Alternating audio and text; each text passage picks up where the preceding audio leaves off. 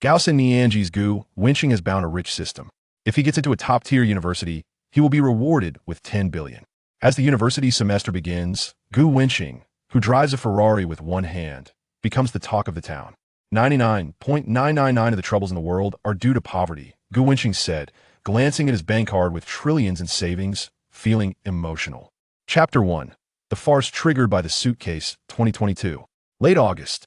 It's the opening day of Modi University. As one of the top 10 universities in China, the entrance of Modi University is crowded with countless talented individuals. There are senior students dressed flamboyantly, wearing cool summer outfits. There are local rich kids from Modu, proudly sent off by their parents in luxury cars. And there are also out-of-town students dragging their luggage alone. In front of the top university, a diverse crowd creates a lively atmosphere.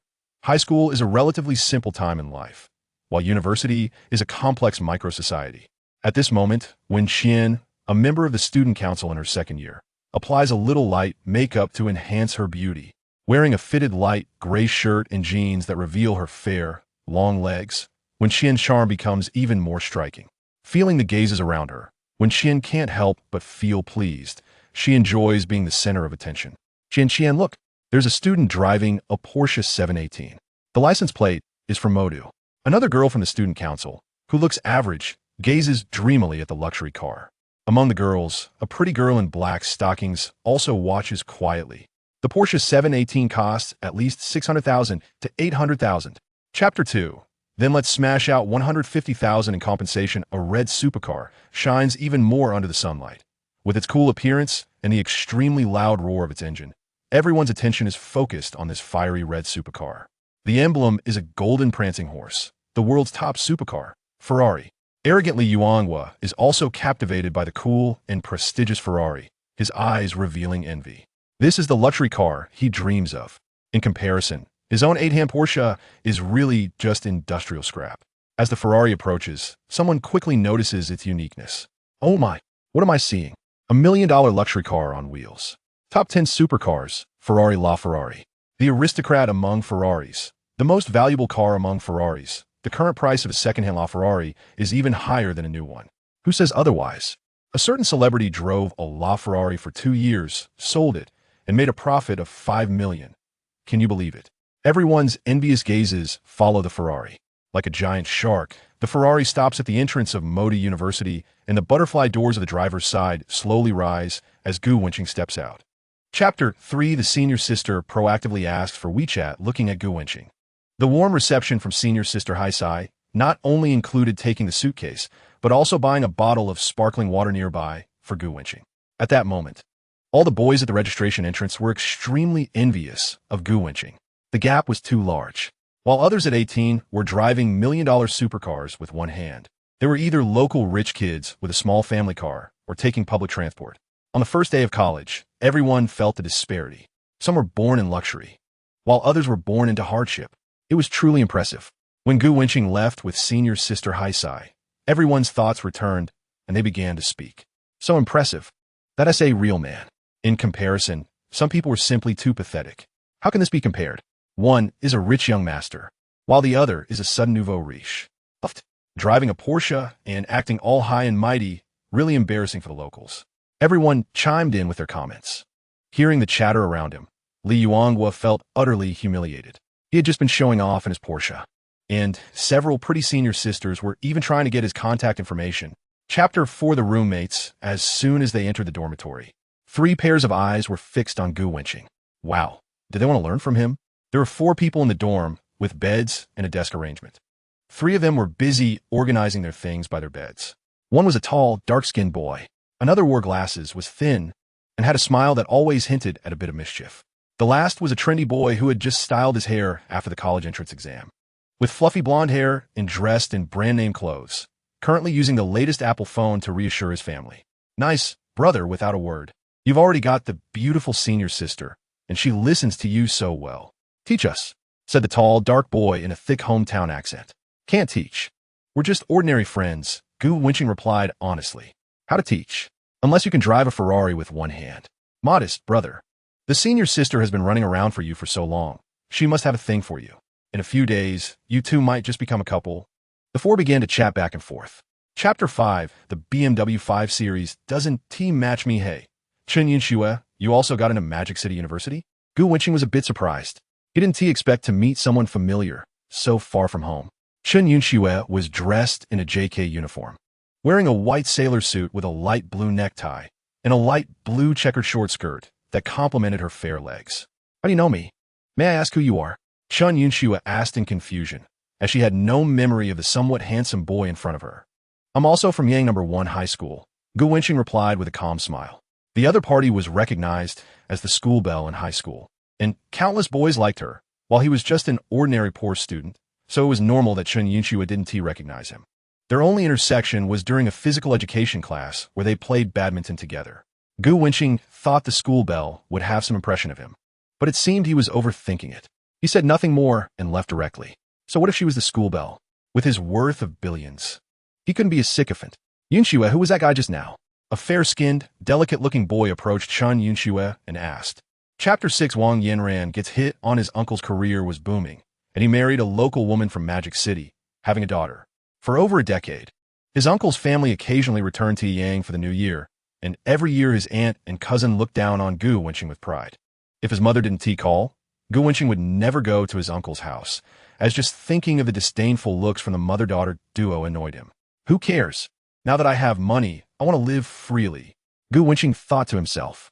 At Magic City University, in girls' dormitory 302, Wang Yanran was almost falling asleep waiting for a reply from her junior, feeling wronged. This was different from before.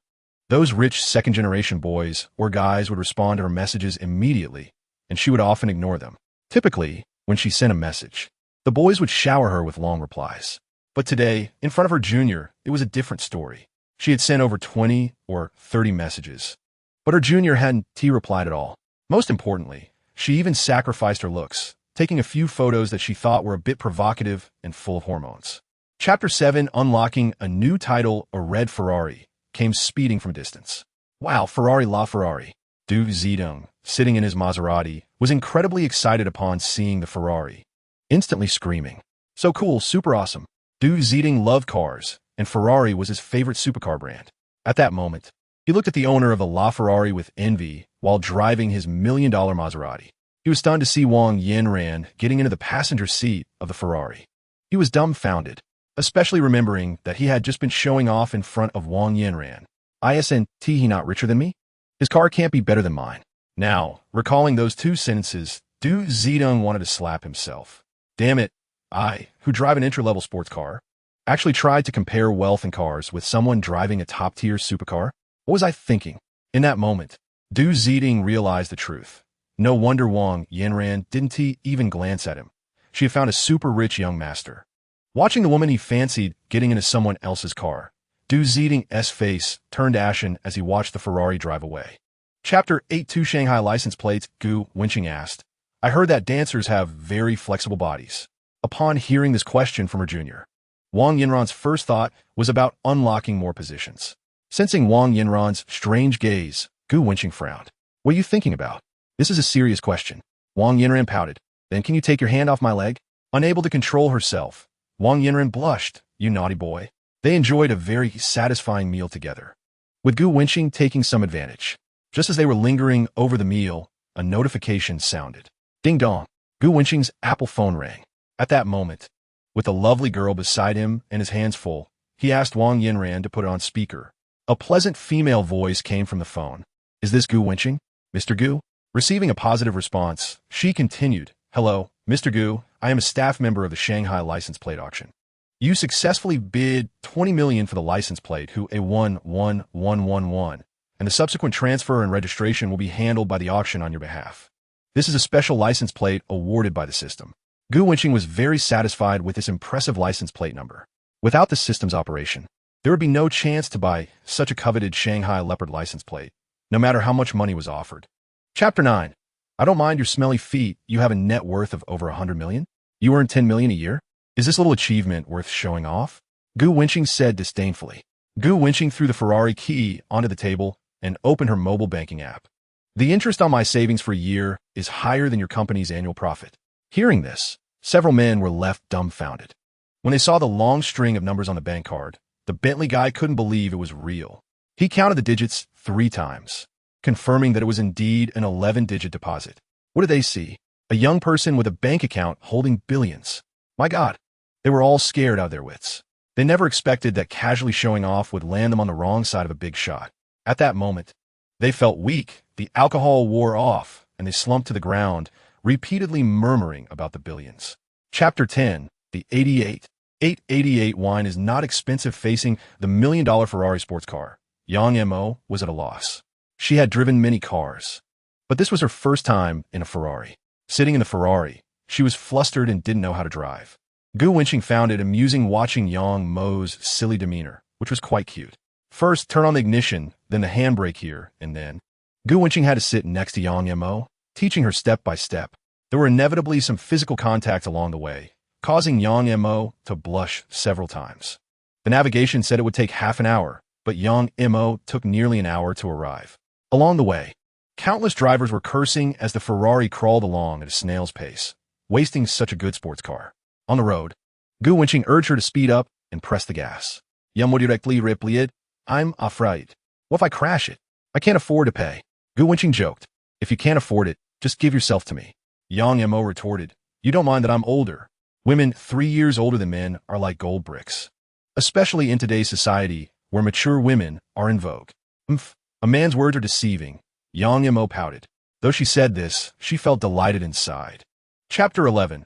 Attractive people are popular with girls. Night quietly fell, and the city, illuminated with red lights and fine wine, began its nightlife. As Gu Wenqing and her friends stepped out of the dormitory, they saw several groups of girls coming and going. The weather was hot, and they wore either shorts or short skirts, exposing their fair legs, paired with white or casual shoes. The simple outfits radiated youthful energy. Zhang Xiaohong couldn't take her eyes off them, smiling and whispering, the girls at our Shanghai University are not bad. Zhou Tao agreed, grinning widely. I've been home for so long, and I haven't seen as many beautiful women as I have today. Huang Zicheng scoffed, girls in big cities dress up a bit. As long as they have a decent foundation, a little makeup will definitely make them more attractive than those plain girls from small towns. The four chatted as they walked and found a barbecue stall not far from the school gate. Huang Zicheng's girlfriend was also studying at a local university, a second-tier school just a few kilometers away from Shanghai University. After Huang Zicheng called her, he said she was already on her way. Has her roommate come? Zhou Tao asked hurriedly. Huang Zicheng laughed. Don't worry, they're all here. Seize the opportunity. Chapter 12. Gu Wenqing's just punishment, damn it. What are you pretending to be pure in front of me for? You want to act tough, huh? Several men shouted, and the leader slapped the short-haired girl on the head. Gu Wenqing frowned. At that moment, the short-haired girl was knocked to the ground, and Gu Wenqing's eyes narrowed as she recognized the long-haired girl behind her, Chun Yunxue, the school beauty from high school. Just minutes ago, a few drunk men spotted the innocent young girl. One of them reached out to grab Chun Yunxue, leering, how much for a night of company?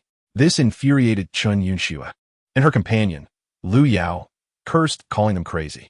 This directly angered the men, and one of them punched Lu Yao in the head. The others joined in, and despite the intense pain, Lu Yao shielded Chun Yunxue, ensuring she wasn't harmed.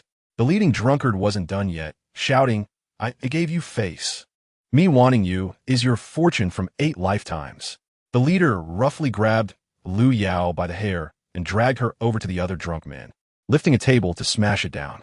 The school beauty, who was always surrounded and pampered, had never encountered such a situation. Chapter 13. Military training begins with her bright red hair. Lin Yingying wore expensive clothing that was quite eye-catching, a black lace-trimmed dress and Valentino high heels, perfectly accentuating her curves. She held a newly bought piece of clothing and said, Here, this is for you. Gu Wenqing accepted it without hesitation and put it on immediately. Lin Yingying's gaze swept over Li Wenhui and the other girls, with a hint of hostility in her eyes, wondering if they were also admiring him. You were so cool just now. Can I have your contact information? Zhang Xiaohong and Huang Zicheng looked on, filled with envy. Old Gu is really impressive. Even beautiful girls are asking for his WeChat. Sigh. Is this the gap between us and Gu Wenqing? They thought. Gu Wenqing was good-looking, had a great figure, practiced martial arts, and, most importantly, had a sense of justice. If I were a girl, I would definitely like him. Chapter 14. The two goddesses come to deliver water in the focused gaze. Wang Yinran wore a white off-shoulder t-shirt, paired with a light-colored mini-skirt. and changed into fishnet stockings and white sneakers. Her long hair was tied into a playful bun, and her tight makeup looked stunning under the bright sunlight. She walked with her long legs and black stockings, exuding a bit of a mature goddess vibe and wearing a charming smile on her face. Her appearance caught everyone's attention. The boys, who were originally listless and hanging their heads, suddenly perked up like they had just had an energy drink. Wang Yinran, a sophomore at Magic City University, was hailed as one of the two beauties in the art department on the campus network. The new students who had seen her online were amazed, saying that she was even more graceful in person than in the photos.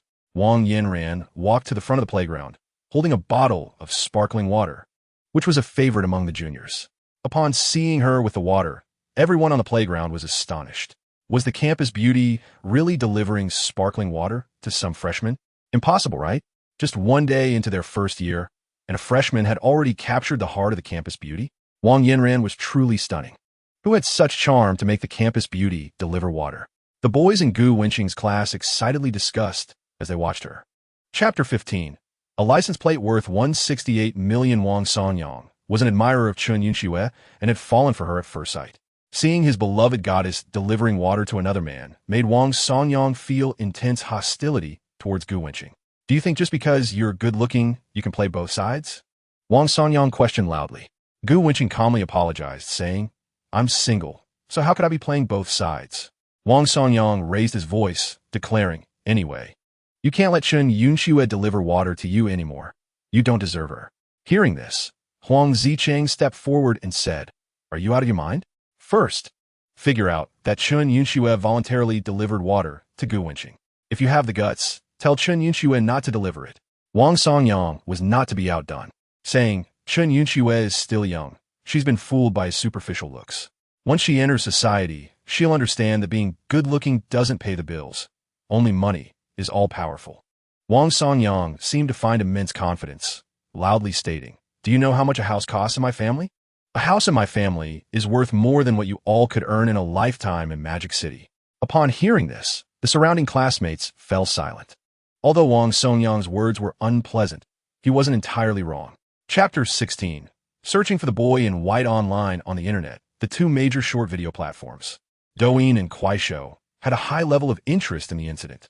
As soon as the video was released, it ignited public outrage, making viewers' hearts race. As the situation escalated, it quickly gained significant attention. The full surveillance footage from the store was soon leaked. Those watching the screen broke out in a cold sweat. The footage continued to play. A young man in a white shirt suddenly stood up and rushed towards the leader, executing a flying kick to save a person. After that, everyone saw countless fists and slaps raining down on the boy in the white shirt. Under the pull of several strong men, his white shirt was torn to shreds. Faced with several big men, the boy showed no fear. 1 punch, 3 punches, 5 punches, 7 punches. He knocked down a drunken man with 1 punch. At that moment, the boy standing naked in the dark seemed to be the light of the world. Buddy, well done. Isn't this more worthy of admiration than some celebrities? There are no Ultramen or Digga in this world, but there are ordinary boys in white shirts. Chapter 17. Are we blurring the faces? When he was at Yangno, one high school, Chu Bowen was also a well-known figure, and he had never heard of Gu Wenqing. If Gu Wenqing's family was really that wealthy, he wouldn't be unknown at Yang No. 1 High School. Chu Bowen felt he had grasped the truth. The truth was that Gu Wenqing's family was actually not wealthy. All this money was obtained through illegal means. Chu Bowen continued to shout, the police are here. Maybe Gu Wenqing committed some crime. Boom! This statement exploded in the playground like a bomb. It seemed the police were indeed looking for Gu Wenqing. Could it be that he really did something wrong? Some classmates whispered in hushed tones. The facts were right before their eyes. The police had personally come to find him, so he must have done something wrong. Moreover, the number of people dispatched was quite significant. 5 or 6 police officers, along with the university leaders from Magic City. And reporters with cameras made it clear that Gu Wenqing's offense was not small. When the police approached Gu Wenqing, the 2 leading officers placed their hands on his shoulders and began to apprehend him. Chu Bowen was secretly delighted. Chapter 18. We all owe Brother Gu a white shirt watching the news. Lin Ma exclaimed that this young man not only had a sense of responsibility, but was also quite handsome. Hearing Gu Wenqing being praised, Lin Yingying's eyes turned crescent-shaped with happiness. Right? He's super handsome. Lin's father glanced meaningfully at his daughter, who was grinning. Dressed in camouflage, Gu Wenqing exuded a youthful vigor. Although he wore a mask, his stunning appearance left a deep impression on countless viewers. Do good deeds without asking for a return. Even without me, I believe there will be countless people standing up for justice. Gu Wenqing was very humble and spoke with positive energy, making those watching on the television feel passionate and eager to do a good deed on the spot. At the end of the news, a reporter asked a question about the 200,000 yuan reward for acts of bravery. What does classmate Gu plan to do with it? The young people in front of the TV were envious upon hearing about the 200,000 yuan reward, especially those who had dropped out and were working. They were left speechless in shock. Chapter 19. Encountering a goofball at the milk tea shop the next day, after military training, Wang Yanran, who had been waiting for a long time, said she wanted to go out with Gu Wenqing. Amid the envious gazes of many, Gu Wenqing and the campus beauty walked side by side towards a Ferrari. Whether it was boys or girls, everyone couldn't help but glance at Gu Wenqing. The boys were incredibly jealous that Gu Wenqing had a sexy and beautiful senior. The girls envied Wang Yanran for being so close to Gu Wenqing, and, even more, for being able to sit in the passenger seat of his Ferrari. Gu Wenqing asked where they should go. Wang Yanran replied, "Let's go to Huaxi Street. It's pretty fun there." Gu Wenqing nodded, thinking it was a good opportunity to check out the 10 storefronts on Huaxi Commercial Street. The high-end Western restaurant was also on Huaxi Street. As the Ferrari cruised down the road, Gu Wenqing took a look at Wang Yanran. The senior's outfit was truly impressive. She wore a white fitted camisole that revealed her slim waist and a denim mini skirt that showcased her long, shapely legs, wrapped in black knee-high stockings, giving off a sexy campus vibe. Perfect outfit and pure pink makeup made Gu Wenqing a bit itchy. Gu Wenqing drove with one hand, inadvertently resting his hand on Wang Yanran's long leg. Chapter 20. Gu Xiao. The 10 most prosperous storefronts on Huaxi Street are valued at 160 million. In this money-first society, Du Ziding naturally respects the elder. The elder's surname is Liu. A few days ago, his business abroad suffered a devastating blow, nearly leading to bankruptcy. He had no choice but to list his storefronts on Huaxi Commercial Street for sale, using the money to alleviate the pressure abroad. Misfortune strikes when one is already down. When someone learned that he urgently needed money, they ruthlessly slashed the price of his storefronts. The storefront worth 160 million was directly cut by 40 million, with an attempt to buy it for only 120 million. Even worse, the other party had some power and used some tricks to intimidate many potential buyers. For a while, Liu's storefront went unnoticed, and although he was heartbroken, he was helpless against the stronger party and nearly compromised. Just then, someone offered to buy his storefront for a whopping 1.6 billion, which could directly revive his overseas business. In his most critical moment, all his usual business partners turned against him. Only Gu Wenqing offered timely help, resolving Liu's urgent need. Chapter 21. Gu Wenqing's Debong Western Restaurant, seeing the Huaxi Street property, welcoming Gu Wenqing with great fanfare. It was a slap in the face to those people just now. My God, this young man really spent 1.6 billion to buy 10 storefronts. It's simply insane. For the ordinary people at the milk tea shop, the milk tea shop owner Du Ziding is a successful figure they envy. Elder Liu is even more admired by them. And Gu Wenqing, who is even more impressive than Elder Liu, made them worship him wholeheartedly. To have such immense wealth at such a young age. A rich young master, a true tycoon. All the girls in the milk tea shop were infatuated with Gu Wenqing. He is the prototype of the legendary, overbearing CEO. Even his sunglasses couldn't hide his handsomeness. His aura was irresistible, making people swoon. Many boys in the milk tea shop were heartbroken. Their girlfriends looked at Gu Wenqing with admiration, making their mood as cold as the weather in Antarctica. Wang Yanran was also dumbfounded. She had thought it was one storefront, but who would have thought it was a whole 10? She was completely shocked. Gu Wenqing monopolized 10 of the 15 most prosperous storefronts on Huaxi Street. Chapter 22. Is he really the boss? Boss. The waiter called Gu Wenqing boss. How could this be? Gu Wenqing looked so young, clearly a student. How could he become the owner of a high-end Western restaurant? It doesn't make sense. Unfortunately, he really is the boss of Debong. Zhu Yu's voice trembled as she looked at the waiter. When she saw the waiter nod, she felt like a frostbitten cucumber, her strength drained, and she collapsed to the ground. It's all over. She had put her cousin in a terrible position. A moment later, upon learning the boss had arrived, Zhu Wen rushed out. Seeing his cousin collapsed on the ground, he realized the boss knew all about his misconduct. Manager Gu Wen trembled as he approached Gu Wenqing, his eyes shifting nervously. Boss, I was wrong. I won't dare again next time. Zhu Wen didn't want to lose this job. Working at Debong was not only easy, but also paid well, a full 500,000 a year. More importantly, Zhu Wen enjoyed this freedom. The boss didn't come often.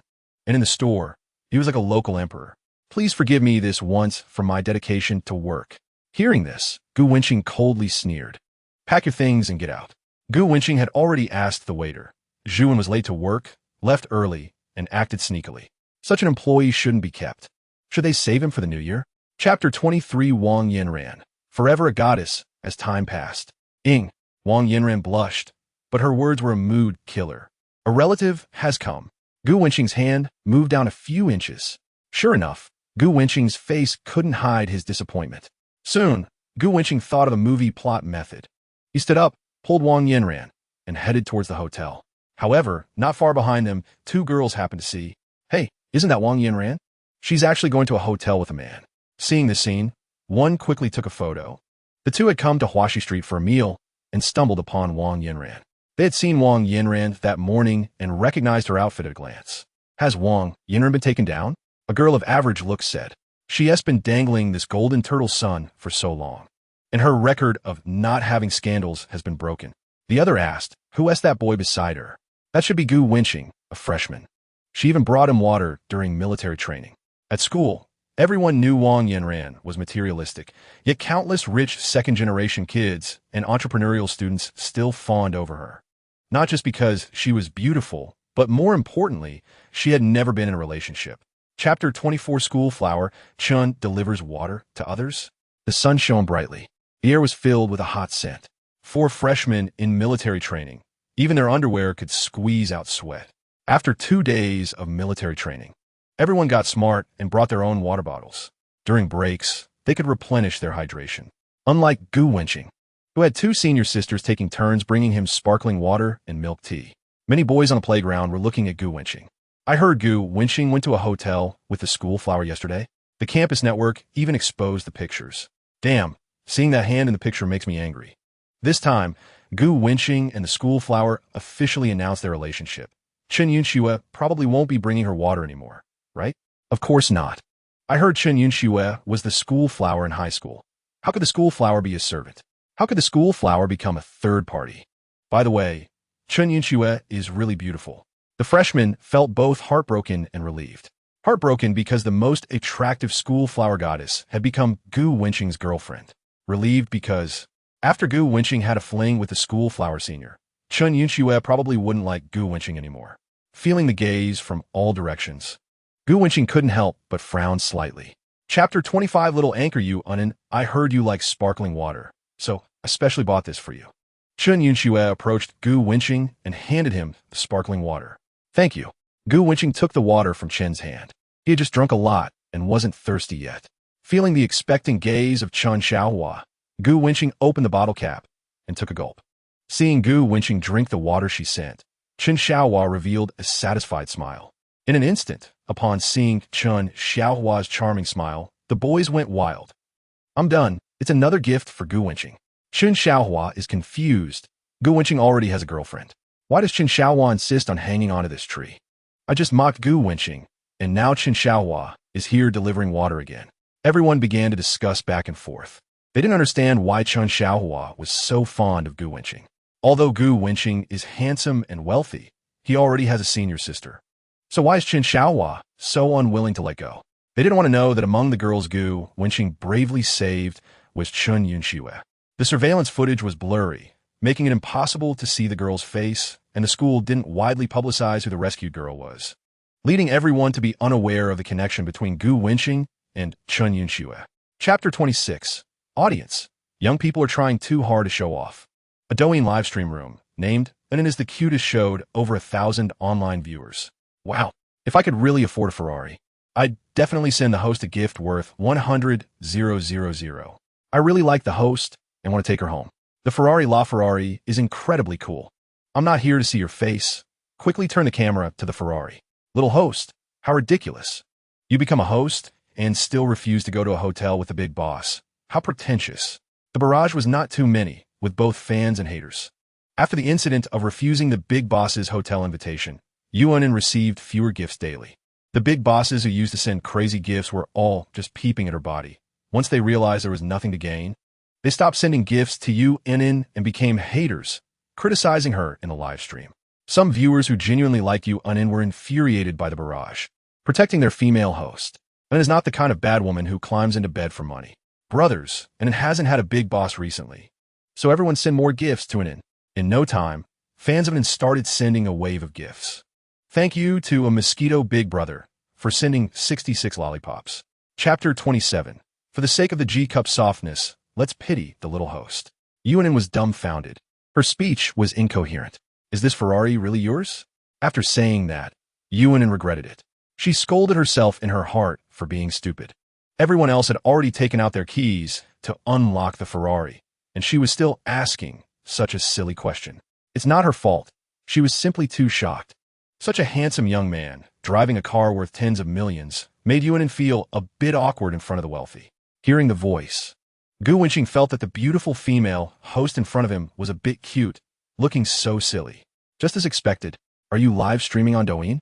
Gu Wenqing curiously asked, glancing at the phone screen. The host's nickname was Wenqing is the cutest. Gu Wenqing instinctively looked at Gu Wenqing. Oh, still a cute girl from the second dimension, dressed in a black and white maid outfit, with a youthful face and a likely G-cup bust. The hem of the maid outfit revealed white knee-high stockings, and her high heels made Gu Wenqing's figure appear even taller. With her cute features, big eyes, and pink hair, she was truly a second-dimensional cute girl. Gu Wenqing looked a bit longer at those super big G-soft breasts. They were indeed excessively cute. Chapter 28. Over 900 million in balance? Brother, I'm scared. Magic Capital's most affectionate. Gifting the host, Wenqing is the cutest. Supreme, Canon 40. Magic Capital's most affectionate. Gifting the host, Wenqing is the cutest. Supreme, Canon 66. Magic Capital's most affectionate. Gifting the host, Wenqing is the cutest. Supreme Canon 100. The continuous gifting of 100 Supreme Cannons not only exploded in Wenqing is the cutest live room, but also caused a huge shock across the entire Douyin platform. As if an atomic bomb had been dropped. All Douyin users online saw a banner at the top of the screen. Magic Capital's most affectionate gifted 100 Supreme Cannons in the host, Wenqing is the cutest live room. Everyone hurry to grab the boxes. Magic Capital's most affectionate gifted 100 Supreme Cannons in the host, Wenqing is the cutest live room. Everyone hurry to grab the boxes. Magic Capital's most affectionate gifted 100 Supreme Cannons in the host, Wenqing is the cutest live room. Everyone hurry to grab the boxes. 3 golden banners floated across all online user screens. This is what it means to have a presence. A full 100 Supreme Cannons were gifted. Chapter 29. What to buy? I'm going to buy a condom. Countless viewers seem to have their phones freeze, only seeing the dazzling special effects repeatedly flashing on their screens. Magic Capital's most affectionate. Gifting the host, Wenqing is the cutest. Supreme, Canon 1. Magic Capital's most affectionate. Gifting the host, Wenqing is the cutest. Supreme, Canon 20. Magic Capital's most affectionate. Gifting the host, Wenqing is the cutest. Supreme, Canon 40. Magic Capital's most affectionate. Gifting the host, Wenqing is the cutest. Supreme, Canon 66. Magic Capital's most affectionate. Gifting the host, Wenqing is the cutest. Supreme Canon 100. Another 100 Supreme Cannons came crashing into the live room, and the popularity of Wenqing is the cutest surged to 200,000, with 200,000 viewers. Gu Wenqing experienced the thrill of being a top host. Wow, another 100 Supreme Cannons. Everyone shout with me. The affectionate big boss is amazing. Wow. Magic Capital's most affectionate directly gifted over 3 million in the live room. The world of the rich is terrifying. Big boss, how foolish. 3 million could get so many women? Why waste it on you, Wenqing? Please spare the innocent Wenqing. Chapter 30. The poor play with cars. The rich play with watches. Let's buy a watch to play with. Entering the mall, Gu Wenqing headed straight for the second floor, which was a gathering place for luxury watches. World-renowned brands like Vacheron Constantin, Audemars Piguet, and Lang all have stores here. Unfortunately, Patek Philippe doesn't have a store on Huaxi Street. Otherwise, Gu Wenqing would have directly bought a Patek Philippe. Not for any other reason. Just because the brand is famous enough and really shows off, especially with Patek Philippe's flashy advertising slogan. no one owns a Patek Philippe. They merely take care of it for the next generation. Just listen to this slogan. Isn't it more high-end than don't accept gifts this new year if you must? Accept brain platinum? As Gu Wenqing approached the transparent glass door, a female staff member in uniform smiled and opened the door. Welcome to the Vacheron Constantin flagship store. The store's decor was luxuriously minimalist, with a faint fragrance wafting through the air. A huge billboard inside the store displayed Vacheron Constantin's slogan. You can easily own time, but you cannot easily own Vacheron Constantin. Gu Wenqing couldn't help but marvel at this. It's undeniable that these luxury brands have a grand vision. Even a seemingly ordinary slogan can be designed to sound so sophisticated.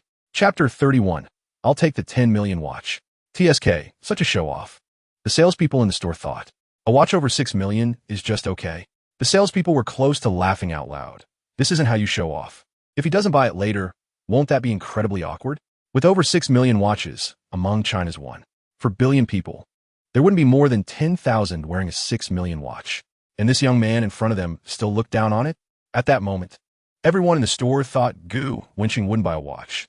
He was mostly just there to show off in front of that two-dimensional cute girl. Even the middle-aged man who had just bought a good watch stood inside the store, eager to see how Gu Wenqing would back down. Just then, Gu Wenqing's eyes lit up as a watch behind the clear glass caught his attention. Gu Wenqing pointed at the watch and said, "Bring that watch out for me to see. VIP. This model P30630S 22G9899 from Vacheron Constantin has a case made of 18K platinum set with diamonds, featuring 228 rectangular cut diamonds in a secret setting," Yun Jing patiently explained. She had been accompanying Gu Wenqing to look at watches for a long time without showing any impatience, always explaining with patience and gentleness. Chapter 32. Yun Weiwei. Am I short of this little money? Just as Yuanin was about to follow Gu Wenqing, she happened to hear this. Oh, no wonder he rushed inside, even without a seat. So he is the boss behind Debong Western Restaurant. This is really impressive.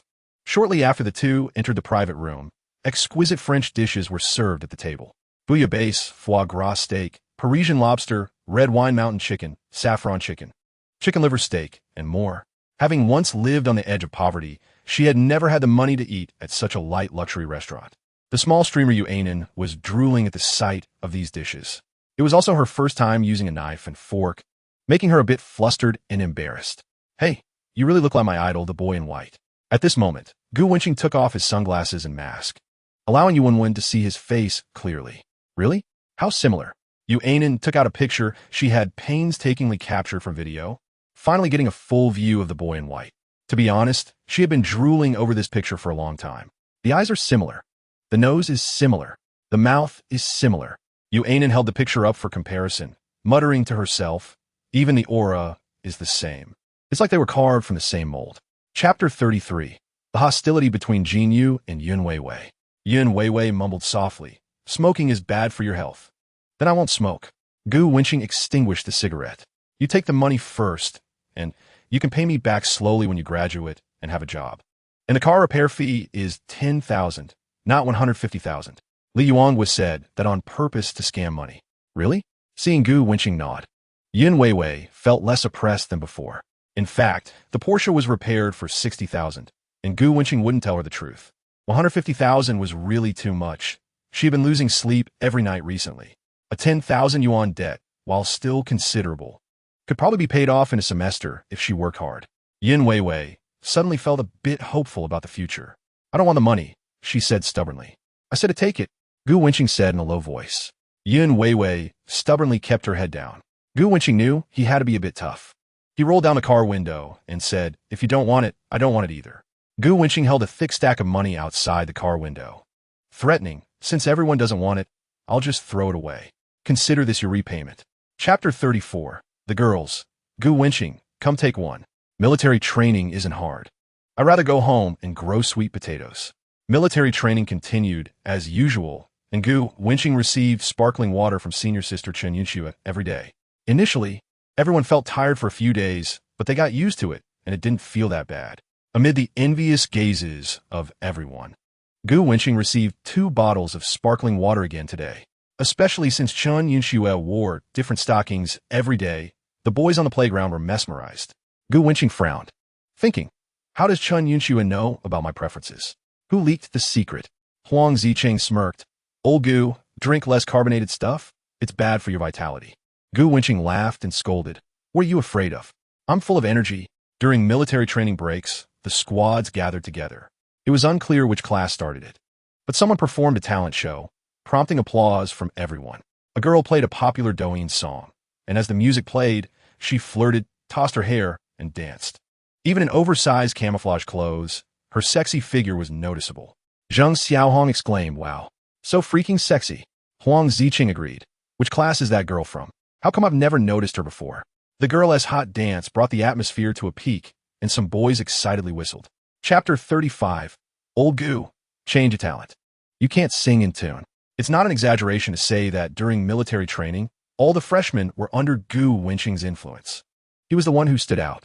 He was also the one receiving water from the goddess. Now, even the dancing by Yue Guang seemed to be interested in him. My God, why do all the good things happen to him?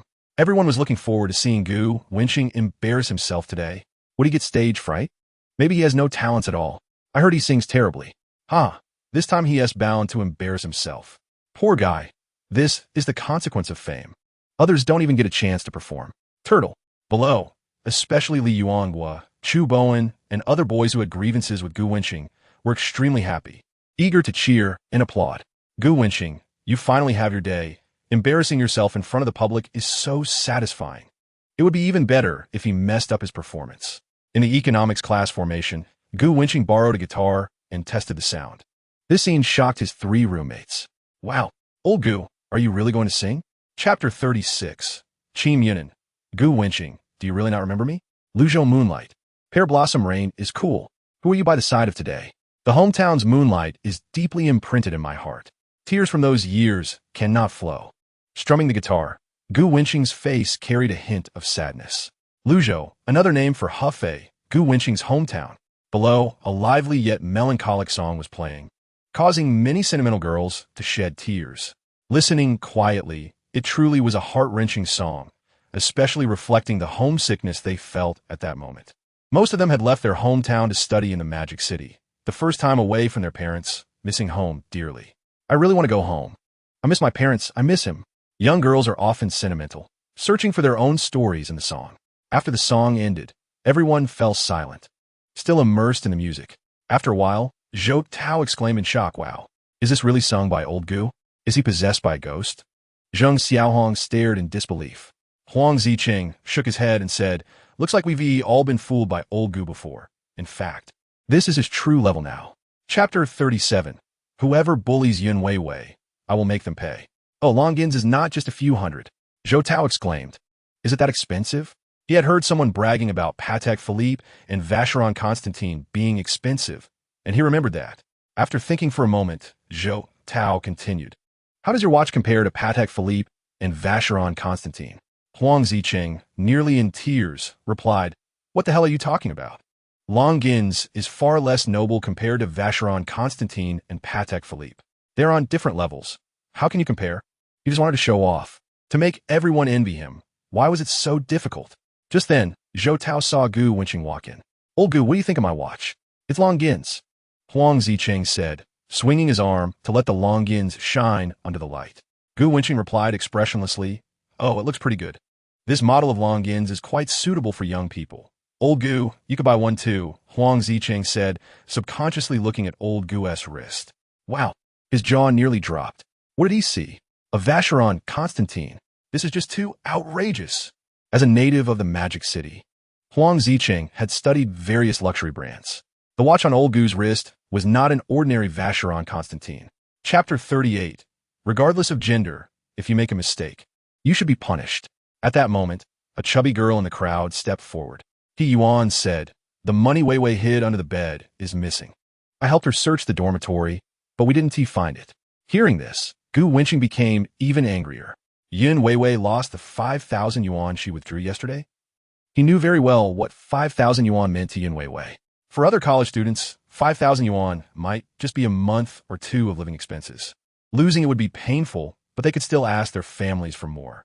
For Yun Weiwei, who walked 8 or 9 kilometers to withdraw money just to save a few bucks in fees 5,000 yuan might be living expenses for a semester, a year, or even for the entire university.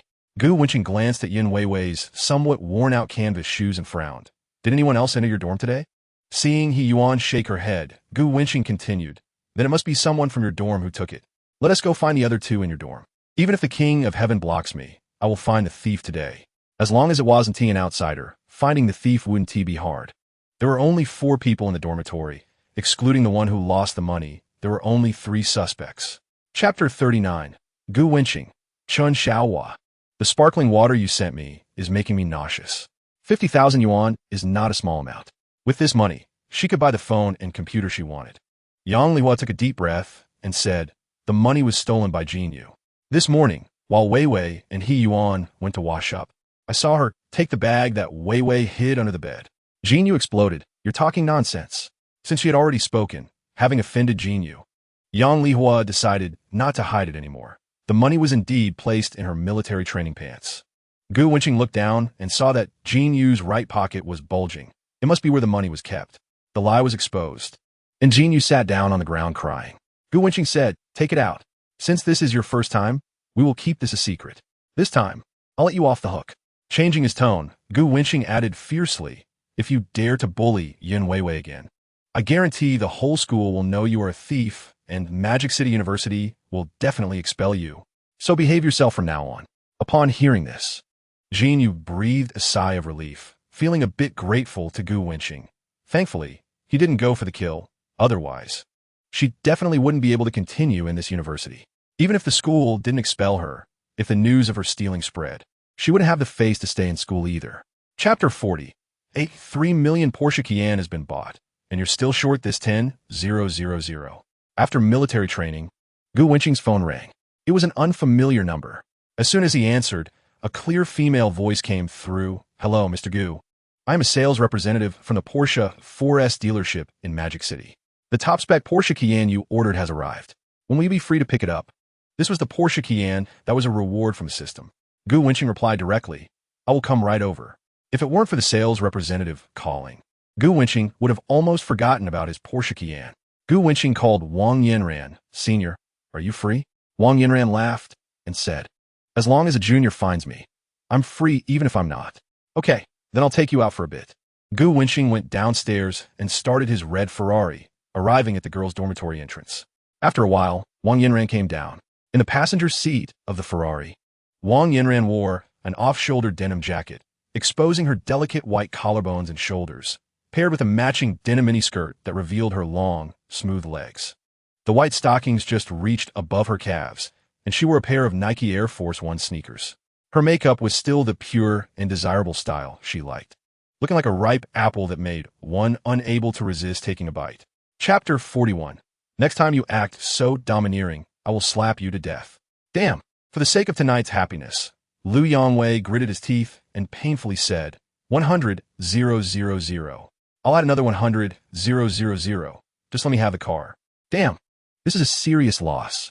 He had initially planned to use the 3 million he'd tricked from his dad under the pretext of business to buy a Porsche Cayenne and enjoy it for free with this little streamer, then kick her out once he was done. Now, adding another 100,000 made his heart bleed. Damn it, this bitch must serve me well tonight. 100,000. Gu Wenqing frowned. He spent over 100,000 just on meals and opening a bottle of red wine. Hearing him bragging so much, he thought he was someone important, but it turned out to be just this. Moreover, Gu Wenqing wouldn't give his Porsche to him anyway. Gu Wenqing calmly extended 3 fingers. Liu Yangwei was taken aback. 300,000? Gu Wenqing shouted, no, it's 30 million. It's your honor to buy my car for 30 million. Treating him with his own medicine. Damn it, are you crazy? Have you gone mad thinking about money? Let me tell you, my dad is Liu Guoyang. Liu Yangwei introduced himself, continuing, don't you dare underestimate me. Chapter 42. The Porsche Cayenne is yours just a second ago. The arrogant Liu Yangwei was now like a docile puppy, nodding and bowing, with an attitude of sincere apology. Gu Wenqing waved his hand and said, Yangwei, go apologize to the salesgirl. You scared her. Liu Yangwei turned green with envy when he heard Gu Wenqing call him Yangwei. If those friends outside dared to call him that, he would definitely make them know why the flowers were so red. But since Gu Wenqing called him that, he had to accept his fate. After all, Gu Wenqing was business partners with his father. He could only obediently apologize to the salesgirl. The salespeople at the Porsche 4S store were all shocked to see this dramatic scene. The always arrogant Liu Xiao actually apologized to a female salesperson. This young man is too amazing. He managed to make Liu Xiao admit defeat and apologize after being slapped twice. I heard on the phone that he is also a shareholder of Hua Phone Group, holding shares worth 8 billion. He is really too wealthy. If it weren't for the stunning girl beside him, they would have rushed to ask for his contact information. Chapter 43. Can I borrow your lighter? Good evening, boss. Good evening, President Gu. Everywhere Gu Wenqing went, the employees in the cinema greeted him, causing numerous people in the waiting area to look at him in surprise, trying to catch a glimpse of the owner of the five-star luxury cinema. It wouldn't be a big, pot-bellied middle-aged man, right? At first glance, the first impression was that he was tall and had a youthful aura. After experiencing a heroic act, the heat had not yet died down. Seeing so many people looking at him, Gu Wenqing frowned and put on his sunglasses. This moment made many girls scream. Wow, what a domineering feeling. Especially when he raised his eyebrows. I even thought about the name of my child. How excellent, becoming the owner of a big cinema at such a young age. I want to give him a baby. Come on, didn't you see the little wife next to the domineering president? The boys looked at Gu Wenqing with envy. Not only envying his wealth, but also his beautiful companion, who was truly stunning. Wang Yanran's appearance overshadowed all the girls in the cinema. Chapter 44. Old Huang should control himself for a day. Wang Yanran gave this to me. Gu Wenqing, so you gave it to him. The relatives are still around. Wen Qian continued to ask, is the car under your name? Seeing Wang Yanran nod, Wen Qian admitted her envy. What a divine man. In the bathroom, she looked at her own outstanding appearance and figure in the mirror. Different from Wang Yanran, they each had their own merits. In the boys' dormitory, Huang Zicheng saw Gu Wenqing return and stepped forward to say, Old Gu, why are you back so late? Were you out with the senior sister? How's it going? Damn. Stop worrying about my progress. Face Li Wenwan first and get yourself established as her official boyfriend. Damn, old Gu, don't expose my scars. Huang Zicheng retorted. As someone who had been through it, Gu Wenqing shared his experience. Even if you're a temporary boyfriend, you should exercise the rights of a boyfriend. Don't be afraid. Start by holding hands with Li Wenwan. All right, I'll give it a shot next time. Huang Zicheng looked determined. At this moment, Huang Zicheng's iPhone rang. He saw it was a call from Li Wenhuan and felt happy. Chapter 45. I got drunk at TXX nightclub as soon as Gu Wenqing stepped out of the school gate. Lin Yingying recognized him at a glance. Lin Yingying rolled down the car window and waved Gu Wenqing. Gu Wenqing looked at the Bentley Continental GT in front of him, priced at over 3 million. It seemed his guess was right. Lin Yingying was indeed a rich beauty. Gu Wenqing got into the car and asked, where are we going for dinner? Lin Yingying smiled and said, what do you want to eat? Western food or Chinese? Chinese, please. I'm tired of Western food lately. Lin Yingying agreed and expertly drove the Bentley through the traffic. Today, she wore a black fitted dress, her long legs wrapped in Balenciaga black stockings. It was easy to imagine that a rich beauty like Lin Yingying wouldn't lack suitors at school. While driving, Lin Yingying felt Gu Wenqing's gaze and her face turned slightly red. She pretended to be nonchalant and focused on driving. Shanggongfu Restaurant, located in the Magic City Bay National Forest, has an average consumption of 4,000 per person. If it weren't for someone guiding them, first-time visitors would likely get lost in the sea of greenery in Shanghai Bay Forest Park, with smoke curling over the pond willows, peach blossoms adorning the lakeside.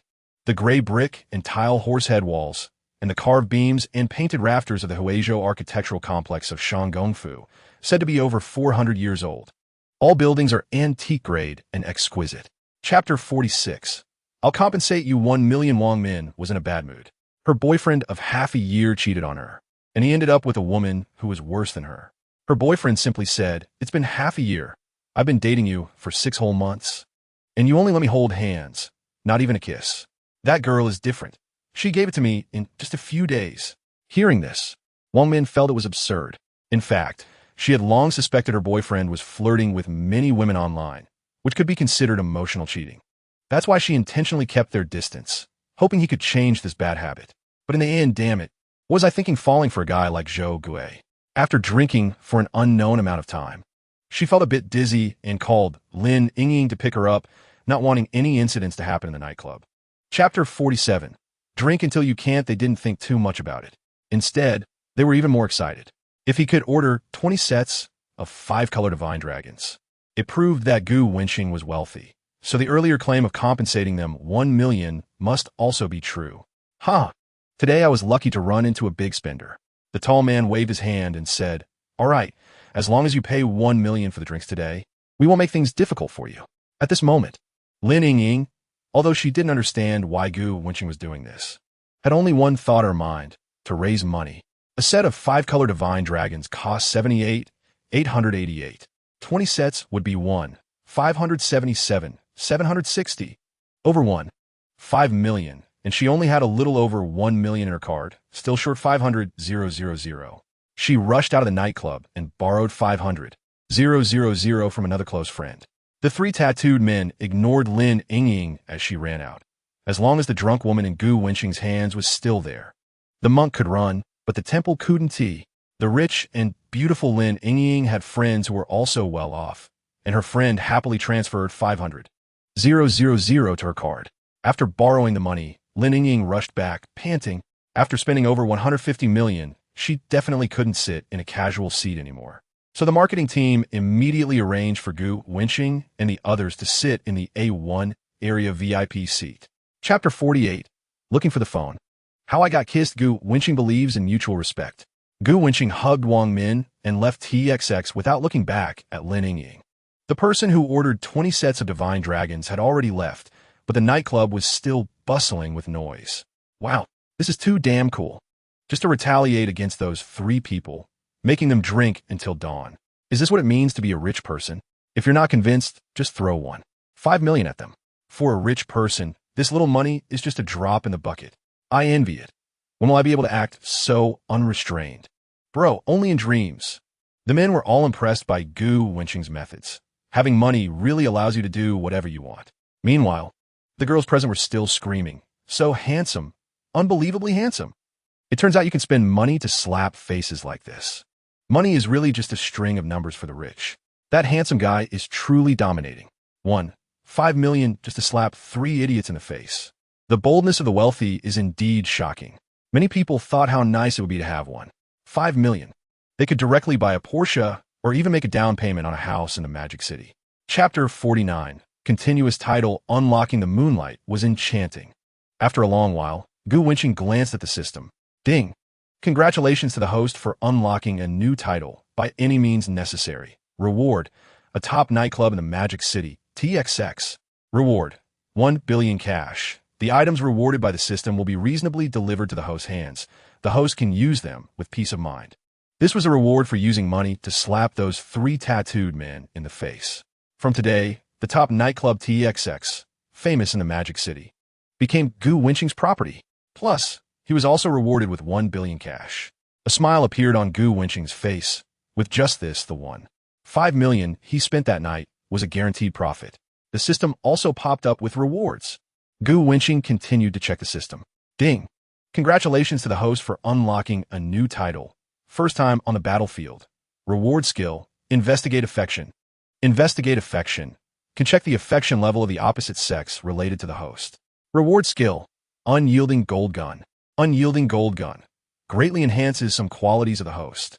Gu Wenqing tried it out. 85 affection level.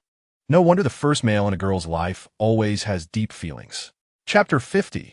A kid still wet behind the ears. Gu Wenqing looked at the dazed Wang Min, gently stroking her hair, and said, "You stay in the hotel for a couple of days, and when my military training is over, we could go look at houses together. If there's a suitable one, we'll buy it. Buy a house. The housing prices in the Magic City are too high. We are still students, and the pressure of paying monthly installments is very great." Hearing Gu Wenqing's words, Wang Min slightly frowned. Although she really wanted a little nest of her own, she didn't want Gu Wenqing to bear the burden of a loan at such a young age. Although Gu Wenqing didn't seem to lack money, he was still a student, and his money came from his family. Buying a house in the Magic City would cost at least 7 to 8 million. Such a large sum of money wouldn't be casually given to him by his family. Gu Wenqing had been considering buying a house for a long time. He had always wanted to look at houses, but unfortunately, he had been busy with military training recently or had other matters that delayed his house hunting. Gu Wenqing's hometown is in Anhui, far away from the Magic City. He would eventually settle down in the Magic City. So why not buy a place to live in early? If it becomes uncomfortable later, he can just change it. After all, with money, these are not problems. Although he got along well with the three jokers in the dormitory, why would he choose to live with a few foot-scratching men when he could be with a beautiful girl? Don't worry, my little darling. Your husband has plenty of money.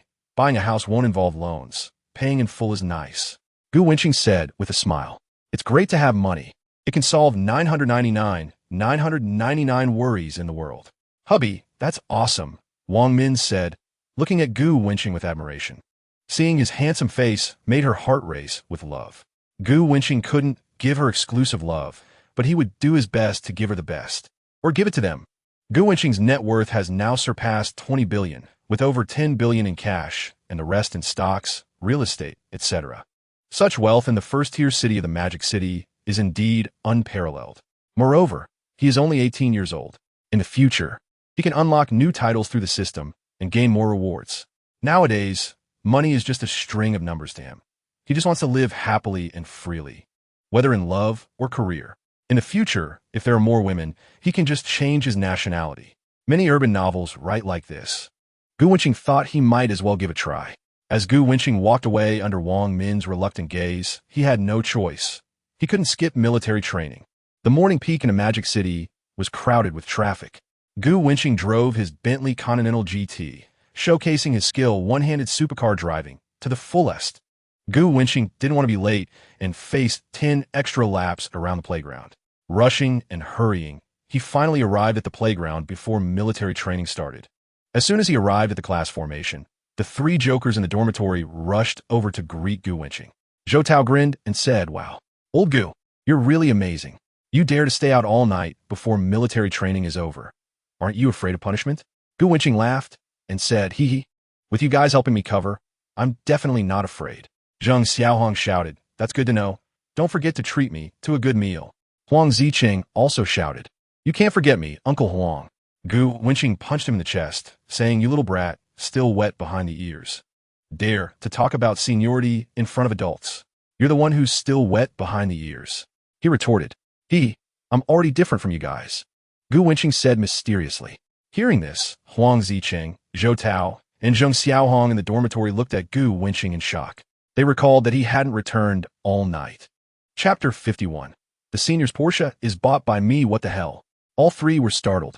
Could it be that he spent the night with the stunning senior? Old Gu, did you really get with the senior? Zhou Tao asked, voicing what the three in the dorm wanted to know most. Who told you it was the senior?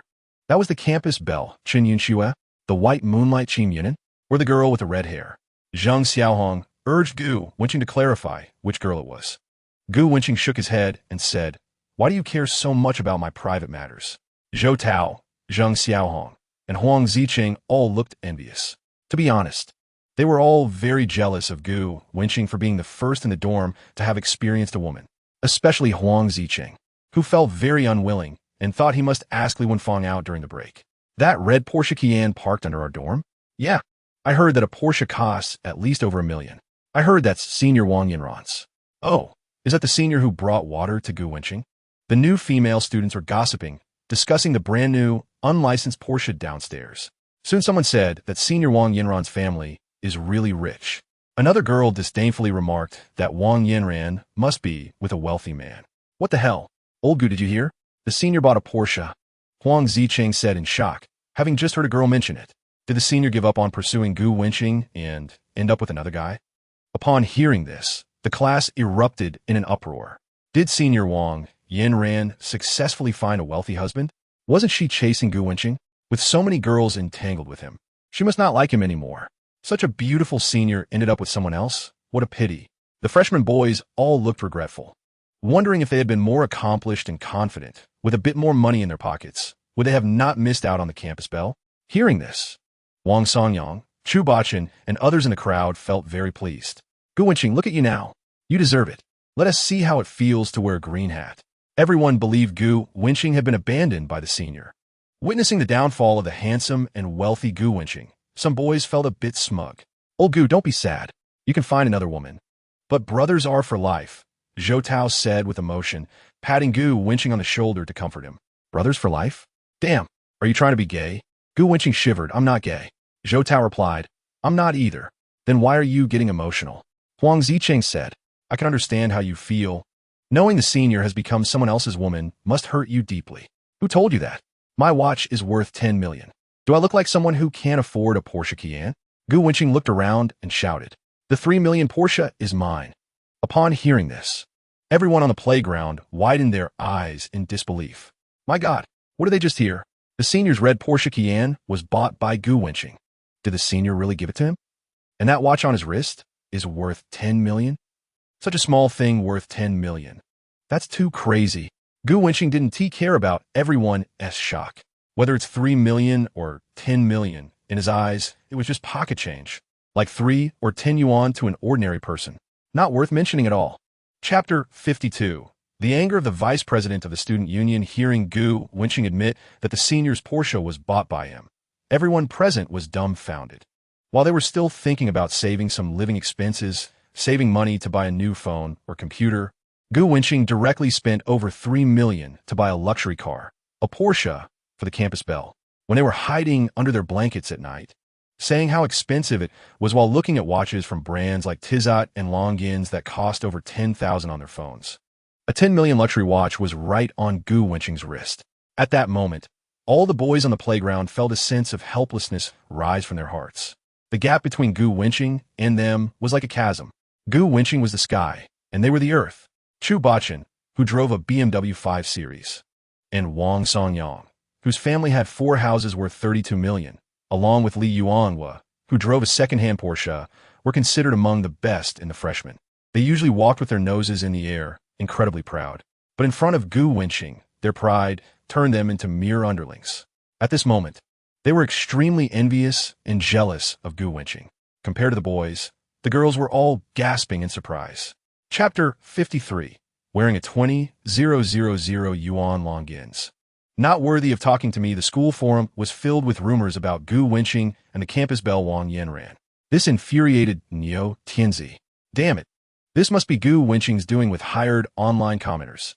It's just a little trick Gu Wenqing is using to pursue Wang Yanran. He felt it necessary to warn this kid. Niu Tianzi approached Gu Wenqing. When he saw Gu Wenqing's face up close, his heart sank. Luckily, Wang Yanran wasn't superficial. Although he didn't like this kid, he had to admit he was quite handsome. Damn, pretty boy. Niu Tianzi cursed inwardly. He said with an unfriendly expression, I heard Yanran brought you water, and you gave Yanran a Porsche Cayenne? After he finished speaking, he felt disdainful. These must all be rumors. Gu Wenqing was joking with Zhou Tao and others in the dormitory and completely ignored Niu Tianzi. Does everyone have to be acknowledged? If he had to explain every time someone asked him, he probably wouldn't have time to do anything else all day. Seeing Gu Wenqing not speaking, Niu Tianzi thought Gu Wenqing was intimidated. So he continued, Why are you silent? Let me tell you the truth. Wang Yanran doesn't even like Porsches. Chapter 54. Mistakes come with consequences. Liu Yangwei was enjoying a smoke. The vice president of the student union at Magic City University lit his own cigarette, thinking, Isn't this a big deal? The freshman looked at the skinny Liu Yangwei in surprise, feeling a bit amazed, wearing a 150,000 yuan Rolex. The vice president of the student union, and coming from a family worth over 100 million, Niu Tianzi was surprisingly humble. A boy asked, This guy must be someone big? To make Niu Tianzi so humble, he must be something special. Indeed, people like Niu Tianzi are clearly the type to step on the low and elevate the high. Anyone who can make him kneel and lick boots must be someone extraordinary. However, some girls were directly disappointed and taken aback. The proud vice president of the student council, unexpectedly acting like a sycophant, lit a cigarette for a second-rate thug and followed him with a smile. The image Niu Tianzi had just established in their minds came crashing down. Liu Yangwei, feeling everyone's shock, was extremely pleased. Not bad, this Niu Tianzi actually has some insight. Then he casually asked Xiao Niu, Which freshman girl, named Chun Yunxue, is from your school? Sorry, Liu Xiao. I just returned to school today, and I'm not familiar with the freshmen. Chapter 55. House Purchase Discount. A matter of one sentence, some confused students pulled out their phones to search and were left slack-jawed. My God, Huafeng Group has a total value of 80 billion. Holy cow, does that mean Gu Wenqing's 10 stake is worth 8 billion? Gu Xiao, please accept my knee. Damn it, Huafeng Group's villas in the university town sell for 300,000 per square meter. Who would have thought that was Gu Xiao's property? Such a low profile. So incredibly low-key. If it weren't for others mentioning it, we wouldn't have known how impressive Gu Wenqing is. A group of boys felt very mixed emotions. While they were still striving for their futures, Gu Wenqing was already standing at the pinnacle of society. Just think about it. Gu Wenqing, a shareholder of Huafeng Group, worth a staggering 8 billion. It's simply enviable. The girls looked at Gu Wenqing, their faces flushed with excitement.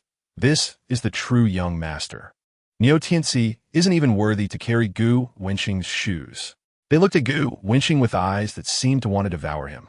If they could hug this towering tree, wouldn't they never have to struggle again and become wealthy ladies? Girls who thought they had some looks frequently cast flirtatious glances at Gu Wenqing, hoping to catch his attention. Unfortunately, Gu Wenqing remained indifferent to them. Gu Wenqing saw the second-rate Liu Yangwei. He elegantly took a puff of his cigarette and said, "Yangwei, what are you still doing here in a daze? Hurry up and scram." "All right, brother." Liu Yangwei replied with a forced smile and quickly left. He was genuinely afraid Gu Wenqing would call to complain, and going home would inevitably result in another beating with a belt, not to mention he couldn't bear to damage his 400,000 watch. The once arrogant Liu Yangwei, such a powerful presence, now appeared like a little brother in front of Gu Wenqing, both fearful and respectful, leading everyone to have a clearer understanding of Gu Wenqing's strength. After the military training ended and they returned to the dormitory, the three roommates were also shocked. Who would have thought their playful roommate was actually a shareholder of Huafeng Group, with a net worth in the billions? How could this not leave them astonished? "Old Gu, why didn't you reveal your identity earlier?" Huang Zicheng asked first. Gu Wenqing replied, "You didn't ask. Damn it. My family just bought a villa from Huafeng Real Estate a few days ago, and Huafeng didn't give any discount despite their houses selling well." Gu Wenqing asked who bought it and what the name was. "My dad bought it, Huang Zhonghuang." "Wow, your dad's name is really impressive," Gu Wenqing teased, picking up his phone to call Huafeng Real Estate's sales headquarters. "Hello, this is Gu Wenqing. Recently, is there a customer named Huang Zhonghuang who purchased a villa from Huafeng?" Upon hearing it was Mr. Gu calling, the sales department didn't dare to be negligent and quickly found the information. "This customer purchased a villa in the university town," Gu Wenqing unhesitatingly said. "He is my friend's elder. Give him the biggest discount on the house purchase." The sales lady, hearing that the buyer was acquainted with Mr. Gu and that he had spoken up, didn't dare to be slow. She directly offered Huang Zhonghuang a 30% discount on the house purchase. After hanging up, the sales lady hurried to implement Mr. Gu's instructions to ensure Huang Zhonghuang's discount was realized as quickly as possible. Chapter 56. 30 off saves over 5 million. Magic City. Huaxi Street in the university town, Xian Chinese restaurant. Huang Zhonghuang suddenly received a call from Huafeng Real Estate, with a very polite tone on the other end, stating that the villa he previously purchased could now be bought at a 30% discount off the original price. Before the other party could finish, Huang Zhonghuang directly hung up. "Crazy," Huang Zhonghuang cursed. His wife asked what was wrong. Huang Zhonghuang said, "That person pretended to be from Huafeng Real Estate, saying our villa could get a discount." Can you believe how ridiculous scammers are nowadays? His wife also found it amusing, noting how scammers would go to such lengths without even checking Huafeng Real Estate's reputation. It's not an exaggeration to say that Huafeng Real Estate ranks among the top 3 in reputation in Magic City. Their houses never lack buyers, and the demand far exceeds the supply. How could they possibly sell at a discount for no reason? Huafeng Real Estate is not a charity. They don't have extra money to lose. Besides, they had already paid in full, signed the contract, and the money was already in Huafeng Real Estate's account. There was no way Huafeng would return the money. After a while, the phone rang again. Huang Zhonghuang impatiently answered, and a crisp voice came through. "Hello, Mr. Huang. I am indeed from Huafeng Real Estate." Slap! Huang Zhonghuang hung up the phone again, thinking how persistent this scammer was. After a while, the salesperson who showed Huang Zhonghuang the house called. "What the hell, dude? What's wrong with you? Huafeng Real Estate is giving you a discount, and you don't want it? Are you trying to throw money away? And why didn't you mention that you have a friend who knows Mr. Gu earlier? What? Really giving me a discount?" Huang Zhonghuang's eyes widened in disbelief. "Yes, and it's 30 off. I'm so envious." After chatting for a while, they hung up the phone, and he and his wife were extremely excited. A 30% discount on the house purchase. Huang Zhonghuang took out several million from his savings, plus over 10 million from the compensation for the relocation of their old house, totaling 18 million to buy a house. The villa he purchased was over 10 million per square meter, with a built area of 180 square meters, totaling over 18 million. The price after the discount was 6 million. He saved a full 5 for million. How could he not be overjoyed? As if a pie fell from the sky. After thinking for a while, he called several friends he thought were doing well to see if any of them knew Mr. Gu from Huafeng Real Estate. In the boys' dormitory, Huang Zicheng didn't take Gu Wenqing's call seriously, thinking everyone was just joking around earlier. All right, old Gu, you're really impressive. You were so cool on the playground just now. Not to mention those girls. Even I, a big man, think you're incredibly handsome. Just thinking about being a shareholder of Huafeng Real Estate feels so prestigious. Zhou Tao was animated, speaking with exceptional envy. Zheng Xiaohong felt the same way, filled with envy and jealousy. Old Gu, you're just too low-key, worth 8 billion. It's truly making me envious to death. Seeing their expressions, Gu Wenqing smiled slightly and said modestly, it's just some family businesses, nothing worth mentioning. There's no need to envy me, because you can't even envy me. The three people in the dormitory exclaimed, wow, that's too much. Just as the four were joking around. Huang Zicheng is iPhone 13. Huang Zicheng took out his phone and saw that it was a call from his dad. He answered directly, hello, Dad, what's up? Chapter 57. Li Jinxiu's jealousy son. Do you know President Gu? Huang Zhonghuang's voice came from the phone. He had asked all his acquaintances, and no one knew the President Gu from Huafeng. He was just short of calling Huang Zicheng. And although he thought Zicheng was just a student with a low chance of knowing the president, he still asked, President Gu? Huang Zicheng looked confused. Which President Gu? The President Gu of Huafeng Group. Just now, someone from Huafeng called and directly gave us a 30% discount on the house we bought before. Refunding over 5 million to your dad's bank card. What? The President Gu you're talking about is my roommate.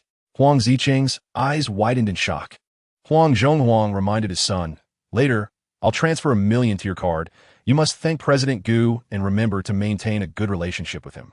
After hanging up the phone, Huang Zicheng couldn't believe it, feeling as if he were dreaming. Over 5 million, equivalent to his dad's business income for a whole year. And just with one word from President Gu, his family saved 5 million. This is just too terrifying. Moreover, President Gu called just a little over 10 minutes ago and so quickly arranged for the discount and refund. President Gu is simply impressive. Chapter 58. Yang Mo is accused first. They say the villa should be renovated in a new Chinese style. Then they say the villa is so big. What if 2 people living in it makes it too spacious? They also said there are 3 parking spaces in the villa. Should she let her boyfriend buy her a car? Li Jinxiu had been looking at cars on her phone for almost half a semester, but hadn't bought one because her boyfriend said they needed to renovate the house and didn't have extra money. She looked at Wang Yanran, thinking about how Wang Yanran already drives a Porsche Cayenne, feeling extremely envious, especially since her junior is so handsome. His family is also a shareholder of Huafeng Group. His wealth is immeasurable. How did this rich junior end up with Wang Yanran? After a while, Li Jinxiu said, Yanran, last time Niu Tianxi gave you a Porsche, didn't you say you didn't like the Porsche Cayenne? I just don't like the person who gave me the Porsche. Gu Wenqing drove to the Radisson Hotel. He found the parking garage was blocked. After circling the hotel entrance, he saw that all the surface parking spaces were occupied by luxury cars.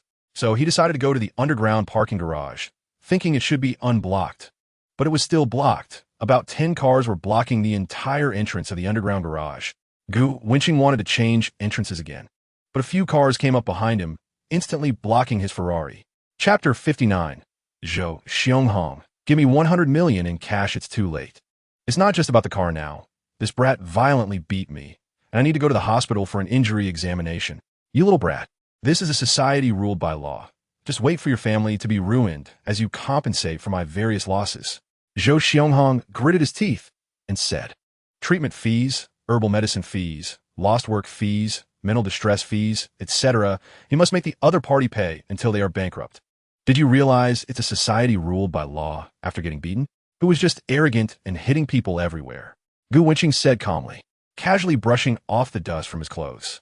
He continued, as for compensation, I will not shirk what I should pay. Then Gu Wenqing changed his tone to a cold one. You want me to go bankrupt? Your dog's life isn't worth that much money.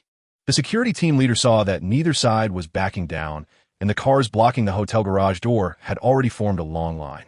To avoid angering the higher-ups, he stepped in and said, hey, no matter what happened, you shouldn't have taken action first.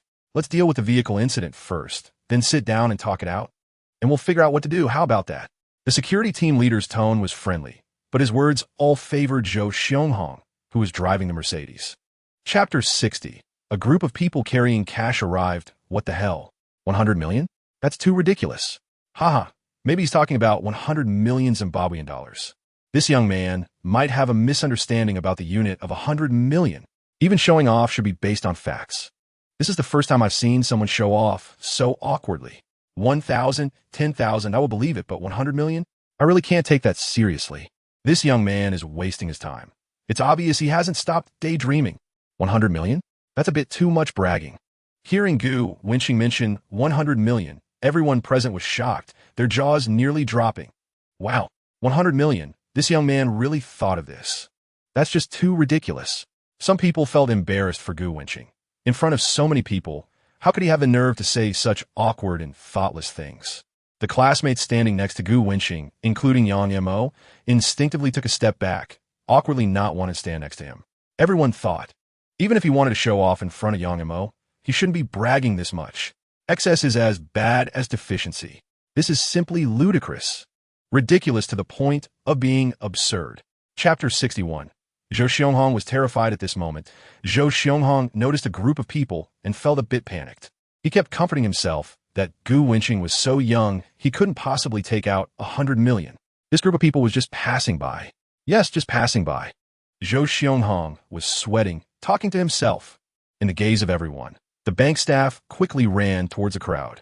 The first bank staff to arrive was panting, out of breath, and hurriedly asked, "Which one is Mr. Gu Wenqing?" Gu Wenqing calmly replied, "That's me." Following the voice, the bank staff was shocked to see that the person who wanted to withdraw 100 million in cash was so young. This is incredible. He must be a super rich second generation. Young Master Gu, I need to confirm your identity first. No problem. I'll call President Long for you. Gu Wenqing understood. He knew that with such a large sum of money, the bank would definitely be cautious and needed to confirm his identity to ensure the money wouldn't go wrong. Gu Wenqing picked up his phone and made a call. After confirming Gu Wenqing's identity, the bank staff spoke respectfully. Chapter 62. One day's interest is 1.09 million. Zhou Xianghong didn't dare to ask for money from the wealthy man, faced with a big shot who could take out 100 million in cash. He no longer dared to think about the compensation for being beaten. Compensation? Young Master Gu probably remembered it wrong. Zhou Xianghong knelt down and said shamelessly, "It was clearly my face that scraped your precious hand. So if anyone should compensate, it should be me." Those around him felt a chill in their hearts upon hearing this. What the hell? Is this something a person can say? Especially since they had seen Zhou Xianghong, who everyone had previously dared not provoke, change from his previous arrogant demeanor to a swollen-faced grin, begging for Gu Wenqing's forgiveness, which left them all stunned. They could never have imagined that Zhou Xianghong, who drove a Mercedes S400, would back down so quickly, becoming like a stinky fish or rotten shrimp on the chopping block. Gu Wenqing also showed a hint of a smile, a mocking smile. It is only natural to pay for hitting someone. I, Gu Wenqing, am not unreasonable. Then, with his eyes slightly narrowed in a tone that brooked no refusal, he said, "It's time to settle the money you owe me. My time is not cheap." Gu Wenqing believed that if a person does not offend me, I do not offend them. If someone offends me, I will definitely retaliate. Chapter 63. The system invests 30 billion to buy the Land King. When seeing the second reward, a land worth 30 billion in Magic City. Huh? Gu Wenqing exclaimed in surprise. A plot of land worth 30 billion? It is important to know that this year, the second batch of concentrated land transfers in Magic City has significantly increased in quality, and the enthusiasm of real estate companies to bid has soared, resulting in nearly 40 of the plots reaching the reserve price, with a total transaction amount of 78 billion.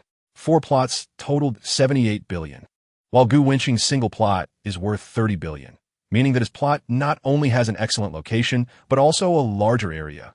The plot is located in Shuzhou District, covering 28 plots, including the southern extension section of the Huangpu River in Shuzhou District, involving various formats, such as commercial offices, catering and hotel industries, cultural and sports, residential, social rental housing, and square land, totaling over 320,000 square meters, with a total development volume of about 1.8 million square meters. The location and size of this plot are also irreplaceable. The area of this land is located in the central urban area where land resources are scarce. And it is one of the few areas left in the central urban area of Magic City, especially along the river, that can be planned for large-scale, high-standard development. In fact, large plots in the center of Magic City have long since disappeared from the land market. And Shuzhou District's protective development policy for the riverside makes the value of the riverside land in Shuzhou self-evident. Chapter 64. Yes, I acquired the Radisson Hotel. Radisson Hotel. Mr. Gu, I mean no offense, please don't take it to heart. The security team leader said nervously. The several accompanying security guards dared not even breathe. They were anxious. Mostly cursing Zhou Xianghong. Damn, how could those guys offend a billionaire? They were suffering from an unwarranted disaster. Gu Wenqing showed a cold smile. Unwarranted disaster? He didn't think so. On the other side, in the manager's office of the Radisson five-star hotel, the hotel manager suddenly received a call from the boss. Hearing the words of the boss on the phone, the manager was suddenly dumbfounded. The boss told him over the phone that the Radisson five-star hotel had already been sold. And from now on, he was no longer the owner of the Radisson Hotel. Okay, understood. After hanging up, the manager was momentarily at a loss. The Radisson five-star hotel had always been thriving. How could the boss sell it? This was akin to killing the goose that laid the golden eggs. Ding dong. A document was sent to the manager's email, a message from the former boss. It contained information about the new owner of the Radisson five-star hotel. What the heck? Looking at the new owner's information, the manager was a bit stunned. Only 18 years old. Chapter 65. Interest on interest. See you next time. Yang Mo changed her previous professional style. Today, she wore a black dress adorned with patterns, slightly fitted to highlight her perfect body curve. An S shape with a pronounced front and back. The dress had a small hollow design on the collarbone, exposing her fair and delicate collarbone, adding a touch of sexiness and charm. The length of the dress was just above her thighs, with her fair legs exposed to the air. Her slightly curled hair, paired with a sophisticated and mature makeup look, made the elegant Yang Mo very eye-catching. The only flaw was that she wore flat shoes while driving. If she had switched to high heels, who wouldn't love the sexy, elegant look? Yang Mo certainly didn't believe Gu Wenqing's nonsense. But after this incident, her feelings for Gu Wenqing indeed skyrocketed. Tall, rich, and handsome, plus considerate. How could she not be moved? Feeling Yang Mo's fiery gaze, Gu Wenqing touched his face and asked, "Is my face good-looking? So handsome?" Gu Wenqing joked, "Then give me a kiss." At that moment, Yang Mo had a very high opinion of Gu Wenqing, but with so many people around, she felt embarrassed and whispered in a voice only the two could hear. Next time when there are too many people. Chapter 66. Choices. September S. Summer. Youth always comes with farewells. The military training at Magic City University has ended. Gu Wenqing and his group said goodbye to the instructors, and a few sentimental girls even cried, while some reluctantly hugged the instructors. The earlier part of the military training was tough. The midterm was filled with laughter, and the later part was tinged with a light sense of separation. And thus, the military training ended. The memories of that time during the military training, including Senior Wang Yanran's black silk, Chen's sparkling water, and the white moonlight Qin Yunin, along with the charming Gu Wenqing who moved countless girls' hearts, were sealed in the memories of many as the military training concluded. Hey, let's go see the Oriental Pearl. I want to eat Magic City's soup dumplings. Let's go to the bars at the Bund in Magic City. Huang Zicheng in the dormitory also excitedly said, "Let us go to TXX tonight." Zhou Tao curiously asked what TXX was. Huang Zicheng leered, "It's the top nightclub in Magic City. I heard the girls inside are very beautiful." Zhou Tao was a bit excited. "Have you been inside?" "I've never been to a nightclub in my life." Huang Zicheng answered without hesitation, "Isn't that obvious? How would I know the quality of the girls at TXX if I hadn't been?" "Wow, I didn't expect you to be an expert. So impressive," Zheng Xiaohong exclaimed, wide-eyed and giving a thumbs up. Chapter 67. Which boy did Qin Yunin send fruit to? During military training, Chen Yunxue kept bringing Gu Wenqing's sparkling water. Even if it was to thank Gu Wenqing for his heroism, she couldn't keep bringing it every day. Chun, the school flower, definitely has feelings for Gu Wenqing. Another white moonlight, Qin Yunin, also inexplicably got involved with Gu Wenqing. She actively asked for Gu Wenqing's WeChat during military training. It must be said that old Gu's luck with romance is indeed abundant.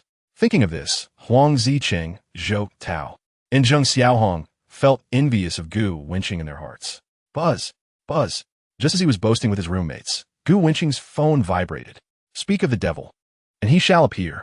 Taking out his phone to check, it was a message from him. Him, I'm downstairs at your dorm. These days of military training have been tough, so I bought you some fruit. Him, hurry down to get it. Right in front of the boys' dormitory, not far away. Him is wearing a white tight short top, her fair collarbone and slim waist exposed to the air, paired with loose blue jeans that have slits on both sides, faintly revealing her long legs wrapped in black stockings.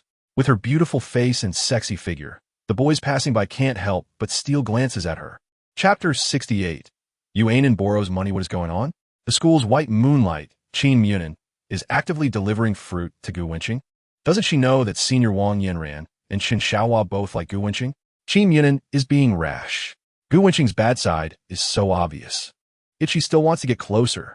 The boys are so envious they can hardly bear it. At this moment, Gu Wenqing has become the enemy of all freshmen. Both goddesses of the freshman year actually like Gu Wenqing. This is simply outrageous. Why are all the good things happening to Gu Wenqing? All the boys' faces turn pale. Their hearts are in agony. They wish they could rush down and smash Gu Wenqing's head into a watermelon. At this moment, the noise of the crowd rises. That bastard Gu Wenqing, flirting with the two prettiest girls. Gu Wenqing is so impressive. All three school goddesses are interested in him. He really is a big shot. I really want to learn his skills for picking up girls. How do you learn? Gu Wenqing is a tall, rich, and handsome guy. If you had his conditions, you wouldn't be lacking in women either. Damn it, it's just because he's a bit handsome, tall, and has some money. I really envy Gu Wenqing. Chapter 69. No parking here. Only President Gu can part-time flies. Night falls. The night in the magic capital is full of lights, wine, and excitement. Gu Wenqing and his three flamboyant roommates leave the dormitory. They see several groups of girls coming and going. In the September heat, they wear shorts or skirts, exposing their fair legs to the air, some wearing tight tops with curves. The special summer scenery is full of youthful vitality. Huang Zicheng stares unblinkingly, smiling and whispering that some girls are looking at him. Zhang Xiaohong is not to be outdone, insisting that they are clearly looking at him. Zhou Tao looks at the two skinny monkeys disdainfully, grinning that they are clearly looking at old Gu. The four arrive at the parking area. Old Gu's Ferrari can only fit two people, Zhang Xiaohong and Zhou Tao. You guys take a taxi to TXX. Huang Zicheng says. Huang Zicheng has never been in a Ferrari, and this time he definitely wants to experience it. Zhou Tao furrows his brow, saying he also wants to ride in the Ferrari. Zhang Xiaohong pouts, saying he does too. They all want to experience the $1 million Ferrari, so they can brag about it later. Seeing this scene, Gu Wenqing smiles slightly, but it might disappoint you guys. Chapter 70. Huang Zicheng. Bro, I still have some clout in front of TXX nightclub. Two coolly dressed female marketers have stunning figures and graceful postures. Before Gu Wenqing even enters, he hears the girls sweetly calling out, "Hello, President Gu." One of the girls, named Su Mo, who witnessed President Gu's charm last time, directly ordered 20 sets of the 5-color Divine Dragon in one go. She spent $1.5 million in one night. For this, Su Mo received a commission of $15,000 for the drinks. The coolest part is that all the expensive drinks he ordered were not even drunk, but were all fed to the dogs. Unexpectedly, upon their second meeting, President Gu has already become the owner of TXX, truly extravagantly inhumane.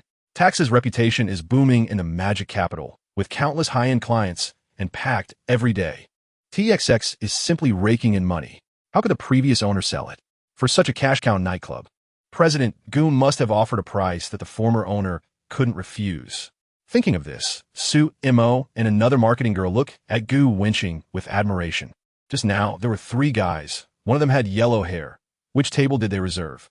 Sumo squeetly inguayers, asking if she means the 2 skinny ones and a tall, strong, dark-haired guy, one of whom has yellow hair. Chapter 71. Female marketer Su Mo thinks that spending $50,000 in one night at TXX is quite common. A $50,000 ordinary consumption doesn't even have the privilege of pre-ordering drinks. All of this is still because President Gu is here. Thinking of this, Su Mo instinctively looks at Gu Wenqing. In the dim lights, his 3-dimensional features resemble a perfect sculpture, and the flickering laser lights cast on him add a mysterious charm. For a moment, both marketers are somewhat mesmerized. At the booth, old Gu, you've only played once and are already so familiar with them? Always calling you President Gu. Huang Zicheng inquires somewhat jealously. Huang Zicheng feels that the girl who seemed to have some interest in him just moments ago is now much more enthusiastic towards Gu Wenqing since he arrived. Especially the prettier Su Mo. Not only actively pouring drinks for Gu Wenqing, but also her soft curves are truly eye-catching, making him feel envy, jealousy, and hatred. The main point is that the two marketing girls have stuck to Gu Wenqing since they saw him, flanking him on either side. It's not just because Gu Wenqing is the owner of TXX, but also because there isn't a man in the entire venue more charming than Gu Wenqing. Chapter 72. Zheng Xiaohong's flirtation, however, he has to admit that Gu Wenqing is indeed outstanding. Even the tools for pouring drinks are so elegant. The tall and strong Zhou Tao feels inferior. As soon as they arrive at the booth, he sees another female marketer already getting cozy with Huang Zicheng. The two chatting and laughing. Huang Zicheng glances at old Gu's hand, which is casually resting on Sumo's body or on her fair thigh. He envies it immensely. Huang Zicheng's family conditions are decent, but throughout high school, he focused all his attention on Li Wenhuan, who is very assertive, and he never dared to make unreasonable demands on her. Huang Zicheng, who has never even touched a girl's hand, occasionally shows a conflicted expression, wanting to be as carefree as Gu Wenqing, yet always unable to take the first step. He can only sulkily drink with the female marketer. Zhou Tao huddles in the corner eating fruit, constantly messaging Mo Luo on his phone. Zheng Xiaohong sees that both Gu Wenqing and Huang Zicheng have female companions, and he feels restless. He takes a big gulp of his drink and is just about to sneak a peek at the beautiful girls when he sees three youthful and beautiful girls walking toward area A3. Upon seeing the beauty of the two girls, his eyes light up. 2 minutes ago. Chapter 73. Zheng Xiaohong gets beaten up. Gu Wenqing looks up, and his gaze just happens to meet the three girls. Three girls were incredibly excited, wondering what kind of eyes he had, deep, enchanting, as if the entire starry sky was in his gaze, making it impossible for them to pull away after just one look. The idol was exceptionally handsome, with a youthful aura mixed with a hint of gentleness. His charisma seemed complex, with a dominant pride when he raised his eyebrows and a refined elegance when he pursed his lips. The young man in white looked even better than on television. They were all extremely excited, feeling a bit flustered, unsure whether to ask for an autograph, a photo, or something else. Just as they hesitated, they saw a bespectacled man with a lewd smile approaching. Zheng Xiaohong focused on her target, Hiru, and said, "Are you here to have fun at the club too? How about we have a drink together or chat? It's more fun with more people." The three girls frowned at the somewhat sleazy Zheng Xiaohong, but he had just come out from their idol's booth. They couldn't refuse. Who would turn down a chance to get close to their idol? Just as the three were about to nod in agreement, Chapter 74. The best strategy is to retreat. Hearing this, Jin Yi saw Zheng Xiaohong's pale face, as well as Zhou Tao and Huang Zicheng, and he laughed maniacally, saying, "Now you know fear, but it's too late. Provoking me is the biggest mistake of your lives. I will make you all pay, especially you." Jin Yi's fierce gaze landed on Gu Wenqing. It was Gu Wenqing who had slapped him to the ground just moments ago, and Jin Yi's head was still spinning. He stood up and angrily shouted at the 4 TXX bodyguards at the booth entrance, "I'm a platinum member of TXX. I've recharged my car with 3 million. Are you going to just stand there and watch your platinum member get beaten? I will report you and have all of you useless security guards fired." The reprimanded security guards remained indifferent. "Ridiculous. The one who slapped you, Mr. Gu, is the owner of TXX. Even if Jin Yi was a diamond member, recharging 10 million, he still deserved to be hit." Sumu was also looking at the absurd Jin Yi. This rich second generation was drunk and still couldn't he see the situation? Chapter 75. My brother Yang's influence is strong. Zhou Tao had a serious face, saying old Gu can endure, and we've already taught him a lesson. So we're not at a loss. Damn, if I had known this would happen today, I wouldn't have come to drink. Old Gu should back off. Huang Zicheng was also rarely not joking around. The three roommates' tones were filled with worry. Jin Yu was still so arrogant after being hit, which meant the reinforcements he called were definitely not good news. It was wise to avoid the limelight for now. Although everyone knew Gu Wenqing's family wasn't short on money, it was best not to escalate things. Moreover, Jin Yi kept boasting about his family's assets being over 100 million, which was indeed intimidating. Hearing this, Gu Wenqing's face still showed no expression. Endure? What if the more he thought about it, the angrier he became? Endure? Endure until he turns into a green turtle? Ninja turtle? As a man with a system, why should he endure in his own territory? It's fine. He wouldn't amount to anything. After a moment of silence, Gu Wenqing calmly said. Hearing Gu Wenqing say this, Huang Zicheng and the others didn't leave, instead sitting in the booth drinking quietly. At this moment, Lao Niu, who had gone to the restroom, found booth 036 in Area 3. His gaze crossed over the security guards and landed on Jin Ye's swollen face, and at that moment, he felt a bit of anger. Chapter 76. Full control of Huafeng Group. Huh. The imposing Brother Yang. How did he become so weak? Wasn't he just boasting proudly? Why is he now bowing and scraping, even lighting a cigarette for that person? Especially that fawning smile. It was truly pathetic. They were both shocked and surprised. It was that handsome young man in booth A3, card 036. Those familiar with Liu Yangwei looked in the direction of the crowd, their hearts pounding with fear. Damn, the once arrogant Brother Yang, who feared nothing but his father, actually showed fear in front of a young man. My God, this can't be an illusion, right? They were dumbfounded, unable to believe this was real. Brother Yang? Why is he so weak? Even Brother Yang had to curry favor with this person. One can imagine how terrifying he was. To be fair, this big shot was truly low-key. Sitting in Area A3, the once domineering Brother Yang finally had someone to deal with him. Some people were discussing. Meanwhile, in booth A3, card 036, Gu Wenqing hadn't said a word, quietly smoking. The atmosphere in the booth was tense, and Liu Yangwei shot a fierce glare at Jin Yi, blaming this kid for not recognizing the mountain. Chapter 77. Unable to see tomorrow's Sunday. What? You're no longer a shareholder of Huafeng Group? Ah, it was a premium buyout. Let me go back and count how many zeros are in my bank account. Okay, I'll be back soon. After hanging up the phone, Liu Yangwei felt like he was still dreaming. Damn, shares turned into cash, and it was a premium buyout. After learning the news, he didn't feel disappointed. Instead, he felt a hint of joy. The valuation of a company is all just illusion. Only the actual money in hand is real. Could it be that he truly owned several billion in cash at home? Thinking of this, he felt a bit smug. A smile involuntarily appeared on his face. And just then, he met Gu Wenqing's gaze. His neck shrank in fear, and he looked down at the floor. Even if his family had tens of billions, so what? Young Master Gu was the one who spent 30 billion to acquire the Land King of Modu. Compared to young Master Gu, how could a firefly dare to compete with the bright moon? After that, Jin Yi and Niu Tianxi's phones rang. They both looked at Gu Wenqing pitifully. Seeing that young Master Gu was not displeased, Jin Yi answered the phone. You bastard Jin Yi, did you offend young Master Liu? Just now. Huafeng Group stopped all our business? How many times have I told you to curry favor with young Master Liu? Hurry up and apologize to him. Chapter 78. All expenses paid by young Master Gu. Two men were kneeling on the ground, frantically slapping themselves.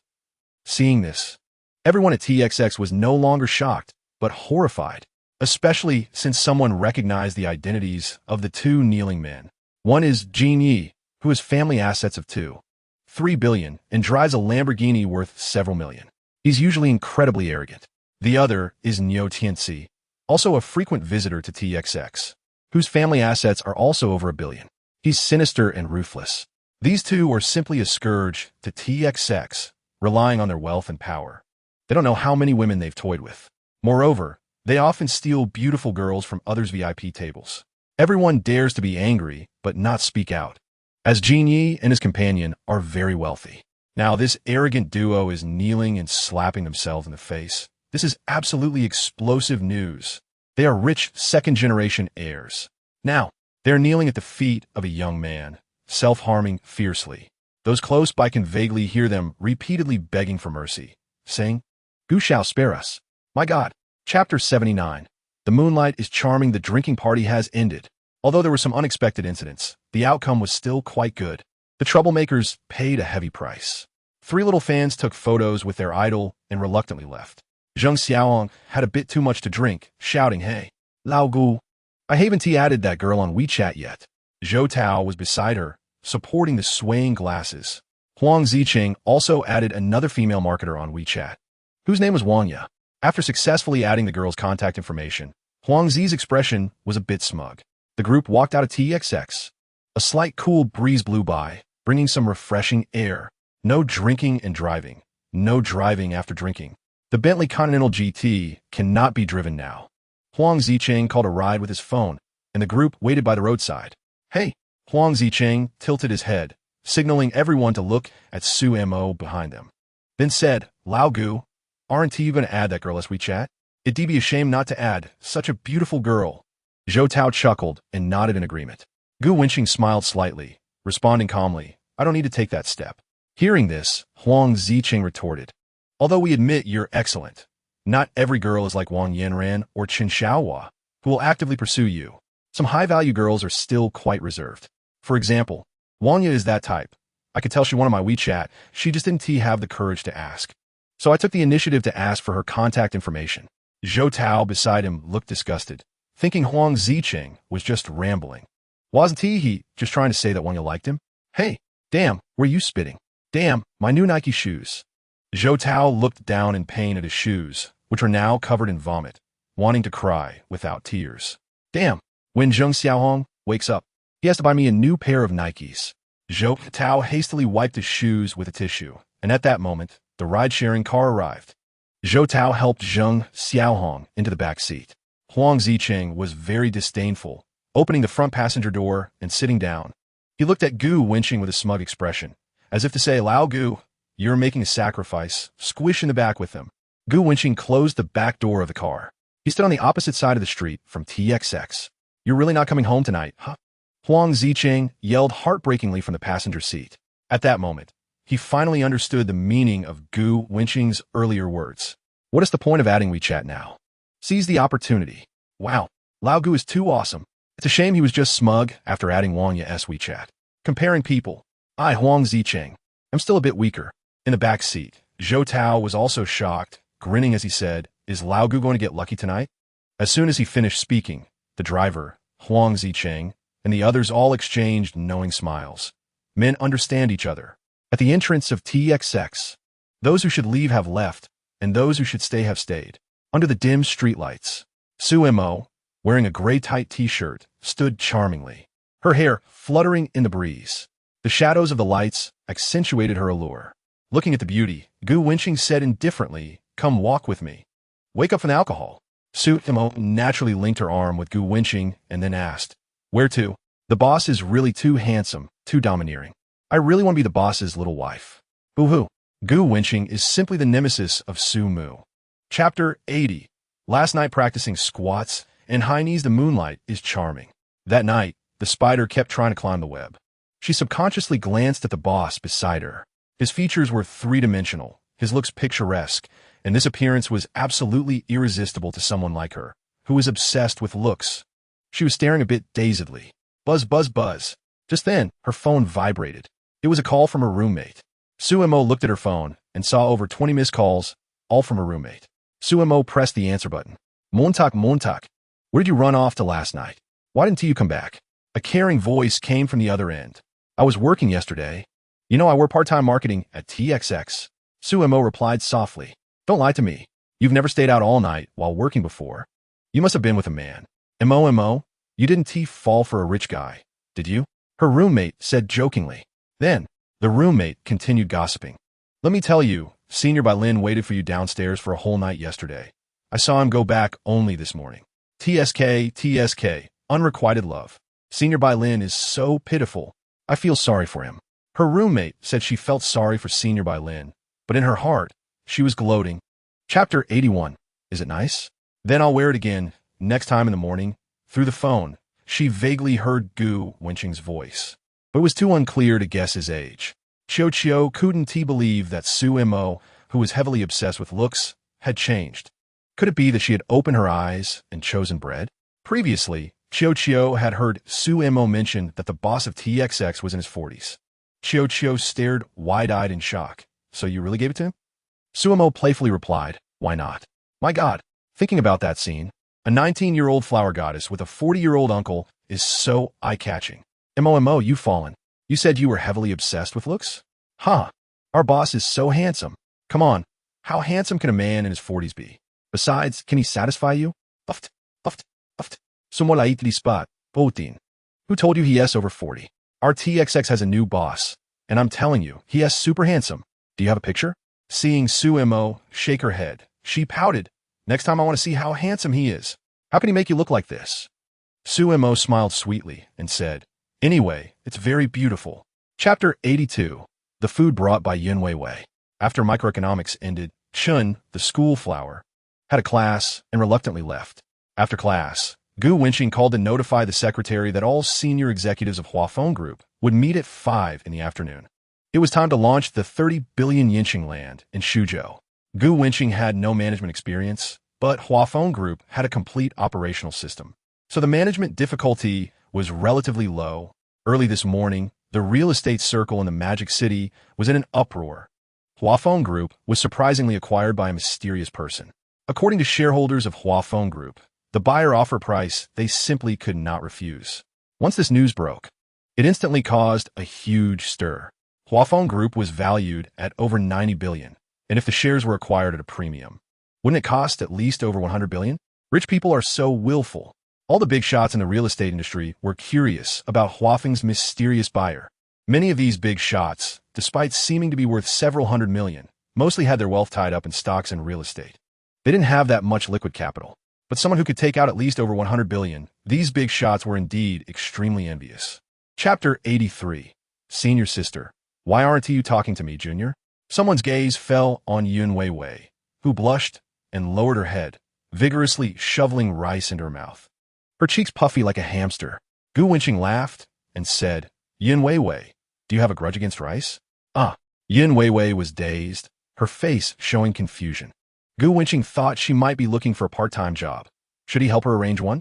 Whether it was at a Western restaurant, a cinema, or a 5-star hotel. As long as Yin Weiwei liked it, she could choose any to work at.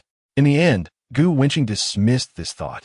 She was a girl, stubborn to the bone, and her inner world was closed. It was best to take things step by step. Moreover, Yin Weiwei had her own ideas. After finishing her meal, Gu Wenqing was in a good mood. When she was about to leave, she saw her 3 roommates just getting their food, and the look they gave her was somewhat resentful. They all went to the cafeteria together, who had already finished eating while they had just gotten their food. This was the gap. Gu Wenqing smiled and left the cafeteria. At noon, many people at Magic University were seen, with many girls in hot pants and short skirts showing off their long legs, creating a beautiful scenery in the hot weather. Chapter 84. All beings are just dogs for affection. On the other side of the dormitory, Huang Ziqing's phone also rang. He saw a WeChat message from Goddess Wenhuan. Huang Ziqing's heart blossomed with joy. Usually, he was the one reaching out to Li Wenhuan, and the times she contacted him were pitifully few. Huang Ziqing thought that since military training was over, Wenhuan should be inviting him out to play. He opened the message with excitement. Li Wenhuan asked him to find out why Gu Wenqing was ignoring her. Damn it. Huang Ziqing felt greatly disappointed after reading the message. He thought to himself, why does Mo Luo always come to instruct me, Huang Ziqing, to do things when he is pursuing Gu Wenqing? But as a senior dog for affection for Li Wenhuan, he would not refuse the goddess's request. Huang Ziqing typed back, okay, I'll help you ask. Huang Ziqing added, Wenhuan, military training is over. Let us go out to play together when we're free. Li Wenhuan replied, let us talk later. It's inconvenient to go out without a car. Huang Ziqing replied, oh, you're right. It's indeed inconvenient to go far. After sending the message, he waited a long time without getting a response from Li Wenhuan. Huang Ziqing thought she must be napping. He pouted, what is going on between you and Mo Luo? Wenhuan asked me to ask you. Chapter 85. Meeting Lin Yingying again. Have I struck it rich? Wang Min was unclear about what they were discussing. But when she picked up her phone and saw the bank card information, she understood. Then she saw an unread WeChat message from Hubby. Hubby Gu Wenqing transferred her 1 million. She typed back, Hubby, why did you give me so much money? Wang Min had no idea how much Gu Wenqing had. He had only mentioned wanting to buy a house, but she hadn't taken it seriously. When she received Gu Wenqing's 1 million, she realized he wasn't joking. He really seemed to have a lot of money. 1 million is not a small sum for a freshman. At that moment, she felt valued. Gu Wenqing gave her pocket money. She could buy whatever she wanted. Her husband wasn't short on cash. Buy a few more Balenciaga pieces. Otherwise, it won't be enough. Wang Min replied, okay, I'll buy a whole box full, waiting for you, hubby. Her roommates had seen such news online about banks mistakenly transferring money. They had heard it needed to be returned. It couldn't possibly be money from Wang Min's family. It must have been a bank error. Chapter 86. Bought over 500,000 worth of clothes for Gu Wenqing. Yin Yin snorted disdainfully. Does he deserve it? In Yin Yin's eyes. He even had to use Lin Yingying's Bentley Continental GT to drive. It was obvious they were not in the same league. For a man who relied on his looks to live off a woman, Yin Yin couldn't be bothered to pay attention to him. Yin Yin was convinced that Gu Wenqing was just relying on his good looks to live off Lin Yingying. The girlfriend in the passenger seat couldn't argue with him. He seemed like a white-clothed youth. The news showing Gu Wenqing's full appearance was just a fleeting glimpse. She wasn't sure if it was him. Moreover, the hype around the white-clothed youth had already cooled down, buried in many people's hearts. Yin Yin showed a trace of mockery, no matter who he was. He was just a man living off a woman, surely trying to get close to Lin Yingying's wealthy family. Hearing this, the girlfriend fell silent. The target this time was Huaxi Street. Before long, 3 luxury cars arrived at the underground garage of Huaxi Street. Lin Yingying's friends were all rich second-generation kids, and their boyfriends were also wealthy young men from similar backgrounds. Shopping was all about high-end luxury brands. Louis Vuitton, Chanel, Dior, Versace, etc. As soon as they walked into Chanel, a sales associate enthusiastically came over to introduce various clothes. Chapter 87. What?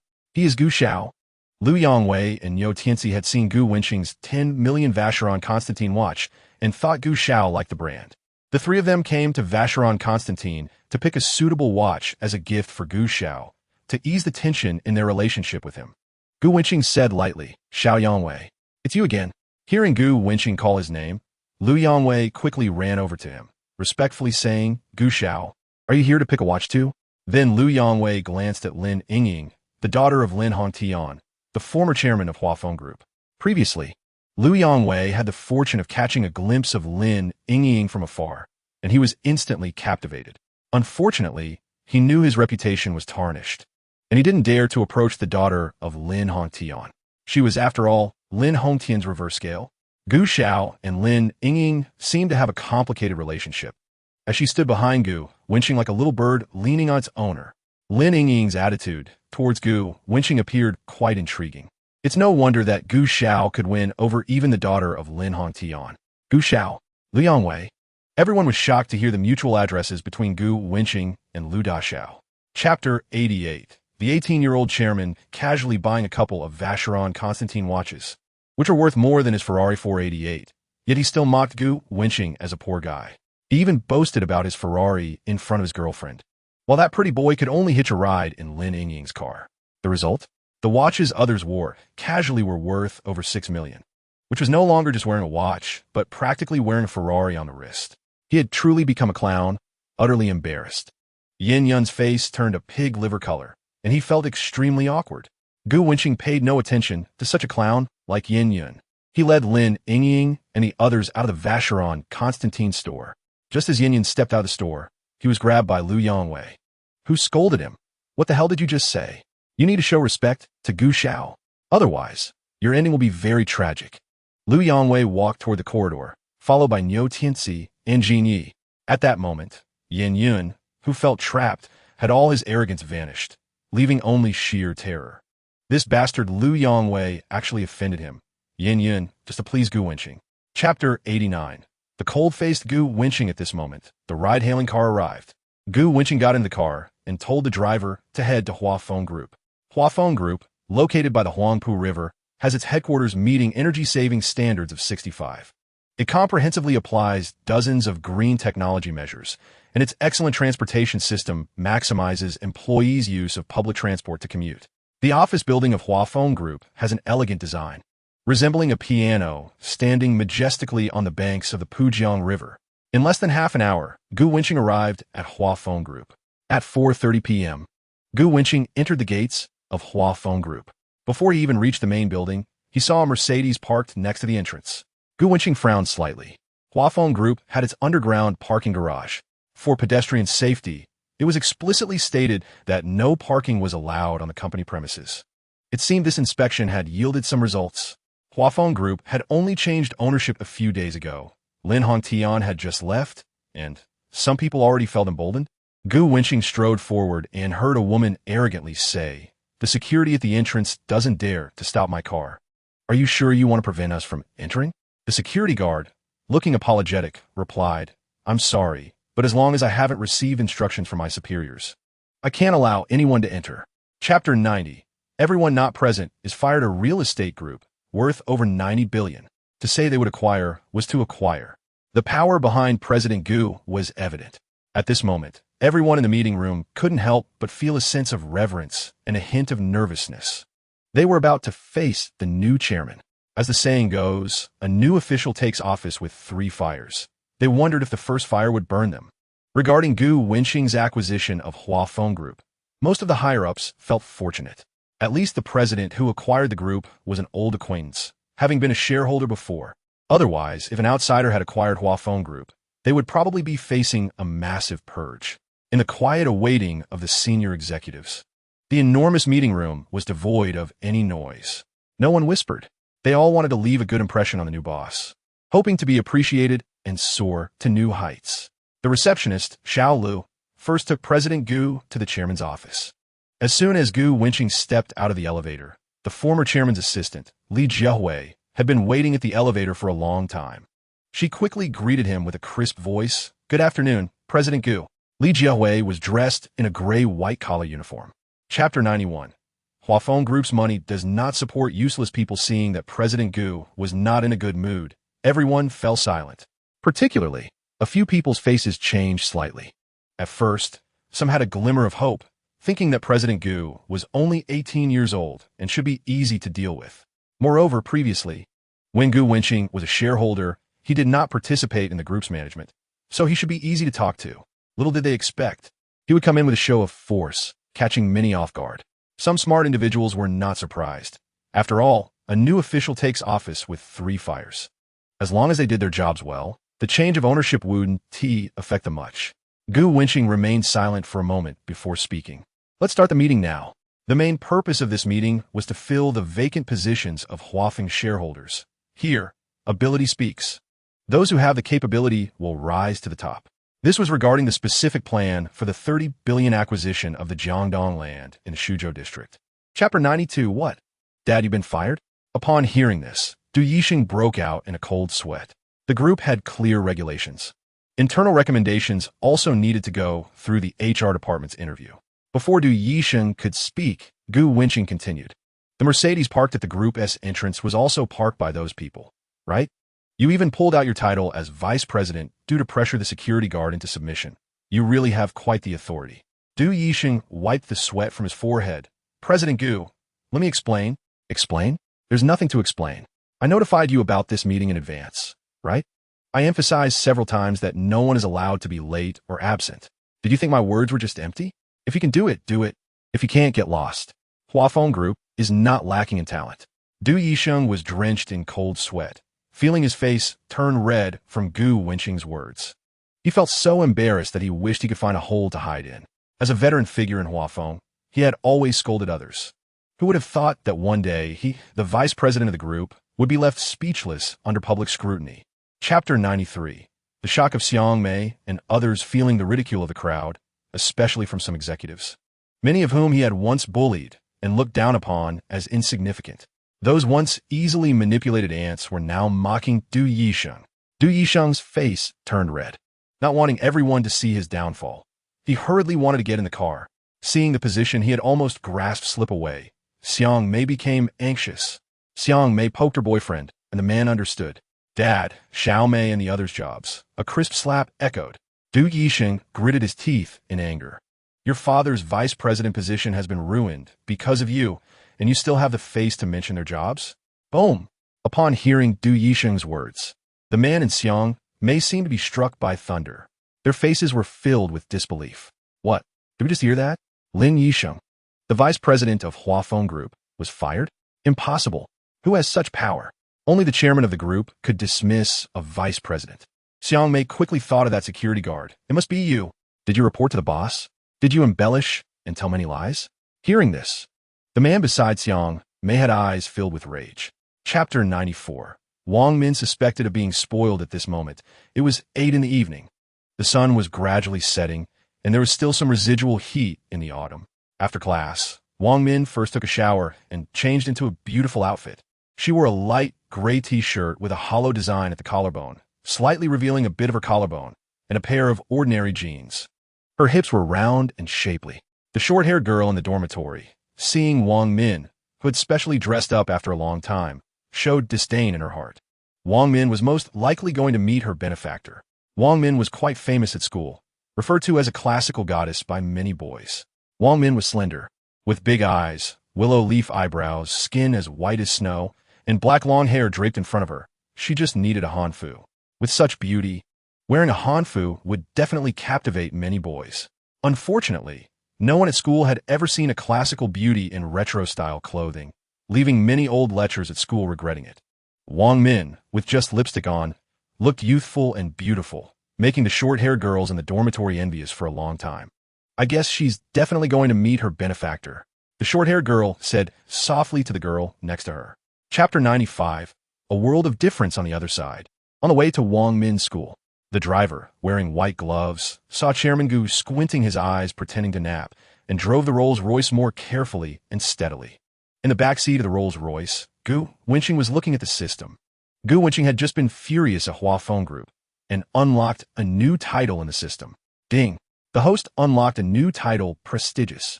Congratulations to the host for acquiring the skill, Basketball Master. Congratulations to the host for acquiring the skill, Height Second Growth.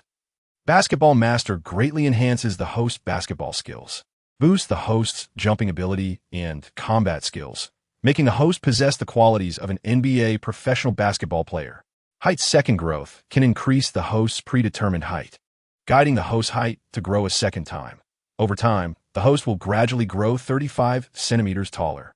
Items rewarded by the system will be delivered reasonably to the host, so the host can use them with confidence. As soon as the system's prompt sound finished, Gu Wenqing felt a bit confused. This time the rewards were just these two skills, Basketball Master and Height Second Growth. What? Does the system want him to play in the NBA? Although the skill Basketball Master is generally not applicable. Chapter 96. Again seeing pantyhose, seeing the goddess Wang Min get into the Rolls-Royce Phantom and leave. The scene was in chaos again. Damn, a date at night? Everyone knows what that means. It's over, my goddess isn't pure anymore. Another girl who has fallen for money. Sigh, in today's society, those with money ride in Rolls-Royces, while those without money work themselves to death. Wrong, brother, the big shot in the Rolls-Royce tonight is also going to work themselves to death. At this moment, just thinking about the goddess spending the night with a man made all the boys present feel extremely complicated. Inside the Rolls-Royce Phantom, the driver in front focused on driving. Wang Min leaned against Gu Wenqing's embrace. Gu Wenqing couldn't help but move his hand down. He looked at Wang Min, who was wearing jeans, and whispered in a voice only they could hear, "Why didn't you wear what I like today?" "I did." Wang Min pouted, "It's my pants." The Rolls-Royce Phantom sped along. As nightlife approached, there were more cars on the road. The Rolls-Royce was driving smoothly. As cars on the road, all avoided the Phantom. After all, it's not cheap to accidentally scratch this car. Chapter 97. Gu Wenqing's rejection after finishing the game. Gu Wenqing felt a bit hungry. He touched his soft stomach and asked, "What do you want to eat, Min Min?" Wang Min thought for a moment and softly replied, "I want to eat Debon Western food." Debon Western Restaurant is famous on Huaxi Street. Many internet celebrities from Modu flock there to check in. Wang Min had seen it on Douyin and had always wanted to try how good Debon Western food is. Hearing Wang Min's words, Gu Wenqing smiled. "Then I'll call and have Debon Western Restaurant deliver food to us." Wang Min pouted with a pitiful expression. "Husband, Debon Western Restaurant doesn't deliver."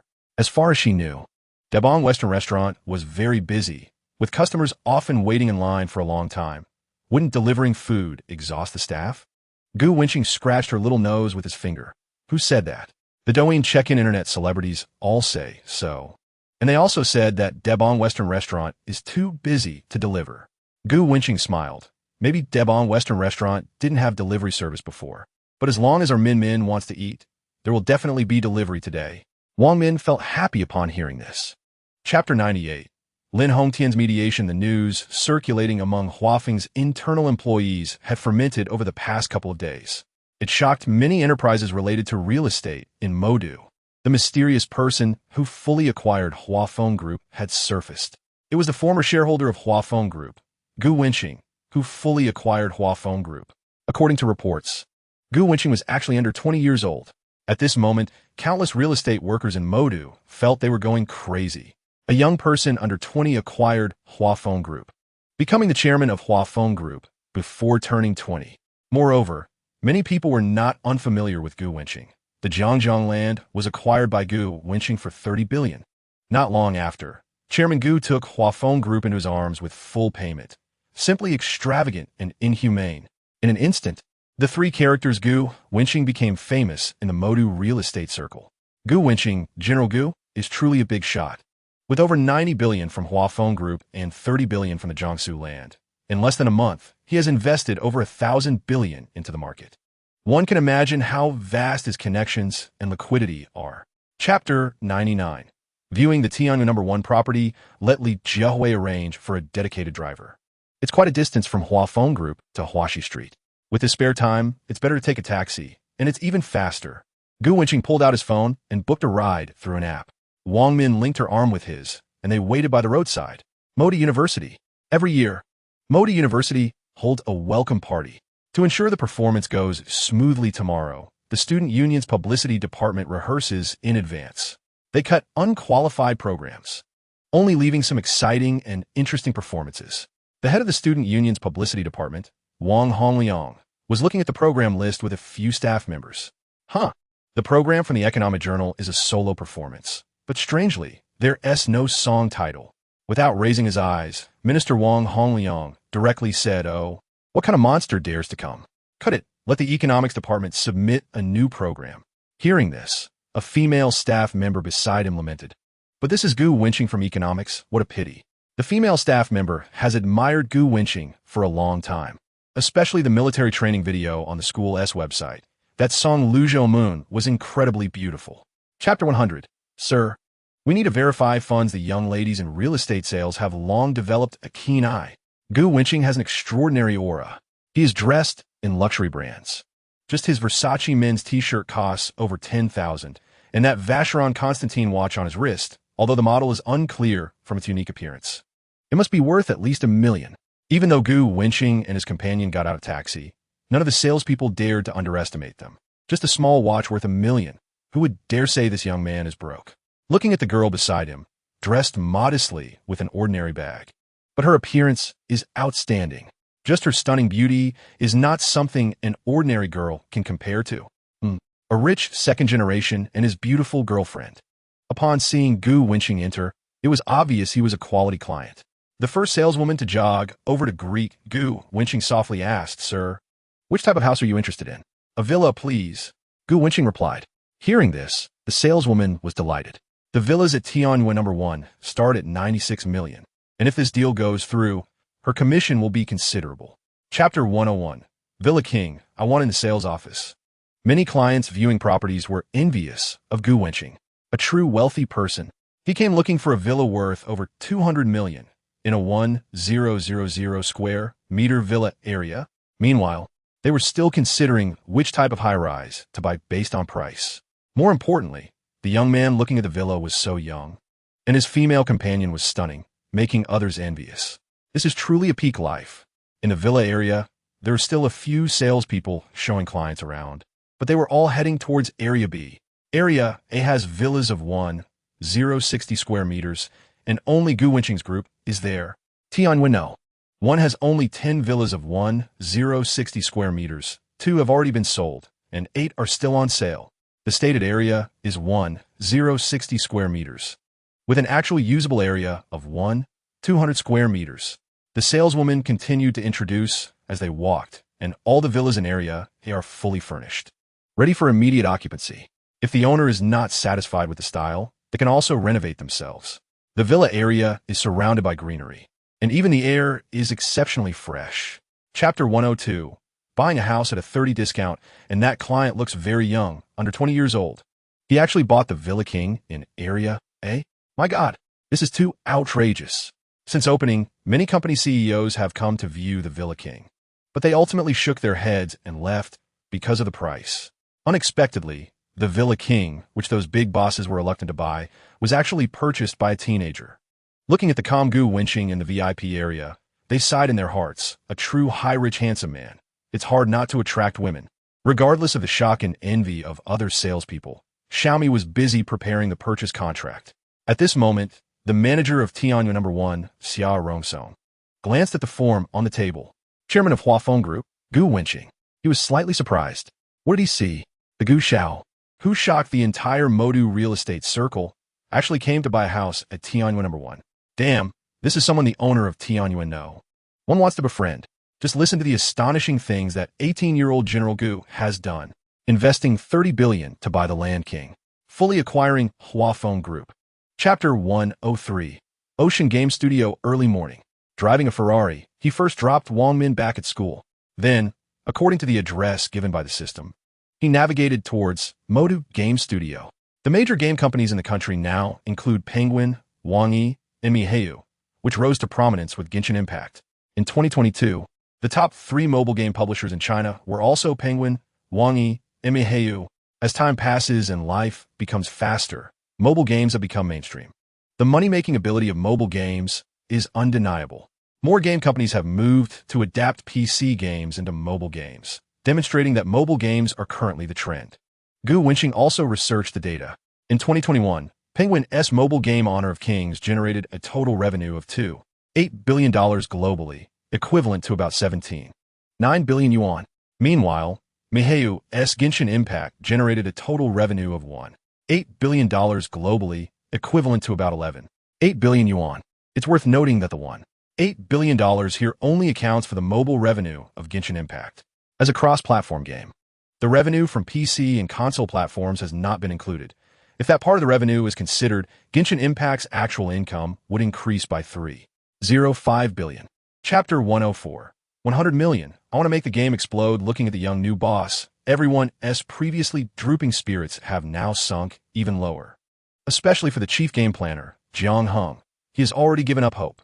He is even considering his exit strategy. First, let me see the mobile game you developed. Facing the questioning gazes of 20 people, Gu Wenqing calmly said, PUBG? Gu Wenqing checked the gameplay of PUBG. In PUBG, you can see 100 players parachuting from a plane, flocking to an island, roaming around to plunder weapons, vehicles, and equipment. At the beginning of the game, you can find a way to sneak to the beach to reduce the likelihood of being surrounded by a group of enemies. However, as time goes on, the available areas in the game continue to be compressed, forcing players to determine the outcome in a chaotic final battle. Just seeing the unique innovation of PlayerUnknown's Battlegrounds made Gu Wenqing's eyes light up.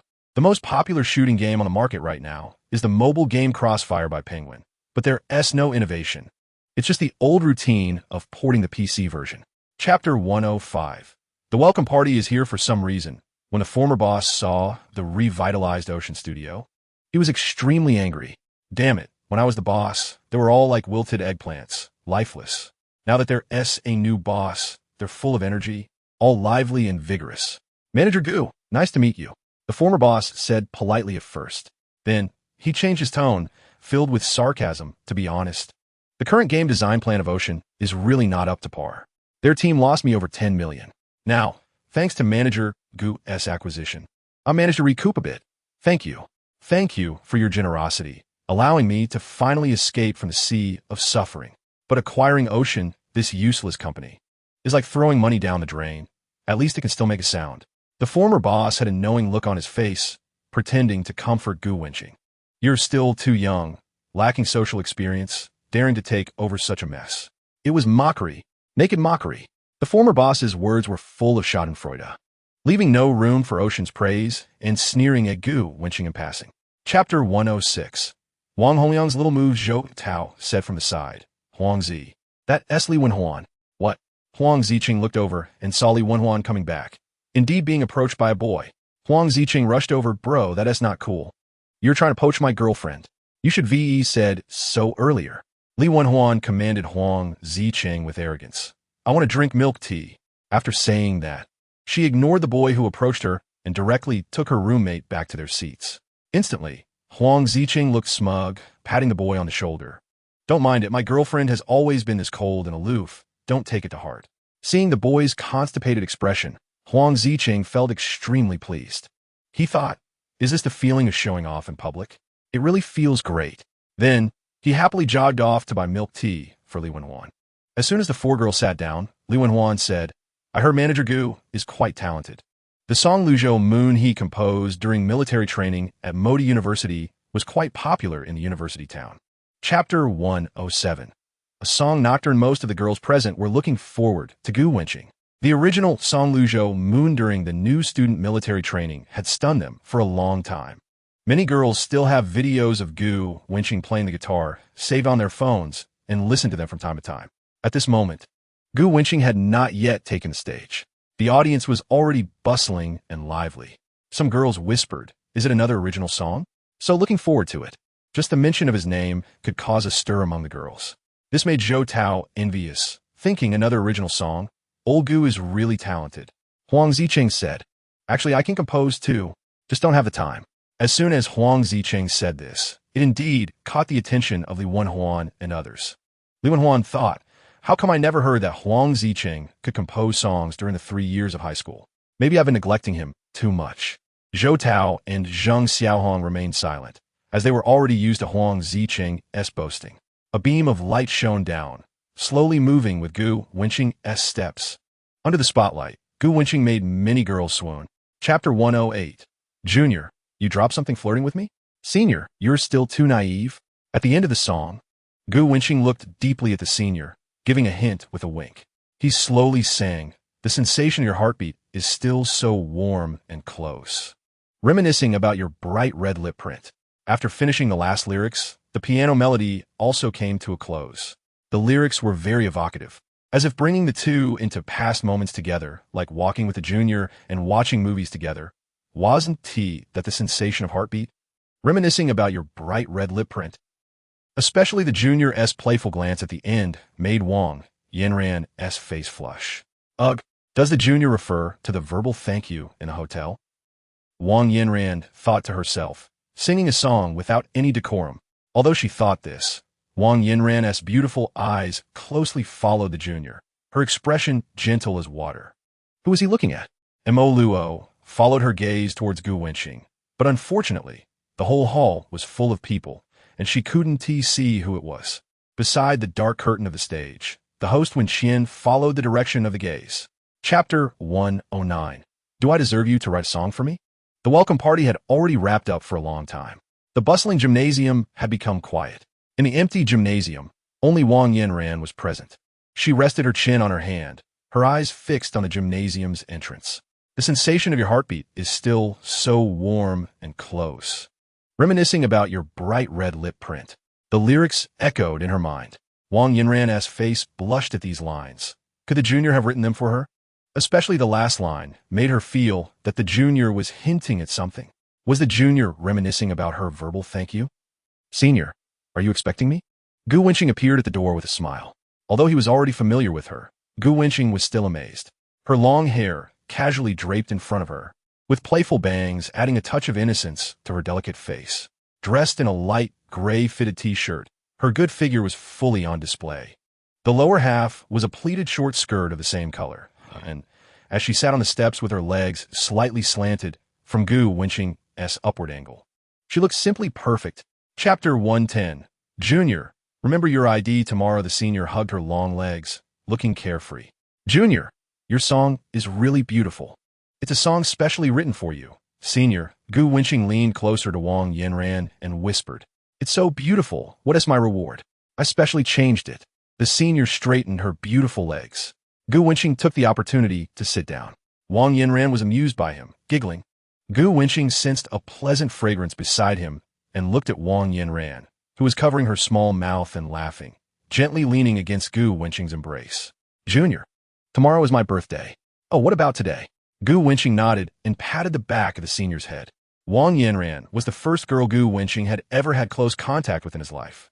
Moreover, she was the campus belle of Magic City University, possessing a beauty that could make fish sink and birds fall, along with an unparalleled pair of long legs. She was also one of the most beautiful girls Gu Wenqing had ever seen, ranking among the top in terms of overall attractiveness. Chapter 111. The ultimate simp. Huang on the other side, back at school, Li Wenhuan and Mo Luo had just finished washing up.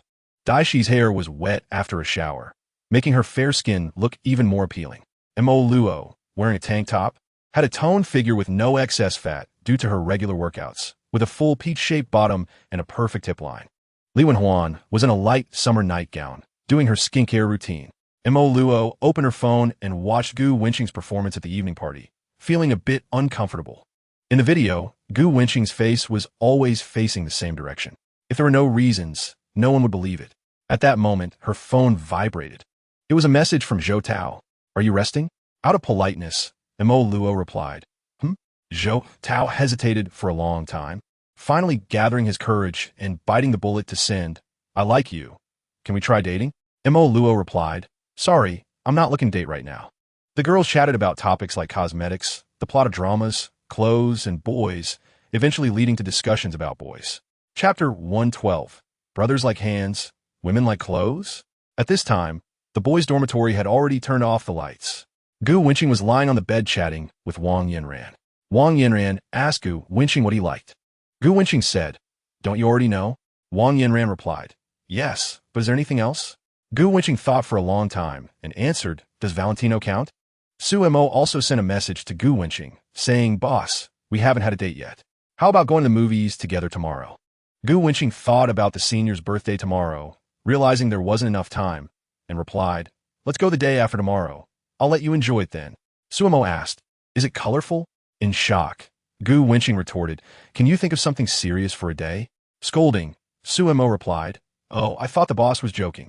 Wronged. Gu Wenqing reminded her not to wear lipstick, saying, "I'm looking forward to what you said you would dress up as." Smirking, old Gu. "I want to give up pursuing Mo Luo." Zhou Tao sighed. "Why?"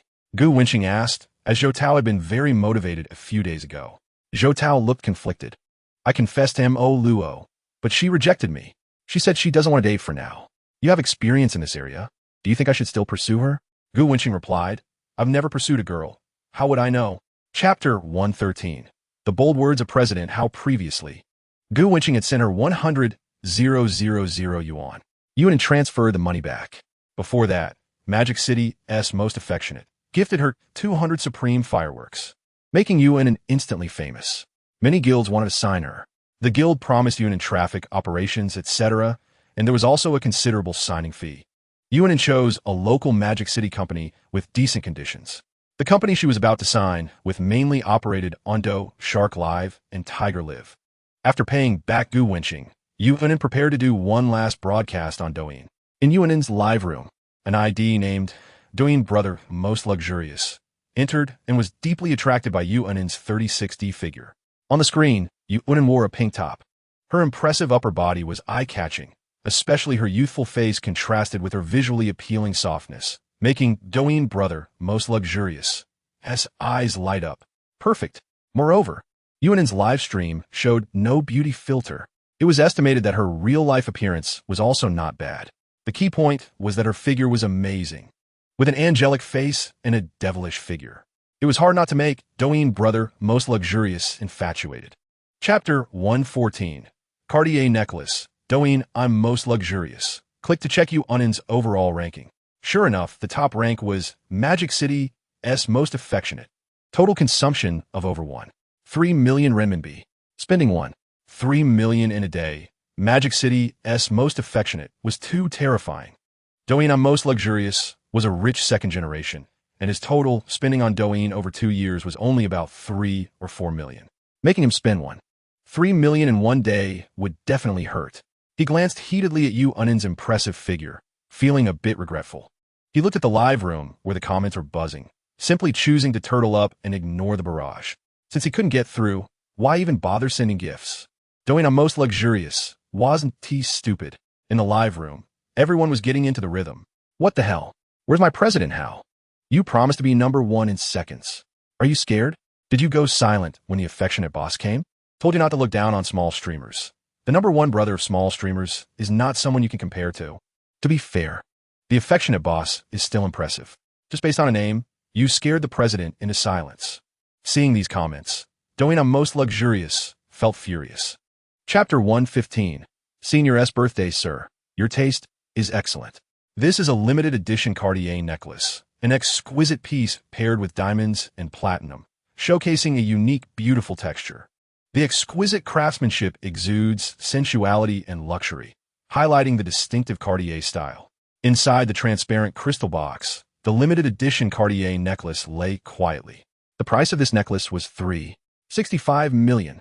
Only 100 pieces were limited worldwide. Slightly bowing, the female salesperson respectfully introduced the necklace to Gu Wenqing. The young man before her was not yet 20, but the female salesperson had no doubt about Gu Wenqing's purchasing power. Setting aside the luxurious clothes Gu Wenqing wore, today he was wearing a 10 million yuan Vacheron Constantin Malta watch. The Cartier female salesperson was quite familiar with the luxury brand Vacheron Constantin and recognized the watch Gu Wenqing wore at a glance, knowing it was quite valuable. With a 10 million yuan Vacheron Constantin on his wrist, she had no doubt about the young Gu Wenqing's purchasing power. At the same time, a girl who had been arguing with a middle-aged man about buying a ring had her eyes wide open in shock. What did she just hear? Chapter 116. The house you bought is Gu's Jr.'s property. Lu Kuan prided himself on having good conditions, with a wealthy family. After graduating from university, he also worked in his family's company, with a bright future ahead. Lu Kuan thought that with his conditions, pursuing a university student would be incredibly easy. Who would have thought that the first time would end in failure in front of Wang Yanran? Wang Yanran didn't even pay him any attention. In the following days, Lu Kuan tried countless methods, all of which ended in failure. He added Wang Yanran on WeChat countless times, but she never accepted. Today, hearing that it was Wang Yanran's birthday, his mind was stirred again. He picked out an extravagant gift and thickened his face to go to the Radisson Hotel. Li Jinxiu shot a reproachful glance at her boyfriend He Ruyan, wondering why he brought this guy along. Didn't this just make the birthday girl Wang Yanran unhappy? If she had known earlier, she should have told them that Wang Yanran had a boyfriend. Although Wang Yanran was unhappy, she couldn't ask people to leave out of politeness. The waiter led a group of 7 to take the elevator up to the reserved private room. Wang Yanran took out her phone and sent a message to her junior. A nasty person has arrived. Junior, please don't be angry. Pitiful. At that moment, Gu Wenqing also arrived at the garage, and after seeing the message, he did not reply. Chapter 117. Li Jinxiu became even more envious. Shareholder of Huafeng Group. Hearing Li Jinxiu's introduction, those present who did not know Gu Wenqing's identity were somewhat confused. Who hasn't heard of Huafeng Group? It is a well-known real estate company in Magic City. Huafeng Group's business includes real estate development, commercial operations, rental housing, smart services, and housing sales. As of now, Huafeng Real Estate is valued at nearly 100 billion. Thinking of this, Wang Yanran and the other 3 who already knew Gu Wenqing's identity were fine. However, He Ruyan and Lu Kuan, who were present, were the most shocked. As locals of Magic City, and since the villas they bought were all developed by Huafeng Group, they knew more about the power of Huafeng Group. Huafeng Group can be said to be one of the leaders in the local real estate market. This Gu Wenqing's family is actually a shareholder of Huafeng Group. My God, this is too shocking. The 3 men present were stunned, especially Lu Kuan. He could hardly believe this was true. Wang Yanran's boyfriend's family was actually a shareholder of Huafeng Group. He had just been bragging in front of Wang Yanran about how he bought a standalone villa from Huafeng Group, and he thought he was pretty impressive, that his family was quite wealthy. Chapter 118. Wang Yanran's gift. The 95 Supreme private room is not only spacious, but also equipped with the best karaoke equipment. As time passed, everyone was having a great time. Everyone sang songs. Only the birthday girl Wang Yanran and Gu Wenqing were cuddling in the corner. The 3 girls who were slightly tipsy urged Gu Wenqing to sing Lovely Woman. Wang Yanran's face turned red, and her eyes carried an inexplicable expectation. Gu Wenqing sang Lovely Woman again. After the song, the 4 girls were immersed in the music. Compared to Wang Yanran's recording, the live singing was much better, truly deserving of the title of the great talent Gu. It was really beautiful. When Xian and the other girls' ears were almost pregnant. After singing, Gu Wenqing smiled and looked at Wang Yanran, who was under the dim light, saying, "This song Lovely Woman is dedicated to my Wang Yanran Sr., forever 18. Wang Yanran gazed dreamily at her junior. At that moment, she even thought of a name for her future child. Until the end, Wang Yanran's heart felt as sweet as honey. Today was the happiest day she had experienced in 20 years. Chapter 119. Another critical hit reward. The moonlight is beautiful. In the evening, spiders fell repeatedly from their webs. Wang Yanran looked at Gu Wenqing next to her, with well-defined features and a handsome appearance. He seemed like a man who walked out of a comic. The domineering CEO in the novel she read must have been modeled after her junior. Wang Yinran blinked her beautiful big eyes and asked her junior, "Is this hotel also yours?" She didn't have to pay for yesterday's meal. And even the hotel manager treated her junior with great respect. Yes, her junior's family indeed had a lot of properties. Wang Yinran thought for a moment. Just what she knew included 10 storefronts on Huaxi Street, a movie theater, Debong Western restaurant, shares in Hua Phone Group, and this 5-star hotel. Wang Yinran's stomach growled. Her dance moves had been pushed to the extreme. She said fiercely, "I'm bad guy, I'm hungry. I want to eat you out of business." Gu Wenqing found it amusing. The beautiful senior was cute and fierce. At noon, Gu Wenqing drove his Ferrari back to school. Gu Wenqing entered the system. Chapter 120. Envy from Wang Yinran's roommate. Li Jinxiu noticed the necklace around Wang Yinran's neck. Wang Yinran used to wear no accessories at all. Li Jinxiu often researched luxury goods and immediately recognized that the necklace Wang Yinran was wearing was different from an ordinary Cartier necklace. Recently, Li Jinxiu had gone shopping with her boyfriend and visited a Cartier store, eventually picking a necklace worth 20,000. She was deeply impressed by the one Wang Yinran was wearing, because it was a global limited edition and one of the most expensive styles in the Cartier store. Li Jinxiu even took a closer look. At that time, she had remarked to her boyfriend that such an expensive necklace was probably just displayed in the store for admiration. After all, a necklace priced at $3.65 million was a bit too extravagant. It completely exceeded Li Jinxiu's perception of necklace prices. In the Cartier store, He Ruyan, who came from a well-off family, was also somewhat shocked. Even though his family had assets worth over $100 million, he wouldn't spend $3.65 million on a useless necklace. "Is this a necklace that Cartier sells?" Li Jinxiu exclaimed in surprise, covering her mouth, and asked, "What's wrong? Don't you have one too?" Wang Yinran asked curiously, wondering what was so surprising. Chapter 121. Opening the wooden box of special gifts. Their roommate, Gu Wenqing, owning a villa, was just that kind of existence. The three of them were envious to the extreme. Zhang Xiaohong adjusted her glasses and said lewdly, "Huang Zi, is that classmate you mentioned a boy or a girl?" Huang Ziqing pouted. "A boy, why? Do you want to sell your butt?" Zhou Tao laughed beside them, saying, "Zhang Xiaohong, this is a possibility." Zhang Xiaohong disdainfully replied, Get lost, I'm not that poor yet." Huang Ziqing said, "But he has a sister." Zhang Xiaohong excitedly said, "Huang Zi, you will be my big brother in the future." Zhou Tao more directly said, "Big brother, please accept your little brother's bow." The wooden box was not large. It was about half the size of a shoebox. Gu Wenqing curiously opened it. The top layer was filled with photos that Wang Yinran had secretly taken of him. People with good looks look great no matter how they are photographed. "Junior, this is a collection of private photos that senior sister has treasured for a long time. This is a gift for you. I guess you will definitely like it. By the time you see this gift, I will already be your junior. So you can't look down on these photos. I hope it can last a long time." Chapter 122. Rumors about Wang Min. "I have no evidence. Wang Hongliang verbally instructed me to do it," Gong Xian said weakly. Upon hearing this, Niu Tianxi frowned even deeper. Wang Hongliang is a petty person. There is no doubt about it. He uses underhanded tactics to keep himself out of trouble. But without evidence, Niu Tianxi could still beat Wang Hongliang up to vent for Gu Xiao. Niu Tianxi wasn't sure about the results Gu Xiao wanted. In the end, he simply asked his boss Liu Yangwei for Gu Xiao's phone number. Liu Yangwei was also at a loss. He didn't have it. And in the end, he had to get the number from his father and gave it to Niu Tianxi. "Hello, Gu Xiao. I'm Niu Tianxi, little Niu."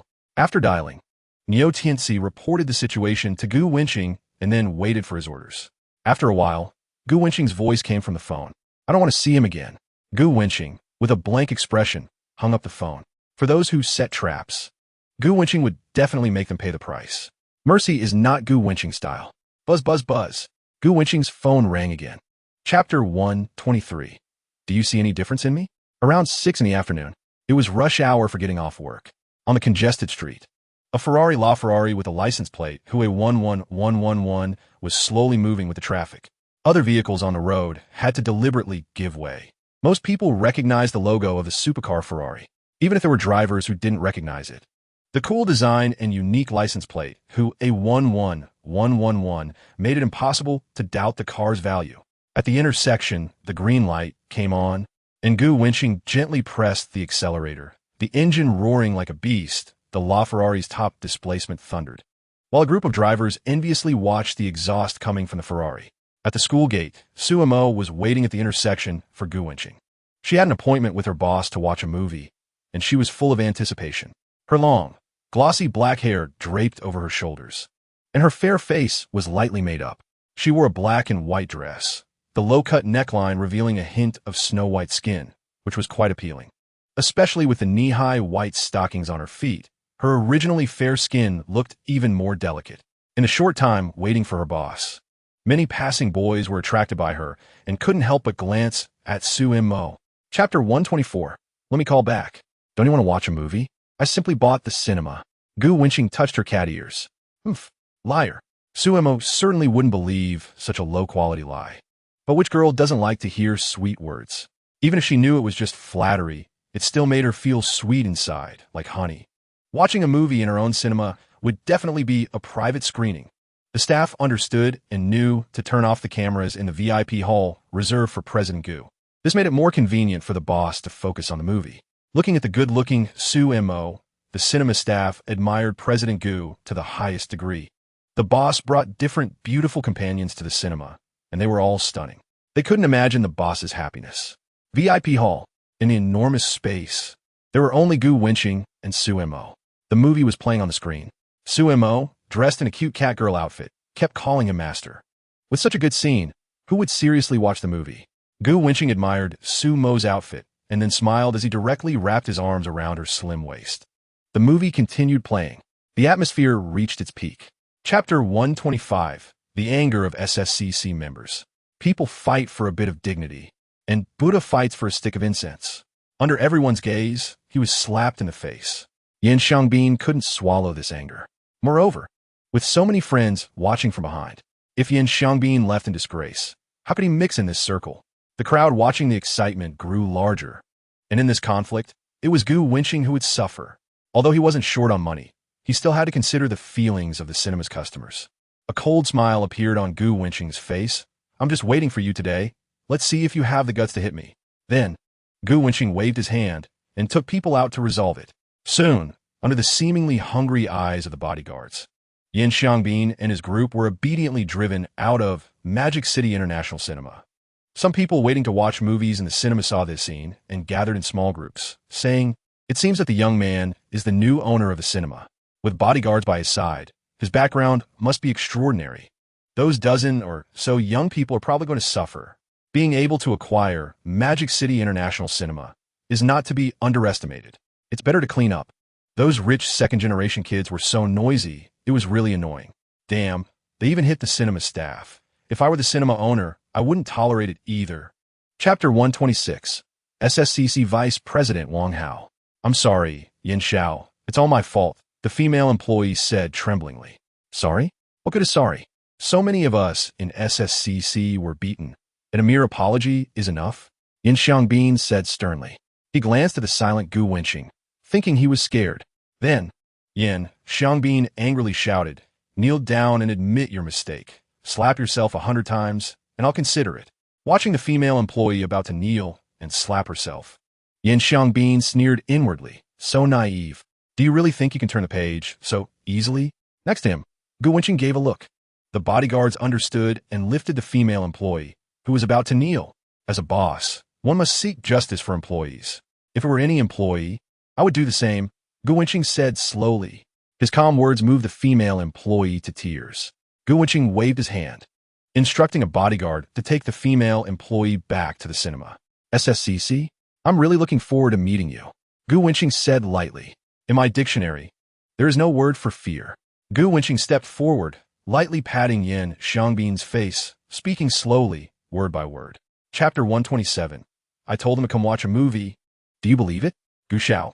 Hearing Lu Yangwei refer to the young man, the SSCC members were somewhat stunned. Did they hear wrong? Lu Yangwei's group actually called the young man opposite them Gu Xiao. Even the vice president of SSCC, Wang Hao, was somewhat surprised. Lu Yangwei has always looked down on others in SSCC. If a member of SSCC doesn't have at least a few billion in assets, Lu Yangwei wouldn't even bother to acknowledge them, especially Yin Xiangbin, who looked at Lu Yangwei with an unfriendly expression. Liu Yongwei and his group were eating inside and digging outside. Liu Yongwei frowned, glared at Yan Xiangbin, and spoke astonishingly, questioning why he was not convinced. How could Gu Xiao be someone you can provoke? Liu Yongwei and his group walked unhesitatingly to stand behind Gu Wenqing, positioning themselves against SSCC. Before Wang Hao could express his anger, Zheng Jihong also stepped forward, saying, Gu Xiao, long time no see.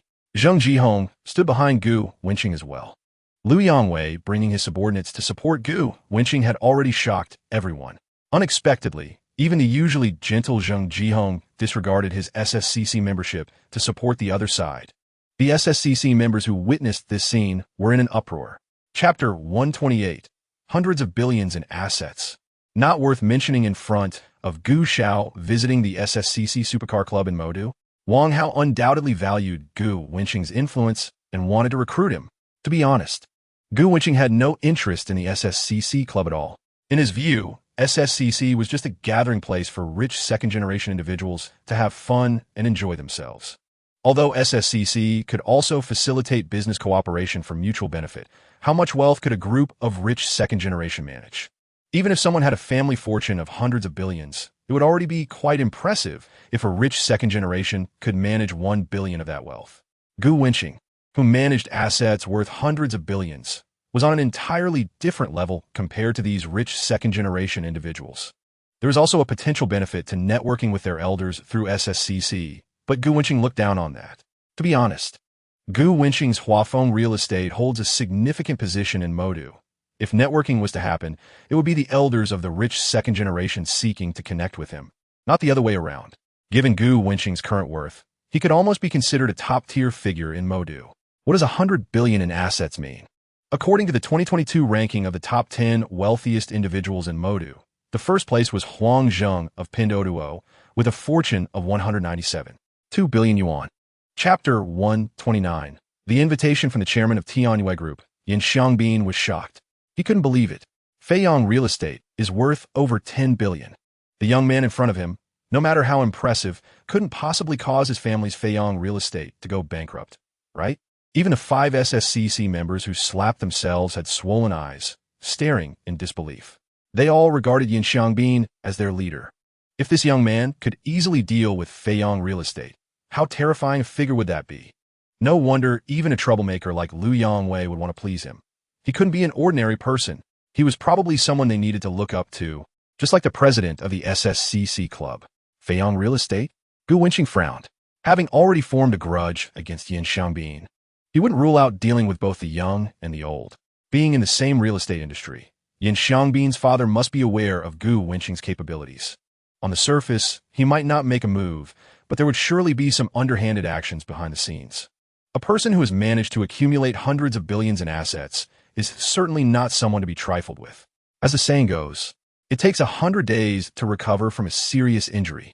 If he beat Yan Xiangbin so badly, it would be the most terrifying scenario if Yan Xiangbin's father remained silent.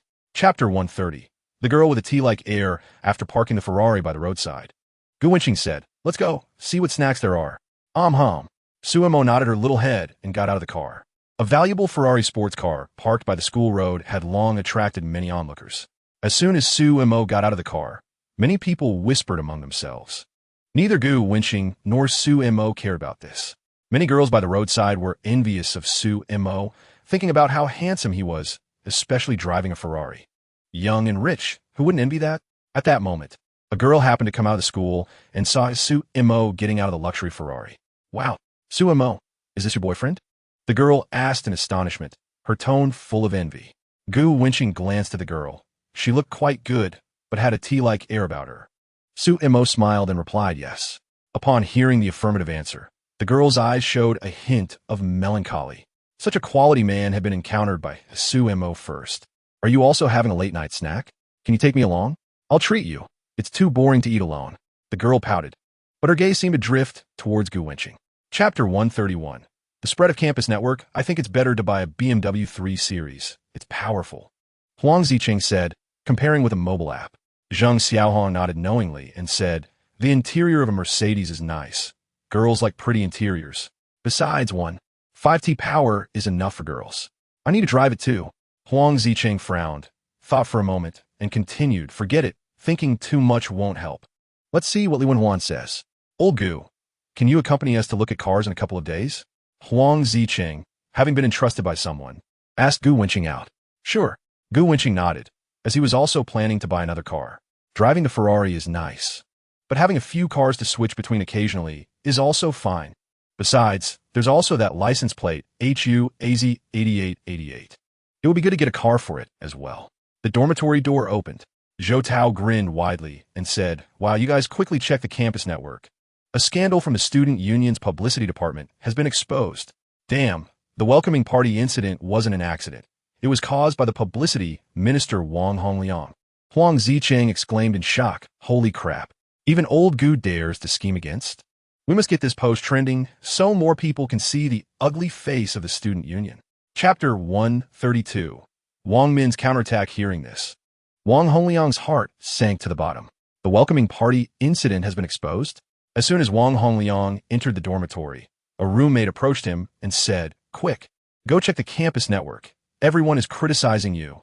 Wang Hongliang frantically pulled out his phone and, upon seeing it, nearly fainted. Fortunately, his roommate quickly supported him. Wang Hongliang was terrified and in tears, thinking it's over, all over. Such a violation of school discipline, and the crime was widely spread online. Even if Wang Hongliang's dad was the principal, he couldn't escape this. Moreover, his dad isn't the principal. That night, he couldn't sleep at all, filled with fear.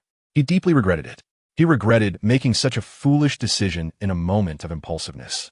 He also regretted that he shouldn't have sent that message to Gong Xian, which solidified the evidence against him. The thing he regretted the most was being jealous of Gu Wenqing and even plotting against him. He gave himself a hard slap and cursed himself for being stupid. He knew very well that Gu Wenqing was not someone to mess with, yet he acted foolishly. But it was all too late. Gu Wenqing's revenge was so swift and ruthless that it left him in utter despair. Chapter 133. Not everyone is suitable to be friends. Hearing Wang Min's words left the two in the dorm room a bit stunned.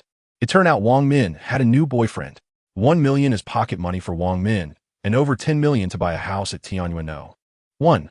Her new boyfriend must be very wealthy. What is more important is that her boyfriend is also a university student, and he's a year younger than them. Thinking about this, they found it hard to believe. A girl who was closer to Wang Min exclaimed enviously, Min, if he can give you such an expensive gift, he must be a rich second generation. That's amazing. Another girl nearby also looked envious. To be honest, it's hard not to envy someone dating in college who gets huge amounts of pocket money and has a boyfriend who buys houses. Moreover, Wang Min is dating someone much younger. Just thinking about it made them even more jealous. The short-haired girl also looked very jealous, unconsciously putting herself in Wang Min's shoes. How nice it would be if she had a tall, rich, and handsome boyfriend who gave her money and a house. No, something was very wrong.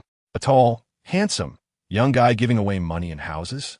Chapter 134. Potential danger. Buzz. Buzz. The phone on the bedside vibrated. It was a message from Bai Yueguang Qin Yunan. She mentioned some things about the welcome party, sounding a bit guilty. After chatting for a while, the victim Gu Wenqing actually comforted Qin Yunan, saying it wasn't her fault. If it had to be a fault, it was because she was too beautiful. Gu Wenqing's words made Qin Yunan giggle. They chatted for a long time, and through their conversation, Gu Wenqing learned that Qin Yunan was also from Luzhou and left at the age of 11 to study in the Magic City. Qin Yunan also sent many photos of her dancing lessons to Gu Wenqing to look at.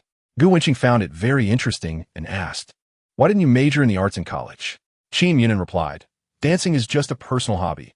I'm nowhere near as good as Senior Wang Yanran." Feeling wronged, Gu Wenqing felt like there were daggers hidden in those words. After ending the chat, in the girls' dormitory at the Magic City University, Qin Yunan lifted her delicate foot and kicked the air a few times. She had sent so many photos. How could he still not recognize her? The tear mole at the corner of her, it was very obvious. She had it since she was little. Was Gu Wenqing blind to faces? Chapter 135. The quirky manager of Yunmeng Interactive Entertainment. To be honest, after some time of calm reflection, the short-haired girl found Wang Min's words full of holes. A freshman student dating Wang Min transferred 1 million to her as pocket money and gifted her a villa worth over 100 million. If it were a middle-aged man keeping a mistress, the short-haired girl might still believe it. But Wang Min said it was an 18-year-old boy. An 18-year-old boy gifting a villa worth over 100 million? This practically rubbed her intelligence in the dirt. However, the fact that Wang Min owned a villa worth over 100 million indeed made the short-haired girl incredibly jealous. More importantly, it wasn't just any villa, but the Villa King of Tianyuan No. 1. She specially checked it on her phone last night. The Villa King of Tianyuan No. 1 costs 300,000 per square meter. So, a 1060 square meter Villa King would be worth over 300 million. 300 million in assets, even a first-tier city like the Magic City, is not something to be underestimated. Wang Min, with just her looks, surpassed 99 of the people in this city, living a life that made her envious.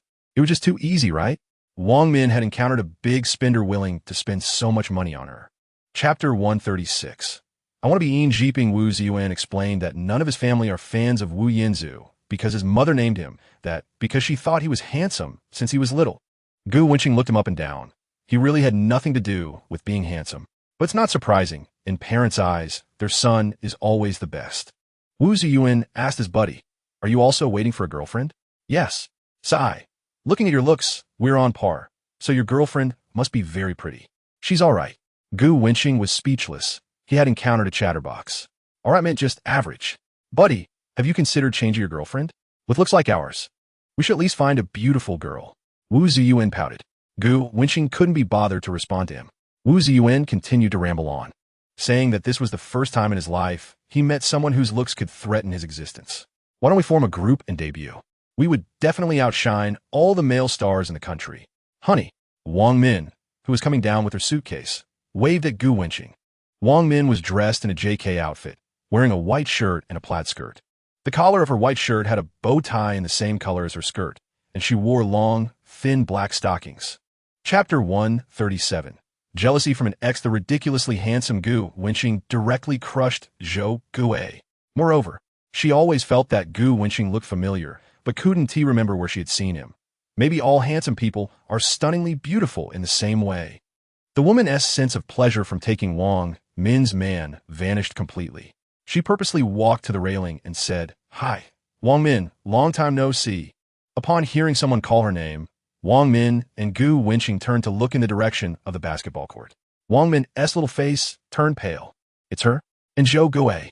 One was the person who took Wang Min's ex, and the other was Wang Min's cheating ex.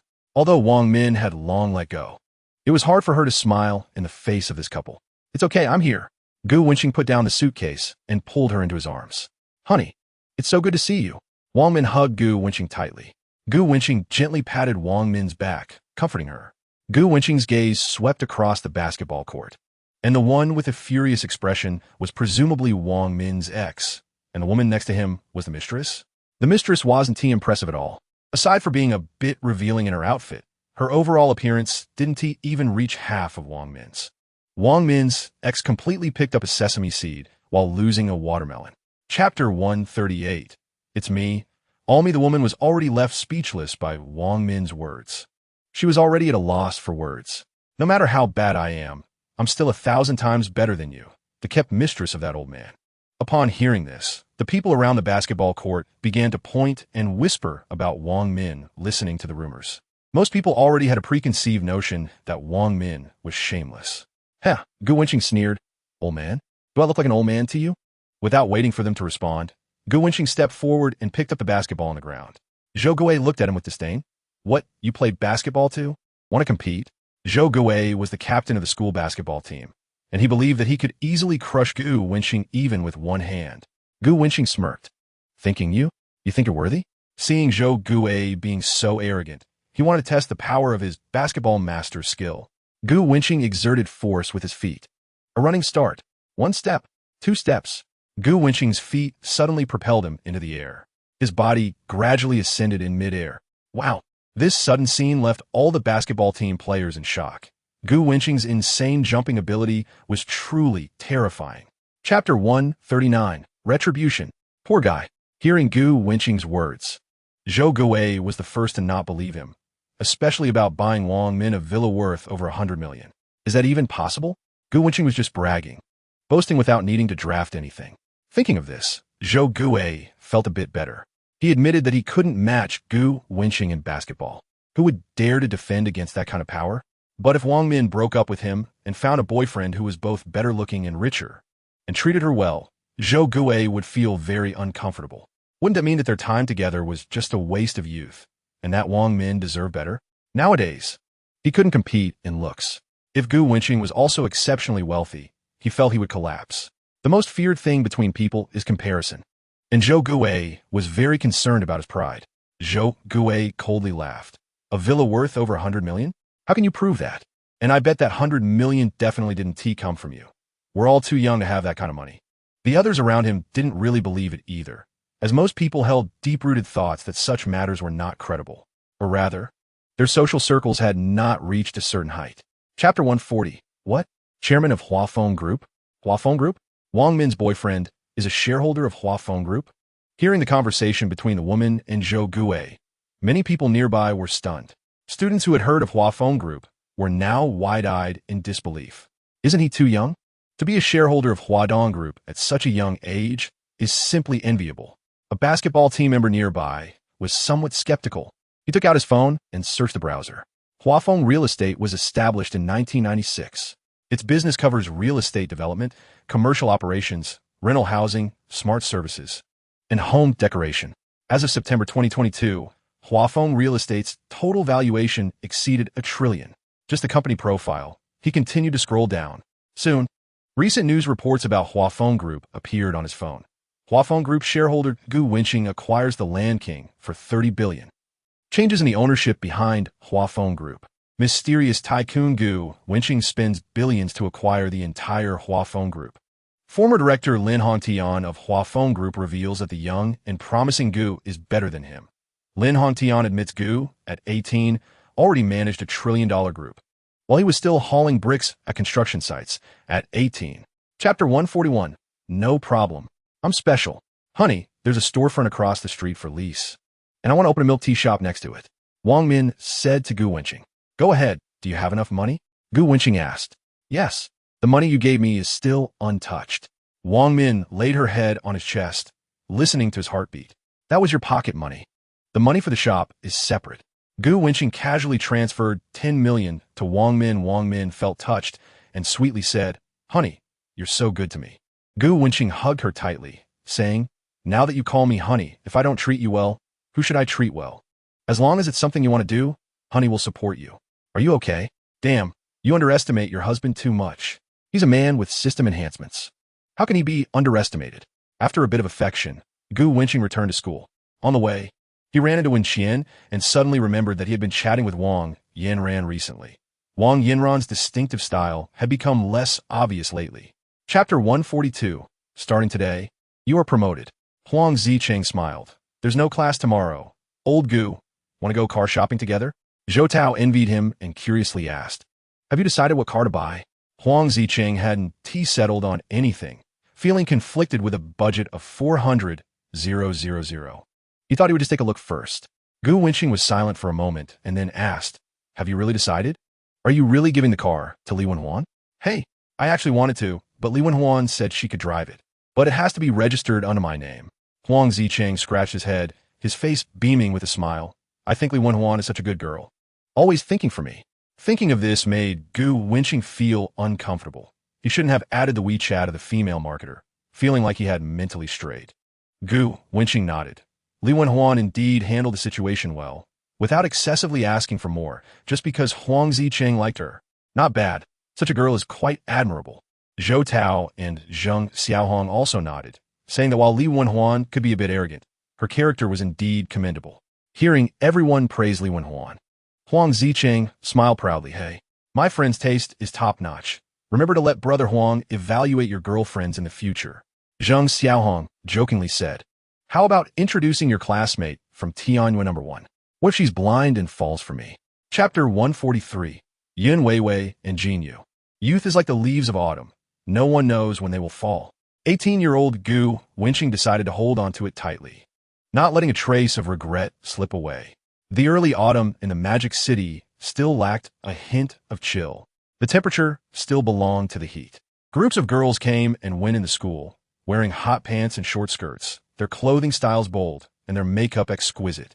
Most of them were seniors in their second and third years.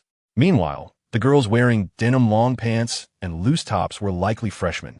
This was the experience that Huang Zicheng proudly shared. Zhou Tao scoffed, "That's not possible." Nowadays, with the internet so developed, high school students in small cities are already secretly wearing stockings and tight clothing. It's just that their makeup doesn't look good. Zhou Tao said to Huang Zicheng, "Where did you get that scene from? Are you trying to act like Teacher Huang in front of us?" Zheng Xiaohong laughed and said, "What about your goddess Li Wenwan? And the girls in their dormitory, aren't they all dressed fashionably?" Huang Zicheng felt awkward and thought, "Damn, are the novels I read out of date?" At that moment, he happened to see two girls walking towards him, one of whom was wearing long denim pants, and his eyes lit up. Chapter 144. Senior Wang Yinran's family. Gu Wenqing sighed, speaking like someone with experience. "Women are like tigers. With your small frame, I suggest you become a monk." Zheng Xiaohong rolled her eyes and said, "I'm still a virgin. What kind of monk would I be?" "Sigh. You'll understand later. I advise you to exercise more." Just in case. Gu Wenqing patted Zheng Xiaohong on the shoulder, looking at Huang Zicheng, who was laughing heartily. He said lightly, "What are you laughing at? You and Zheng Xiaohong are equally matched. If you don't exercise, be careful of being crushed by a woman." Huang Zicheng's smile abruptly stopped. Although Gu Wenqing's words were joking, he was also advising both of them to take care of their health, as Zheng Xiaohong and Huang Zicheng really didn't seem fit. In class, Gu Wenqing received a message from Senior Wang Yinran. "I'm going home for a bit. Don't miss me too much. Playful. Picture, picture, picture." Then Wang Yinran sent 3 selfies. The real deal is just different. Happy, since they were in class, Gu Wenqing scratched his head, maintaining a calm expression on his face. Chapter 145. Li Jiahui's confusion. Class always seemed long. With Gu Wenqing's current status, even if he didn't attend classes, it wouldn't matter that he didn't have a university diploma, as he was already worth billions. However, he had worked hard to get into Magic City University, and he had to honor his efforts. Otherwise, wouldn't that waste 3 years of hard work? More importantly, he needed to give his parents a good explanation. Besides, university only lasts 4 years, and he should cherish the time at school. Once he stepped into society, it would truly be goodbye to campus life. After all, his future profession wouldn't be a teacher. So he still attended classes. It was quite interesting to see the vibrant senior girls. Before class was over, his phone received a message. It was from his assistant and personal secretary, Li Jiahui, sending a WeChat message. "Li Jiahui, I found a location. The exterior of the storefront outside is a bit lacking, so I found a store in the school's commercial street. The transfer fee is a bit more expensive than outside, but the location is excellent. Transfer 100,000 as a labor fee." Gu Wenqing directly transferred 100,000, thinking that this secretary was really efficient. The horse runs fast, so get some grass. Chapter 146. If you miss one word, call again. Li Jiahui raised an eyebrow, her charm making many boys swoon. The way this mature woman carried herself was simply irresistible. He really didn't know which man was lucky enough to win such a beauty's favor. Gu Wenqing walked ahead, followed by 3 little followers from the dormitory. He soon saw Li Jiahui standing by the flower bed. She was still in professional attire, a fitted shirt, a pencil skirt, black stockings, and high heels. At that moment, she was bored with her arms crossed under her chest, her white shirt accentuating her curves. Especially with the glasses on her face, it added a touch of mature elegance, an indescribable allure. Assistantly, Gu Wenqing greeted with a warm smile. "Hello, Mr. Gu." Li Jiahui, seeing Gu Wenqing, quickly extended a hand for a handshake. Little did she know, Gu Wenqing directly pulled her in for a warm hug, her curves pressed against his chest. The sudden enthusiasm made Li Jiahui's face flush. She suspected that Gu Wenqing had ulterior motives. "Long time no see." After the hug, Gu Wenqing smiled and naturally took a sip from the sparkling water Li Jiahui had brought. Chapter 147. "Am her brother, Li Wenqing."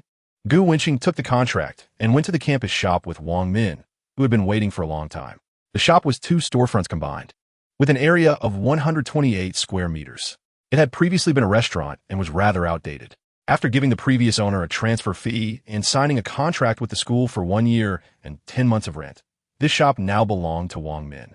As for why they only paid 10 months rent for a year, it was because the school offered 2 months of rent-free during the winter and summer breaks. Wang Min, who was venturing into business for the first time, was at a loss. She said, "I don't know how to decorate it, and I need to learn about franchising a milk tea shop, etc." Gu Wenqing waved his hand and said, "Choose a light luxury style for the decoration. I'll send someone to negotiate. Make sure to finalize the franchising of the milk tea shop and hiring staff. Huafeng Group has its own renovation team. Decorating a milk tea shop is a piece of cake." In the Jeep Wrangler, Li Jiahui asked Gu Wenqing after he got in, "Where to?" "To the company. It's been a while since I've been to Huafeng Group. It's time for an inspection." They chatted along the way and soon arrived at the entrance of Huafeng Group. Chapter 148. The danger detected. Li Jiahui stood opposite the desk. The two faced each other, and it was quite apparent that Gu Wenqing could see how Li Jiahui's white shirt accentuated her curves. After listening to the work report, Gu Wenqing concluded that Li Jiahui's capital was indeed quite good. "As a boss, I haven't given you a welcome gift. Consider these flowers a welcome gift." Gu Wenqing presented a bouquet of 999 roses. Li Jiahui didn't mind and placed the flowers on the desk, opened her laptop, and continued working. Gu Wenqing smiled, thinking that accepting the flowers meant she was now his. "Huh?" Li Jiahui was surprised, wondering what Gu Wenqing meant by that. Gu Wenqing clarified, "I mean, you're my personal secretary, and you need to report when taking leave. After all, I might need you at any time during the 24 hours. He glanced at her long legs and black stockings as he explained. 24 hours a day. Li Jiahui emphasized, "Just the regular duties, okay? Of course. Do you think I want to be the old cow eating young grass?" Li Jiahui shivered at his words. She turned her head and rolled her eyes at him, saying, "Don't be ridiculous. You're the boss." Chapter 149. About the daughter's boyfriend, many tenants who didn't know Wang Yanran were simply stunned. A beautiful woman with a luxury car. It was simply amazing. Meanwhile, local residents familiar with Wang Yanran were also surprised to see her get out of the car. They heard that the car cost $1 million. The Wang family girl has really made it big. After all, they had watched Wang Yanran grow up, from a crying little girl to a tall and graceful young woman. The elderly remarked on how fast time flies. The neighborhood consisted of stairwell buildings, 7 stories in total. Wang Yanran lives on the 2nd floor. Wang Yanran calmed herself down and knocked on the door. "Knock, knock, who is it?" A voice came from inside. "Mom, it's me, Yanran." Hearing her daughter's voice, Wang Yu opened the door. The moment she saw her mother, Wang Yanran's heart trembled. Before the summer vacation ended and before she left home, her mother was still fine. Now, however, her forehead was wrapped in gauze, the white bandage stained with blood. Even though she had mentally prepared herself after hearing her mother talk about it on the phone, seeing it in person made Wang Yanran unable to hold back any longer. She hugged her mother and cried. After a long time, Wang Yanran's emotions calmed down a bit. Chapter 150. The rice is cooked. Wang Yu felt it was absurd. After hearing Wang Yanran's words, she had serious doubts. Could it be that Wang Yanran was deliberately saying this to reassure her? In reality, there was no such thing as an 18-year-old junior. Thinking of this, Wang Yu furrowed her brow and looked at her daughter, seriously asking if there were any photos. "Show me your pictures." Wang Yu knew a lot. Nowadays, young couples usually have many selfies on their phones. Wang Yu wanted to figure out whether her daughter Wang Yanran was lying to her. Wang Yu was genuinely afraid that her daughter might go down the wrong path, especially when she recalled the news she had seen on short video platforms. An old man's retirement funds have nowhere to go, so he simply supports a female college student. The legitimate wife caught the mistress in the act, and the two fought in the street, exposing the mistress. A 24-year-old female college student was supported by a 60-year-old boss for 200,000 yuan, and after getting pregnant, the boss's actions drove her to despair. Recently, the short video app kept pushing these news stories to her. As long as it didn't happen to her family, she could still enjoy it rationally. Now, she was truly afraid of what she feared, worried that Wang Yanran might also step into this wrong path. Chapter 151. Senior sister is in danger, of course. There were a few people who said that Wang Yanran was outside relying on wealthy men, and even more who thought she was using her beauty and youth to secretly engage in some unspeakable dirty dealings. College students are no longer valuable. They are everywhere. However, in certain markets, female college students are still in high demand. Human nature is complex. Some hope for Wang Yanran to have a good life, while others wished for her to have a bad one. For example, Sun Hong. She was Yang Bing's second wife, and Yang Bing's ex-wife was Wang Yu. Yang Bing was Wang Yanran's father. Because she instigated her son and caused Wang Yu's injury, Sun Hong often strolled around the community where Wang Yu lived these days. But not out of concern for Wang Yu. She was afraid that if something happened to Wang Yu, it might implicate her and her son. Unintentionally, She overheard many elderly people in the community discussing Wang Yanran. Wearing a mask, Sun Hong deliberately paused to listen for a long time. She was shocked. What? That little brat Wang Yanran drove back in a Porsche? Or a luxury car worth millions? Now, Sun Hong couldn't be happy. She wished the Wang family would go bankrupt. How could she not be disappointed to hear that Wang Yanran could drive a $1 million luxury car? Chapter 152. The Storm Rises. Intent to kill Sun Dalei first drugged Wang Yanran and took care of the matter. Then he threatened Wang Yanran with a video, saying that if she didn't obey, he would expose the video online. After that, Sun Dalei used the video to control Wang Yanran and could also gain a continuous stream of money from her benefactor. Beauty and money. Didn't he have it all? At that moment, Sun Dalei felt that life was perfect. If things went smoothly, tomorrow he could drive Wang Yanran's Porsche Cayenne, and everywhere he went, people would call him Mr. Sunday. If it didn't go well, he would blame Wang Yanran for not knowing her place. At that moment, after drinking, Sun Dalei had already devised his plan. He was just waiting to put into action. Suddenly, Sun Dalei felt a chill behind him. Turning around, he saw a thug behind him. At this moment, Sun Dalei had no time to dodge and watched helplessly as the thug struck him. The tremendous force directly cracked open Sun Dalei's head, leaving him bleeding and unconscious. A tall and strong bodyguard stood on the street with a rubber baton, looking at the unconscious Sun Dalei with a murderous gaze. This street thug actually dared to lay hands on the boss's woman? Chapter 153. Late justice with the support of the one-handed supercar skill, the Porsche 911 sped along. Following the navigation, Gu Wenqing arrived at the outskirts of Sioux City. Meanwhile, the 10 escort vehicles behind would take some time to reach Sioux City. President Gu. 2 bodyguards watched Gu Wenqing get out of the Porsche 911 and reported all the information extracted from Sun Dalei through violent interrogation. After listening, Gu Wenqing sentenced Sun Dalei to death in his heart. Arrange for some brothers to bring the drug dealer here too, Gu Wenqing said with a blank expression. From the violent interrogation of Sun Dalei, he learned some things he was about to do. Besides some criminal history unrelated to Wang Yanran and what he discussed with his sister Sun Hong, Sun Dalei was about to plot against Wang Yanran. Enchanted by his own thoughts, Sun Dalei planned to use drugs on Wang Yanran, and most importantly, he had already taken action to purchase the drugs. Through video recordings, he plotted to control Wang Yanran. Just these 2 thoughts were enough for Sun Dalei to die 1,000,000 times. In the wilderness, Gu Wenqing saw Sun Dalei, beaten to a pulp, covered in blood. At that moment, the sober Sun Dalei was terrified. Sun Dalei considered himself not a good person. But those who kidnapped him were even more desperate. Chapter 154. Prop card. Dawn kill at this moment. Sun Dalei saw clearly that no matter which answer he chose, the other party wanted him dead. Let me die understanding. Who exactly did I offend? Sun Dalei needed to figure it out. Otherwise, he would die with regrets. Shut up. Gu Wenqing's eyes turned cold, and the bodyguards immediately came over, knocked the injured Sun Dalei unconscious, and stuffed him into a snakeskin bag. After a while, the unconscious drug dealer was also brought over and stuffed into another snakeskin bag. A bodyguard lit a cigarette for Gu Wenqing and quietly asked, President, should we bury them alive, or? As citizens of Huaxia, we need to be law-abiding, Gu Wenqing replied, taking a puff of his cigarette. Then, with narrowed eyes, he added, bury them at sea. The bodyguards were not surprised at all. Anyone who dared to lay hands on President Gu's woman would have no way out.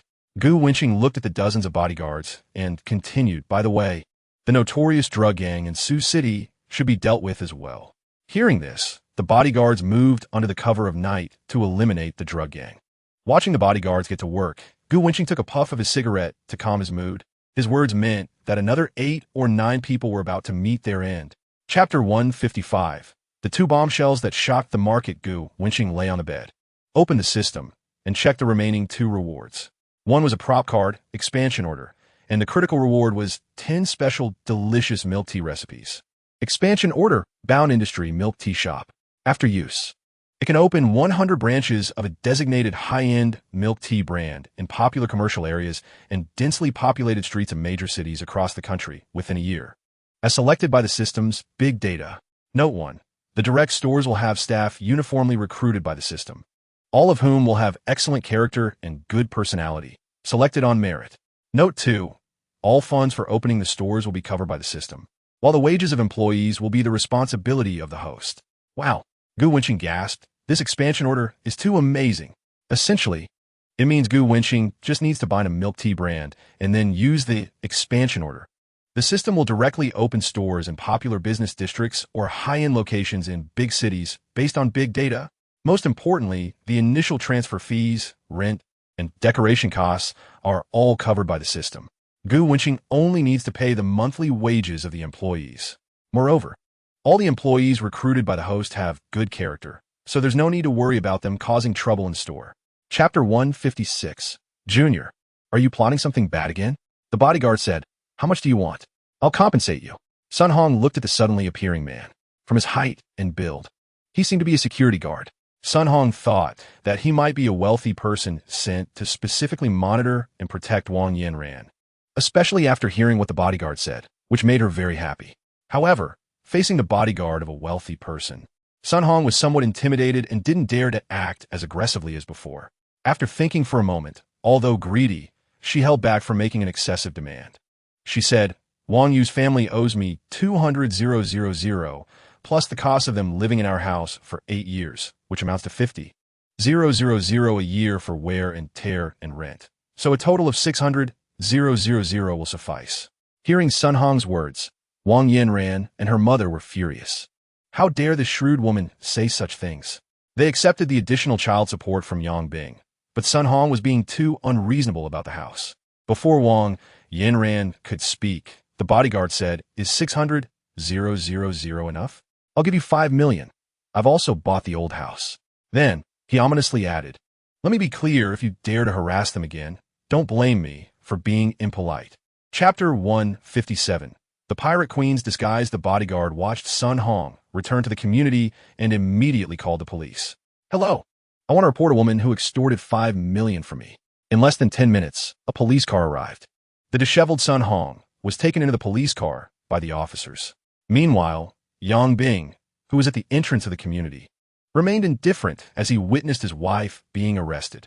The legal team from Hua Phone Group had long been waiting outside the police station. Greed leads to ruin, and Sun Hong paid the price for her avarice.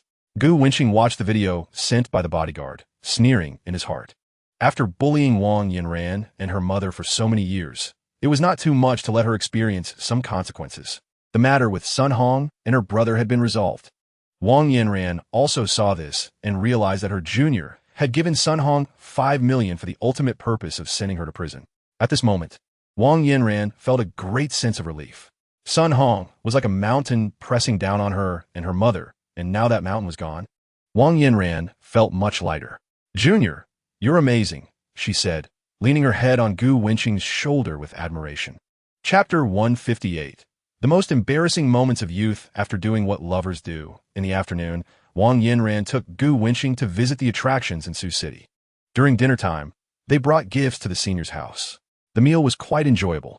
Wang Yu and her mother-in-law were becoming increasingly satisfied with their son-in-law. However, Wang Yu's meaningful gaze made Gu Wenqing feel a bit guilty. Oh no, experience beats youth. The aunt wasn't fooled by the senior. There are 3 of the most embarrassing situations for a young man. Helping a girl twist off a bottle cap and failing, only for the girl to succeed. Mistakenly hitting someone on the butt thinking they were an acquaintance while in the shower, and commenting on a female teacher's large backside only to be overheard. Now, Gu Wenqing was preparing to add one more, being caught in an intimate moment by his partner's mother. Although Wang Yanran's mother only called during their intimacy, it was easy to tell that she must have had some suspicions but chose not to address them. Especially when Gu Wenqing was leaving, Wang Yu said, "You're still young, so be careful." Gu Wenqing felt completely thrown off. It was still a relatively pleasant meal. The embarrassment made him feel like a different person. Chapter 159. I specifically bought this for you. Gu Wenqing had no idea about Yuanen's thoughts. He locked his phone screen, intending to take a nap. Buzz, buzz, buzz. Buzz, buzz, buzz. His phone vibrated again. A message from Yuanen read, I dressed up today. Upon seeing this message, Gu Wenqing realized Yuanen was indirectly asking him out. He recalled her 36D figure. Forget it, since there's nothing else to do. Let us go with what you want. Gu Wenqing replied, Oh, how did you know I was coming to find you? Such a telepathic connection. After reading this message, Yuanen's face broke into a silly smile. She knew Gu definitely hadn't forgotten. At this moment, Huang Ziqing also sent a message to Gu Wenqing. Huang Ziqing said, "Old Gu, we agreed to check out cars together today. Where are you?" Gu Wenqing suddenly realized, "Oh, so there was something today? You can go with Li Wenhuan, since I have something to do today." Huang Ziqing replied, "Damn, we can't do it without you." Li Wenhuan specifically instructed Huang Ziqing to make sure to bring Gu Wenqing along. How could old Gu suddenly bail? How was Huang Ziqing supposed to explain to Goddess Wenhuan? Chapter 160. If it's Gu Ji's words, I'm willing just by looking at the impressive figure in front. Wanli knew he definitely wouldn't mistake the person. Wanli was feeling even more frustrated. Wanli felt a bit embarrassed. He cursed in his heart, "Damn it. Is this what you meant by not wanting to go out, you Unin?" Wanli was somewhat angry, but also helpless. After all, he wasn't really anything to Yuanin. In fact, he had never confessed his feelings to her. At most, it was just a crush or infatuation. During high school, how glorious was Wanli? How could he be thwarted by the usually unnoticed Yuanin during his school years? Wanli simply turned back to the private room. He didn't want Yuanin to see him. Otherwise, he would feel even more ashamed. Yuanin loved spicy food. Her little face flushed red from the heat. She had the same taste as Gu Wenqing, who also loved spicy food. Through their conversation, Gu Wenqing learned that Yuanin didn't perform well academically and stopped studying in her senior year. Otherwise, she should be a freshman this year. Yuanin started school relatively early. It seems Gu was involved in many industries. He hadn't even asked him yet. Chapter 161. It's good to have a lot of drool hearing someone familiar with Yuanin. Gu Wenqing turned around. For young college students. Before Yuanin could speak to Gu Wenqing, the leader, Yuan Kai, was dumbfounded. What did he see? The man dining with his roommate Goddess was actually this big shot? My God, isn't this like pulling teeth from a tiger's mouth? This guy bought his own Porsche 911 for $2 million without any logic. Especially with a group of heavily armed bodyguards behind him, it was incredibly intimidating. At this thought, Yuan Kai was no longer scared but horrified. The big shot style of doing things at night was very strong and authoritative. It was clear he had an extraordinary background. Who else goes out with a whole bunch of bodyguards? Yuan Kai was sweating all over, wiping the sweat from his forehead, and tremblingly said, "Big shot. What a coincidence. Are you here for dinner too?" Looking at Gu Wenqing's puzzled face, Yuan Kai humbly continued, "I'm the owner of the Porsche 911 you bought. By the way, witnessing the big shot driving sport cars is really explosive." Hearing this, Gu Wenqing had some impression and deliberately snorted coldly, saying casually. Chapter 162. The popularity of PUBG. Gu Wenqing returned to the dormitory. He saw Huang Ziqing was playing a game on his phone. "Help me. Quickly help me." Huang Ziqing looked up at Gu Wenqing and while playing the game said, "Old Gu, you're back? I found a game that's as fun as CF, called PUBG. Old Gu, download it quickly. Let us squad up." Afterward, Huang Ziqing, who was blown up by his teammates, screamed in horror, I really can't take this. I asked you to help me, not to blow me up. Can you even play this game? If not, little brother, this is my first time playing." A girl's voice? A girl. Upon hearing this, Huang Ziqing, who had been angry, instantly smiled, and his screams became gentle. "If you don't know, I'll teach you how to play. I'm really good at this game."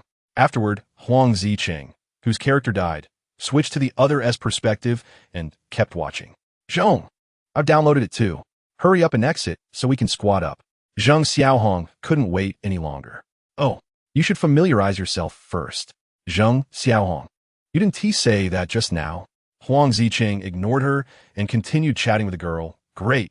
This recoil control is amazing." Chapter 163. The Thoughts of Green Tea. Gu Wenqing also played a few rounds of PUBG with his roommates. Just then, the dormitory door opened. Zhou Tao came back. Zhou Tao had been doing part-time work outside recently. He had a mysterious look on his face. "Guess who I saw at school just now?" Huang Ziqing was busy playing the game and ignored him. Zheng Xiaohong, however, became interested. "Who?" Zhou Tao grinned widely. "I saw Wang Hongliang at the school gate." "Wang Hongliang? Isn't he expelled?" Zhou Tao looked certain. I couldn't have mistaken him. It was definitely that guy. Gu Wenqing frowned. "Wang Hongliang? Right? How could I have forgotten this guy?" Thinking about it, he realized that he was the biggest suspect in slashing the Ferrari's tires. Gu Wenqing searched for a picture of Wang Hongliang in the forum and sent it to the bodyguards. He then discovered that there were unread messages from Su Mo. While they chatted, Su Mo shared interesting daily happenings with Gu Wenqing and sent pictures of delicious food she had eaten. The little girl loved to take photos and even sent a few selfies. "Boss, do I look good?" Gu Wenqing replied, "You look good." Sumo, boss. What were you doing just now? Why did it take you so long to respond? Gu Wenqing chuckled. Checking up on you? Chapter 164. Is he a fool? In the Radisson presidential suite, Gu Wenqing was enamored with Pikachu. Sumo pouted and said, Boss, do you like Shonda? Seeing Gu Wenqing nod, Sumo transformed into a curious baby and continued to ask, Why? Soft, big, brainless, easy to fool. Are you talking about me? No. Sumo wrinkled her little nose, implying, Am I a little one? Hey, are you challenging the boss? Ha! Sumo lightly spat, Bad guy. If a man isn't bad, a woman won't love him.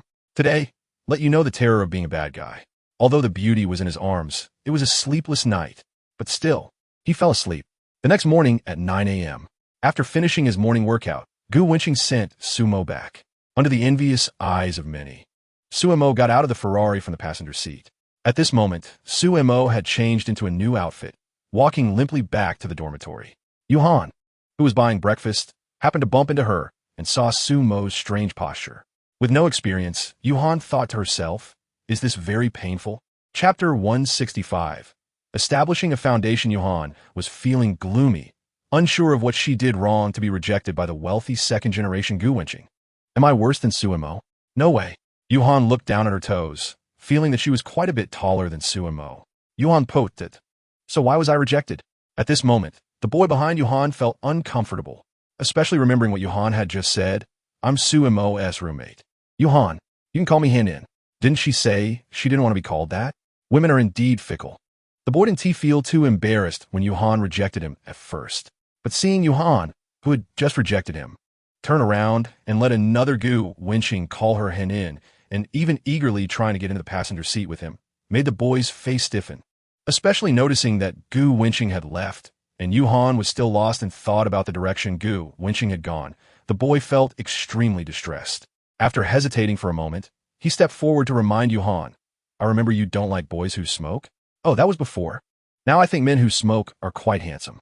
Hearing Yuhan's fickleness once again, the boy's expression became extremely complicated. Chapter 166. A call from two big shots, Feiyong Real Estate, Yin family. Let's hold off on this for now. The priority is to deal with that scoundrel Wang Hongliang first. Gu Wenqing returned to the dormitory and chatted with Huang Zicheng and a few others for a while before resting. The next morning, Gu Wenqing received an unexpected phone call. Manager Gu, are you free today? Upon answering the call, a loud middle-aged man's voice came through. Director Lin. Gu Wenqing was a bit surprised. Lin Hongtian? Previously, Gu Wenqing had a slight connection as a shareholder of Huafeng, but now Huafeng was Gu Wenqing's private property. What business did Lin Hongtian have with her? Wenqing, I've organized a gathering of wealthy people in Modu. If you're free, come by for a bit. Lin Hongtian stated his intention. Gu Wenqing asked if Yin Jun from Feiyong Real Estate would be there. If he was, Gu Wenqing would definitely go.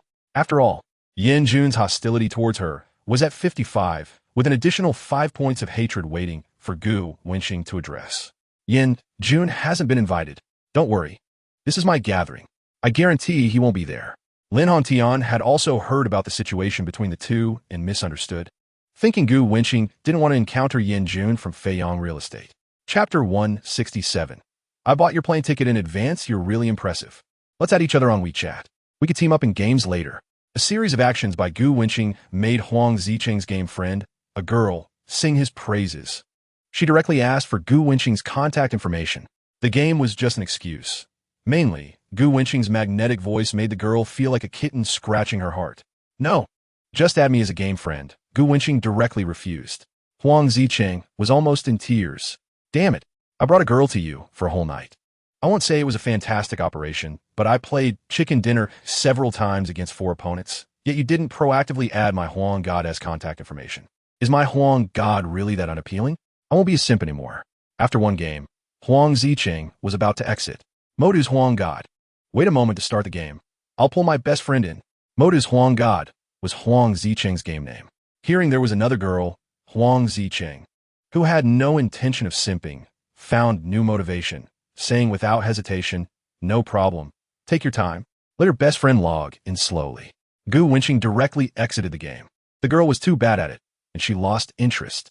Chapter 168. Senior Sister's Happiness Value 100. Manager Gu, I've arrived at Moda University. Gu Wenqing clicked on voice. An assistant Li Jiahui's voice came through. Manager Gu? The other three in the dorm were startled. Was old Gu going on a date with his beautiful assistant again? Thinking of Li Jiahui's charming figure, Huang Ziqing felt that gaming with girls lost its appeal. After finishing his game, Huang Ziqing also sent a message to Li Wenhui. Wenhui, a good movie has recently been released. Want to go watch it together? Grinning. Li Wenhui, sure. I'll call him Luo. You get Gu Wenqing out. Huang Ziqing. Old Gu just went out. Awkward. Li Wenhui. If Luo doesn't go, I won't go either. Damn.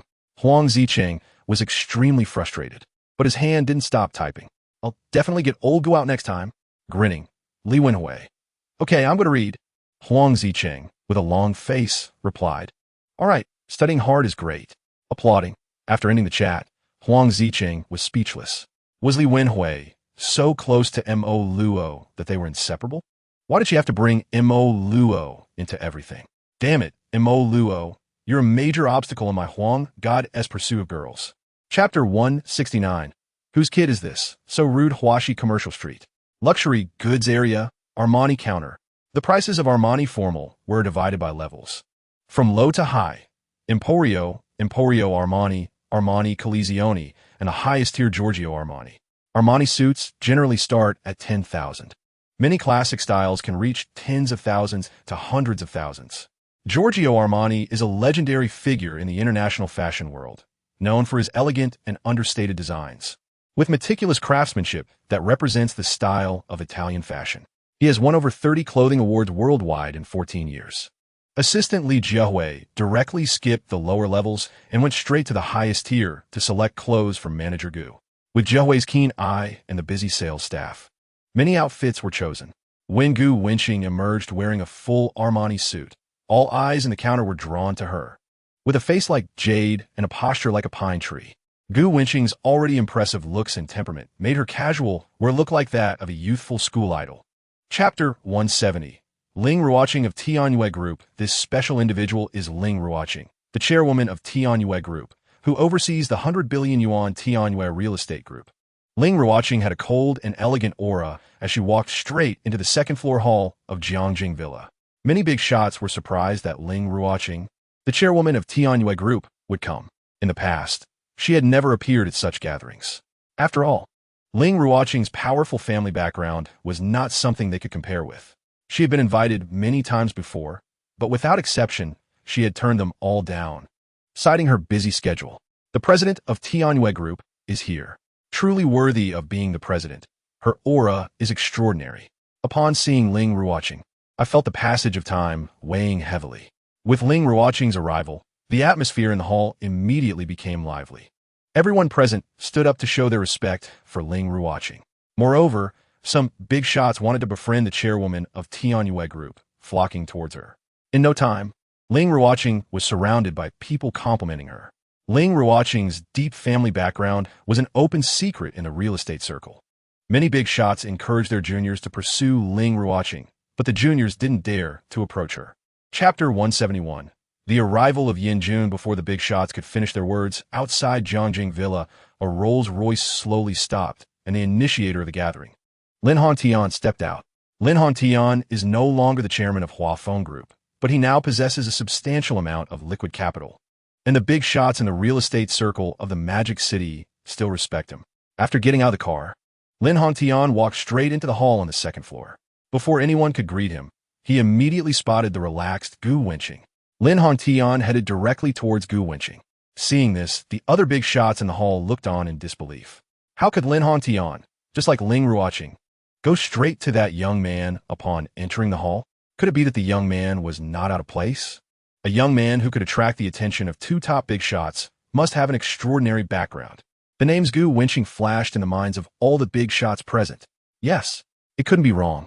There were rumors that the new chairman of Huafeng Group is only 18 years old, and this young man before them is of a similar age to the chairman of Huafeng Group. All the big shots fixed their gazes on Lin Hantian, eager to witness the truth. Chairman Gu. Chapter 172. Should I go to the hospital to accompany my son? General Yin. Long time no see, General Yin. A few big shots who had been neglected by Gu Wenqing greeted Yin Jun, although it was Yin Jun's first time attending the gathering. Everyone in the same circle had crossed paths before. Yan Yun nodded indifferently. In his heart, he looked down on them, viewing them as either comparable or lower in status than himself, and he had no interest in conversing with them. Yan Jun's expression remained calm, but his gaze was fixed on Gu Wenqing. Yan Jun had a daughter and a son, and he always favored his son over his daughter. From the moment his youngest son, Yan Xiangbin, was born, Yan Jun was overjoyed and did everything he could to provide the best for his son, buying him whatever he wanted. Yan Xiangbin had caused quite a bit of trouble, breaking numerous legs and taking advantage of many women. And Yan Jun had to clean up after him. This not only did not disappoint Yan Jun, but he also praised his son Yan Xiangbin for surpassing expectations, proving to be capable of great things. How could Yan Jun not hold a grudge when his precious son, who was treated like a treasure, was suddenly beaten and had both hands broken?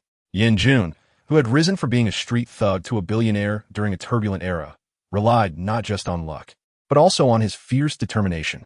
Chapter 173, Why Should I Explain My Actions to You? Hearing Gu Wenqing's words, Ling Ruoqing's eyes lit up. Very strong, very domineering. On the other side, upon hearing Gu Wenqing's brazen remarks, Yan Jun's expression darkened to the extreme. He was always the one threatening others. He never expected to be threatened today by an 18-year-old young man. You want me, Yan Jun, to end up in the hospital too? The more arrogant Gu Wenqing became, the more cautious Yan Jun felt. Yan Jun's heart was dark, but his expression was unpredictable as he said, Isn't Mr. Gu being a bit too aggressive? My son has made mistakes and has already received his due punishment, but my Yin family has not offended you afterwards. Is Mr. Gu going a bit too far? Huh? A cold smile appeared on Gu Wenqing's face, and his whole demeanor became sharp. Your son made the first mistake, and having his hands broken is well-deserved. My dealing with the Yin family has nothing to do with your son's matter. Yan Jun, you think too highly of your Yin family and too little of me. Gu Wenqing, dealing with your Yin family is as simple as crushing an ant. In my life, why should I explain my actions to others? Gu Wenqing, who possessed a system. Chapter 174, Enjoying the Thrill of Revenge. I, Gu Wenqing, do what I want without fear. Gu Wenqing stood up, casually stating, It's only about whether I want to or not. Are you out of your mind? Don't you fear the law? Yan Jun's voice trembled. Things are not like they were back then. Killing is easy, but dealing with the aftermath is hard. What happens to the Yin family is none of my business. Then, Gu Wenqing stepped on Yan Jun's body and leaned down to whisper, Even if the truth comes out, just find a scapegoat to take the blame. Isn't that the Yin family's usual trick? Yan Yun, Mishu Gilyu. You're not a sheltered rich kid at all. You're a complete madman. Yan Jun tried to make a last-ditch effort. Thank you for the compliment. Gu Wenqing kicked Yan Jun hard, as a reward for him. With the strength from his modified body, Gu Wenqing's kick knocked the resisting Yan Jun unconscious. The once mighty figure of the underworld, Yan Jun of Feiyang Real Estate, lay helplessly at Gu Wenqing's feet. Gu Wenqing slowly stood up, wearing a smile. Ladies and gentlemen, I have settled some personal matters with General Yan, and I apologize for interrupting your enjoyment. Chapter 175, Gu Wenqing is not worth mentioning. Mr. Gu, what a skillful move. One person arrived late at night. The cold wind blowing by the river. Speak, what do you want from Feiyang Real Estate? Gu Wenqing opened his mouth. The man shook his head. Or do you want me to invest a certain amount to make cars? After a long pause, Lin Hongtian finally spoke. I have one condition. Stay away from my daughter Lin Yingying. Do you think I will listen to you? Gu Wenqing retorted. No matter what. I don't want Lin Yingying's partner to be someone with blood on his hands. Mr. Lin, you are mistaken. If I hadn't discovered Yan Xiangbin's intentions toward Lin Yingying, when Yan Xiangbin is discharged from the hospital, it would probably be you, Lin Hongtian, who would be the one wanting to kill. Lin Hongtian sighed deeply. Mr. Gu, this is a request from father. Gu Wenqing shook his head. You acted quite well in the hall just now. Probably everyone doesn't know that you have half the credit for this matter. As for Lin Yingying, the current trend is free love. You, as a father, should be more open-minded. After saying that, Gu Wenqing strode away, leaving Lin Hongtian standing alone by the river. All the big shots gathered in the hall would never have thought that the confrontation with Yan Jun was not an accident, but was premeditated. Chapter 176, I think you can save some money. What Wang Hao didn't know was that Ling Ruoqing not only wanted Gu Wenqing to be a shield. The two direct descendants of the Wang family were Ling Ruoqing and Wang Hao. Wang Hao was not focused on a group. Therefore, if Ling Ruoqing wanted to take charge of the trillion yuan Wang family as a woman, she absolutely could not marry outside. She needed a strong man who could withstand the provocations raised by the other branches of the Wang family and could suppress those second-generation heirs from the capital who were coveting her. In tonight's style of handling things by Gu Wenqing made Ling Ruoqing change her mind. Perhaps she could recruit Gu Wenqing as the son-in-law of the Wang family. As for the lack of feelings between them, Ling Ruoqing didn't consider that at all. Feelings could be cultivated slowly. Important matters require Gu Wenqing's consent. Ling Ruoqing, with a cold demeanor, furrowed her brows in deep thought about the best plan. Tianwen number 1, in the villa area.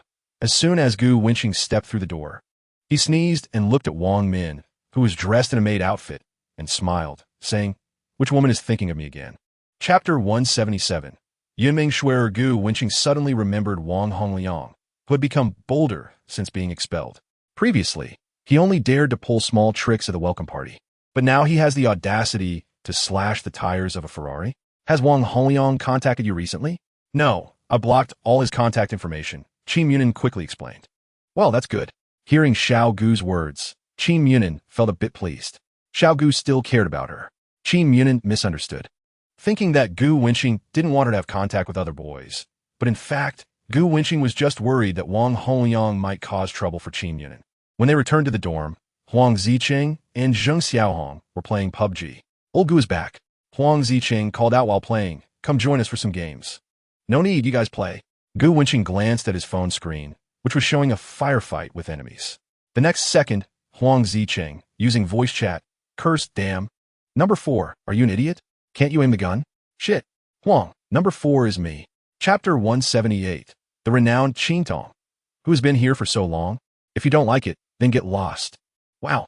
The feud in the beauty area has reached the gaming section. Han Qianque's fans were not lenient towards who is unrivaled, and soon the live chat was flooded with insults directed at who is unrivaled. Han Qianque was also a bit angry. "If you don't like it, just leave. I'm here for the audience." After she finished speaking, countless 6,666 comments filled the screen. Han Qianque's fans sent another wave of gifts. Then, Han Qianque entered the game. Yeah, PUBG is just a parachuting simulator, Han Qianque thought as she died again. Relying on her VIP Emperor status, which granted her the privilege of preventing others from speaking, who is unrivaled, launched another wave of insults. Gu Wenqing deliberately opened the chat to take a look. This who is unrivaled was clearly a canyon pianist, typing at an absurd speed. Not only did he insult the host Han Qianque, but he also mocked the viewers and even ridiculed Yunming Entertainment. Chapter 179. You can charge 10 billion. Gu Wenqing's appearance made the rhythm that who is unrivaled had painstakingly built disappear. Inside the villa in Modu, seeing the grand setup of Qin Tong, the young man couldn't help but feel curious and wanted to learn more. Awesome. This is the pinnacle of the life I aspire to. I wish I could be as carefree as he is. The young man was envious, being able to recharge 1 billion RMB on a virtual platform. How terrifying must the value of Modu's number 1 romantic figure be? The young man came from a wealthy family, but in comparison to Modu's number 1 romantic figure, he felt inadequate. After a wave of envy, the young man started spamming insults again. Yeah, I'll keep cursing until I go eat. The unique golden comments of who is unrivaled refreshed on the screen. Damn, who is unrivaled? Did you eat shit? Your mouth is so foul. Damn, how dare you disrespect Qin Tong? Everyone, let's go and blow up the female streamer Iwan's live stream. The young man's face showed sarcasm, and he continued typing insults. Charging 1 billion RMB, Qin Tong is indeed impressive. But so what? I'll keep insulting. If you have the ability, come through the internet and hit me. Chapter 180. Not bad. Reward. Qin Tong has already muted the entire who is unrivaled live room. A special comment from the super admin appeared on the screen. Seeing the admin's comment, the fans in the live room erupted. Damn, it's still my Qin Tong with the power. Qin Tong is awesome. The first person in the whole network to mute the emperor. Qin Tong is forever a god. In an instant, the entire live room was filled with comments praising Qin Tong. The account of Modu's number 1 romantic figure went from 0 followers to over 1,000. Gu Wenqing ignored it and typed, "Host, sing a song." Han Qianque asked what song Qin Tong wanted to hear. Something upbeat, don't let it be just a sheep. The host Han Qianque was momentarily confused, thinking, isn't that the theme song of Pleasant Goat and Big Big Wolf? This rich guy is really quite unique. Is Qing Tong reminiscing about childhood? Although Han Qinxue was confused, she complimented him. Qing Tong is really different. Does this song have any special meaning? Gu Wenqing sent a comment after a while. A childhood song dedicated to my good grandson, who is unrivaled.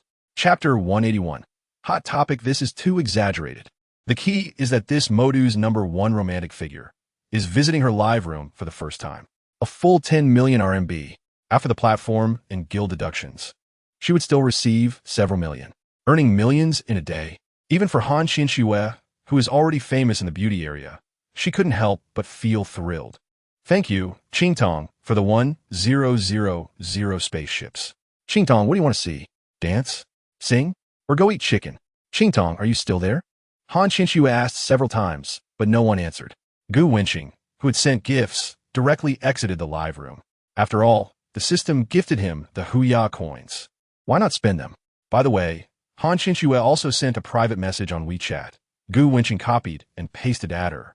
It wasn't the WeChat number from the Yunmeng Entertainment Group chat. Look at you, still using a small account. Gu Wenqing switched to a small account and added her. After spending some system-rewarded Huya coins, Gu Wenqing felt indifferent. Meanwhile, the entire Huya Live platform was in chaos. Moda's #1 romantic figure came sweeping back. The first time he appeared, he donated over 1.3 million renminbi. The second time, he simply typed reward and sent 10 million renminbi. Each appearance was more exaggerated than the last. Chapter 182. The White Moonlight. If Qing Tong were a well-rounded rich second generation, Han Qinxue might consider him. After all, isn't live streaming all about making money? If she really found a rich second generation she liked, marrying into a wealthy family would be the best outcome for a female streamer. It's best to take it step by step. Things that are easily obtained are never cherished. Gu Wenqing didn't know that her words made Han Qinxue imagine a lot. Not a Magic City recently.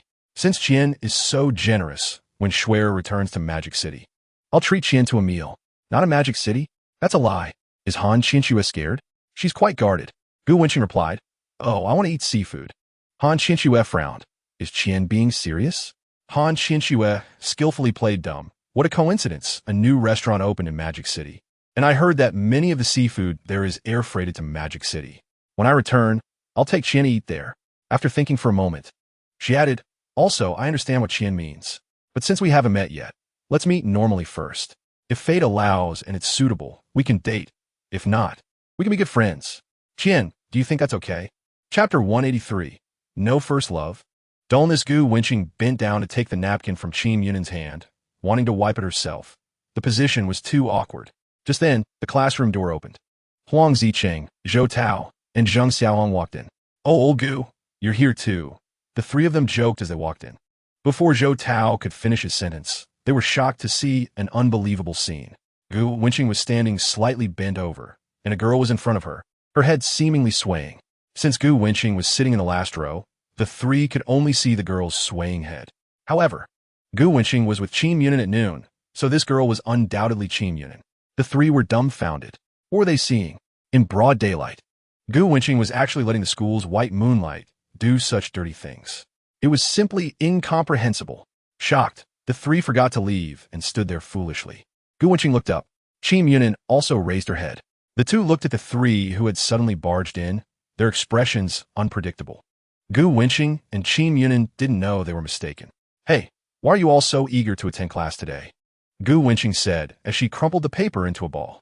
Chapter 184. What type does Gu Wenqing like? Is she starting to defend him? "Well, you've secretly fallen in love online," Daishi said with a smile. Su Qiuyo retorted, "Absolutely not.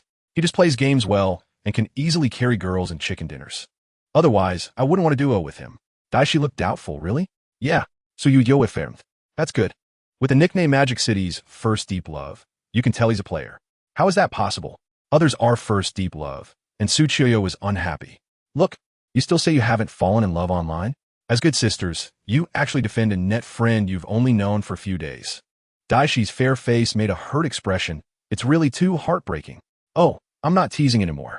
I just think he's okay," Su Qiuyo said. The internet-addicted girl Su Qiuyo was well taken care of in the game by Magic City's first deep love. Not only did he act as her driver and healing pot every time, but when Su Qiuyo made a mistake, he wouldn't scold her like other net friends. Instead, he would lightly say, "It's okay. "I've got you," which made Su Qiuyo admire him immensely. Su Qiuyo wore a very fairy-like dress, a pure white off-shoulder gown. Her beautiful collarbone was faintly visible. The fabric of the dress was so white it seemed transparent, slightly shimmering with an ethereal glow. Chapter 185. Am I not worthy of my Huang God? Old Gu, when Huan said there's a car show during the National Day. When you come back from your hometown, let's go check it out together? Huang Ziqing asked. Huang Ziqing had never experienced buying a car. He felt uncertain. Plus, he didn't dare to tell his family. If he told his parents about buying a car, it would be over. Better to act first and report later. He thought Gu Wenqing had experience, so it would be good to go together and look. Gu Wenqing nodded and didn't refuse. Gu Wenqing also planned to buy a car, and a car show would be perfect, offering more choices. Huang Ziqing then asked the other two if they wanted to go to the car show too. Zhou Tao shook his head, saying he had a part-time job during the National Day. Zheng Xiaohong also said she wouldn't go. Huang Ziqing didn't push. As long as Gu Wenqing went, that was enough. After all, Li Wenhuan had specifically instructed him. If old Gu didn't go, Huang Ziqing would be scolded by Li Wenhuan again. Let the bullets fly for a while. Today, the name Gu Wenqing shook the entire real estate industry of Magic City. Among peers, there was probably no younger generation in Magic City who didn't fear Gu Wenqing. Although Gu Wenqing from Huafeng Group was already well known in the real estate circle. Chapter 186. I want to change my style. As for your opinion, Han Qinxue looked at her phone. She had not received a response from Magic City's first deep love for a long time. Was there something wrong with her response? Wasn't a girl like her good enough? Isn't it nice to date normally? Han Qinxue couldn't understand. She sent several messages in a row, but they all sank like stones. She clicked into Qian's moments. Gu Wenqing's little account only had one post, a photo he took when he just got into college, showing off the Ferrari he received as a system reward. Young people first got something good and had nowhere to show off. In the end, Gu Wenqing used his little account to post a bragging moment. It's not like I don't have the strength, bought it outright. Picture, image of Ferrari. Han Qinxue didn't know what series the car was, but she could recognize the Ferrari logo, and in her understanding, a Ferrari sport car would cost several million at least. She specifically searched online for the model of the Ferrari in the picture. After comparing it with the pictures of Ferraris online, Han Qinxue was shocked by the price of the car in the picture. The Ferrari is worth over 10 million. Well, it makes sense. A casual scroll through gifts worth millions. It's not surprising that the car is a limited edition Ferrari. Han Qinxue muttered to herself. Chapter 187. I'm still a little weak in millions. At the University of Industry and Commerce, Missouri Luo showed a happy expression. Gu Wenqing finally acknowledged her. Just now, she heard Li Wenhuan ask Huang Ziqing to order milk tea. Mo Luo followed suit. It seems that using sweet tactics on the road to chase a male god is necessary. Mo Luo thought of Gu Wenqing holding the milk tea and sighed in her heart, I really want to be the milk tea in his hands. If the dirty-minded Gu Wenqing knew, he would definitely add, then I can use a straw. At the University of Magic City, in the boys' dormitory, do you drink milk tea? Huang Ziqing asked his roommate. At this time, besides Huang Ziqing, there was only Zheng Xiaohong in the dormitory, and she shook her head, indicating she didn't drink. He had just ordered milk tea for Li Wenhuan, and he wanted some too. Then he suddenly thought of something. Just now, Li Wenhuan had actively asked for his dormitory address. Could it be that Wenhuan also took the initiative to send him some milk tea? Thinking of this, Huang Ziqing felt extremely happy. Huang Ziqing took out his phone and asked Wenhuan, what do you want my address for? Li Wenhuan replied, oh, Mo Luo wants to send Gu Wenqing some milk tea. Chapter 188. Huafeng International, junting a group of tall and strong bodyguards came down. Chen Yinza pointed at the Maserati MC20 and said to Iran, smash it. The bodyguards rushed up and started smashing the Maserati MC20. Chen Yinza arrogantly said, you think I can't handle it? This is my answer to you. Are you satisfied? Watching his beloved Maserati being smashed, Liu Yongwei's eyes turned red. Wishing he could tear Chen Yinza apart. So arrogant. The other party was too arrogant. At this time, Genia said, we are members of the SSCC Supercar Club in Magic City. Then, seeing that the other party was indifferent, Genia lied. Our big brother is Gu Wenqing of Huafeng Group. And the Yin family of Feiyang Real Estate has been taken care of by my big brother. You better weigh your own strength. Upon hearing this, Chen Yinza coldly snorted and slowly said, SSCC? Your vice president is Xiao Wang, right? As for what you said about Gu Wenqing from Huafeng Group, so impressive? Why have I never heard of his name? Shun Yinze was unconcerned. I smashed your car to this extent, and you can still endure it? That's just too cowardly. Shun Yinze stepped forward and slapped a business card into Liu Yongwei's chest. Chapter 189. I want to buy a villa at 50 off based on Gu Wenqing buying a villa and Ling Ruoqing giving a discount. Wang Hao always felt he lost over 90 million. Not only did Gu Wenqing not appreciate it, but he also made his sister Ling Ruoqing unhappy. By chance, he learned from Ling Ruoqing that Gu Wenqing once shamelessly said he would give her a 50 discount on a villa at Huafeng Group. A villa at 50 off would at least mean a loss of 1.5 billion. Ling Ruoqing meant to let Wang Hao know that Gu Wenqing was not simple and was not someone who took small advantages. As a result, Wang Hao did not understand the deeper meaning. Wang Hao only knew that his family had been taken advantage of and that Gu Wenqing did not want to do business. Moreover, after learning Gu Wenqing's true identity, Wang Hao's fear of Gu Wenqing dissipated. Gu Wenqing's identity was clear. Wang Hao was no longer as cautious as he had been during the SSCC conflict. Wang Hao even specially sent someone to the capital to check on the Gu family and found that there was no such person as Gu Wenqing. This meant that Gu Wenqing was not from the capital, as long as he was not a young master from the capital. Wang Hao looked down on Gu Wenqing in his heart. No matter how Gu Wenqing dealt with the Yin family, or how he acquired Huafeng Group for billions, or even the earlier 30 billion Land King purchase. Chapter 190. Proof fake? Gu Wenqing disdainfully said, a 4 billion villa at 50 off is only 2 billion. Can a mere 2 billion compare with my reputation? Wang Hao accepted it and said, all right, I'll just choose another one. Gu Wenqing waved his hand, signaling the sales representative who was attending to Wang Hao to go do their own thing. No need to attend to Wang Hao anymore. Wang Hao wasn't there to buy a house. Why treat him so respectfully? Choose a fart. What I, Gu Wenqing, promised was the chairman of Tianyue Group, not her brother or any of her other relatives. Please understand the situation. Gu Wenqing snapped. Hee. Gu Wenqing, you're really being unreasonable. If you don't want to give a discount, just say so. There's no need to play this game. It's making everyone unhappy. Wang Hao said unhappily. No, I'm not unhappy. Gu Wenqing glanced at Wang Hao's gloomy face and continued. As long as Ling Ruoqing comes, it's 50 off. As for other random people, don't blame me, Gu Wenqing, for not giving face. Random people? A descendant of the dignified Wang family from the capital was actually mocked as worthless. The one mocking Wang Hao was still not as valuable as one of his pawns. Wang Hao, insulted, turned pale with rage. Chapter 191.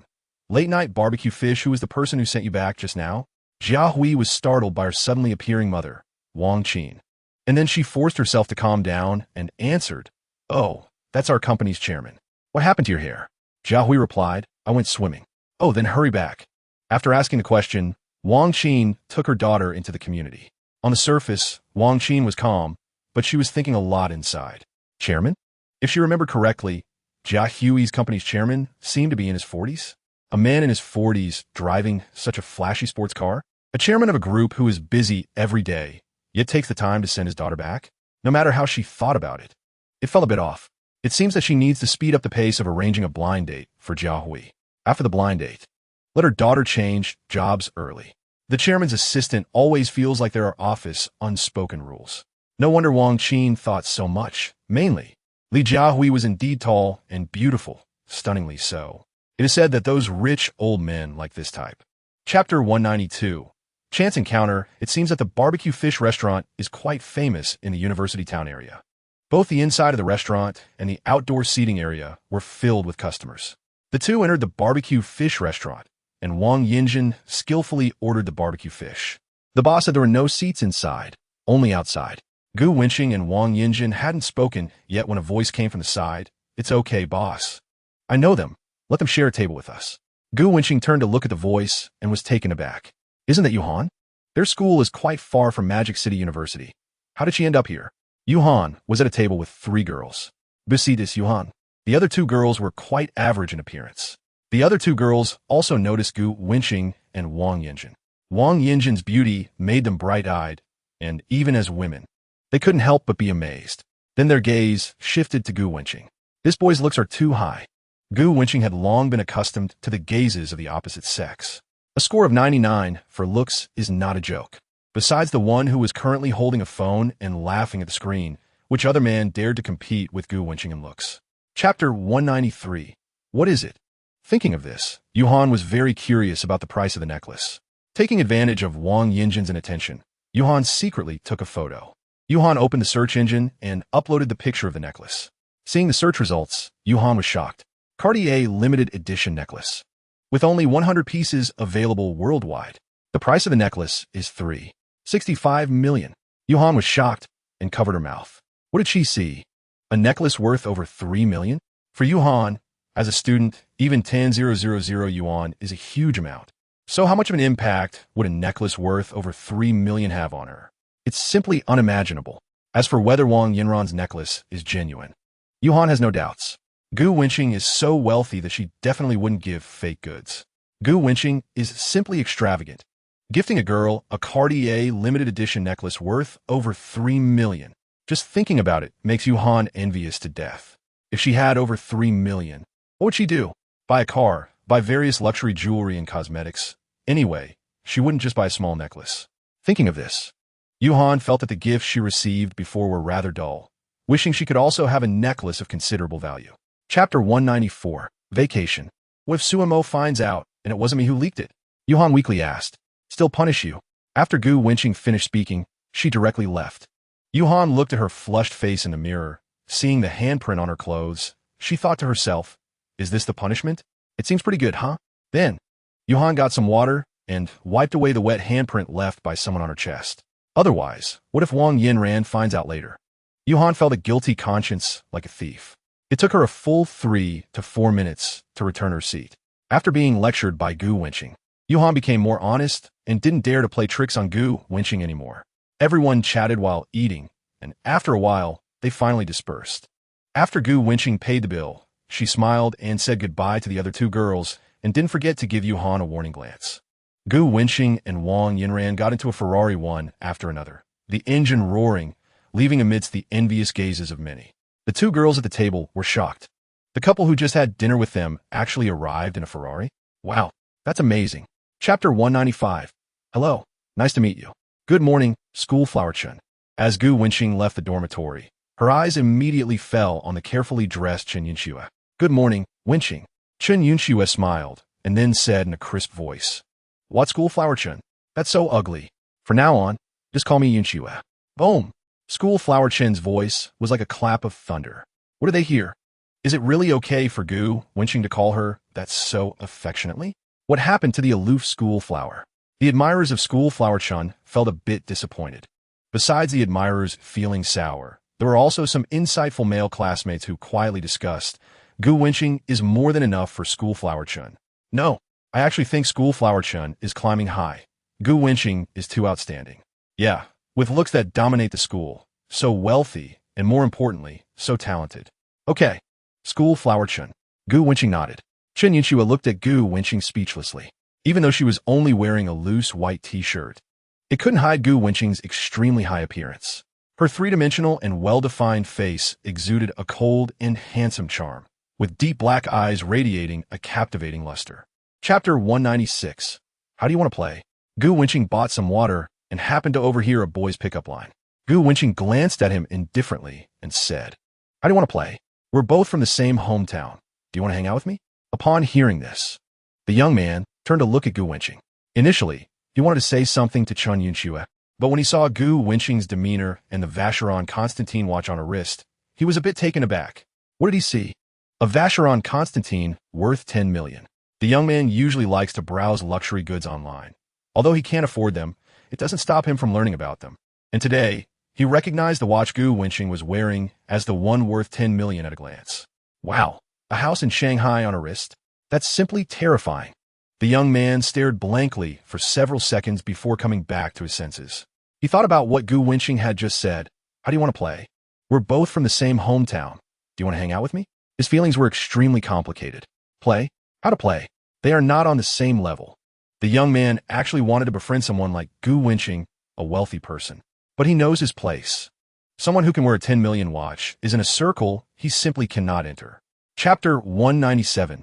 Praise and Defamation. At this moment, Lin Yingying was extremely in awe of Gu Wenqing. They were all just freshmen, and Gu Wenqing was already in charge of the billion-dollar Huafeng group. An 18-year-old group chairman is truly impressive. On the way, Gu Wenqing was contemplating how to break the news to her parents. Ding! At this moment, a notification popped up on her phone's browser. Huafeng Game Studios PUBG had a total revenue of 190 million renminbi in the first 10 days. 10 days ago, Huafeng Game Studio launched the first season of PUBG and released paid skins. Especially, the charity event for PUBG also appeared in everyone's view along with the first season. It instantly caused a huge stir. In this parallel world, it's still the first game company daring to do such a crazy thing. In no time, countless netizens were liking it. Especially on the official Weibo of PUBG, the followers were skyrocketing. 10 days of revenue of 190 million renminbi, with 10 going to charity. This means PUBG will donate 19 million to do good deeds. More importantly, the game officials stated that they would donate 10 of the total amount players recharge every quarter for charity activities. Chapter 198 can also be a rich second generation. A Rolls-Royce Cullinan drove into the community. The flying lady statue standing in front of the car, signifying the car's considerable value. It is a Rolls-Royce. Car enthusiasts recognize that this car is the Cullinan model under Rolls-Royce. The bare car price of a Rolls-Royce Cullinan is over 6 million. In this community, cars worth 700,000 to 800,000 are rare, let alone a Rolls-Royce Cullinan worth over 6 million. Many people were curious about who was sitting inside the car. When the bodyguard opened the car door and Gu Wenqing got out, she ignored the envious or curious gazes of many. The houses in this community have only been bought for less than a year. To be precise, they were purchased after Gu Wenqing graduated from high school. Things are different now. In the past, people would stroll through the streets and alleys. Ever since everyone moved into high-rise buildings. Some exaggerated families don't even know their neighbors in the same building, let alone other residents in the community. Maybe their parents know them, but Gu Wenqing doesn't know anyone. At such a young age, Gu Wenqing already drives a Rolls-Royce Cullinan, which makes many young people envious. There is no doubt that he is a typical rich second generation. Chapter 199. The strong never look back after dinner. Gu Rong felt as if he were still in a dream. 9 billion in 10 days. If it weren't for the uproar online, he would have believed it at all. 9 billion in 10 days means 19 million a day. What does that even mean? Gu Rong used to think that if his son went to a prestigious university and earned a monthly salary of over 10,000 after graduation, it would be quite good. If he could earn tens of thousands or even hundreds of thousands, that would be incredible. Who would have thought that Gu Wenqing would come up with a game called PUBG in just a month after going to the Magic City? Earning 19 million a day is beyond Gu Rong's comprehension. This kid is too impressive. To put in popular terms, I wouldn't help but admire you even if the wall didn't support you. Gu Rong said to Wenqing, "You're quite capable, surpassing the master." Just then, Gu Wenqing's mother, Lin Chunmei, came out after washing the dishes and heard this. Lin Chunmei said without any courtesy, "What do you mean surpassing the master? Old Rong, have you ever had a son this successful?" "Haha, my success is having such an amazing son." Lin Chunmei rolled her eyes at her husband Gu Rong and said, "You're getting fat, and you're even out of breath?" Chapter 200. Everyone will die later after chatting with Gu Wenqing for a while. Chen Yunxue received a message from Chu Bowen. There is a gathering for the high school class tomorrow. Do you want to go? Seeing Chu Bowen's message, Chen Yunxue opened the high school group chat and saw many classmates discussing the gathering. They had just graduated not long ago, and their feelings were still fresh. Moreover, it was a National Day holiday, and almost everyone who had gone to school all over the country had returned, so a gathering was quite normal. There were many high school classmates of Chen Xiaohua in the group.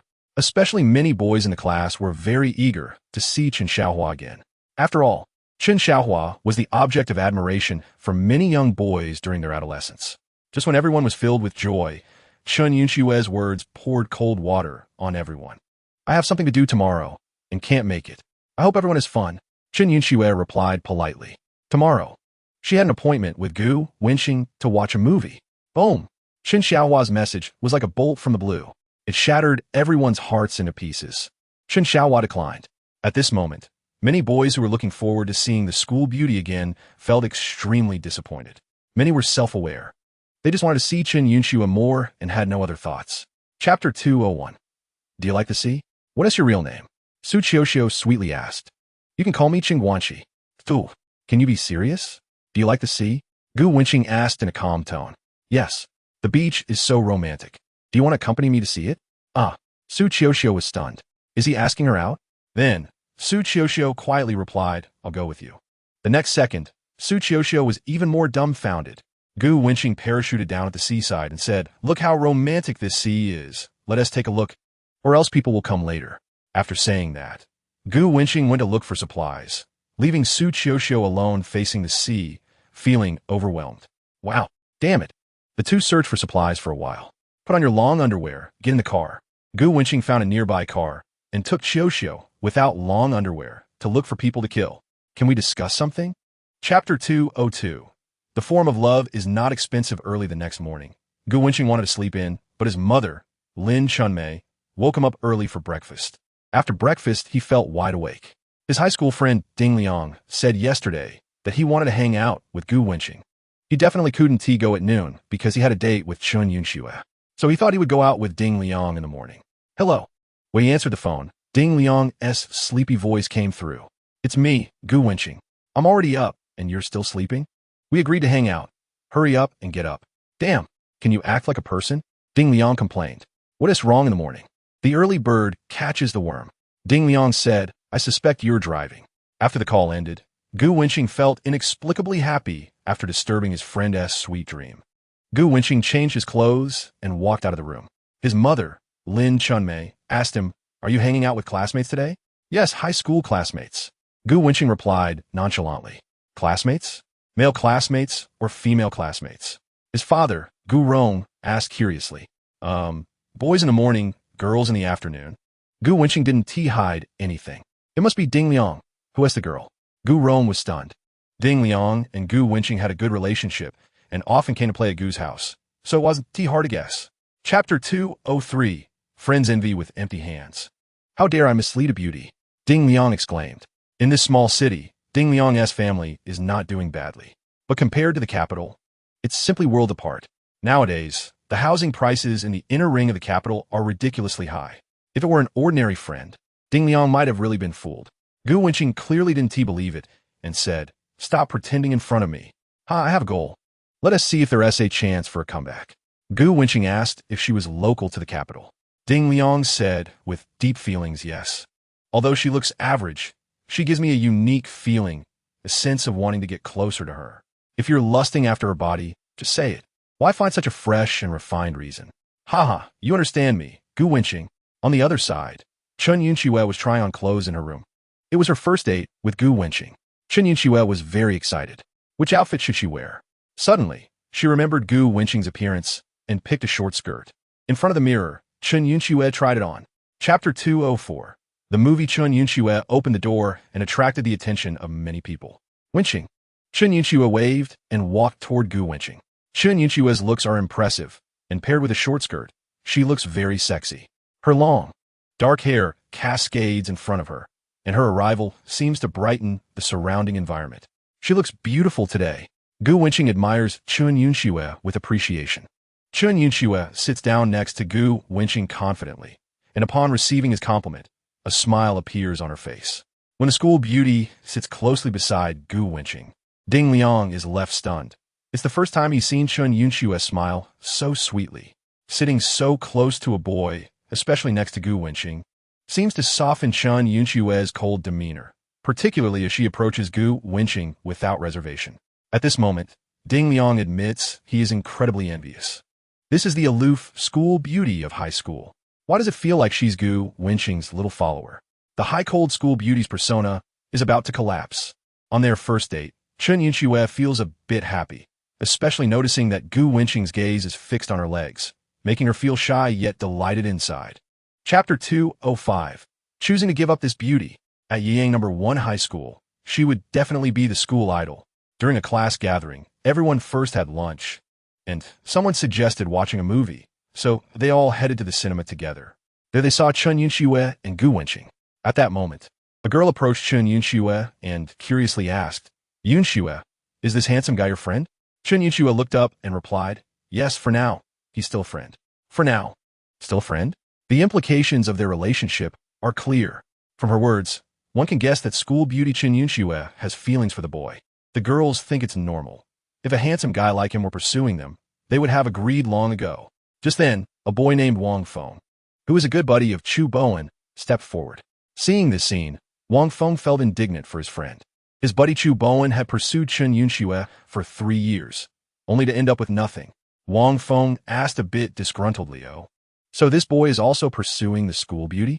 I'm the one pursuing him," Chen Yunxue calmly replied after glancing at her high school classmates. Her nonchalant words felt like a thunderclap.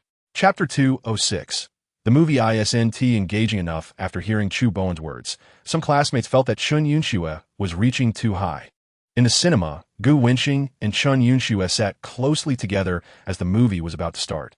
Buzz buzz. At that moment, Gu Wenqing's phone vibrated. He glanced at it. It was a WeChat message from Wang Min.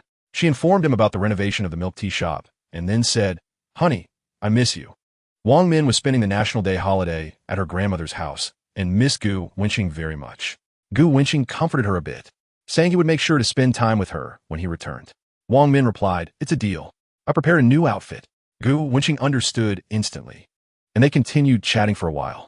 Chen Yunxue did not look at Gu Wenqing's phone. Once the movie started, Gu Wenqing quietly watched the film. Chen Yunxue glanced at Gu Wenqing. Seeing that he had no ulterior motives made her more satisfied with him. She was pursuing Gu Wenqing, but still felt a bit shy and hesitant.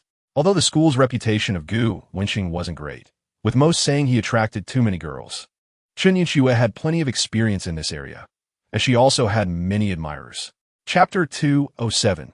Looking at legs after the movie, Chen Yunxue's home was nearby. Gu Wenqing dropped her off at her apartment complex. Just as he was about to turn and leave, he heard 2 honks behind him. Gu Wenqing turned to see a Mercedes-Benz S-Class pulling up. A middle-aged man got out of the car and looked at Gu Wenqing, asking, "Are you Yunxue's classmate?" "Yes." Gu Wenqing didn't need to guess. He realized he was meeting Chen Yunxue's parent.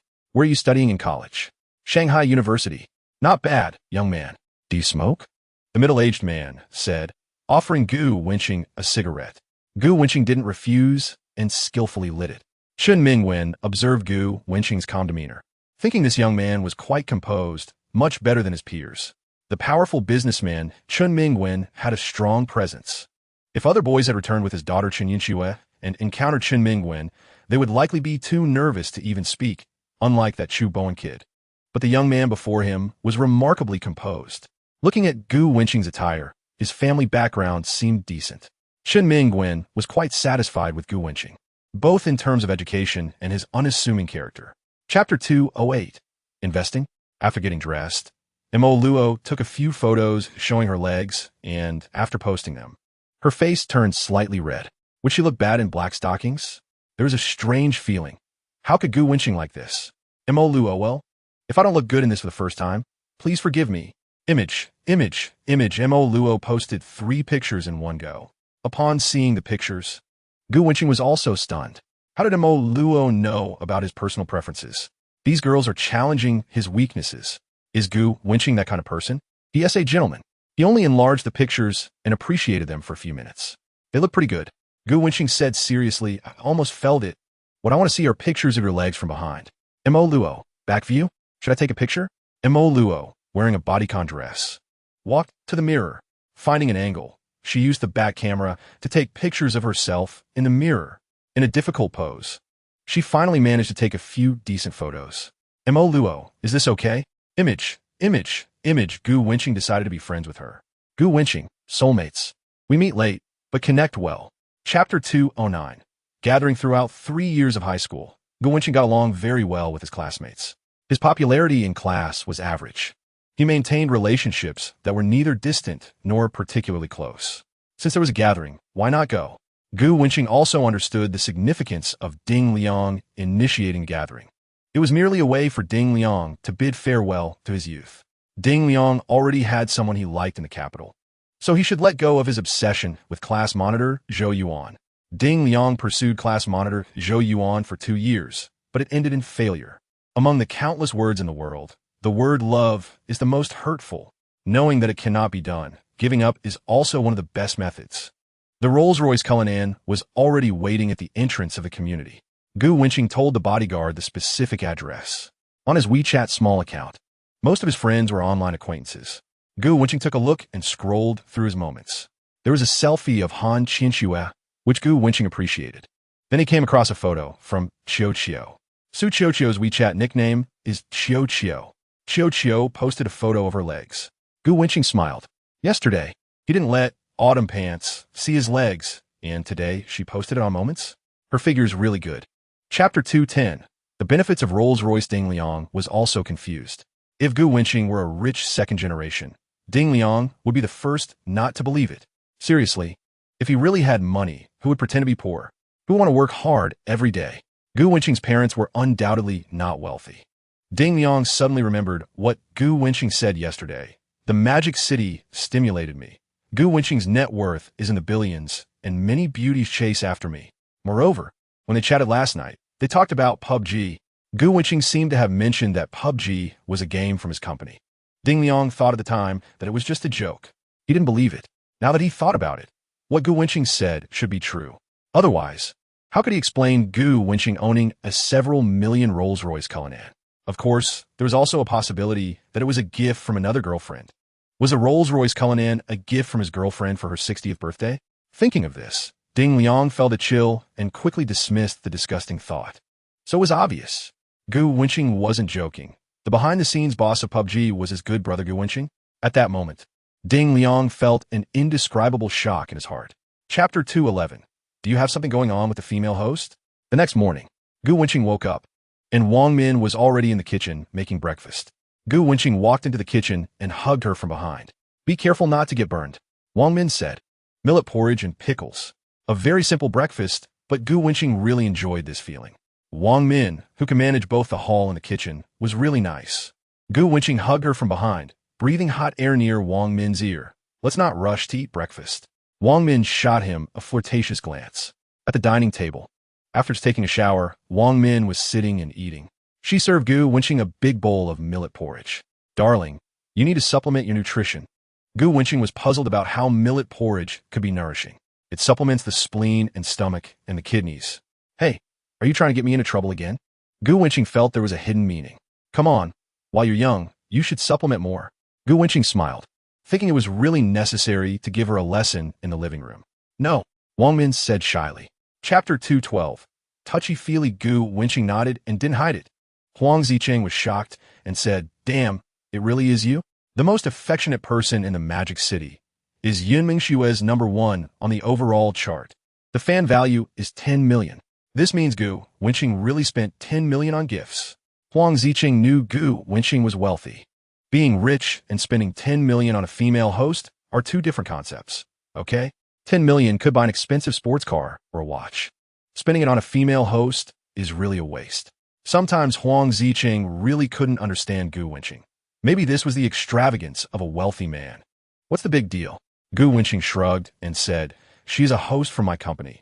The money I spent will be doubled back to me, which is equivalent to an early investment. Investment? Oh, that's exactly what I meant. After Gu Wenqing said that, he watched Han Qianchue's live stream for a while. Hearing what Gu said, Huang Zicheng nodded. So it turns out she's a host from Gu's company. So spending 10 million is normal. Huang Zicheng thought Gu Wenqing was spending money for the company's operation. Chapter 213. A man should have strength. Time passed. At noon, Gu Wenqing and Huang Zicheng casually had lunch at school. Occasionally eating in the cafeteria, the food was still acceptable. Oh Gu, let's drive the Ferrari. Let me experience the thrill of the Ferrari. Huang Zicheng rubbed his hands and said. Huang Zicheng had long wanted to experience sitting in a Ferrari LaFerrari. There was originally a chance to go to TXX, but old Gu drove a Bentley. Gu Wenqing also wanted to buy a car. He initially planned to take a taxi. This way, it would be convenient. He could drive it directly after buying a car at the auto show. But hearing Huang Zicheng say that, Gu Wenqing nodded. The two got into the car. Huang Zicheng couldn't help but exclaim, Old Gu, you've probably had a lot of women in this car. Gu Wenqing thought for a moment and said, 5 or 6, I guess. Damn, that's impressive. I hope that when I buy a Mercedes, I can be half as stylish as you. Huang Zicheng looked enviously. Gu Wenqing said lightly, Aren't you afraid of Li Wenhui? Of course, I'm just talking big. Gu Wenqing didn't say anything more. Huang Zicheng was a typical guy who had a thief's heart but no courage. He always remembered to flirt with girls, but unfortunately, it always ended in failure. Moreover, Huang Zicheng was tightly controlled by Li Wenhui, and in front of Li Wenhui, he had no opinions at all. Chapter 214. If you like it, I can do it at the intersection. Li Wenhui and Mo Luo also noticed the sports car. Li Wenhui's eyes followed the movement. She loved excitement, especially wild sports cars. Li Wenhui was very curious. Did someone at the Industrial and Commercial University really drive a Ferrari? As the supercar approached, Li Wenhui's eyes became brighter and brighter, purely appreciating the supercar. The supercar stopped beside Mo Luo and Li Wenhui, and the butterfly wing door of the Ferrari LaFerrari opened, with Huang Zicheng stepping out with a bright smile. When Huang Zicheng greeted, Li Wenhui hadn't reacted yet. Huang Zicheng actually got out of the Ferrari? It was self-evident who was driving the Ferrari. No one else but Gu Wenqing. Li Wenhui felt a slight shock in her heart. Was Gu Wenqing really this rich? In the next second, as Li Wenhui expected, Gu Wenqing got out of the driver's seat, his hand rummaging in his pocket. Young Master Gu. At this moment, a man's astonished voice came from the side. Li Wenhuan and Mo Luo turned around to see that it was the man who had just approached them. The man quickly stepped forward, and before Gu Wenqing could take out a cigarette, he eagerly offered her a cigarette and lit it for her. Chapter 215. Car show. They drove swiftly, parking the Ferrari in the underground parking lot. Gu Wenqing and Mo Luo took the elevator to the exhibition hall. The Magic City International Auto Show attracted 1,000 car companies to participate, covering a total area of 360,000 square meters. Utilizing 12 indoor exhibition halls at the Magic City National Exhibition Center. Of these, 9 halls were dedicated to car exhibitions, while the other 3 were set up as lounges, medical rooms, and other functional service areas. Entering the exhibition hall from the stifling underground parking lot, the air conditioning refreshed Gu Wenqing and Mo Luo. At this moment, there were many people bustling around the car show. Numerous automotive influencers were live streaming with their phones, explaining some newly launched cars. Many young people were also drawn to the Magic City International Auto Show, usually attracted by the supercars on display. When Gu Wenqing and Mo Luo arrived, many people's gazes converged on the two of them. A handsome man and a beautiful woman naturally attracted more than a few glances. Facing everyone's attention, Gu Wenqing smiled calmly. Then, she looked at the sign and led Mo Luo towards the supercar area. They had already acquired a Rolls-Royce Phantom and a Rolls-Royce Cullinan. The remaining Ghost, Dawn, and Wraith were also ordered by Huafeng Group. Chapter 216. Purchased the limited edition Lamborghini SVJ63 was probably going to cost over 10 million. Just looking at it made one drool. It was simply too beautiful. Damn, are you drooling over the car model? Someone exclaimed. It would be awesome if I could own one. In no time at all, car enthusiasts gathered around the Lamborghini SVJ63 Special Edition, unable to resist swallowing their saliva. Who wouldn't want to own a limited edition supercar? Unfortunately, with a price tag in the tens of millions, no one could afford it, leaving them only to admire from afar. Moreover, even billionaires wouldn't easily purchase supercars that cost millions. Cars priced in the millions were all roped off at the exhibition, preventing anyone from getting too close. Besides the car models, several sales personnel in suits were also standing nearby. Gu Wenqing particularly liked the Lamborghini SVJ63 Special Edition. She took Mo Luo's hand and crossed the rope. Seeing the young Gu Wenqing walking over with Mo Luo, the handsome couple was a sight for sore eyes. Chapter 217. Misunderstanding. The registration and related matters were all handed over to the sales staff. Gu Wenqing didn't want a temporary license plate that would lead to more trouble later. Buying a regular car might require waiting days for registration. But for a luxury supercar, the dealership had connections to expedite the process. Do you have a driver's license? Gu Wenqing inquired. I'm still studying for the test with Wenhuan. Mo Luo shook her head. Once you pass your driving test, I'll buy you a car. Since Mo Luo didn't have her license yet, Gu Wenqing decided to wait until next time to buy her a car. Mo Luo nodded in agreement. Gu Wenqing held her little hand, and their relationship was evident. Mo Luo felt a surge of joy after more than a month of pursuit.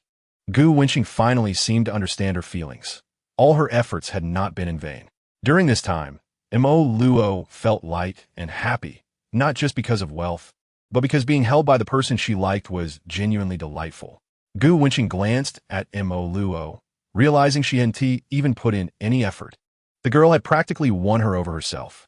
She was almost becoming Gu Wenqing's clone. Gu Wenqing gently squeezed Mo Luo's small hand, which felt soft and delicate. Under Gu Wenqing's intense gaze, Mo Luo blushed slightly. Although she had never been in a relationship, she could still sense Gu Wenqing's hormones at play. Chapter 218. Supercars men's novelty wears off quickly, just like Gu Wenqing. 1 second she expressed her fondness for the Lamborghini SVJ 63 Special Edition, and the next, that affection was gone. When they reached the Koenigsegg exhibition hall, a Koenigsegg 1 was prominently displayed. Gu Wenqing, who loves supercars, was familiar with the Koenigsegg 1, a new model recently released by Koenigsegg. It was globally limited to 6 units. Priced at $6 million overseas, that is approximately 50 million renminbi. Due to its limited production, wealthy buyers were scrambling to purchase these 6 cars, and after continuous bidding, the price kept rising. In another country, a wealthy individual had splurged a fortune to acquire one Koenigsegg 1. Nowadays, the value of the Koenigsegg 1 far exceeded 50 million renminbi. Gu Wenqing looked at the Koenigsegg 1. Her heart stirred. When a man's wealth reaches a certain level, aside from wanting to expand his wealth, his interests usually boil down to 3 things. Chapter 219. Recommended car. Gu Wenqing asked if the Koenigsegg 1 was brand new. After all, there have been reports online about car exhibitions passing off inferior products as premium ones. Hello, sir. This car doesn't have an owner yet. The sales representative replied with a smile. The sales representative continued to explain, our boss is the exclusive agent for the Koenigsegg brand in mainland China. This car has been collected since our boss bought it and has never been registered or driven. It is regularly maintained by a specialist. Upon hearing this, Gu Wenqing understood. This was the exclusive dealer for Koenigsegg, waiting for the 1 to appreciate in value. As the dealer had anticipated, this globally limited supercar indeed increased in value. Can I get a try? Gu Wenqing, who had a bit of a compulsive nature, wanted to check the odometer personally. Sir, that's generally not allowed, the saleswoman said. If it's really as you say, I'll buy it. Gu Wenqing interrupted her. The saleswoman glanced at Gu Wenqing's demeanor and watch, knowing she had the means and wasn't joking. Principle? Selling products means that as long as the customer has money, there are no principles. Chapter 220. Huang Ziqing looked around the supercars and scratched his head, saying, these are really expensive.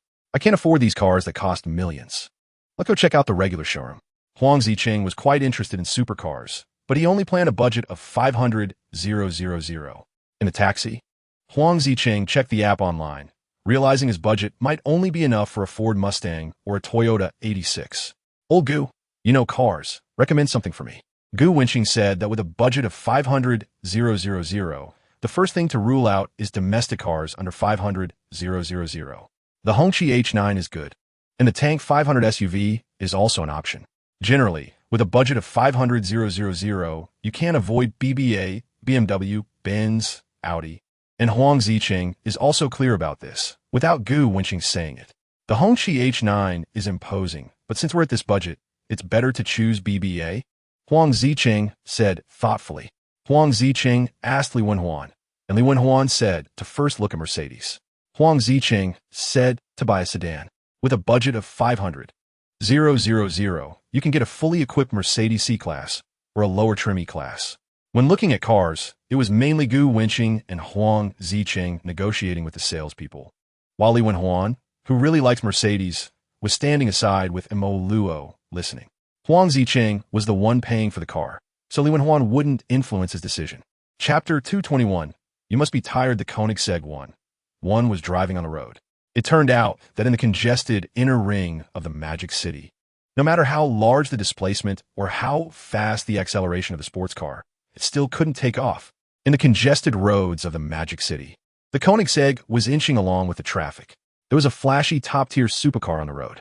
Some experienced drivers around became interested, rolling down their windows to admire the Koenigsegg. Those who knew cars recognized it as the nearly 100 million Koenigsegg 1, and they couldn't help but exclaim how rich the owner was. Some car owners, although they didn't know Koenigsegg and had no idea what the emblem represented, could still tell from its striking appearance and the carbon fiber wrapping that it was definitely not cheap. After all, whether a car is expensive can generally be determined by its appearance. Especially for sports cars that are rarely seen on the road, they tend to be even more expensive. In short, when faced with a Koenigsegg, everyone watched from a distance. At traffic lights, they try to keep a safe distance from a Koenigsegg. It's better to be cautious. If something unexpected happens and the supercar gets scratched, That would be a hefty cost. Of course, Gu Wenqing was also a good citizen, following traffic rules. It was just that the hand resting on Mo Luo's side was a bit unruly. Chapter 222. Determined after accompanying me to buy a car for so long. Let me give you a massage, Gu Wenqing said earnestly. I'm not tired, Mo Luo said, holding her bag and looking a bit at loss. Mo Luo felt a bit strange, suddenly recalling the many photos Gu Wenqing had asked her to send during the National Day holiday, most of which were taken from behind. Mo Luo felt a bit shy, wondering whether to let him massage her or not. Although she liked Gu Wenqing, girls always feel shy about such things at first. Go change quickly. Gu Wenqing felt he had teased enough and let Mo Luo out onto the rooftop terrace. Gu Wenqing watched as Mo Luo hurriedly fled, looking like a frightened little cat. Gu Wenqing was just teasing Mo Luo. The 60-square-meter rooftop terrace had a double bathtub prepared with water at a suitable temperature. The warm-colored light from the crystal chandelier on the terrace created a somewhat romantic atmosphere. Inside the room, Mo Luo took a long time to change. Wearing such an outfit for the first time, she looked at herself in the mirror. Mo Luo was already tall, and in Valentino, her legs looked extraordinarily long. Chapter 223. Is the affection angry? Gu Wenqing silently asked the system in his heart. Does this favorability reward only apply to girls with 90 health? A health score of 90 means the girl is inexperienced. Since unlocking the skill, the system allowed Gu Wenqing to check the health status of girls. However, Gu Wenqing generally didn't invade others' privacy. Aside from checking on his own women before making moves, he hadn't used it on other women. The determined title reward is not related to the girl's health status. As long as the girl's favorability towards a host is 100, the subsequent titles for determined can be unlocked. After receiving the system's answer, Gu Wenqing nodded. But there was still a prerequisite to unlocking the title. The two must have a relationship beyond friendship.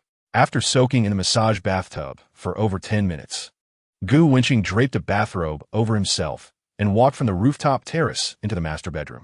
Mo Luo was already dressed and, upon seeing Gu Wenqing come out, shyly called out, "Ching Ching, I'm hungry." "Ugh, Ching Ching, how cheesy." Gu Wenqing went over and patted her peach bottom, saying, "Don't give me random nicknames, call me husband." Chapter 224. Acquired? Magic City's most affectionate. Has he stood you up? Walking into the store, Yia looked puzzled. The rich guy, Magic City's most affectionate, hasn't arrived yet? Moreover, worried that her presence might affect the mood of the rich guy, Magic City's most affectionate. Yia had been waiting outside alone for quite some time. Han Qinxue, who was so beautiful, actually got stood up. Magic City's most affectionate could spend 20 million. So he must have taken a liking to Han Qinxue. But why hasn't he come? Yaya was very confused. Han Qinxue looked helpless, sighing. Magic City's most affectionate must be angry. You said I left? And he didn't reply? Han Qinxue nodded. No, Magic City's most affectionate is really capricious. He is not afraid that the anchor who spent 20 million gifts might run away with someone else. Yaya said.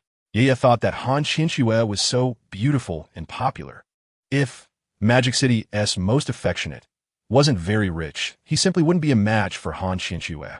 In Yaya's mind, Magic City's most affectionate was just a second-generation rich kid relying on his family's wealth. Aside from his family background, he had nothing to match Han Qinxue. Chapter 225. What do you want to do? The members thought, no wonder when I came to the gym today, the name of the gym had changed. It turned out the owner had changed. Ignoring the surprised expressions of everyone, Gu Wenqing said to Mo Luo, "Do you like it? You're studying business management. So start by practicing at this flagship gym. Once you graduate, I'll hand over the entire chain of gyms to you." Mo Luo was already so moved when she saw the Luo chain gym flagship store that she was left speechless. When Gu Wenqing said he would hand over the entire chain of gyms to her after she graduated, Mo Luo almost cried, but she held back her tears in front of so many strangers. "Husband, you're too good to me." Gu Wenqing's attention made Mo Luo feel extremely touched. "I'm your husband. Of course, I have to treat you well," Gu Wenqing said, ruffling Mo Luo's hair. The general manager and management team nearby looked completely stunned. What did they just hear? From the owner's words, it was easy to tell that this gym was acquired because of the woman next to him, and after she graduated, he was going to let Mo Luo manage the entire chain of gyms? Thinking of this, the management team of the gym was shocked. Chapter 226. Turtle murder in case of new car registration with good license plate. Gu Wenqing hadn't driven yet when he noticed someone in a giant cartoon costume handing out flyers at the school gate. Gu Wenqing looked up at the sky. October in Magic City was still quite hot. Wearing a full cartoon costume must be even hotter. Moreover, there was a familiar face in the shade of a nearby tree. Gu Wenqing was curious about what flyers were being handed out, so he casually approached the mascot. At that moment, the cartoon mascot had its back to him. Gu Wenqing stepped forward and asked, "Yin Weiwei, what are you handing out?" A surprised voice came from inside the panda costume. Yin Weiwei turned around and saw it was Gu Wenqing. She curiously asked, "How did you recognize me?" "I'm not stupid." Gu Wenqing pointed to Jin Yu, who was beside the tree. "She's here, so it's not hard to guess that the mascot is you." Without waiting for a response, Gu Wenqing took a stack of cards from Yin Weiwei's hands. It turned out to be discount cards for a beverage shop. Big opening discounts with a card. You could get a 5 yuan discount at the store. Each card also had Yin Weiwei's signature. "Weiwei, are you getting a base salary or commission for this part-time flyer job?" Gu Wenqing asked while looking at the cards. "Oh, there's a base salary." Chapter 227, The Color of iPhone 13. Huang Zicheng felt somewhat helpless as he tried to show off unsuccessfully. Why was everyone's attention on the turtle? Shouldn't the focus be on the turtle that Huang Zicheng, bought with Li Wenhuan? Why was no one curious? Huang Zicheng was a bit depressed and asked Gu Wenqing how things were developing between him and Mo Luo. Gu Wenqing replied, "Just holding hands." Huang Zicheng felt a bit envious and sighed. "When can I hold Li Wenhuan's hand?" Zheng Xiaohong disdainfully snorted. "If you could be as bold with Li Wenhuan as you are in the dorm, you wouldn't just be holding hands. You might even be at second base." Huang Zicheng was shocked. Second base was something he couldn't even dare to think about. Then he pouted, saying that Li Wenhuan was different from other girls. She was proud. And not only would she probably scold him for holding hands, she might even berate him for trying to get to second base. But doesn't that prove that Li Wenhuan is a good girl? Who doesn't like a pure and innocent girl? Gu Wenqing smiled at this and said, "Show some masculinity. The more fierce a girl is, the more you should dominate her. If you're weak and submissive in front of girls, even more so than them, how do you expect to get a second base? You might as well dream." Huang Zicheng waved his hands in response, explaining. Chapter 228, The Banquet. Gu Wenqing joked that the evening party wouldn't allow Lin Yingying to dress like that. Such outfits should only be worn on private dates between the two of them. At 6 in the afternoon, Gu Wenqing drove to the villa where Lin Yingying lived, Ji Jingyuan. Lin Yingying, who had been waiting outside the villa for a long time, smiled brightly. She was wearing an exquisite evening gown in a light color, with her black hair cascading down her chest. The off-shoulder high-slit evening dress highlighted her snowy skin, and in the soft light, she looked like a blooming white lotus, with her fair and charming legs silently exuding temptation. "So beautiful," Gu Wenqing praised without reservation. Lin Yingying smiled subtly. "You look handsome today, too." Lin Yingying noticed that the clothes Gu Wenqing was wearing were the ones she had bought for him when they went shopping together. Gu Wenqing drove Lin Yingying towards the estate. The flashy Koenigsegg attracted a lot of attention. Many people were captivated by the supercar Koenigsegg 1 as it drove down the road.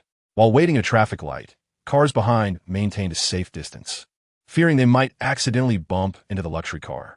Lin Yingying glanced at the brand-new interior of the car and asked. Chapter 229, Popular Gu Wenqing.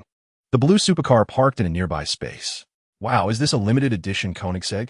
Is it the legendary Koenigsegg 1? Many wealthy young men were astonished at the sight of the blue supercar. Those attending Ling Ruoqing's birthday party were not short on wealth. The young men drove cars worth millions, and those spoiled by their families even drove cars worth tens of millions. They were very knowledgeable about supercars. The blue car wasn't just any supercar. It was a Koenigsegg 1 with only 6 in the world. The price of Koenigsegg 1 is extremely high. One was displayed at the Magic City International Auto Show, and it was said to have been bought for 80 million. Could this be the one that just entered the venue? The globally limited Koenigsegg 1 was a dream for many young men, especially those who were obsessed with limited edition supercars, who couldn't take their eyes off it. At that moment, they were extremely curious. An 80 million supercar. Although their families were wealthy, they wouldn't dare to dream of owning such an expensive car. Chapter 230, Unexpected. Chen Yinzu's gaze swept across the crowd. He noticed Wang Hao's smile, Liu Yangwei's hateful glare, and so on. Chen Yinzu then asked Xiao Wang, "Is this your collection?" Young Master Chun, you're here, Wang Hao replied. Seemingly respectful, but actually not. He used you instead of you. Then Wang Hao answered, not mine. Just the second young master of the Chun family. Not worth mentioning. Xiao Wang, young Master Chun? Hearing Wang Hao and this unfamiliar man address each other, everyone present was a bit confused. They had no idea of the complexities in Wang Hao's mind. In their eyes, the impressive Wang Hao was unexpectedly called Xiao Wang by the other party. They knew Wang Hao was from the Wang family in the capital. No one present could compare to Wang Hao's family strength, not even Gu Wenqing. Who exactly was this young Master Chun? Let me introduce you all. This is Chun Nianzu, the second young master of the Chun family in the capital. Wang Hao introduced Chun Nianzu to everyone, deliberately emphasizing the second. The significance of being the second young master was self-evident. The Chun group in the capital has two sons. The eldest, Chun Chuqiao, was a big name in the business world, while the second young master, Chun Yanzu, was said to have no interest in business and was obsessed with wine and women every day. Chapter 231. Wonderful. At Ling Ruoqing's birthday banquet, it wasn't just the rich second-generation kids who attended. The composed elders had long been sitting in the banquet hall waiting. When Gu Wenqing and Lin Yingying entered the banquet hall, they undoubtedly attracted the attention of countless people. Old Lin, your daughter has great taste. No wonder the daughter is hidden so well. It turns out she already has a wealthy son-in-law. A few middle-aged men who were on good terms with Lin Hongtian joked. Everyone envied Lin Hongtian. Lin Hongtian played his cards cleverly. By selling Huafeng Group, he not only gained money, but also ensured his daughter Lin Yingying's connection with Gu Wenqing. While Lin Hongtian still maintains close ties with Huafeng Group. Faced with everyone's envy, Lin Hongtian felt bitter. Gu Wenqing is someone who would devour others without leaving any bones behind. They don't understand at all. Do they really think that the Yin family from Feiyang Real Estate was forced to leave Magic City? They have no idea that Lin Hongtian knows very well that almost all of the Yin family's direct descendants have met a tragic end. Backstage, Yang Wanming's outfit still had a girl group vibe. Chapter 232. It is fate Tianyu Golden Courtyard. Due to Wang Hao's rash decision, Ling Ruoqing found herself in a difficult position. The stage was filled with music and dance, yet it was silent here. Wang Hao remained calm on the outside, but felt a bit smug inside. He hadn't forgotten what happened at Huafeng Junting. He thought of himself as a prominent figure in the capital, and in low-level dealings, he was always the one criticizing others. But last time he was publicly mocked by Gu Wenqing. The Wang family, despite being a giant with trillions in assets, viewed Gu Wenqing's billion-dollar assets as nothing more than low-level. As for the rich kids in Magic City, no matter how they praised Gu Wenqing, she was ultimately not someone from the capital. Maybe she was some big shot's white glove or an illegitimate child. But in front of the Wang family's direct descendants, she still fell short. Huafeng Group, Gu Wenqing, the Gu family, Ming Jianfeng, and Wang Chun instinctively looked at Gu Yuan. Gu Yuan shook his head, indicating that the Gu family in the capital had no such person.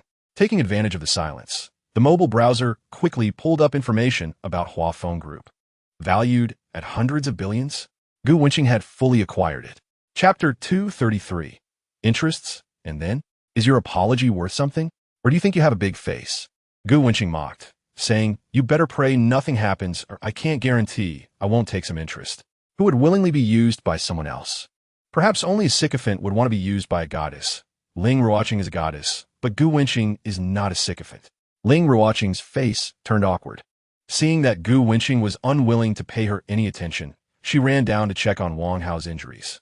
At this point, the security had already helped Wang Hao up, and he felt as if all the bones in his body were about to fall apart.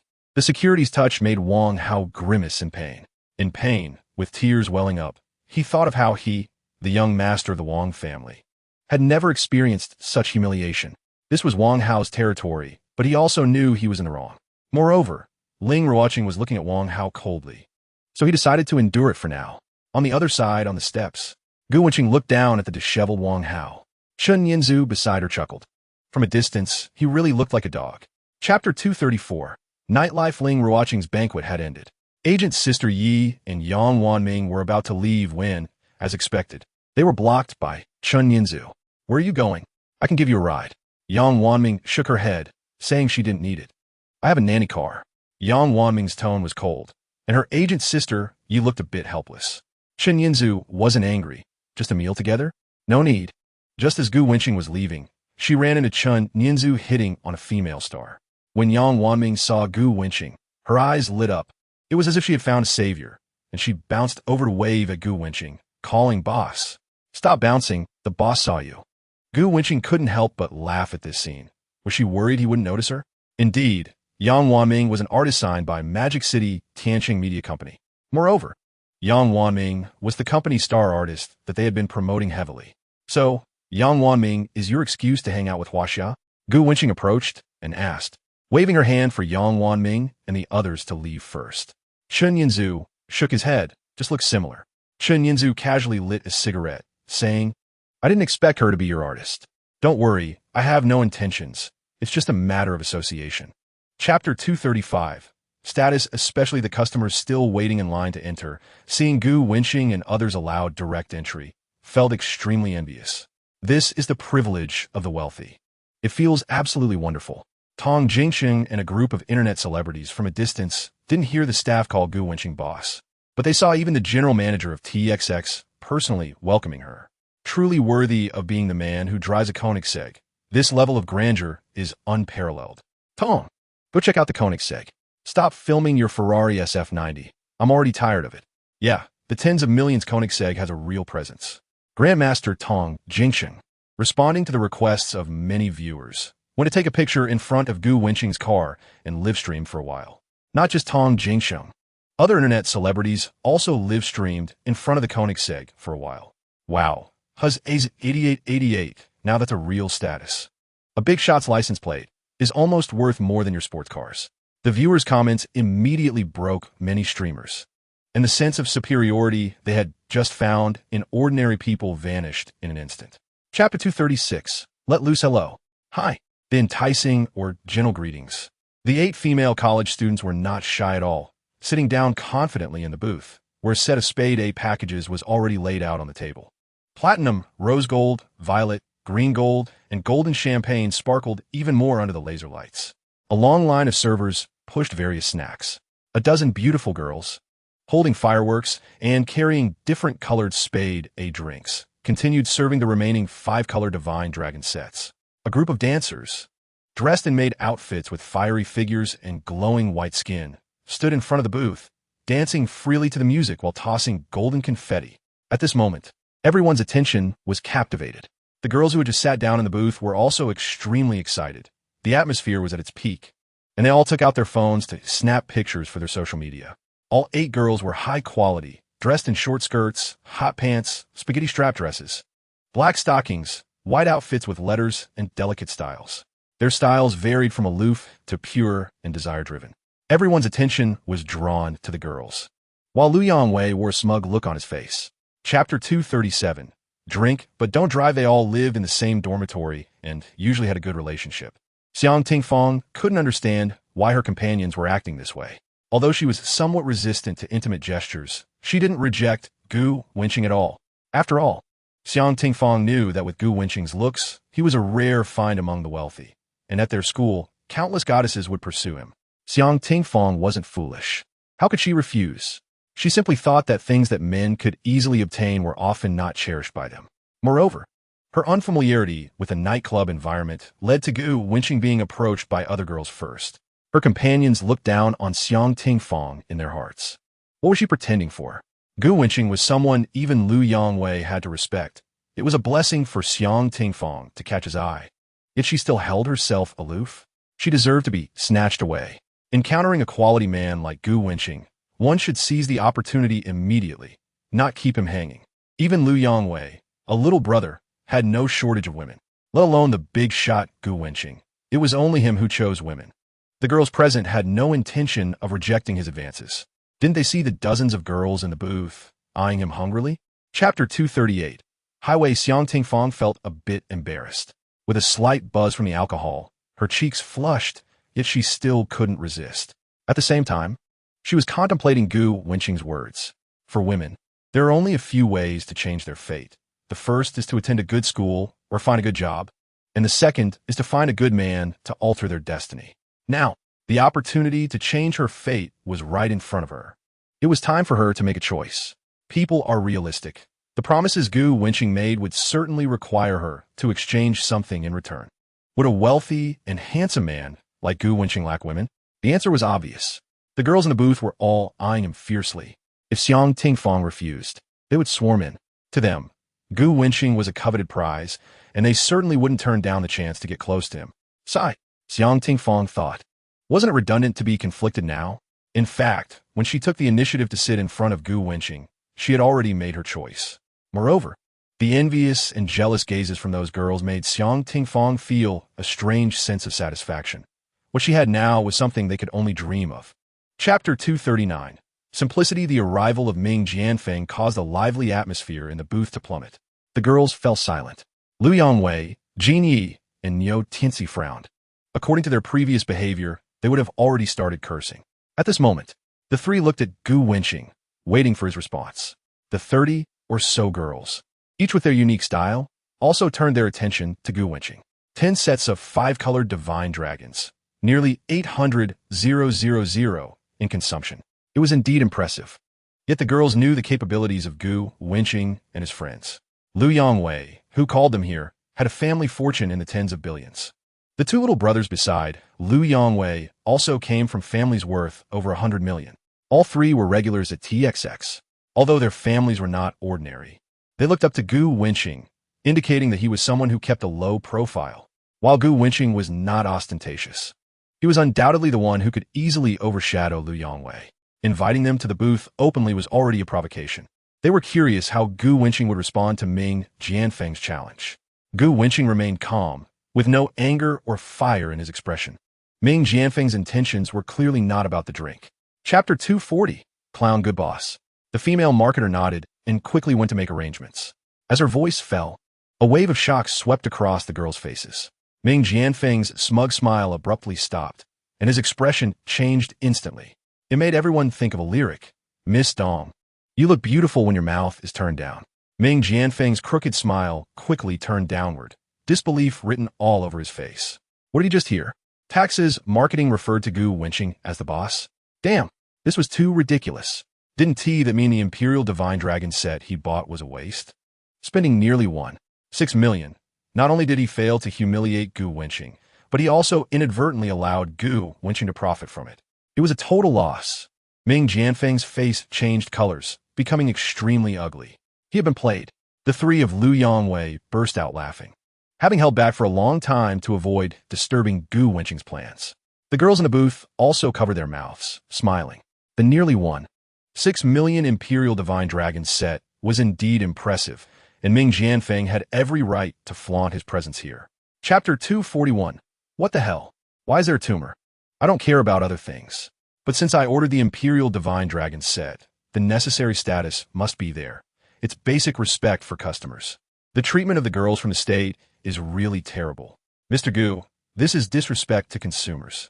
If you treat customers differently, who will dare to come to TXX in the future? I spent so much money. Mr. Gu wouldn't turn a blind eye, right? Ming Jianfeng gritted his teeth, staring at Gu Wenqing. He looked around and continued, the top nightclub in the magic capital, TXX, shouldn't be this low, right? It was indeed my fault at first. But I don't think Mr. Gu is a petty person. He wouldn't seek revenge. Ming Jianfeng spoke reasonably. He was a consumer.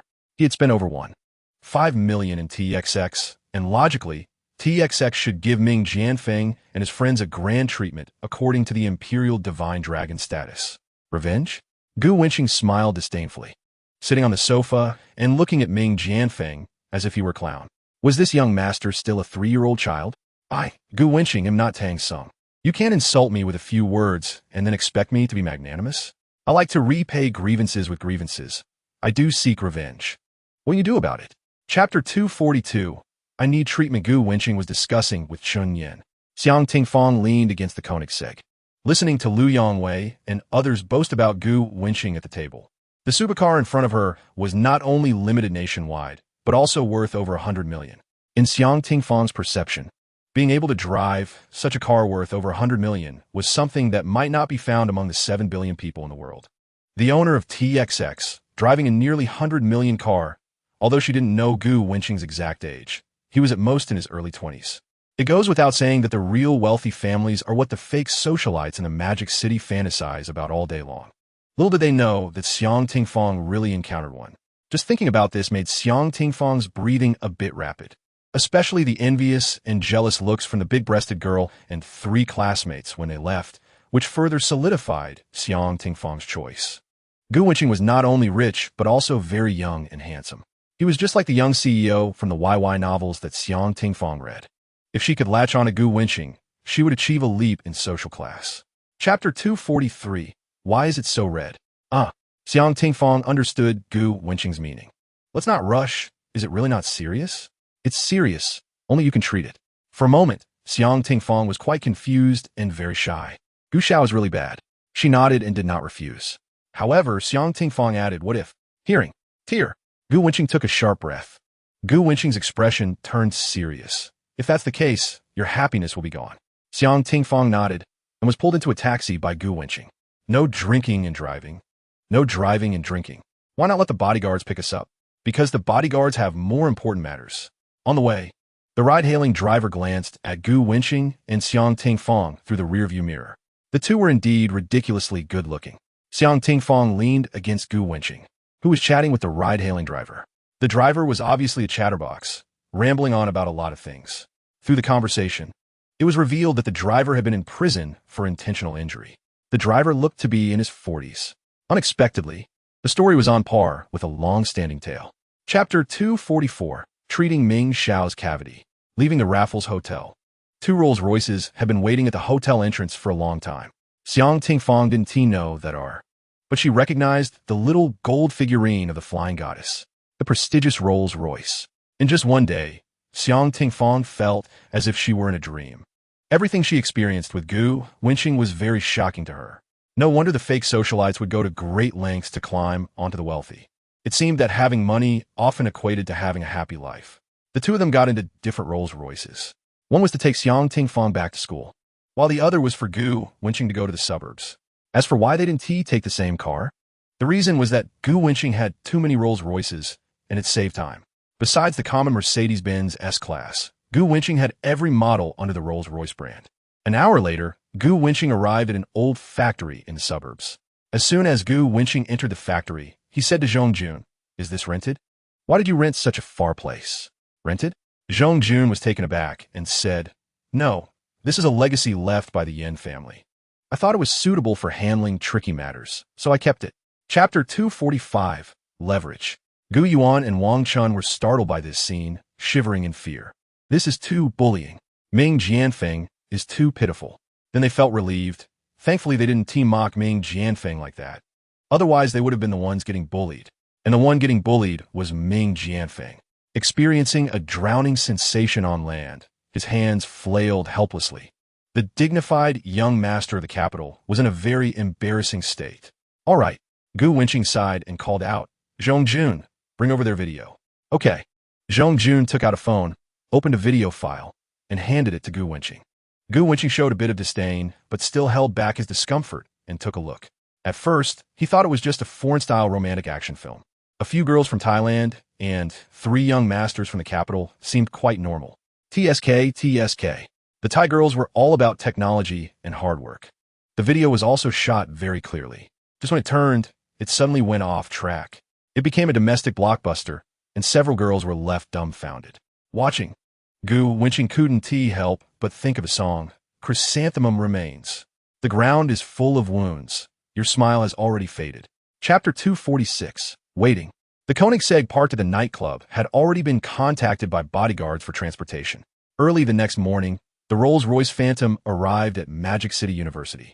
As Gu Wenqing walked not far from the boys' dormitory, he spotted a familiar figure. Just as he was about to call her, Yin Weiwei also noticed Gu Wenqing. The weather had suddenly dropped overnight, signaling the onset of winter. Yin Weiwei was wearing a gray sweatshirt and loose jeans. After seeing Gu Wenqing, a slight surprise appeared in her clear eyes. He didn't stay in the dormitory? Yin Weiwei took a few steps forward and quietly said, "Did you come back from outside the campus? Haven't stayed in the dormitory recently?" Gu Wenqing looked at Yin Weiwei. After a while, her changes were very noticeable, evolving from a social anxiety to a little rabbit. "Is there something?" Yin Weiwei nodded, Her bright and clear eyes seemed to say, "I've been waiting for you for a long time. It's the remaining money from that milk tea shop. I'll transfer it to you. How much is left?" Yin Weiwei glanced at her phone's transfer, saying more than 90,000. Gu Wenqing didn't refuse, took out his phone, and said, "Let us add each other on WeChat first, and you can transfer it to me after adding." Chapter 247. I have a friend. Huang Zicheng. I can't leave right now. Can you go to the airport and pick someone up for me? Huang Zicheng controlled his game character, hiding, and frowned as he replied, "Let away go. I'm playing a game. My best friend is single, 19170. Phone number 138 XXXXXXXX. Are you sure you don't want to go?" Huang Zicheng's frown gradually relaxed. I've never been able to refuse your requests since we were young. Huang Zicheng stopped playing the game, took out his Mercedes key, and set off.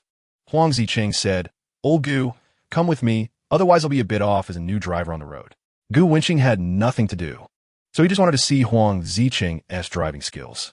As soon as he entered the driver's seat, Huang Zicheng pressed the gas pedal with one foot and the brake with the other, leaving Gu Wenqing dumbfounded. "This is really impressive. Stop, let me out." Huang Zicheng was a bit confused. "What's wrong? I just started." Gu Wenqing had a face full of speechlessness. "Are you joking with our lives? I really don't know how you safely drove back to school back then." Huang Zicheng scratched his head and chuckled. There was a little accident. The back of the car hit the wall and lost some paint. Huang Zicheng got his manual driving license during the summer vacation, and when driving an automatic, he habitually used both feet. Chapter 248. The two characters Tu Nan. Gu Wenqing suppressed a smile. Huang Zicheng, who fancied himself a romantic, looked as constipated as ever, probably unable to prove himself. Just as Huang Zicheng wore a face of despair, a girl came out of the restroom. Seeing her classmates Shi Jin and Huang Zicheng together, she walked over to greet them. "Hello, are you friends of Xiao Xiang?" The girl was wearing a blue V-neck sweater, and black leggings hugged her evenly proportioned legs. She wore black ankle boots that accentuated her long legs. "Yes, that's right." Huang Zicheng was so surprised that he stumbled over his words, thinking to himself, "Damn, she's really good looking, not worse than Li Wenhuan." Gu Wenqing estimated that this girl was at least 175 centimeters tall, and her legs were indeed stunning. However, compared to Wang Yinran's legs, she was still a bit lacking. Wang Yinran wasn't the tallest girl, but her overall body proportion was very good, while this girl's legs were a bit on the thin side. However, her model-like legs looked great in long boots. "I'm Tu Nan," the girl introduced herself. She glanced at Gu Wenqing and Huang Zicheng. Huang Zicheng was unremarkable. Gu Wenqing's looks surprised Tu Nan. She didn't expect to encounter such a handsome guy right after returning to the country. Chapter 249. The Audi A5 just like that. The girl added Gu Wenqing on WeChat. "Is this for real? The gap between them is just too huge." Huang Zicheng was a bit speechless. So Gu Wenqing really is a romantic? Meanwhile, Huang Zicheng, the so-called romantic, was pitifully acting as the driver. Hearing the giggles from Gu Wenqing and Tu Nan in the back seat, Huang Zicheng's heart sank. He prided himself on being one of the two male gods at Shanghai University alongside Gu Wenqing, but in the end he lost because of his lack of eloquence. Had he known this, he would have never let Gu Wenqing sit in the back seat. Tu Nan's eyes were squinted into crescents. Gu Wenqing was truly interesting, and his words were witty and humorous. First impressions set the tone, and Tu Nan felt that Gu Wenqing was knowledgeable and talented, which she admired. The car moved steadily. The driver, Huang Zicheng, was driving incredibly slowly. Gu Wenqing was ready to mooch a meal, but then Mo Luo sent a message that made Gu Wenqing abandon that thought.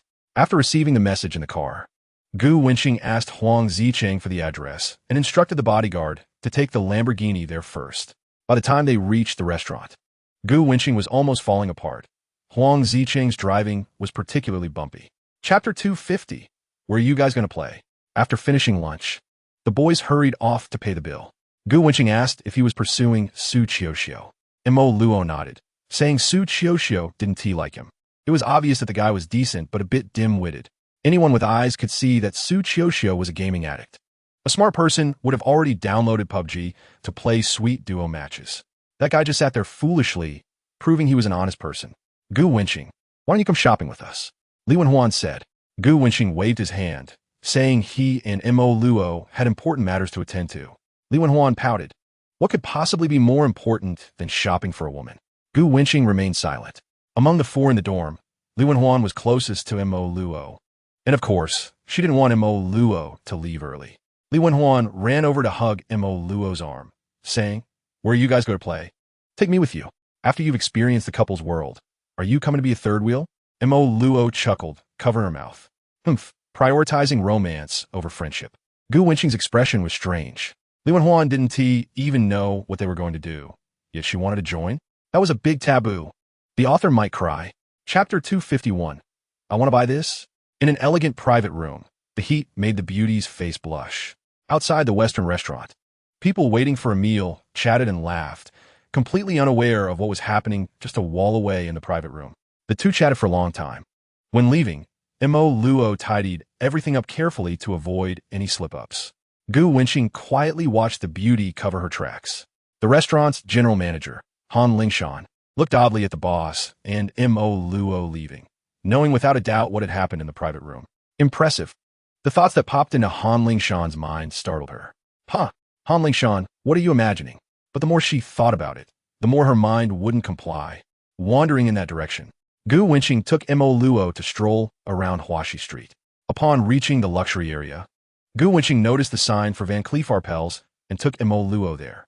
Chapter 252. Entering school, Mo Luo bought quite a few things, making Gu Wenqing's eyes go wide. Challenging his weak spot, Mo Luo whispered, "Next time, I'll wear it for you." Next time, Gu Wenqing picked up a pair of Balenciaga high heels and pushed Mo Luo into the fitting room, saying while pushing, "There's no better time than now."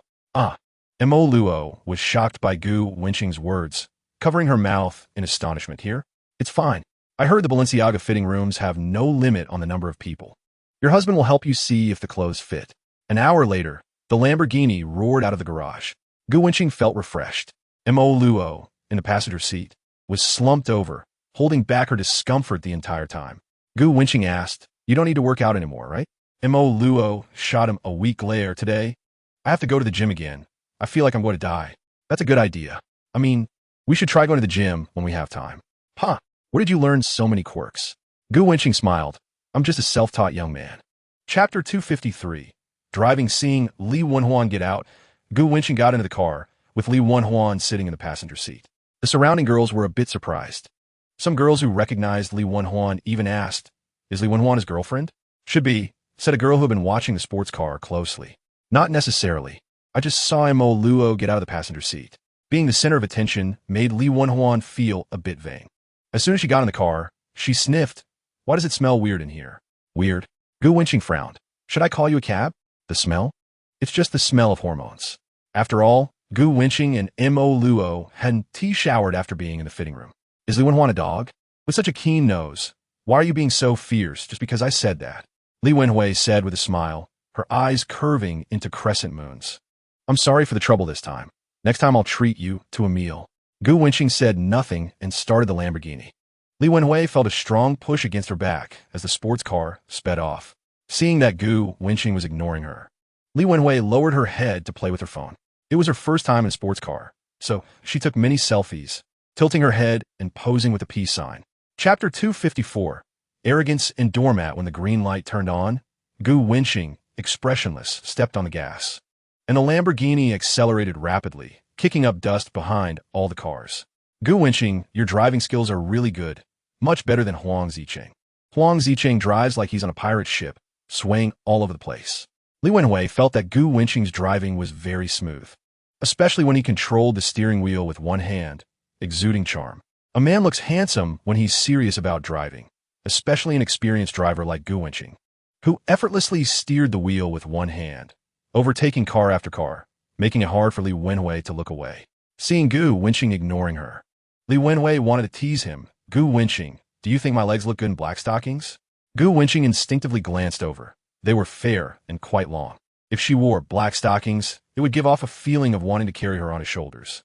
With her good looks and decent figure, Gu Wenqing wouldn't refuse. However, thinking about the fact that she was Huang Zicheng's crush, Gu Wenqing lost interest. "It's just average." Li Wenhui frowned. "How could it be average? My legs are long." Saying this, she lifted her leg to show Gu Wenqing. Gu Wenqing deliberately said, "You're not even wearing black stockings. What are you talking about?" Chapter 255. Is being arrogant a crime? At that moment, a message from Suemo came through. It was a picture of her dressed as Gong Sun, Li from the game Honor of Kings. Suemo wore a red dress with white hair and 2 playful fox ears, giving off a vibe of a humanoid, 9-tailed fox. The bell around her neck and her half-knee white stockings could easily capture hearts. Just looking at her fluffy ears made Gu Wenqing want to tug at them. Suemo, boss, where are you? Suemo always liked to call Gu Wenqing boss.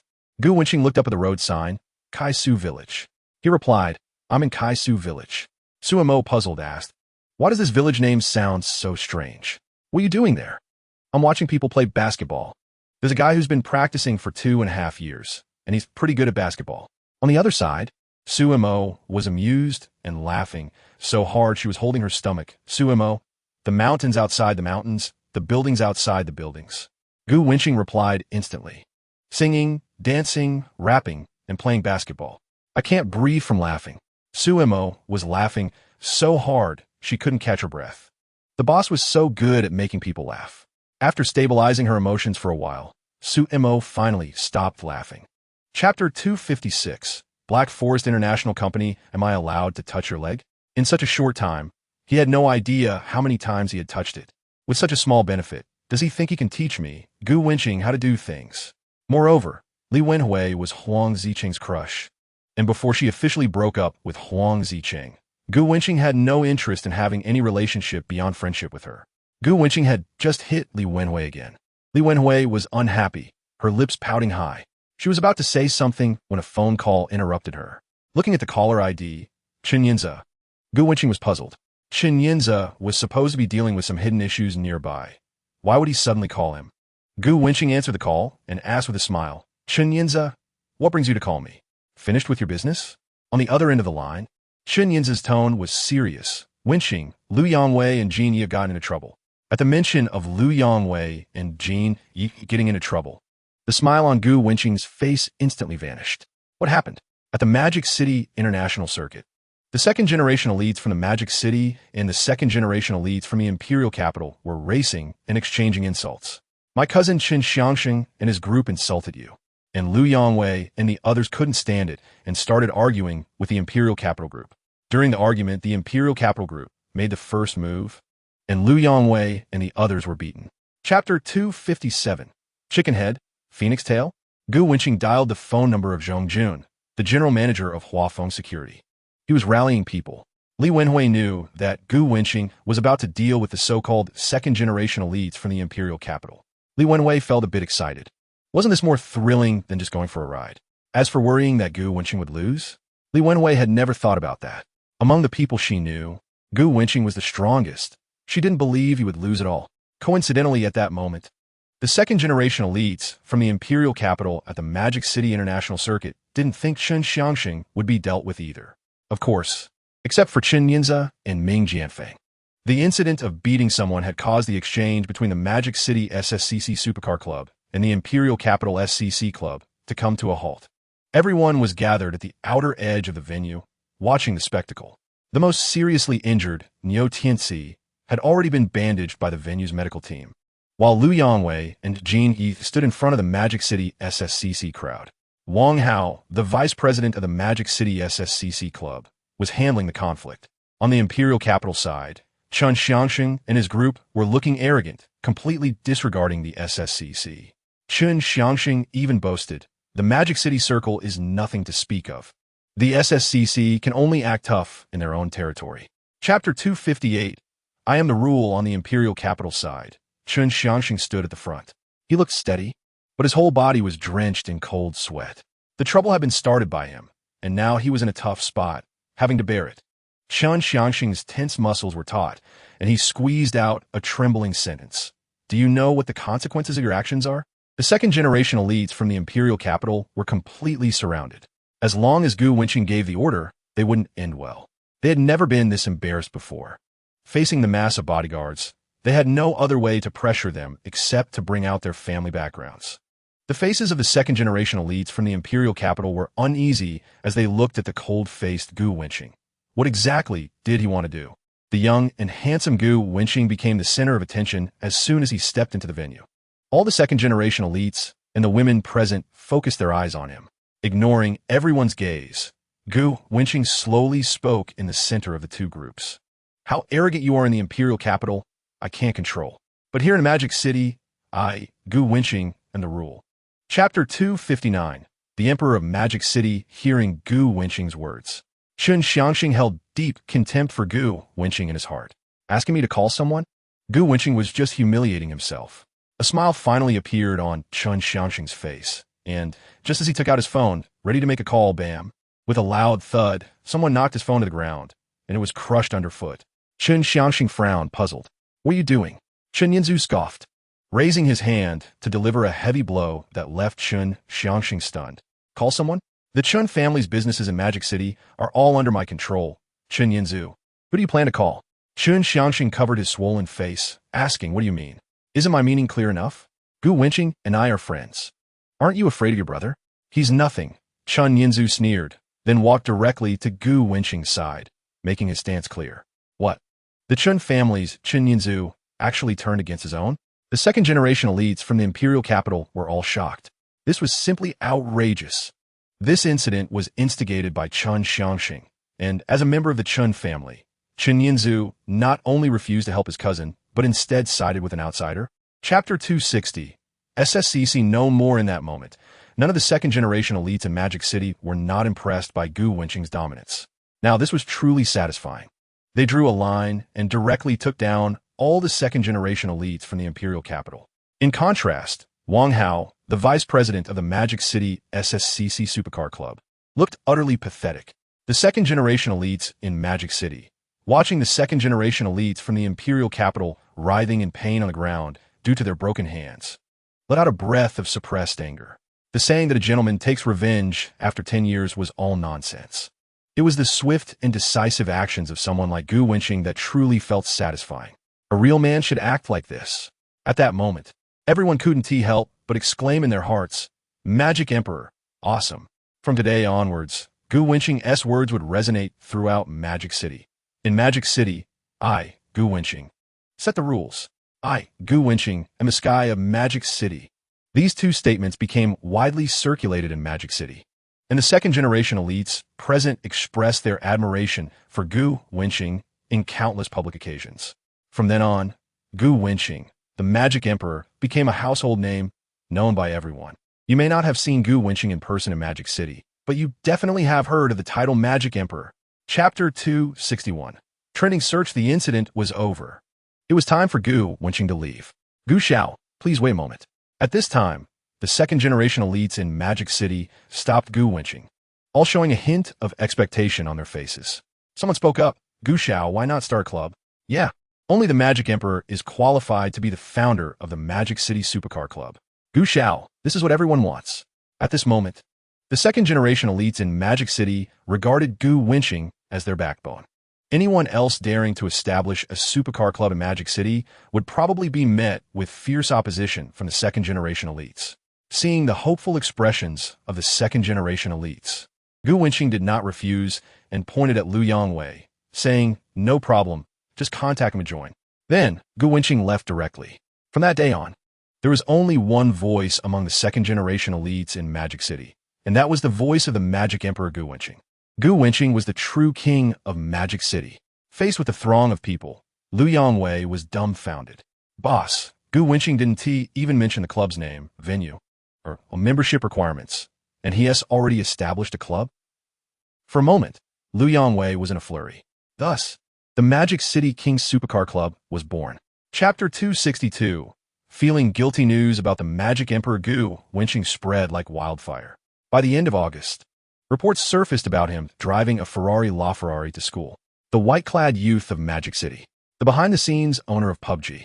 The Ferrari license plate was Hu A11111.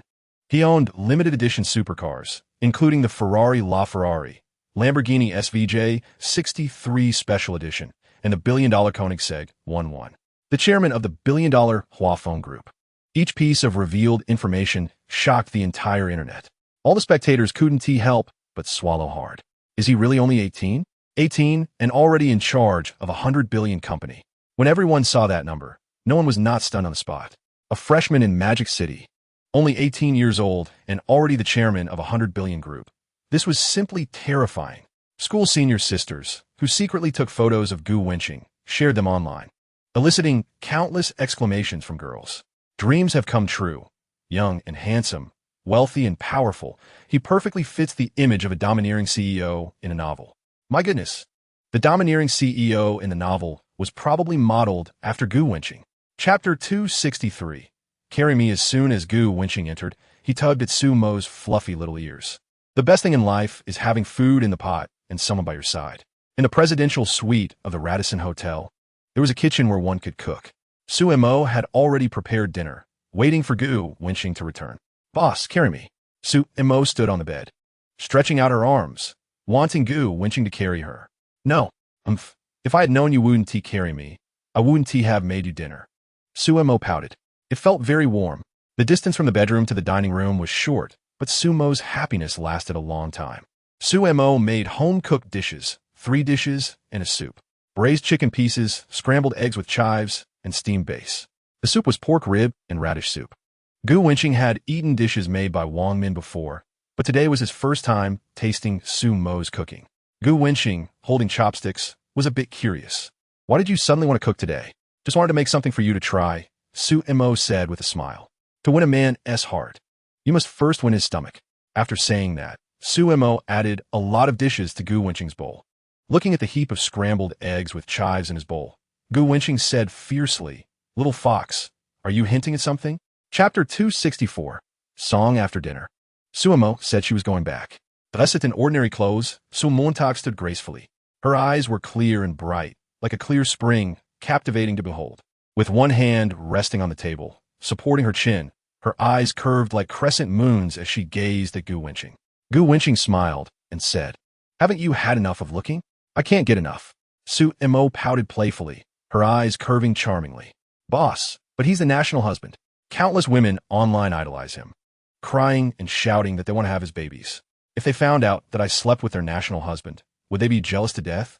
Gu Wenqing's expression was strange as he leaned closer, pinching Su Mo's small chin. "I'll give you another chance to reorganize your words." "Oh, it's all the same." Gu Wenqing's lips curled up. "Do you know what the similarity between you and a lollipop is?" Su Mo pouted, asking, "What is it?" "You can age for a long time." "Shut up." Su Mo rolled her eyes at Gu Wenqing. Chapter 265. The Tang Palace. Yuhan looked over the Lamborghini and suddenly remembered that it seemed to have been exposed online that Gu Wenqing owned 3 sports cars, one of which was a limited edition Lamborghini. Gu Wenqing not only was with Su Mo, but also had another girlfriend, Wang Yanran. Thinking of this, Yuhan's eyes suddenly brightened. Inside the Lamborghini, Gu Wenqing had been watching Su Mo and had also noticed Yuhan. He had a bit of an impression of her. After practicing tea art for 2.5 years, she was indeed not very skilled. Gu Wenqing lowered the car window and exhaled a puff of smoke. In the rearview mirror, he saw Yuhan getting closer until she stood in front of the Lamborghini. Yuhan stepped forward and initiated a conversation. "Hi, long time no see." She even cleverly pushed her chest out, making the massive headlights seem like they were about to burst. Gu Wenqing looked at her and smiled. "What?"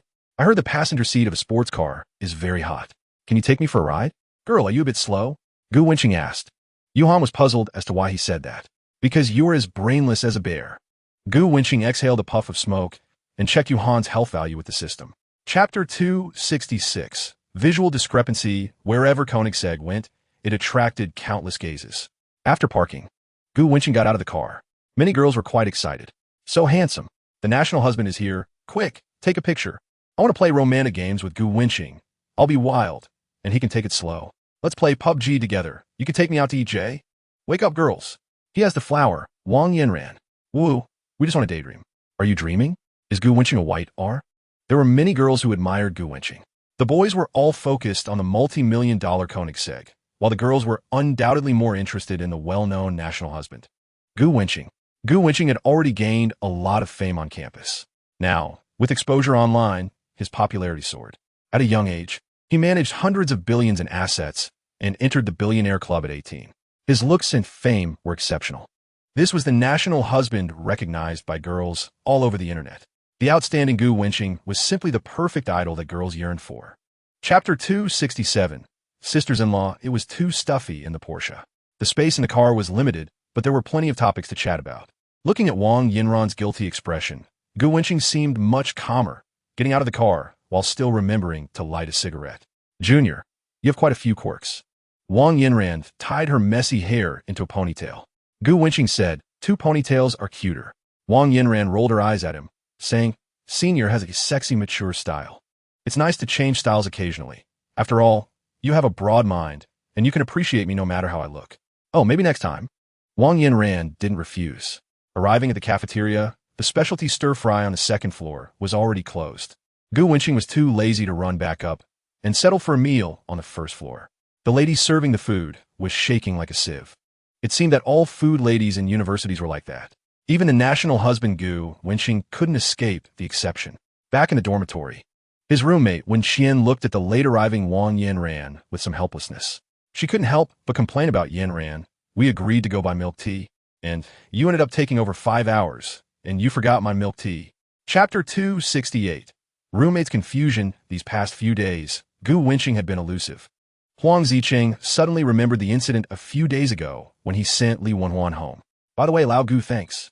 It's nothing, Gu Wenqing nodded. To thank you. Wenhuan said she wants to treat you to a meal. Huang Zicheng scratched his head, seemingly also owing Gu Wenqing a meal. We'll talk about it later. No need to be so polite. Gu Wenqing waved his hand, not caring. After sleeping too long in the big villa, it felt incredibly empty. Returning to the small dorm, it felt quite lively. Gu Wenqing was chatting and joking with his buddies in the dorm. At night, Huang Zicheng played a few rounds of PUBG, but didn't get a single J, feeling a bit frustrated. He directly quit the game and opened WeChat to scroll through moments. He saw that his childhood friend Xiao Xiang had a new update. Huang Zicheng clicked on the picture to take a look. What the hell? The male lead was actually himself. In the photo Xiao Xiang posted, her face was flushed, while Huang Zicheng had an LSP look, his mouth close to Xiao Xiang's cheek. At that moment, Huang Zicheng felt a chill down his spine. Chapter 269. Internet image. Su Qiuxiu shook her head and didn't say anything. The most passionate in Magic City had gone missing. That's why she was unhappy. Ding dong. The phone rang. The most passionate in Magic City is looking for someone to play games with. After seeing the message, Su Qiuxiu's disappointment vanished. She happily put on her headphones and opened the PUBG game. Next to her, Daishi was stunned, realizing that Su Qiuxiu was unhappy because of the most passionate in Magic City. Had the internet romance girl fallen in love? Hey, can you hear me? Stop shouting. You're deafening me. Gu Wenqing chuckled. A pleasant voice came from the headphones, cheerful and lively, lifting Gu Wenqing's mood. But why did this voice sound a bit familiar? The more Gu Wenqing listened, the more familiar it felt. Not only Gu Wenqing had this feeling, but Su Qiuxiu also felt the same. Encountering someone with a similar voice was quite normal, and neither of them thought much of it. As the countdown to enter the game began, Su Qiuxiu's tone was filled with grievance. Why have you been ignoring me lately? Chapter 270. Counterattack in the Imperial Capital. Chen's group. In a luxurious office. The entire office is antique and has an extraordinary ambience. A man and a woman are sitting across from each other. Mr. Chen Xiangxing's severed limb has been reattached, but there are many after effects, and his bodily functions have not fully returned to normal. The woman, dressed in OL attire, poured a cup of tea for Chen Chuqiao. Her brows tightly furrowed. Opposite her, Chen Chuqiao, wearing gold-rimmed frameless glasses and a well-fitting suit, remained calm and composed. Chen Chuqiao, who rarely smiles, sat silently, exuding a temperament cultivated over years in a high position, commanding respect without anger, decisive and ruthless. Chen Chuqiao nodded. Huafeng Group, with assets worth hundreds of billions, is quite powerful. How's the investigation into Gu Wenqing's background? His family background is unclear. Based on speculation, he should be an illegitimate child of some big shot. This is all the asset information we have compiled on Gu Wenqing, the OL-dressed woman said, placing the documents on the table. Illegitimate child. Chen Chuqiao's expression turned serious, then shifted to a hint of mockery. Recently, this illegitimate child has been quite in the spotlight. Perhaps his wealthy father plans to let Gu Wenqing achieve some results before making a legitimate return to the family. Chapter 271. Purely a hug. There are many cheats appearing online in PUBG, causing players a poor gaming experience, Li Jiahui said. Gu Wenqing remained silent, staring directly at Li Jiahui. Under Gu Wenqing's gaze, Li Jiahui continued. The specific reason has been thoroughly investigated by Huafeng Security. It was all orchestrated by the Chen Group from the capital. After mentioning the Chen Group, Li Jiahui glanced at Gu Wenqing. His expression showed no change. which made Li Jiahui somewhat worried. Mr. Gu, the Chun Group is a national enterprise with assets in the trillions, involved in many sectors, with subsidiaries scattered across the country. It's clear that the Chun Group is acting with intent. Is there a misunderstanding between the Chun Group and you, Mr. Gu? Li Jiahui's head began to ache. In front of the Chun Group, Gu Wenqing felt like a mantis trying to stop a car. Gu Wenqing has substantial assets, approximately 150 billion. His wealth of 150 billion surpasses that of Liu Yongheng and Liu Xiangyu, the richest father-son duo in Shanghai, as published by the Hurun Research Institute, by 15 billion. This indicates that the Hurun list is merely a distraction for ordinary people, just for entertainment. After all, the Tianyue Group, led by Ling Ruoqing in Shanghai, is valued at over 150 billion, but is not on the list. Chapter 272. Phone call. Li Jiahui stepped out from behind her chair and approached Gu Wenqing, opening her arms. Let's comfort the boss. Give Gu Wenqing a loving hug. In Gu Wenqing's view, Li Jiahui's open arms revealed her inner lining, her white shirt bulging. Faced with the embracing secretary Li Jiahui, Gu Wenqing naturally did not refuse. The fragrance enveloping Gu Wenqing was subtle, and he could feel her softness. Li Jiahui's face flushed. It was the first time she had hugged a male. She wrinkled her nose and leaned in closer to sniff. The scent on Gu Wenqing is so strange. It's not a bad smell, but it's hard to describe. There's a faint hint of tobacco and a boyish scent. It actually smells quite good. When Li Jiahui came back to her senses, she exclaimed, "Cheater, you said it was just a hug." Like a startled rabbit, Li Jiahui panicked and fled. Isn't this a hug? Gu Wenqing remained unfazed. Not improper. My hands didn't move around. How is that improper? Looking at his assistant's flushed face, Gu Wenqing found it amusing. Clearly, he was just brushing against her stockings. Who was being shameless here? The things you did have nothing to do with me. Gu Wenqing. Chapter 273. To agree or not to agree. Gu Wenqing nodded. You know too much. Take her out and deal with it. Boss, I won't betray you. Then become my shape. Li Jiahui's face turned red. No Youking. You know so much. If you don't become the boss's person, it's like a thorn stuck in the throat. How can a boss rest easy? Gu Wenqing wore a serious expression. Mr. Gu, I know your background very well, Li Jiahui said warily. There are 3 women around you. According to what I know, Wang Min, Su Mo, Wang Yanran. You have never hidden this from me, as your personal secretary. Can you tell me how many girls are around you? Currently 5? Gu Wenqing said without hesitation. Li Jiahui furrowed her brows. 5? That is too many. Too many? Including you, that makes 6. Mr. Gu, I haven't agreed to you yet. Gu Wenqing smiled. Is it necessary? Of course it is. I haven't agreed. After a moment of contemplation, Gu Wenqing said, come with me. Chapter 274. On the way, Li Jiahui obviously understood the meaning. She smiled, her tone filled with doubt. Mr. Gu, are you sure you're not joking? Just as Li Jiahui finished speaking, there was a crisp sound, and a sharp noise echoed in the Koenigsegg. Li Jiahui's pretty face showed a look of grievance. Gu Wenqing raised an eyebrow. I think you're provoking the boss. No, absolutely not. Li Jiahui shook her head like a rattle. She thought to herself, even if there was, she wouldn't say it. She's not stupid.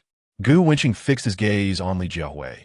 Are you secretly thinking that even if you have doubts, you won't say them? Li Jiahui gasped, covering her mouth in disbelief. How did he know? Telepathy? After a while, Li Jiahui felt embarrassed under Gu Wenqing's gaze and awkwardly shifted her gaze to the car window. At the same time, she was confused. How did you guess my thoughts? Is there any need to guess? Seeing your unconvinced expression is enough, Gu Wenqing said, climbing the peak. Li Jiahui hurriedly said, I give up, I give up. Gu Wenqing looked at the traffic lights ahead, raising an eyebrow. You submit with your mouth, but not in your heart? Li Jiahui's breathing quickened. I submit, I submit, I submit both in heart and mouth.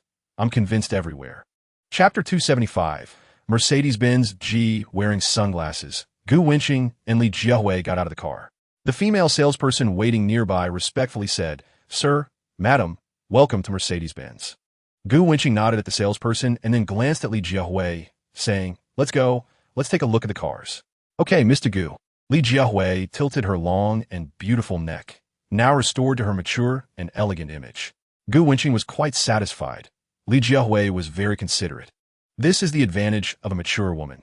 In different places, she knows how to clearly establish her position. In front of others, she is a smart and capable secretary. Behind her boss, she is still a capable secretary, which is quite nice. The female salesperson leads the way ahead.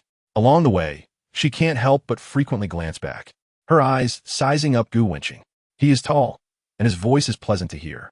Although he is wearing sunglasses, his well-defined features are vaguely visible. And he is definitely good-looking. Being tall and handsome is one thing, but the most important thing is that he drives a sports car worth over $100 million. Thinking of this, the female salesperson can't help but feel a bit infatuated.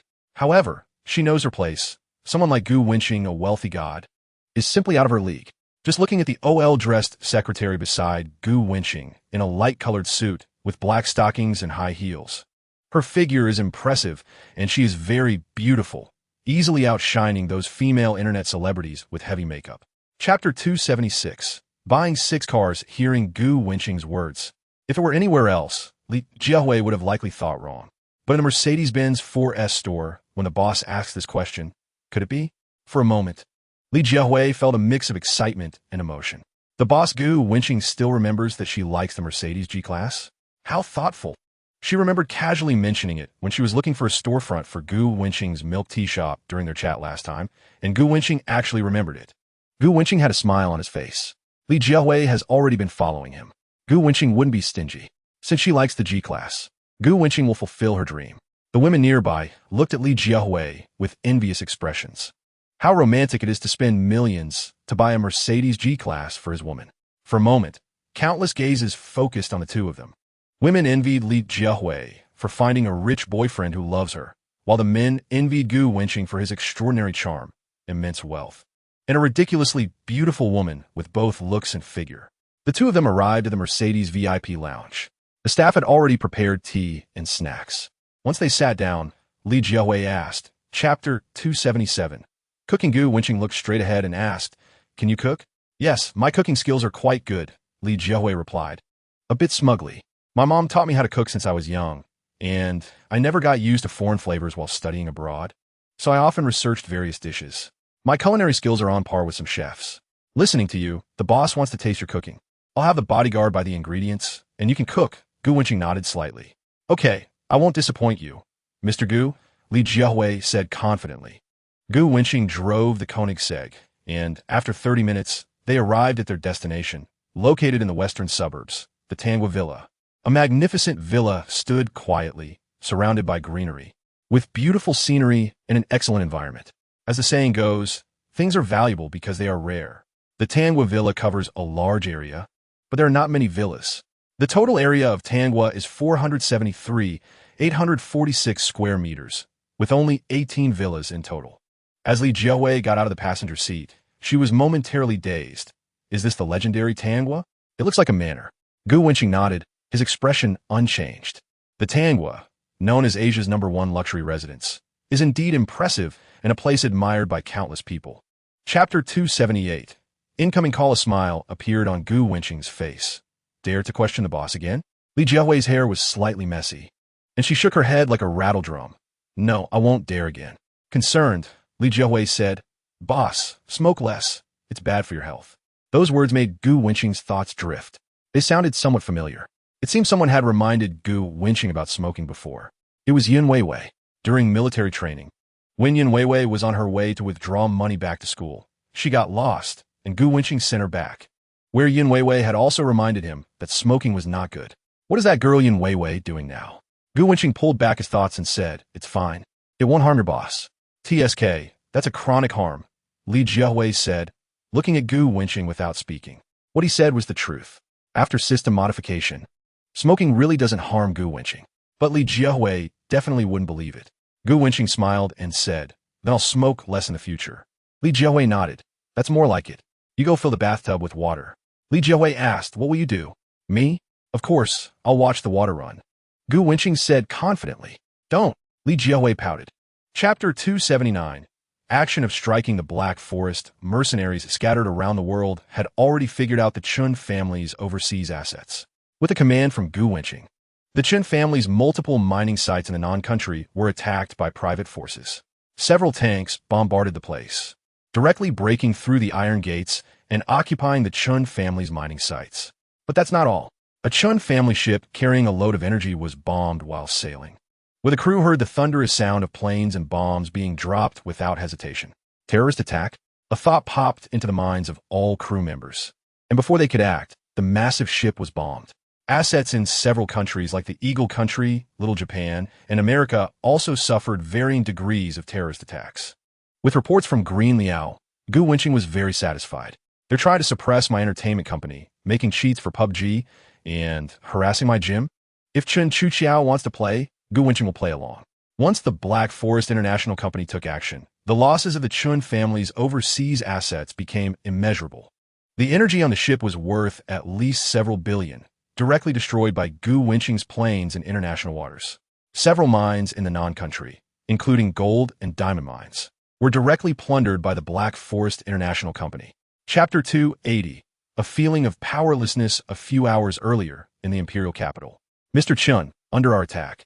Gu Wenqing's asset losses are severe. His entertainment company and PUBG have lost several hundred million due to our actions. The woman dressed in OL attire wore a smile. This is good news. Chen Chuqiao sat in the boss's chair, a crooked smile revealing a long-lost grin. Just some small probing tricks. Gu Wenqing is still too naive. He can only act tough in the Magic City. When facing our Chun family, he ultimately has to stand still and take the hits. Chen Chuqiao's confident words made the woman smile even brighter. She simply couldn't think of anyone in Huaxia who could deal with the Chen family. Even the Earth Emperor was evenly matched. The Long family and Jin family were not up to the task, let alone a mere Gu Wenqing. Originally, I thought that Gu Wenqing, known as the Demon Emperor, had some skills, but I was mistaken. Faced with Chen Chuqiao's small tricks, Gu Wenqing was too preoccupied to respond. It seems that Gu Wenqing is just an illegitimate child making a fuss in the Magic City. Ultimately, her power is limited, and outside the Magic City, she falls short. Chen Chuqiao exhaled a breath of foul air, not hiding the disdain in her eyes, and said to the beautiful woman, Chapter 281, stand firm with a sword. Hearing her father Chen Guodong's words, for the first time in her life, Chen Chuqiao felt helpless. Using the power of Huagua against Gu Wenqing? Obviously not. Not to mention the family behind Gu Wenqing. The Ming family, Wang family, and Gu family in the imperial capital all have some connection with Gu Wenqing. In Huaxia, the Chen family is not a one-man show. There are many considerations. After all, Gu Wenqing is not an ordinary person without a background. So what to do? Chen Chuqiao was at a loss. The priority is to minimize losses to overseas assets. So for now, let's reconcile. I heard that your brother has a good relationship with Gu Wenqing. Chen Guodong's tone was serious. At his age, he considered the overall situation of the family. He had long passed the age of youthful recklessness and impulsiveness. Reconciliation? Just let the family's 100 billion losses go like that. The humiliation I suffered will also be forgotten. In an instant, Chen Chuqiao's voice rose, drawing the attention of the women in the office to her expression. Can someone like Chen Chuqiao not deal with Gu Wenqing? On the phone, Chen Guodong remained silent. Chen Chuqiao knew that she had lost her composure earlier, and after exhaling a breath of foul air, she said softly, I understand. As long as I can minimize the family's losses, I'm willing to do anything. You can trust me with this. Chapter 282. Luxury cars gather. The Chun family's attempt to reconcile through you indicates that they cannot bear the losses. It's only been a day. If this continues for a few more days, your leverage will only increase. Gu Wenqing's expression was calm. Fine. Let's wait a few more days. Shen Yinzu's face was bitter. Just one day has already resulted in a loss of 100 billion. Even if Gu Wenqing goes easy in the coming days, it will still be at least 10 billion a day. To say it doesn't hurt would definitely be a lie. However, in order to gain a certain voice within the family, the greater the loss, the more significant Chen Yinzu's role becomes. The family wants to reconcile. They are helpless against Gu Wenqing. Ultimately, it still relies on him, Chen Yinzu. Chen Yinzu had to admit that Gu Wenqing's strike was clean and direct, hitting the Chen family's vital point. The Chen family's industry in Huaxia is something Gu Wenqing cannot deal with. Instead, it is the overseas assets of the Chen family that are indeed weak abroad. Gu Wenqing's thunderous strike left the Chen family dumbfounded. The two sides have truly torn their faces. The Chen family will definitely deal with Gu Wenqing in the future. Remember, Gu Wenqing once said that dealing with the Chen family was just a matter of his thought. Chen Yinzu believes this. Thus, Chen Yinzu is the key figure in this matter. Chapter 283. What is going on? Gu Wenqing looked puzzled at Liu Yongwei beside him. Liu Yongwei said helplessly, I mentioned in the group that we only needed 20 supercars. Who would have thought everyone would come? Mainly, it's because of your reputation, boss. The second-generation members of the King Club have long admired you and certainly wouldn't miss the chance to witness you. Hearing this, Gu Wenqing felt the excitement of the crowd, and the atmosphere was very lively. A few female members were blowing kisses at Gu Wenqing. Gu Wenqing smiled, making the excited eyes of several girls sparkle. In just a little while, several more supercars arrived in succession. The number of supercar members exceeded Gu Wenqing's expectations. Gu Wenqing shook his head. Since everyone is here, let's be high profile. At this moment, Chen Yinzu squeezed through the crowd and came to Gu Wenqing. He wore a face full of resentment. Couldn't you have come a little later? Gu Wenqing asked curiously, what do you mean? Chen Yinzu is showing off with a Bugatti he bought, and then you showed up and stole his thunder, Liu Yangwei explained. Upon hearing this, Gu Wenqing looked at the gloomy Chen Yinzu, patted his shoulder, and comforted him. Chapter 284. Set sail at 11 a.m. The 372 milk tea shop, which had originally been located in a school, was relocated after Gu Wenqing received the expansion order and 10 special milk tea recipes. The new location was on the commercial street at the main entrance of the school. The 372 milk tea shop targets the mid to high-end market. The shop covers 150 square meters, which is quite spacious for a milk tea shop. At this time, there were countless flower baskets placed at the entrance of the 372 milk tea shop. Wang Min had few friends, and only a few close friends were in the shop at this time. So these flower baskets must have been sent by Gu Wenqing's friends. On the street, many passers-by noticed the new milk tea shop had opened. Some looked up at the sign, and the name of this milk tea shop was quite peculiar. Suddenly, a series of engine roars echoed from the street. Everyone saw Gu Wenqing leading a Ferrari LaFerrari, followed by numerous supercars, and the surrounding atmosphere paused for several seconds. 20 of the most impressive supercars stopped in front of the 372 milk tea shop. As the doors of the supercars opened, King Club members got out one after another, instantly attracting whispers from many people. Chapter 285. It's exploded. The King members took a sip of the milk tea. The specially enhanced milk tea made them feel much better. Was it an illusion? Maybe the milk tea was really delicious, making people feel happy. Liu Yangwei smiled broadly. Boss, this milk tea is really good. Chen Yinzu next to him nodded in agreement. With such a tasty milk tea, it will definitely become a hit in the future. Old Gu, you must be planning to go for a chain route, right? Gu Wenqing really had so much money. Opening a single milk tea shop was nothing more than a small venture. Chen Yinzu believed Gu Wenqing was planning a nationwide layout. That's right, within 2 months. We will open 100 directly operated stores nationwide. Gu Wenqing also tasted the milk tea. The formula produced by the system lived up to its name. The taste was indeed very nice, something other milk tea shops do not possess. Chen Yinzu asked, are you looking for investors? Do you think I lack money? Gu Wenqing raised an eyebrow. Not lacking. Then that's settled. Inside the milk tea shop, Wang Min smiled. Honey, how do you like this decoration style I chose? Wang Min had a look that seemed to be asking for compliments. Very good. Very capable. Gu Wenqing praised generously. If you can expand 372 nationwide, you'll be even more capable. Chapter 286. Rongchang the night enveloped the entire Magic City. As one of the most famous sleepless cities in China, the nightlife in Magic City was just beginning. The city could only be described with phrases like bright lights and vibrant nightlife. Nightclubs were filled with luxury cars, especially the top-tier nightclub TXX. At this moment, the parking lot of TXX was crowded with luxury cars.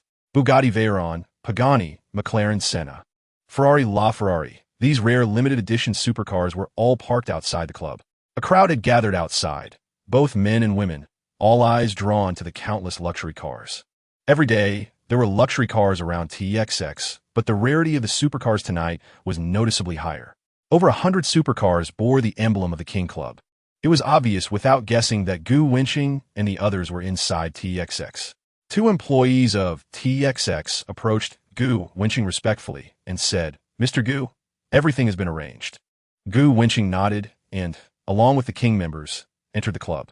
After seeing Gu Wenqing and the others go in, some people prepared to enter the nightclub, but were stopped by the security at the door. Sir, TXX is not open to the public today. One of the thugs said, Step aside. Our boss is looking for Gu Wenqing. The security guard stood firm, saying, We said that TXX is not open to the public. If you want to see our boss, just wait at the door. The guards realized that this group seemed unfriendly and had already notified Gu Wenqing. Inside the VIP area, Everyone was having a great time when a security guard rushed over and said, "Boss, there are people outside asking to see you." "Who?" The guard replied honestly. "The license plate is Hu AZ9999. It's Rong Chong, the boss of Huangting Entertainment." Huangting Entertainment? Gu Wenqing had never heard of it and didn't know who Rong Chong was.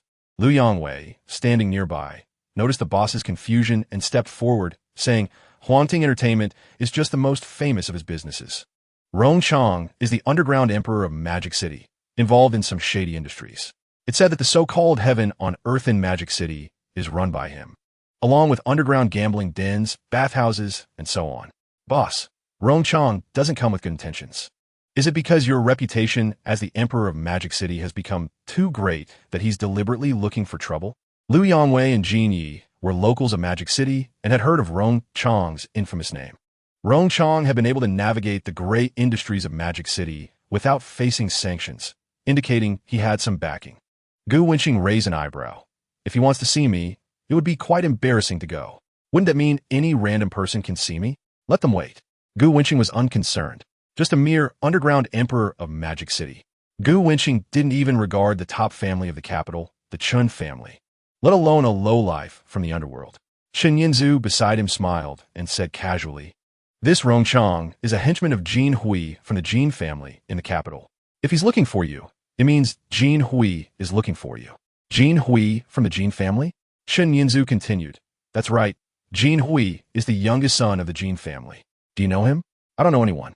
"Whatever Hui he is, if he wants to see me, he can wait," Gu Wenqing said nonchalantly. Chen Yinzu shrugged. Since Gu Wenqing wasn't afraid of the Chun family, a direct descendant of the Jin family probably wouldn't catch his eye either. Gu Wenqing was indifferent. It was also a good opportunity to test the other party's intentions. If they barged in, they would be enemies.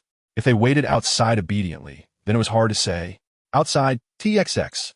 The security guard went to the door and said, "Chapter 288, arriving in the capital boss. The Jin family is one of the 3 top families in the capital. The old man of the Jin family is a powerful figure in the military. The family has many members scattered across various departments. He has 2 sons and 1 daughter. Both sons are in positions of power, with 2 daughters-in-law who are entrepreneurs, investing billions domestically and internationally. Jin Hui is the youngest son, born to the youngest son of the Jin family, and is the only descendant of Jin Shiliang. Jin Hui is 26 years old, has a chaotic personal life, which is why he hasn't entered politics, and instead works in his mother's business group. Jin Hui is male and has a preference for men. It is rumored that Jin Hui is quite fond of Chun Chu Qiao from the Chun family." After listening to Zhong Jun's preliminary report, Gu Wenqing nodded, took a puff of his cigar, and showed a strange expression. Jin Hui is gay. The whole situation began to clear up. It seemed that because Gu Wenqing had repeatedly humiliated Chun Chu Qiao, Jin Hui was enraged. That didn't make sense. If Jin Hui had any brains, he could have quietly dealt with Gu Wenqing without announcing himself. After the initial anger subsided, Gu Wenqing felt that the whole matter was quite abnormal. First, from Rong Chong's words, Jin Hui wanted to reach some sort of cooperation with Gu Wenqing. Second, Jin Hui might not be the one to speak directly with Gu Wenqing. He might send his trusted confidant instead. So the problem lay with this confidant. They were getting close to the truth. Having sorted out the ins and outs of the matter, the person behind the scenes wanted Gu Wenqing dead. The scheme of Huangting Entertainment appeared simple, but was actually a 2-birds-with-1-stone situation. As long as Gu Wenqing made a slight mistake, he would fall into the trap. The person behind the scenes wanted Gu Wenqing to face a life-and-death situation. If he went to the appointment, Huangting Entertainment had over 100 gunmen ambushed. If he didn't go, given Gu Wenqing's character, he would definitely send someone to investigate. Knowing it was the Hongmen banquet, Gu Wenqing would send someone to deal with the royal entertainment, shifting all motives for killing Gu Wenqing onto Jin Hui of the Jin family in the capital. Gu Wenqing, leaning back in his boss chair, raised an eyebrow. "Are there any survivors?" "Yes, but the gunmen know nothing. They are only responsible for executing orders and have no right to know," Zhong Jun answered truthfully. "Boss, our people have rushed to the capital overnight. Should we pause our probing of the Jin family?" Gu Wenqing nodded. "Since those gunmen have no value, deal with them all." "Understood, boss." Here is a sketch of the gunmen based on their accounts. Gu Wenqing took the tablet, and the sketch depicted an ordinary-looking man. He looked unfamiliar to Gu Wenqing, who had never seen him before. The next day, a plane from the Magic City slowly landed at the capital airport. At one of the airport exits, everyone's eyes lit up. All eyes were on a row of luxury vehicles parked at the exit, estimated to be more than 20 in number. All these cars were Maybachs and Bentleys. In the capital, most people would only envy a single Maybach or Bentley for a few seconds, without being too shocked. But when a convoy of over 20 all-black Maybachs and Bentleys parked orderly and solemnly nearby, it was a scene that left everyone astonished. This kind of visual shock often appears in movies, but most people were experiencing it for the first time in reality. Chapter 289. Hongqi L5. In addition to the Maybachs and Bentleys, there was a red flag luxury business vehicle parked in the middle. The 2019 Hongqi L5. Limited to 100 units nationwide. This car rivals Rolls-Royce, and even if you have money, you might not be able to buy it. Everyone understood why a Hongqi car could qualify to be in the center of these luxury vehicles. The Hongqi L5 is a model that can be seen on television at certain moments. As everyone was discussing the luxurious convoy, all the car doors opened simultaneously, and two bodyguards in suits stepped out of each car, knowing that President Gu had disembarked. The 20-plus all-black luxury vehicles parked in an orderly line behind the Hongqi L5. A group of bodyguards stood proudly outside the cars. This shock was beyond words. Those who witnessed it would never forget it. Most of the people present were left dumbfounded by the scene, especially the specially customized vintage Hongqi car, which sparked a flurry of discussions. What's going on? Is this a movie shoot? No cameras around, so it can't be. Someone important must have come to the capital. Let's be careful with our words. Chapter 290. Tianjin Nightclub at night. In the capital, Tianjin Nightclub. Tonight is the birthday of Jin Hui, a direct descendant of one of the top families in the capital, the Jin family. Although Jin Hui is notorious among the second-generation elites in the capital, making others reluctant to interact with him, he still attracts many guests for his birthday celebration due to his prominent family background. Outside Tianjin Nightclub, luxury cars gathered, and many celebrities from the capital's elite appeared to present gifts to Jin Hui. Offspring of officials, capital businessmen, and entertainment stars all came to curry favor with the top Jin family. At this moment, a Hongqi L5 drove into the parking lot. Instantly, the Hongqi L5 attracted countless gazes. Whether it was business tycoons arriving in Rolls-Royce Phantoms or second-generation elites in Ferraris and McLarens, they all stared in shock at the vintage Hongqi business car. At this moment, all the luxury cars present dimmed in comparison. The arrival of the Hongqi made every guest at the banquet think simultaneously, a true big shot has arrived. Although those attending Jin Hui's birthday party might not be at the very top of the capital's elite, Chapter 291. Gifts. The scene lingered in their minds. When a person's status reaches a certain height, just a glance or a gesture can make others feel tense. Gu Wenqing is such a presence. Just one look made everyone present hold their breath, carefully considering their words and actions. Anyone who could appear at Jin Hui's birthday banquet, even a random middle-aged person, will be a billionaire. The arriving stars were also prominent figures in the industry. Each guest, without exception, was a well-known figure outside, often praised and courted by others. Yet, the 18-year-old Gu Wenqing made everyone lower their heads. When three top young masters referred to Gu Wenqing as young Master Gu and stood by his side like younger brothers, the hearts of all the wealthy guests were filled with nothing but shock. This young man not only had the top young masters of the capital personally opening the car door for him, but also received extreme respect and attitude. To have Ming Xiao, Wang Xiao, and Gu Xiao lower their status shows just how terrifying the young man's background must be. What is his identity? At this moment, everyone was extremely curious. Chapter 292. A satisfactory explanation. Hearing the voice, Gu Wenqing frowned. He placed one foot on the crystal table of the booth, leaned slightly forward, and looked down at the seated Jin Hui. Don't play dumb in front of me. Hand over the person and give me a reasonable explanation, or the Jin family will cease to exist tonight. Gu Wenqing's voice was not loud, but everyone heard it clearly. Everyone gasped in disbelief. What did they just hear? This young man actually dared to threaten Jin Hui with the annihilation of the Jin family? Could he be surnamed Zhang, the arrogant Zhang? At this moment, everyone held their breath, staring in shock at the young man who spoke so audaciously. Gu Wenqing had stolen the limelight from the very beginning. Not only did he bring insulting gifts, but Jin Hui did not get angry. Instead, he greeted him with a smile. As the saying goes, one does not hit a smiling face, but Gu Wenqing went against this, slapping Jin Hui's face soundly. Regardless of how powerful this young man's background might be, Daring to openly declare the Jin family's demise in the capital sent chills down the spines of countless guests. What status does the Jin family hold in China? They are one of the top 3 families in the whole country, and yet a mere boy dared to declare war on the entire Jin family? Chapter 293. Auction. Once Gu Wenqing's figure completely disappeared from everyone's sight, everyone present let out a long sigh of relief.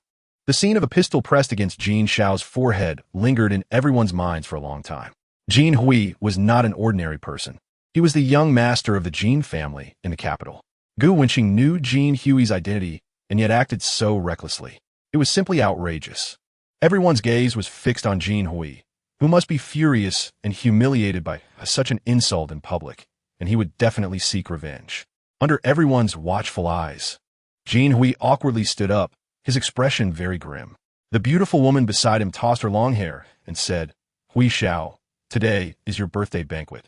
Gu Wenqing not only repeatedly disrupted your enjoyment, but also audaciously prepared to commit violence in public. It's simply terrifying. Such a rule-breaking person is a disaster. It would be better to keep him permanently in the capital. Hearing this, Jin Hui looked at the woman and slowly said, "Testing my limits? Don't think I don't know what you're thinking. Just now, your eyes were practically glued to Gu Wenqing. You really like him, don't you? Why not go with him?" Chapter 294. Brain teaser. The Bugatti Dark Knight was quite interesting. Gu Wenqing had a fondness for limited edition luxury cars. Gu Wenqing calmly asked, "What time tomorrow?" 2 in the afternoon, came the reply. Gu Wenqing nodded. Since there was a desirable supercar, they might as well go have some fun at the auction house. Ming Jianfeng and Gu Yuanxin had hit rock bottom. Who wouldn't want to own a globally limited supercar? However, it was clear that Gu Xiao also liked the Bugatti Dark Knight. They wouldn't dare to snatch anything Gu Wenqing had set her sights on. But both of them knew that once the second-generation elites of the capital heard about a Bugatti Dark Knight appearing at the auction house, they would probably go crazy. The Hongqi car arrived at the hotel. Inside the presidential suite, Gu Wenqing rushed in, shaking off all the bad luck. Buzz, buzz, buzz. The phone vibrated. Gu Wenqing picked up the phone and saw the caller ID. Chun Yin. "Hello, old Chun." Gu Wenqing answered the call. "Old Gu, I heard you went to the capital to find Jin Hui. You didn't really take care of him, did you? You're my bro. Take it easy and don't make too many enemies. Don't wait until I gain some power in the Chun family, and you're already 6 feet under." Chapter 295. Chatting. Li Wenhuan had just finished showering, wearing a loose long t-shirt that revealed her long, straight legs. As soon as she entered the dormitory, she noticed Su Qiuxiu lying on the bed, her phone facing her. Li Wenhuan curiously glanced over and happened to see a chat record about birds. The WeChat note read, "Deep affection." Li Wenhuan knew this deep affection as she often heard Dai. She mentioned chatting with Su Qiuxiu. It was Su Qiuxiu's gaming friend. At that moment, Su Qiuxiu, lying on the bed, changed her position to face Li Wenhuan, and the two stared at each other. Su Qiuxiu was startled and said, "Wenhuan, are you peeking at my chat records?" Li Wenhuan chuckled. "I saw a little bit. You're chatting with the most affectionate in Magic City, aren't you?" Su Qiuxiu nodded, contemplating how to respond to Gu Wenqing's brain teaser. Li Wenhuan frowned, having just seen the most affectionate in Magic City making suggestive comments, and reminded her, "Qiuxiu, there are a lot of online scammers. You need to be careful and don't foolishly reveal everything to him." I know," replied Su Qiuxiu. "Have you met this deep affection?" "Not yet," said Li Wenhuan. "That's good. Online relationships are still unreliable." Chapter 296. Acquaintance. Around 1 in the afternoon, at the hotel entrance, the bodyguards were already waiting in the Hongqi L5. It was the checkout time, and the pedestrians entering and exiting the hotel were shocked, whispering to each other. The 5-star hotel had a spacious parking lot filled with luxury cars like Ferraris and Rolls-Royces, which were quite impressive. Those able to stay at a 5-star hotel, even if not social elites, could be considered elite individuals. They would admire cars like Ferraris and Rolls-Royces, but would not be overly surprised. What shocked them was a vintage Hongqi business car parked at the hotel entrance. Hongqi L5. The license plate read, DA00008. Everyone present knew the prestige of this license plate. In the capital, it wasn't just about having money to buy a car. It also depended on personal luck. The difficulty of getting a lottery number in the capital was well known. So many capable people wanted to buy a regular DEA license plate directly. Currently, the price for a regular DEA license plate fluctuated between 150,000 and 250,000. Yet, the Hongqi car before them had the plate DA00008. Even if you offered $1 billion, you would find it hard to buy it, because the simple truth is that the person who owns this plate doesn't lack that billion. Chapter 297. Hotter than the heavens, Gu Wenqing remained silent, watching Dai Shi and ignoring Zhang Xini. Gu Wenqing felt that Dai Shi had changed. Although he had not seen Dai Shi many times, she had always given him a lively and cheerful impression. However, the Dai Shi in front of him seemed quite shy. Zhang Xini, feeling awkward, pouted and said, "Just kidding. She's Dai Shi's twin sister, Dai Han." Upon hearing this, Gu Wenqing slightly nodded. No wonder she looked different. At that moment, Zhang Xini looked at Gu Wenqing and finally recognized him. He was the national husband, Gu Wenqing. You were Gu Wenqing?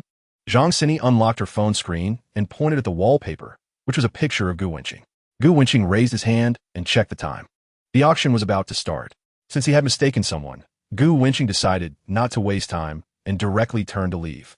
The Hongqi car disappeared down the road. Zhang Xini and her companions were left stunned. Did they really change so much after realizing Dai Han was not Dai Shi? When they mistook him for Dai Shi, Gu Wenqing would still stop to ask. Chapter 298.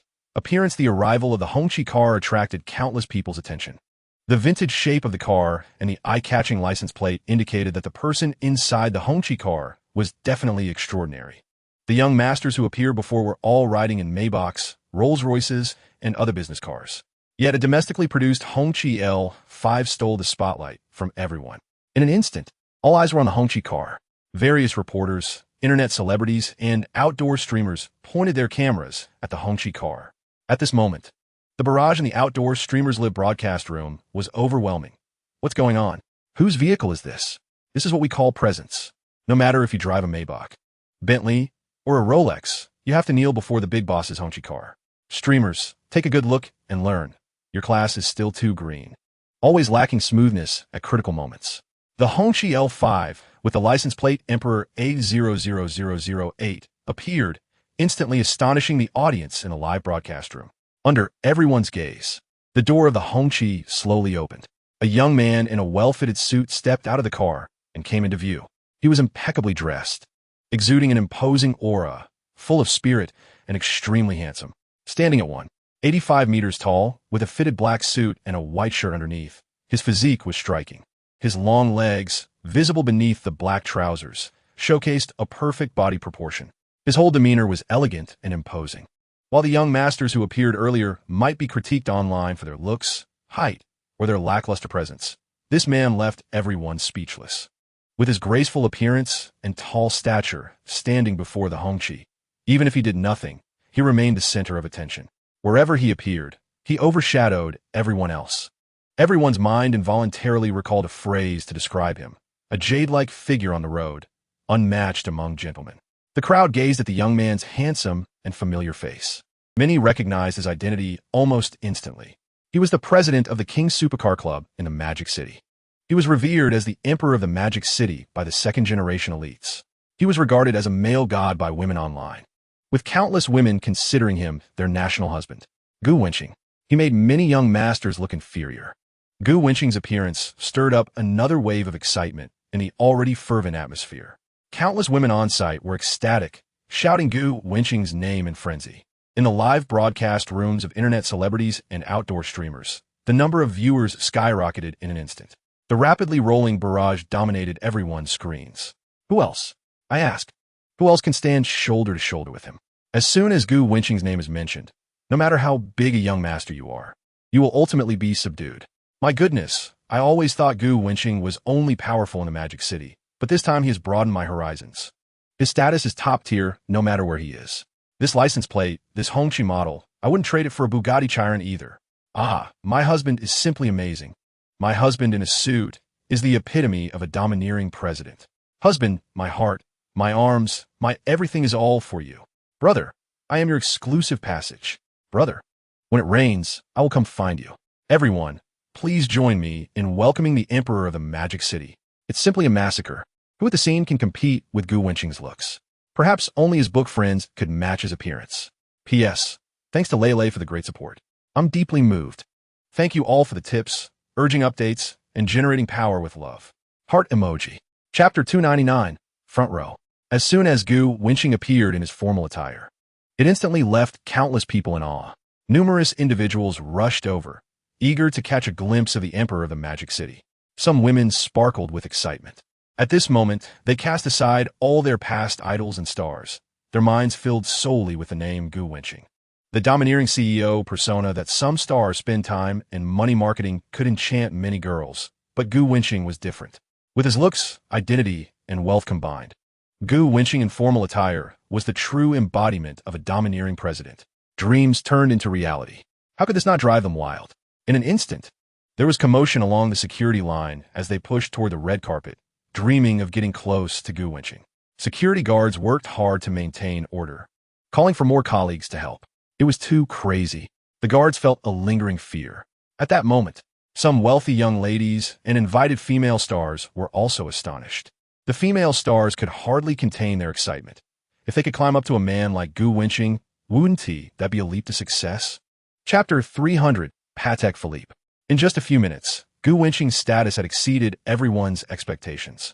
Others respected him, and Gu Wenqing reciprocated that respect. It was evident that Gu Wenqing was not arrogant due to his outstanding family background. The barrage in the live broadcast room rolled on. This auction had given everyone a new understanding of Gu Wenqing, the emperor of the Magic City. Whether it was the car Gu Wenqing drove or the license plate, it left everyone stunned. Even the wealthy young master Wang Chun from the capital had to personally welcome Gu Wenqing.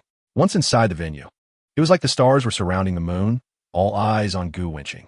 Those renowned figures, considered gods by ordinary people, whether billionaires or tycoons with thousands of billions, stood up to flatter Gu Wenqing. They wanted to make their faces familiar to him. What impressive presence. Is there anyone more imposing than Gu Wenqing? Most importantly, even the two Ma's had to sit in the third row, while 18-year-old Gu Wenqing confidently took his seat in the front row. This left everyone utterly shocked. Gu Wenqing, so young, not only received compliments from various wealthy individuals, but also sat at the same level as a group of seasoned elders. One can only imagine how terrifying Gu Wenqing's family background must be. Chapter 301, Bidding. On the other side, Chen Chuqiao wore a calm smile. He watched Gu Wenqing with a radiant expression. Chen Chuqiao felt no fluctuation in his heart. It seemed Gu Wenqing was interested in this Patek Philippe. He only planned to raise the price a bit, nothing to be happy about. Initially, Chen Chuqiao hadn't intended to bid. He wasn't particularly interested in this Patek Philippe. But once Gu Wenqing started bidding, Chen Chuqiao couldn't help but join in. Although Gu Wenqing didn't lack the 20 million. Annoying him was something Chen Chuqiao was very willing to do. The bidding war between the two young masters drew everyone's attention to them. Anyone with an eye could tell that Chen Chuqiao was deliberately raising the price. The tension among the families was palpable. At this moment, not only the big shots in the venue were watching the show. The live broadcast by the reporter was watched by countless viewers. The bullet comments rolled in quickly. Nearly 300 million for a Patek Philippe watch, 666. It was a good show to watch, no matter how high the status of Gu Wenqing is. He eventually meets his match. Just asking, who is that greasy man with the slick back hair? The big shots present were all giving Gu Wenqing face. But this greasy man didn't understand social etiquette at all. Chapter 302, the finale Apollo IE. There are only 10 of these cars in the world. This vehicle looks like an alien spaceship ready to wage war on Earth and humanity. Beneath its radical design and roaring performance, it is a powerful supercar. This car is nearly brand new, with a total mileage of less than 500 kilometers from purchase to delivery. The starting price is 35 million, with each bid increasing by no less than 5 million. Then, professionals began to explain the car's performance. Gu Wenqing remained expressionless. The Apollo IE, known as one of the 3 legendary supercars, is indeed impressive, although it is limited to 10 units worldwide.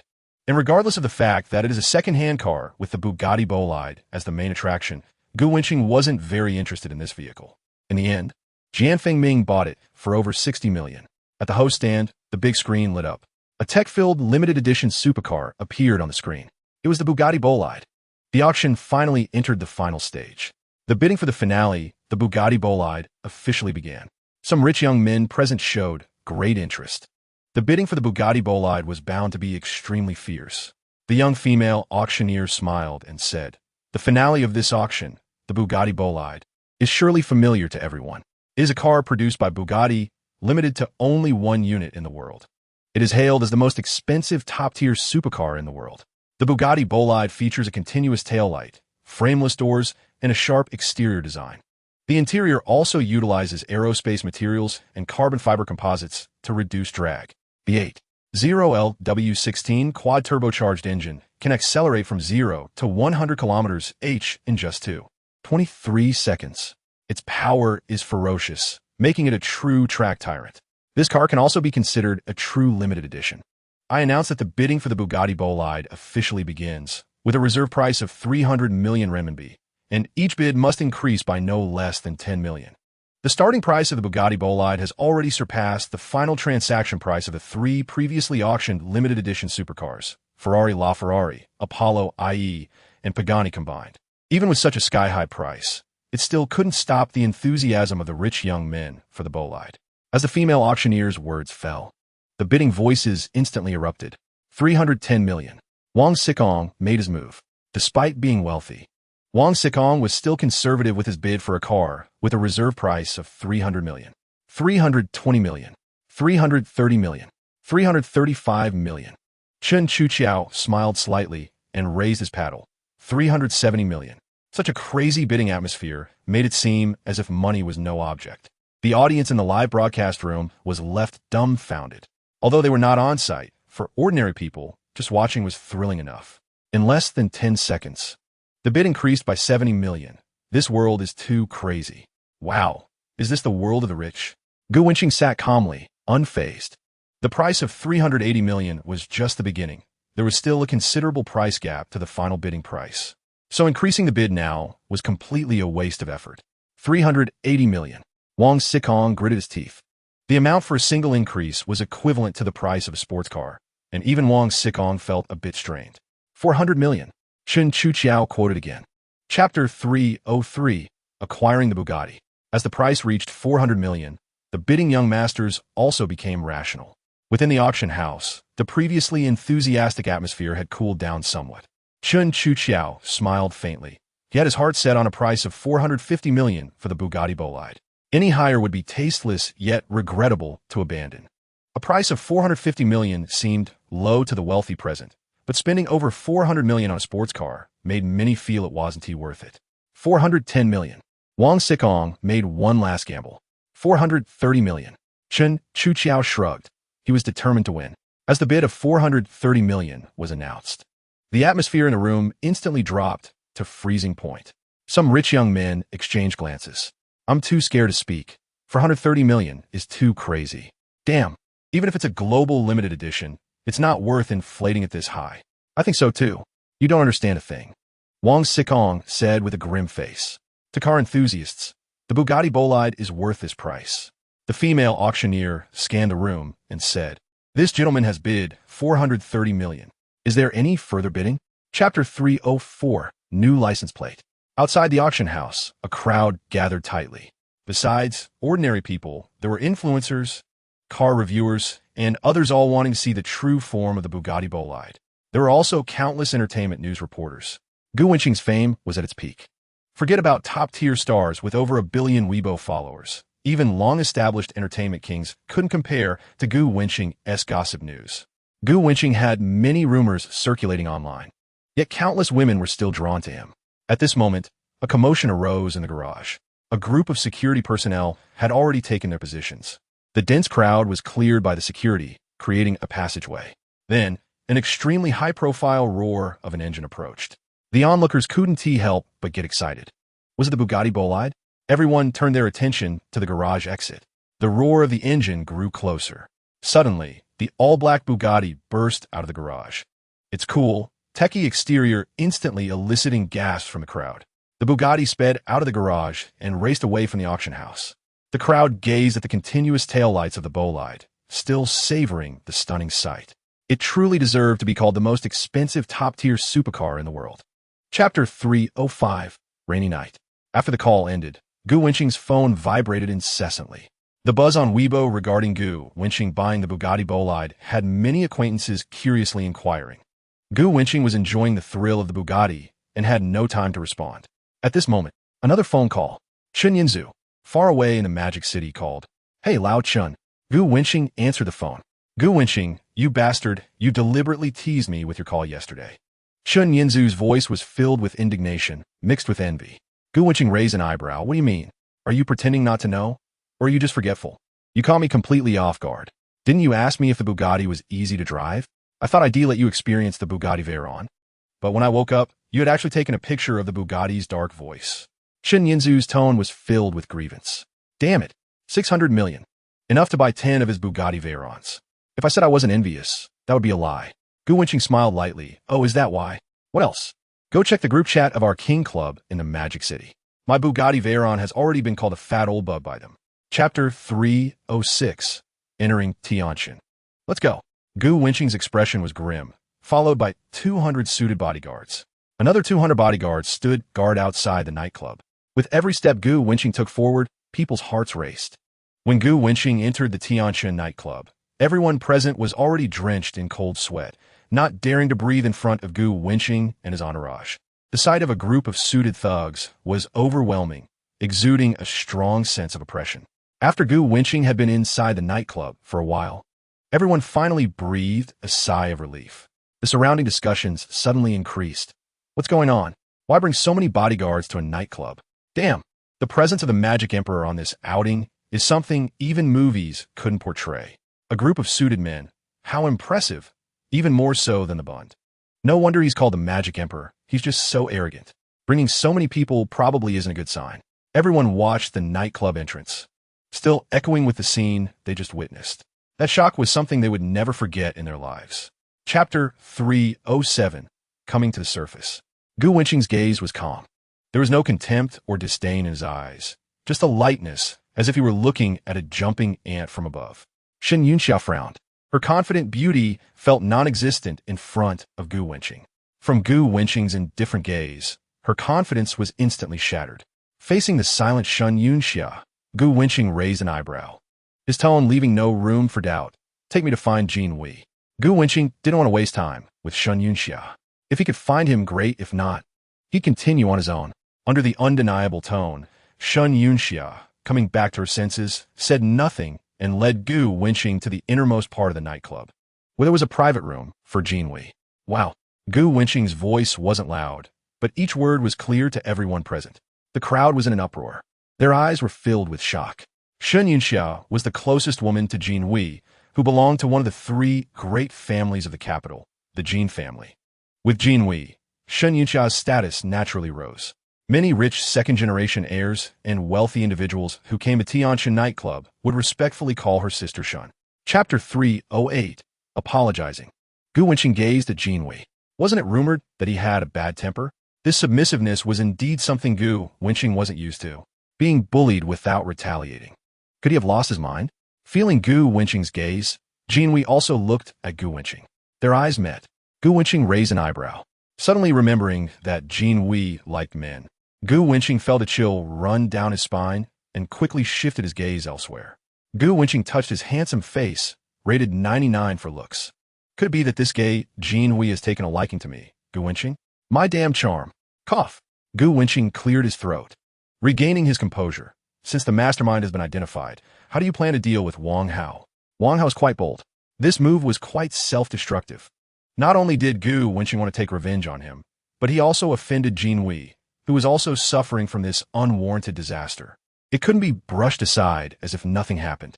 Jin Wei kept staring at Gu Wenqing. When Gu Wenqing awkwardly looked away, he realized he had been staring for too long.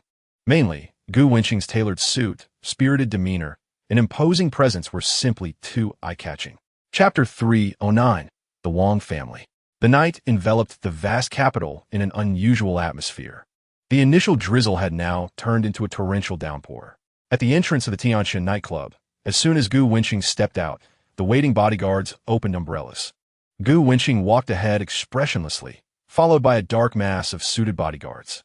At that moment, Gu Wenqing's phone vibrated. The caller ID showed Zhong Jun. He answered the call. Boss, we found him. Wang Hao is in the capital. Gu Wenqing slightly nodded and hung up. He strode into the Hongqi car.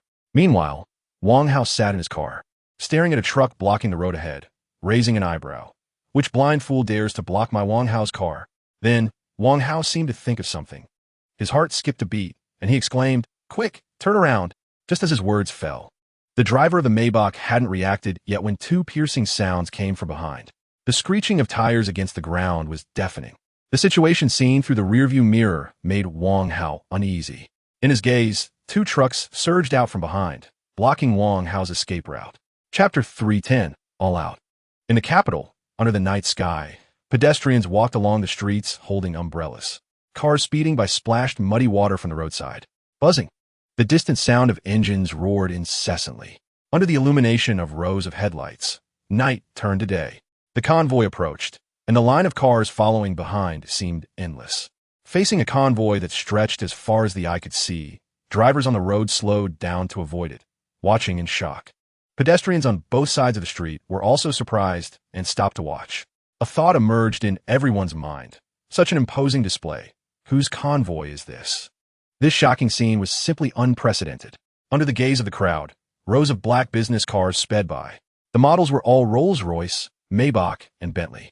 In the capital, a single Maybach or Bentley would usually make most people envious for a few seconds, but wouldn't be too overwhelming. Yet now, so many luxury cars appeared at once. But everyone chose to ignore the brands of the cars. All attention was focused on the seemingly endless convoy. The shock of the number of vehicles far outweighed the value of the cars themselves. At least over 100 cars, maybe even more. When the leading two cars drove by side, the vehicles behind struggled to keep up. As people watched the cars pass by one after another, the shock was hard to put into words. A passerby exclaimed in astonishment, "This convoy has at least 150 vehicles." Hearing this, everyone was dumbfounded. 150 vehicles was a conservative estimate. One could imagine the kind of powerful figure being escorted by such a display. A convoy composed of over 100 all-black Rolls-Royce, Maybach, and Bentley cars drove in a neat and dignified manner at high speed. A scene so shocking that anyone who had witnessed it would undoubtedly be astounded.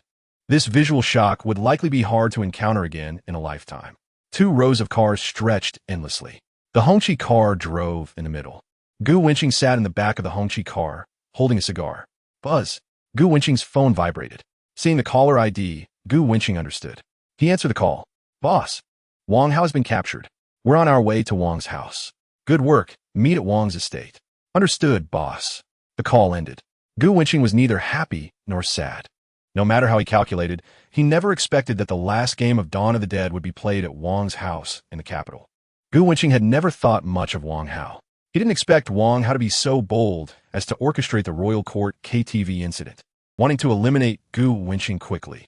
To be honest, the hatred between the two had never reached the point of life and death. Gu Wenqing wondered what was wrong with Wang Hao for choosing to seek his own death. If others were unkind first, he couldn't be blamed for being ungrateful. All 1,000 bodyguards in the capital mobilized. This time, Gu Wenqing aimed to wipe out the entire Wang family in the capital. To do things once and for all and eliminate future troubles. Gu Wenqing sat steadily in the back seat, his expression unpredictable. Yet inside, he wasn't as calm as he appeared. He felt a subtle excitement. Overnight, he would eliminate a prominent family in the capital.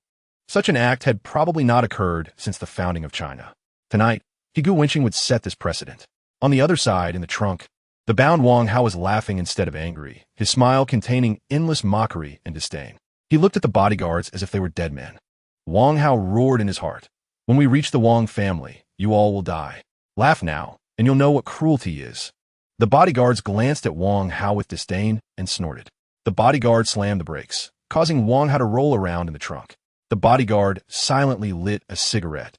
Watching the road ahead. Ahead was a brightly lit estate. Wang's estate. Outside the Wang family estate, four guards stood armed. Suddenly, the buzzing sound of engines rose and fell.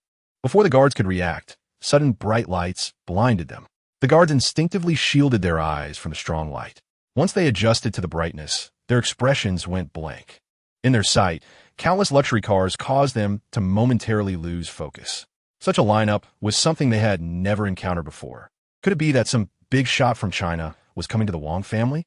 Upon seeing such a figure, the guards quickly tidied their appearance, not daring to show any signs of negligence.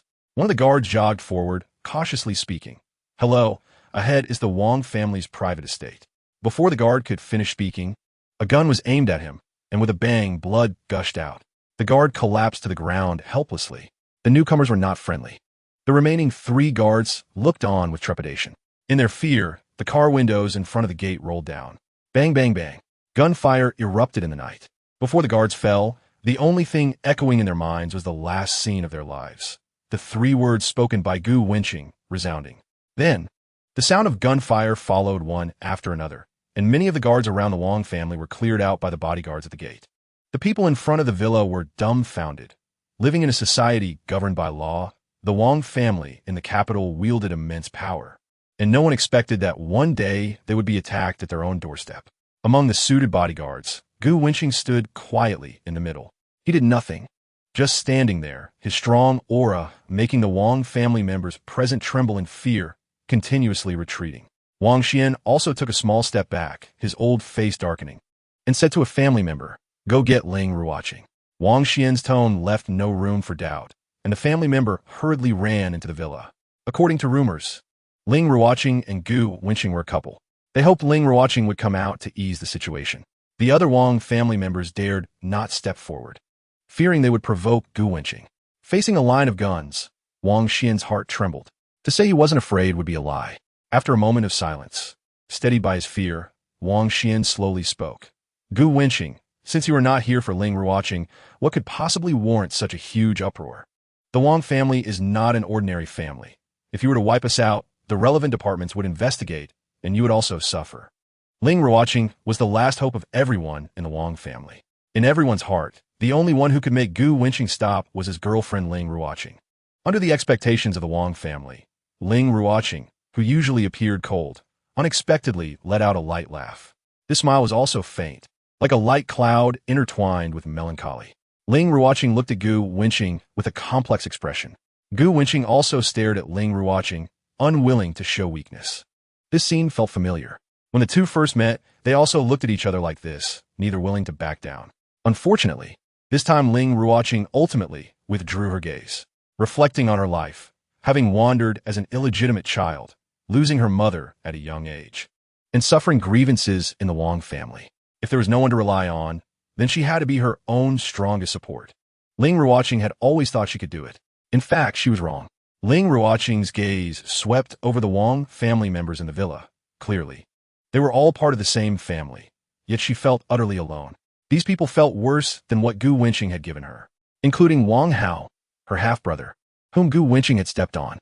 It turned out Wang Hao was also an ungrateful wolf, solely focused on monitoring Ling Ruoqing's every move in Shanghai, despite how well she treated him since childhood. Chapter 314.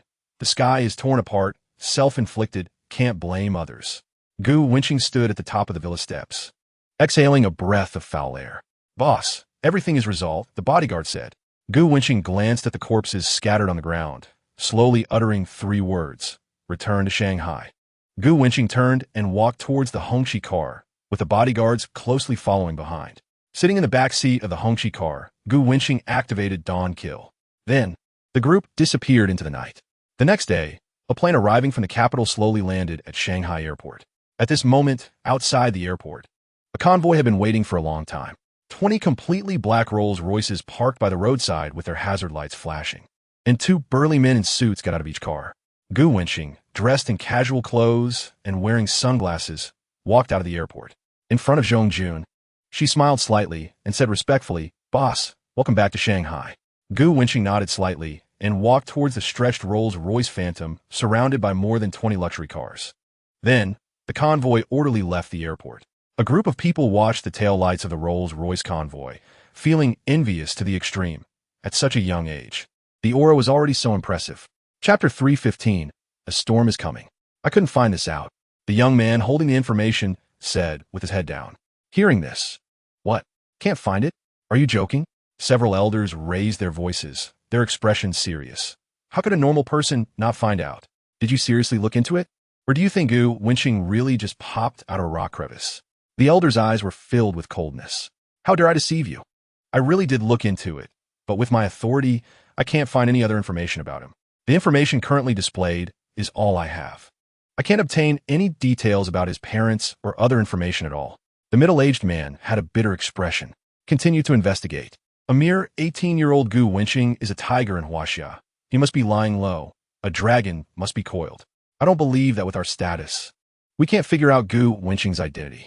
The leading elder sneered, his gaze filled with malice. The elder was not surprised. After all, the middle-aged man's position was not very high. It was normal he didn't have the authority to find out. Gu Wenqing being so arrogant. It would be unreasonable if he didn't have some background. Chapter 316. What does it have to do with me? Time rewound to the destruction of the Wang family. Unlocking a new title. Gu Wenqing sat in the back seat of the Hongqi car. The system's voice sounded. Ding! The host unlocked a new title, Revenge and Resentment. A reward of 10 billion has been issued. Obtained item card, identity card. Items rewarded by the system will be delivered reasonably to the host. The host can use them with peace of mind. Gu Wenqing raised an eyebrow. Checking the item, identity card. Using this card can reveal the host's true identity. True identity? Gu Wenqing was somewhat confused. Having lived a stable life for 18 years, you suddenly tell me my identity has been hidden? Gu Wenqing sat on the plane. Curiosity surged in her heart. Without hesitation, she directly used the identity card in her mind. Just as Gu Wenqing finished using it, the whole world seemed to pause. Even the planes soaring in the sky remained in high-speed motion, but stopped in place. However, this pause lasted only 10 seconds.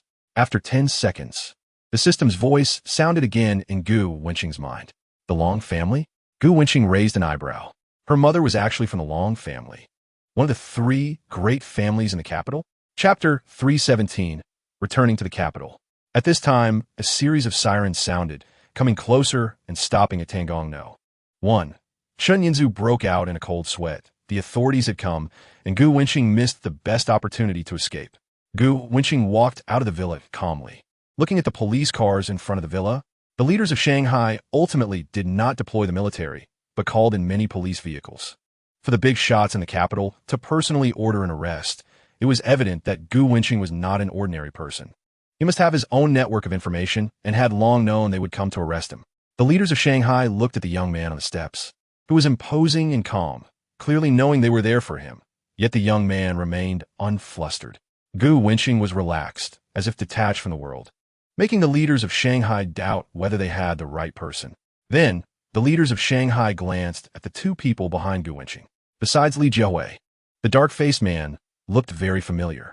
After pondering for a moment, the leaders of Shanghai quickly remembered that he was Chen Yinzu, the second son of the Chun family in the capital. At this moment, the leaders of Shanghai silently lamented. This was truly a clash of gods. After a long silence, he finally spoke slowly. Young Master Gu, someone invites you to the capital for a gathering. Chapter 318. Wait a moment. At one of the airport exits, everyone was watching a row of police cars, at least 20 of them. Everyone was curious about what these police cars were doing at the airport, especially with dozens of police armored vehicles. The armored vehicles shone majestically under the sunlight. In addition to a row of police vehicles at the airport, on the other side, 30 all-black Rolls-Royces were parked, with a Hongqi business model in the middle. The flashy license plate was the same one Gu Wenqing had used to attend the auction. A group of bodyguards stood proudly outside the cars. Everyone understood that this convoy was very likely here to pick up Gu Wenqing. Police cars appeared simultaneously with Gu Wenqing's convoy. Most importantly, this was a very sensitive moment. Just moments ago, Gu Wenqing's information had been cleared from the internet, and it was reported that he was being captured. Now, encountering such a special scene in the capital city was shocking.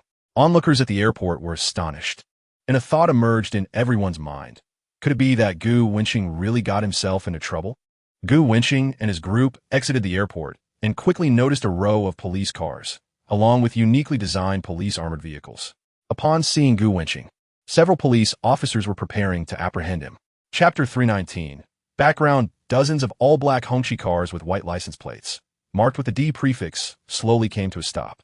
The shock of this sight was beyond words. Such license plates were usually only seen on television.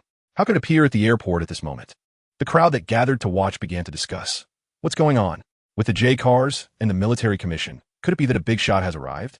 Wow, if I could ride in one of those Hongqi L9S, that would be something to brag about for a lifetime. No doubt. The lead car had someone truly significant from the military, likely someone we only see in the news. This was a visual shock that left those who had seen it in awe. The leading Hongqi car had a white license plate reading, DVA 2022. Everyone understood what this car represented. The white D prefix license plate was something that even the wealthiest tycoons could only look at enviously. It was a special plate for military vehicles. Just as everyone was discussing the Hongqi cars, almost simultaneously, all the car doors opened, and two burly men in suits stepped out of each vehicle. Chapter 320. The courtyard Longhao's eyes were fixed on Gu Wenqing, trying to read something from his face. The incident involving the Wang family was mysterious. In just one night, the once mighty Wang family was destroyed. More importantly, the perpetrator left no trace whatsoever. The three major families in the capital, using their vast networks, had made no progress. The Wang family incident shocked the entire Chinese government. Although all evidence ultimately pointed to Gu Wenqing, Longhao did not believe that Gu Wenqing had such extraordinary capabilities. Longhao, sitting in a high position, exuded an undeniable aura of power, and the younger generations from other families likely felt a cold sweat facing the imposing Longhao. Gu Wenqing, however, merely smiled faintly. Is this really important? It is important. This concerns China's deterrence. China is one of the safest countries in the world, and the Wang family's incident is a provocation against the entire country's security. If we don't uncover the truth, it would undoubtedly be a huge joke within China. Longhao raised an eyebrow, his gaze revealing authority. Hearing this, Gu Wenqing chuckled and did not answer, instead pulling out a cigar. Care for one? Longhao raised an eyebrow. No need, just answer me with a yes or no. Chapter 321. Invitation knock, knock, knock. Gu Wenqing knocked on the door. A strong voice came from inside. The door's not locked. Gu Wenqing, not being pretentious, pushed the door open and entered the hall. The overall decor of the hall was filled with a sense of age, showcasing very traditional Chinese decor. Aside from the lighting fixtures, there were items like radios that had long disappeared from public view. On the central wall of the hall hung a portrait of a great leader. Below the photo sat a thin old man whose eyes sparkled with energy.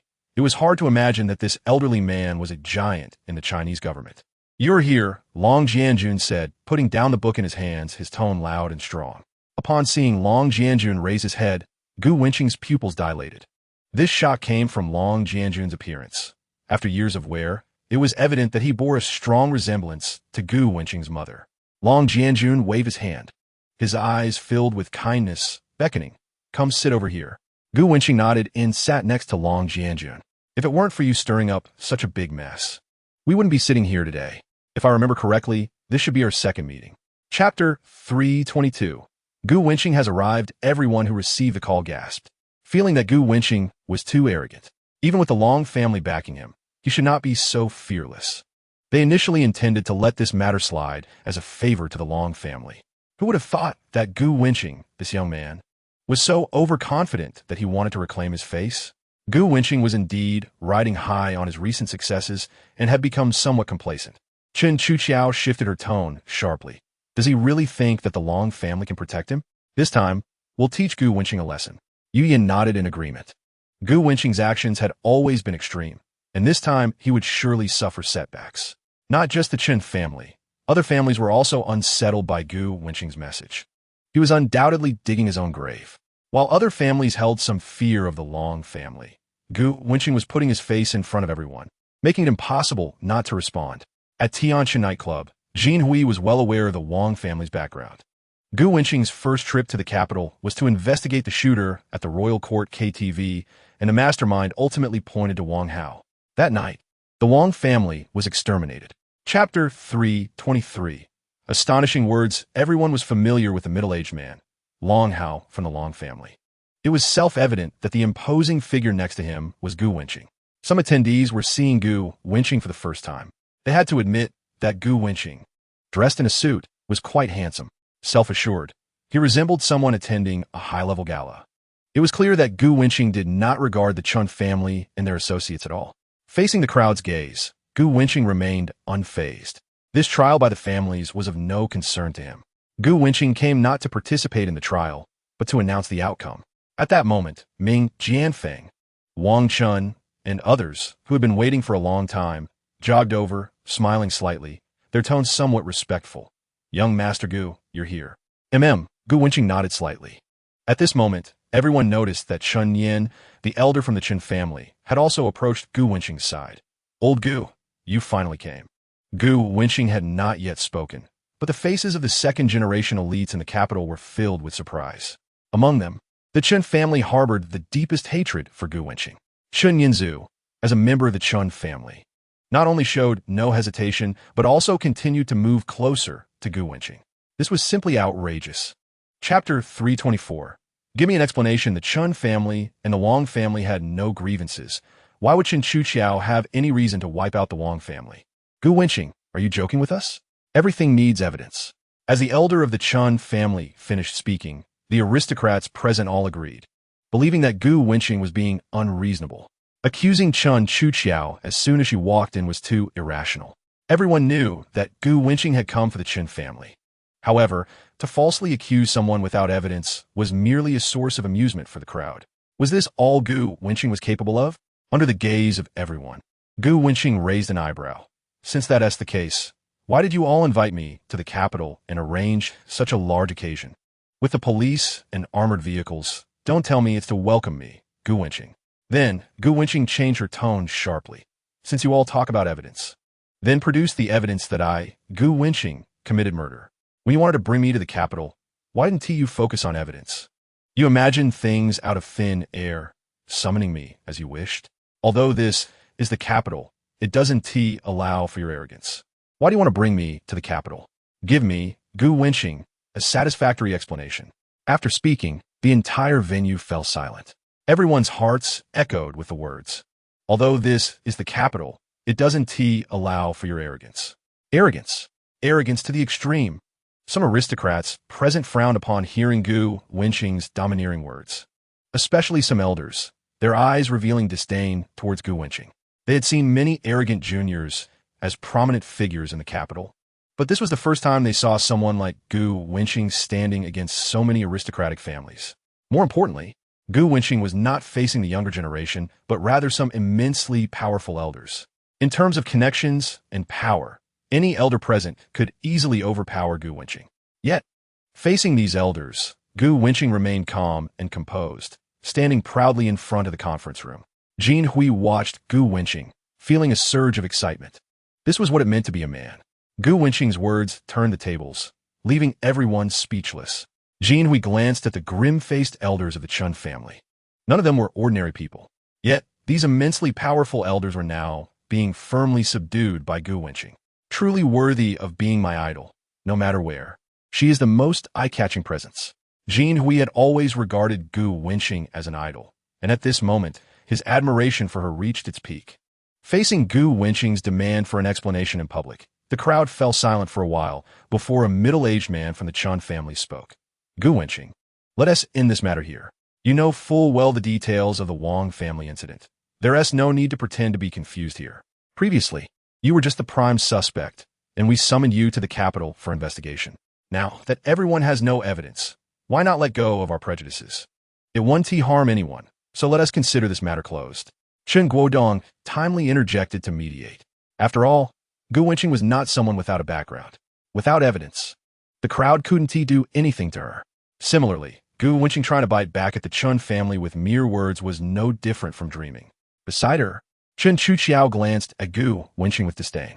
Relieved by Gu Wenqing's rumors, Chen Chuqiao thought that Gu Wenqing's public trial must have some powerful backing.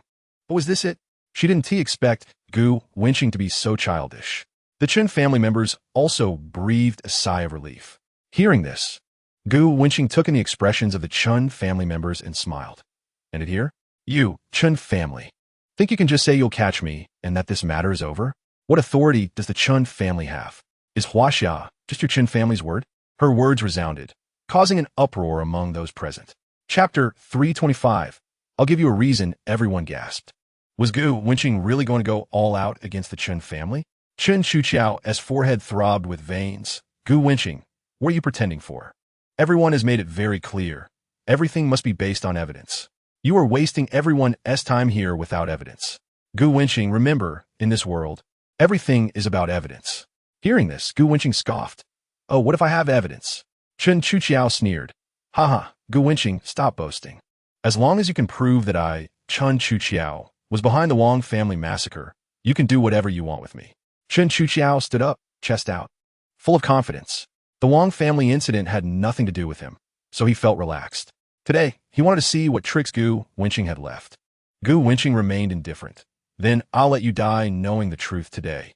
Then, Gu Wenqing's gaze grew sharp as she slowly spoke. Chun Chu-chiao, you are the murderer of the Wang family. This is what I, Gu Wenqing, declare. As for the evidence you mentioned, it will arrive soon. Gu Wenqing's words stirred up a huge uproar. Chapter 326. I am the aristocrat. After speaking, everyone present focused on the young woman, her brows slightly raised, her demeanor resolute. Just as Gu Wenqing said, this was not a trial. She was here to announce the result. But the Wang family blood case was rife with doubts. Many elders frowned. Gu Wenqing, this is too arbitrary. Ling Ruoqing is the only survivor of the Wang family. There is human evidence and a motive for murder. But what about physical evidence? Hearing this, Gu Wenqing sneered. When it comes to Chun Chu-chiao, you only care about human and physical evidence? When you want to capture me, why didn't you mention human and physical evidence? Faced with Gu Wenqing's aggressive remarks, the crowd fell silent. Since everyone had no objections, Gu Wenqing's gaze swept over them as she slowly uttered 4 words. Then take her down. The elder of the Chun family shouted. Gu Wenqing, do you dare? Gu Wenqing raised an eyebrow. There is nothing I dare not do. Suddenly, a sound of footsteps came from the entrance. Right after that, a group of armed troops entered the conference hall, and Long Hao had already left his seat, appearing at the side of the door, then slowly walked over. The entire conference hall suddenly quieted down a bit, and around, uniformed troops gathered from all directions. Chapter 327. Pressure. The Hongqi car slowly stopped at the entrance of the Wang family's private hospital. No, it should now be called the Gu family hospital. 2 female bodyguards assisted Ling Ruoqing towards the hospital. Suddenly, Ling Ruoqing stopped in her tracks, looking towards the boy inside the Hongqi car. Gu Wenqing showed a slight smile and nodded slightly. Boss, should we send more people to monitor? No need. Doubt those you use, but don't doubt those you trust. Zhong Jun frowned and said thoughtfully, but boss, after all, we wiped out her entire family. It's fine. That's not a problem. Gu Wenqing waved his hand, and Zhong Jun had no choice but to start the car. Gu Wenqing's confidence must be for a reason. Gu Wenqing opened the system, expanded the follower list. Zhong Jun, General Manager of Huafeng Security Company Loyalty 100. Green Liao Fu, Senior Executive of Heilun International Company Loyalty 100. Ling Ruoqing, Loyalty 85. The first 2 are high-ranking subordinates unlocked by the system. Their loyalty is undoubtedly full. And Ling Ruoqing's 85 loyalty is also devout believer. Just 5 away from rising to sworn follower. Chapter 328. I want it all on the way. I familiarized myself with the workout. Wasted some time. Gu Wenqing arrived at the Tianjin nightclub. It was already evening. Young Master Gu, you're here. Shen Yunxia spotted Gu Wenqing from afar and came out to greet him. Hui Xiao is waiting for you in the private room. Gu Wenqing nodded slightly and walked into the Tianjin nightclub with Li Jiahui. Shen Yunxia couldn't help but glance at Li Jiahui a few times. Dressed in OL attire, Li Jiahui had an alluring figure and stunning looks. As a woman, Shen Jiahui was slightly taken aback by Li Jiahui's beauty upon first sight. Through body language, Shen Yunxia guessed their relationship was not ordinary. Then, she couldn't help but size up Gu Wenqing.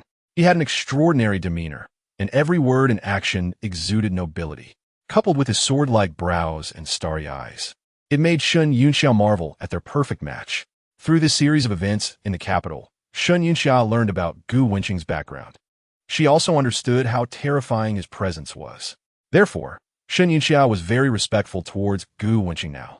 Upon entering the private room, Jin Hui greeted him with a smile. I didn't expect you to be from the Long family. Without waiting for Gu Wenqing to respond, Jin Hui took out a stack of documents and a contract, pushing them in front of Gu Wenqing, saying, sign here, and the Tianjin nightclub will belong to you. Upon hearing this, Gu Wenqing looked at Li Jiahui and signaled her to sign. For a moment, Li Jiahui felt a bit dazed. She slightly parted her lips, her fair hands pointing at herself, looking at the boss. Is this hotel in the capital really being given to her? Gu Wenqing looked at the adorably dazed Li Jiahui and smiled. Hurry up and sign. Oh, okay. Li Jiahui nodded and signed her name. Coming back to her senses, Li Jiahui felt touched. On the way here, Gu Wenqing had mentioned that the Tianjin nightclub was said to be worth $1 billion. Li Jiahui whispered, why are you so good to me? Because I'm your husband. I understand you deeply, and you know me well, Gu Wenqing said with a grin. Li Jiahui first glanced at Gu Wenqing, then raised her head to look at Jin Hui and the others, who showed no extra expression changes. It seemed they hadn't heard. Li Jiahui instantly breathed a sigh of relief. In fact, Li Jiahui worried too much. The music in the private room was playing, and their conversation was also quiet. Others weren't paying attention and couldn't hear what Gu Wenqing said. After signing, from this moment on, the Tianjin nightclub belonged to Li Jiahui. Jin Hui showed no extra expression. He had many businesses, and the Tianjin nightclub was just a trivial one. Since Gu Wenqing liked it, he could take it. However, Jin Hui didn't expect that Gu Wenqing would give it to the woman beside him dressed in OL attire. From Li Jiahui's outfit, she should be Gu Wenqing's assistant or something. Moreover, their relationship seemed quite ambiguous. It must be the kind where the secretary does the work when they're S business, and when they're S none, Gu Wenqing really knows how to play. Shen Yunxia took Li Jiahui out of the private room to handle some matters. Jin Hui rarely had the chance to interact with Gu Wenqing, so he asked, Gu Wenqing, what type of person do you like? Upon hearing this, Gu Wenqing raised an eyebrow. Why do you ask that? Just asking, purely curious. Gu Wenqing suddenly thought of Jin Hui's sexual orientation and immediately distanced himself from Jin Hui, saying, Jin Hui, there's no chance for us. Jin Hui looked extremely awkward. Gu Wenqing, you're too narcissistic. Who said I liked you? I was just helping Shen Yunxia ask. Pretty, huh? Gu Wenqing raised an eyebrow. Young and beautiful. Jin Hui's eyebrows twitched, feeling speechless. Then if you have many young and beautiful girls around you, how would you choose? Upon hearing this, Gu Wenqing laughed. Why should I choose? Only children make choices. Jin Hui. Chapter 329. Who is he? Inside the Tianjin nightclub, in the private room. Buzz, buzz, buzz. Buzz, buzz, buzz. The phone vibrated. Gu Wenqing took out his phone to check. The caller ID showed Chen Yinzu. Hey, old Chen. Gu Wenqing answered the call. Damn, the music is so intense. You're not secretly partying at the nightclub without me, are you? Chen Yinzu's voice came from the phone. Gu Wenqing raised an eyebrow. Get to the point. Chen Yinzu sounded speechless. Ugh. Thanks to you, my status in the family has improved further. I was just about to invite you out to have some fun. And look at you, already living the nightlife in the nightclub. Really hurts a friend as hard. I haven't ordered any drinks yet. Just come over. All right, where are you? Tianjin nightclub. Chen Yinzu nodded. Good. By the way, is that Bugatti dark voice you're driving? Gu Wenqing knew what Chen Yinzu was thinking. Unfortunately, I'm in a Hongqi car driven by my driver. What the hell? Then where's your Bugatti? Is it still in the capital, or has it gone back to Shanghai? It's been transported back to Shanghai on a flatbed truck. It's probably already registered in Shanghai now. Hearing this, Chen Yinzu showed a look of regret. I was actually planning to give it a try, the most expensive top supercar ceiling in the world, but it has disappointed me too much. Chapter 330, Sister-in-Law. The three prominent families of the imperial capital showed great respect to the young man. Seeing the scene, Zhou Yang was a bit shocked. It was rumored that Jin Hui had a strange temper, and if even Jin Hui had to show respect to someone, his status could be imagined. Zhou Yang was momentarily taken aback. Not just Zhou Yang, the boys present were envious as well. A group of girls looked at Gu Wenqing with somewhat fiery eyes, carrying a hint of admiration. From Zhou Yang's words, everyone learned how terrifying Jin Hui's existence was. Jin Hui's status was enough to make everyone look up to him. The fact that a big shot like Jin Hui would show such respect to that young man showed that the young man's status was even higher than Jin Hui's. Gu Wenqing's identity directly exceeded everyone's understanding. The nightclub's atmosphere was felt most vividly in the private rooms, which were definitely not as lively as the atmosphere in the VIP areas. Jin Hui brought Gu Wenqing to the VIP area. Ming Jianfeng and the others were watching the scantily dressed beauties and hurriedly stood up to greet Gu Wenqing upon his arrival. Young Master Gu, you're here. Gu Wenqing sat in the center of the VIP area, slightly nodding, and asked, Is Chen Yinzu not here yet? Ming Jianfeng chuckled. He is here. Over by the DJ booth. Chapter 331, Bull-headed Jin Hui. The girl who was next to Gu Wenqing felt a bit sullen after losing her spot. However, due to Shen Yunxia's aura, she remained silent. She cast a resentful glance at Gu Wenqing, thinking to herself, You were so enthusiastic earlier, but now you ignore me for someone prettier. Gu Wenqing had a blank expression. In such social situations, those who took things seriously were destined to lose. Clearly, Gu Wenqing was indifferent to the girl's resentful gaze. The stunning Shen Yunxia looked at Gu Wenqing, chuckling softly. Young Master Gu, the beauties in the VIP area are all infatuated with you. Gu Wenqing raised an eyebrow. Are you one of them? Of course I'm one of them. Shen Yunxia replied, slightly tilting her head. Managing the vast Tianjin nightclub for Jin Hui, Shen Yunxia had seen a lot of people. Having encountered all kinds of men in nightclubs, handsome, tall, and charismatic men were never lacking in the imperial capital. But compared to Gu Wenqing, they were nothing. His perfect appearance and extraordinary aura raised her standards to a new height. Oh, aren't you afraid of Jin Hui being unhappy? If I'm not mistaken, your relationship with Jin Hui is quite exceptional. Gu Wenqing remembered the first time he met this woman. She was leaning against Jin Hui. Chapter 332, Blind Eyes? Young Master Zhou. Someone went to our VIP area to flirt with girls, targeting sister-in-law Zhang Xini, a subordinate approach to remind Zhou Yang. What? Which brat is so ignorant of the rules? Zhou Yang's eyes sparkled with anger. In a nightclub, how could there be a reason to flirt with girls from someone else's VIP area? Who the hell is this clueless hothead? The most important thing was that the girl he was flirting with was his crush, which made Zhou Yang quite angry. Yeah, when I came over, that guy was just about to ask for sister-in-law's contact information. His little brother added, looking furious. Damn it, a bunch of useless fools. With so many men here, we let a stranger flirt with our school goddess? Yo Young Frowenet. Suddenly remembering that he was in front of the VIP area of the young master of the imperial capital, he turned his face, his angry expression immediately turning into a fawning smile. Young Master Gu, young Master Ming, you enjoy yourselves? I'll handle a small matter first. Upon hearing this, no one paid Zhou Yang any mind. Ming Jianfeng and the others looked down on him. Gu Wenqing didn't even recognize this fawning little fat man.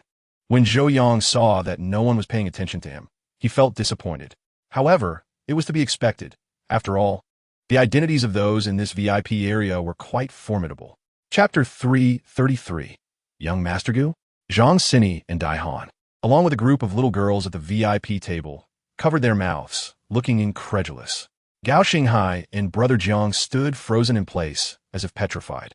Unlike Gao Xinghai, the girls at the VIP table guessed that Gu Wenqing held a remarkable status among the young masters. But feeling this directly was hard not to be surprised. For a top 10 young master of the imperial capital to willingly play a supporting role, it showed how prominent Gu Wenqing's family background was. Gu Wenqing waved his hand, not paying attention to Gao Xinghai and the others. However, Gao Xinghai and the others were anxious, as through Ming Jianfeng's respectful attitude and words, they could see Gu Wenqing's identity. What on earth is Gu Wenqing? Even Jin Hui and the others respect him? The two forced smiles, young Master Gu. At this time, Zhang Xini and Dai Han also snapped back to reality and greeted Gu Wenqing. Gu Wenqing slightly nodded without speaking. Wow, everyone was in an uproar. Zhang Xini and Dai Han actually knew Gu Wenqing. Those present found it unbelievable. Gao Xinghai turned pale, feeling his legs tremble. If he heard correctly, this girl Zhang Xini actually greeted Gu Wenqing, and more importantly, Gu Wenqing nodded back. Chapter 334, The Bodyguard Doesn't Listen. At the entrance of Tianxia nightclub, the black-clad bodyguards respectfully opened the door of the Hongqi car. Gu Wenqing waved his hand. Let us call it a day for now. We'll get together another time. Hearing this, Ming Jianfeng, Wang Chun, and others quickly nodded. After watching the Hongqi car leave, everyone dispersed. Only Jin Hui and Shun Yunxiao remained in the night. Observing Shun Yunxiao's distracted demeanor, Jin Hui teased, "Since you can't bear to part with him, why didn't you get in Gu Wenqing's Hongqi car just now?" "No, I was just lost in thought," Shun Yunxiao replied. Jin Hui raised an eyebrow. Who was it just now that shamelessly clung to Gu Wenqing? You didn't notice the strange looks from others. They were practically pointing at you and calling you a little green man.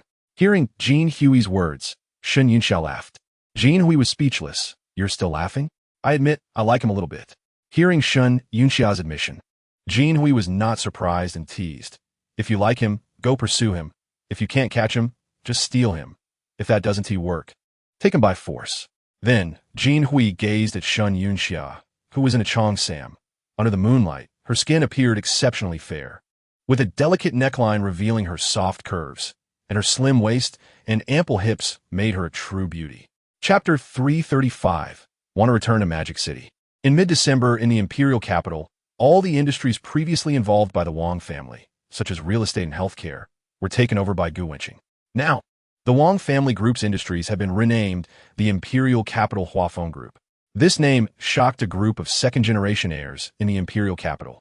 Imperial Capital Huafeng Group? This means that the families in the capital are well aware. Gu Wenqing's information has long been transparent. His company in the Magic City is named Huafeng, which includes Huafeng Group, Huafeng Security Company, etc.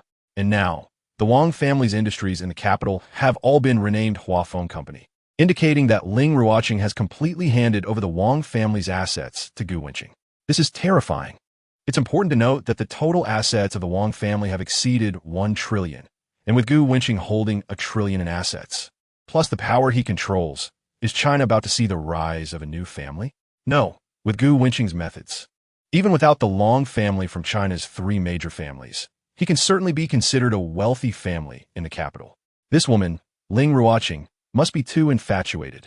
How could she bear to hand over all her trillion-dollar assets to Gu Wenqing? This has made many in the younger generation feel envious. In the capital circle, Ling Ruoqing, who possesses both ability and beauty, can be said to be everyone's goddess. Chapter 336. Arrival in the Magic City the next day.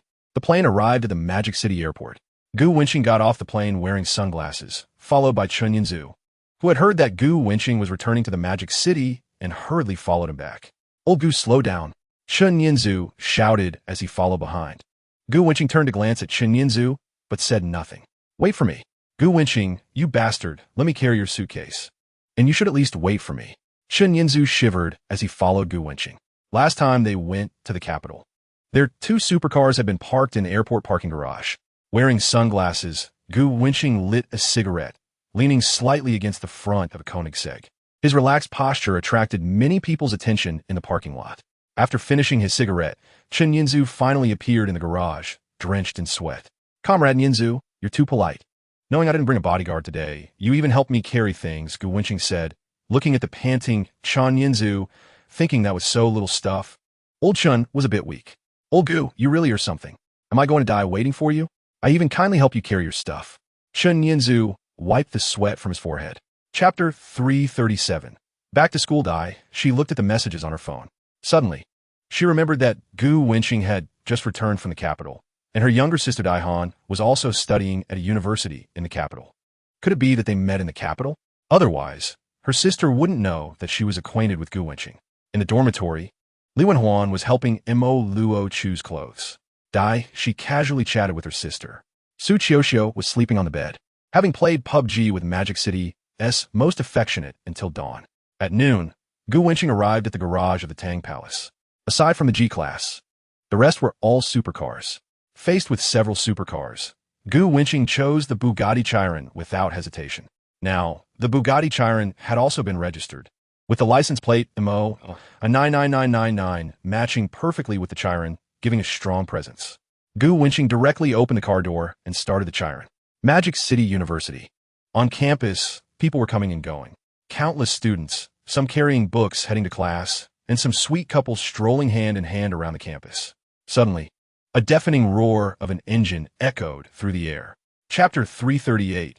It's tough for Huang Ziqing squinted and said, "Old Gu, you must have flirted with a lot of girls in the capital, right? Seeing your appearance at the auction, you're really the pinnacle of the industry." Huang Ziqing looked enviously at Gu Wenqing, imagining the scene in the live broadcast room with millions of viewers, feeling overwhelmed just by the thought. "You think old Gu is like you? Just standing there. He doesn't even have to make a move, and countless girls would rush to him." Zhou Tao smiled and patted Huang Ziqing on the shoulder, countering. Huang Ziqing snorted, "That's not necessarily true. What if the goddess is as aloof as Li Wenhuan? You don't understand. When you have old Gu's status, even stars and rich young ladies would want to approach him. Ordinary goddesses are simply not worthy of old Gu." Zheng Xiaohong nodded in agreement. "I think so too. Old Gu is already known as the national husband. What woman can't he have?" Huang Ziqing scoffed. "You guys don't understand. Li Wenhuan wouldn't he do that? She is proud. Wenhuan is a good girl who values herself. I've been pursuing her for over 3 years, and I haven't even touched her hand." Hearing this, Gu Wenqing felt a twinge of guilt. Chapter 339. Cost mid-December. The Magic City had already entered a cold wave. The weather gradually turned cooler. Yellowed leaves kept falling from the trees. With the arrival of winter, the number of students in the campus had decreased significantly compared to before. Wang Yanran stood at the bottom of the boys' dormitory with her beautiful eyes curved, her long hair cascading naturally in front, and her delicate face exuded pure allure. With a pair of long legs wrapped in black stockings, very charming. Wang Yanran, standing at the boys' dormitory, caught the attention of many male classmates. Everyone watched the pleasing sight of Wang Yanran, and without guessing, they knew she was there to find Gu Wenqing. A wave of envy arose in their hearts. If they could find such a beautiful girlfriend, it would be worth living 10 years less. Above the boys' dormitory, Huang Zicheng glanced at Wang Yanran and couldn't help but exclaim, with Wanwan's figure, she definitely wouldn't be any worse than Wang Yanran in black stockings. I really want to see. Zhang Xiaohong had an understanding expression. If you want to see, just let her wear them. Maybe it's too sexy. Wenhuan doesn't like that. Gu Wenqing came out of the dormitory and walked with Wang Yanran on campus. Chapter 340. Not a match. Wang Yanran suddenly recalled seeing news from the capital online and curiously examined Gu Wenqing's watch. The Patek Philippe sparkled under the light. Wang Yanran admired it for a while and curiously asked, Junior, is that the watch you bought at the auction? That's right. 300 million. Huh? Junior, you're wearing a villa on your wrist. Wang Yanran's voice trembled slightly. Although she had always known Gu Wenqing was very wealthy, the fact that a watch alone cost 300 million renminbi was simply too extravagant. A billionaire worth 100 million is far from ordinary people. They are objects of envy and admiration. And the junior, just wearing a watch worth 300 million and having just bought a 600 million chiron, shows that his wealth has reached a new height. He felt a bit fresh when he first bought it, but wearing it for a while made it less exciting. Gu Wenqing looked at Wang Yanran and said, Dan Dan de Suodao. This is known as the king of watches. Wang Yanran said playfully, a watch like this. Will you get tired of wearing it? Junior, you really are someone who likes the new and dislikes the old. Gu Wenqing raised an eyebrow. Just joking. I know you're not someone who likes the new and dislikes the old. Chapter 341. Going to the classroom, the two arrived in front of Bugatti. Gu Wenqing had bought a watch and some jewelry in the capital. Gu Wenqing handed them to Wang Yanran, who was deeply touched. However, thinking of their relationship, Wang Yanran couldn't help but feel a bit of regret, but this thought faded away quickly. Gu Wenqing was very outstanding, and it was normal for him to have many girls around him. With beauty and wealth combined, Gu Wenqing was very famous online. It's not an exaggeration to say that his popularity was higher than all the stars in the entertainment industry of Huaxia. Countless people were hoping Gu Wenqing would open a Weibo or Douyin account. Unfortunately, Gu Wenqing paid no attention to it. Moreover, as Gu Wenqing's status rose, more and more women want to climb up to him. Wang Yanran certainly knew all this. However, even though her junior was a playboy, he treated her very well. Wang Yanran gazed at Gu Wenqing's profile, somewhat mesmerized. Senior, what are you daydreaming about? I'm just having a crush. Hearing this, Gu Wenqing couldn't help but laugh. Watching Wang Yanran head into the dormitory building, Gu Wenqing also left.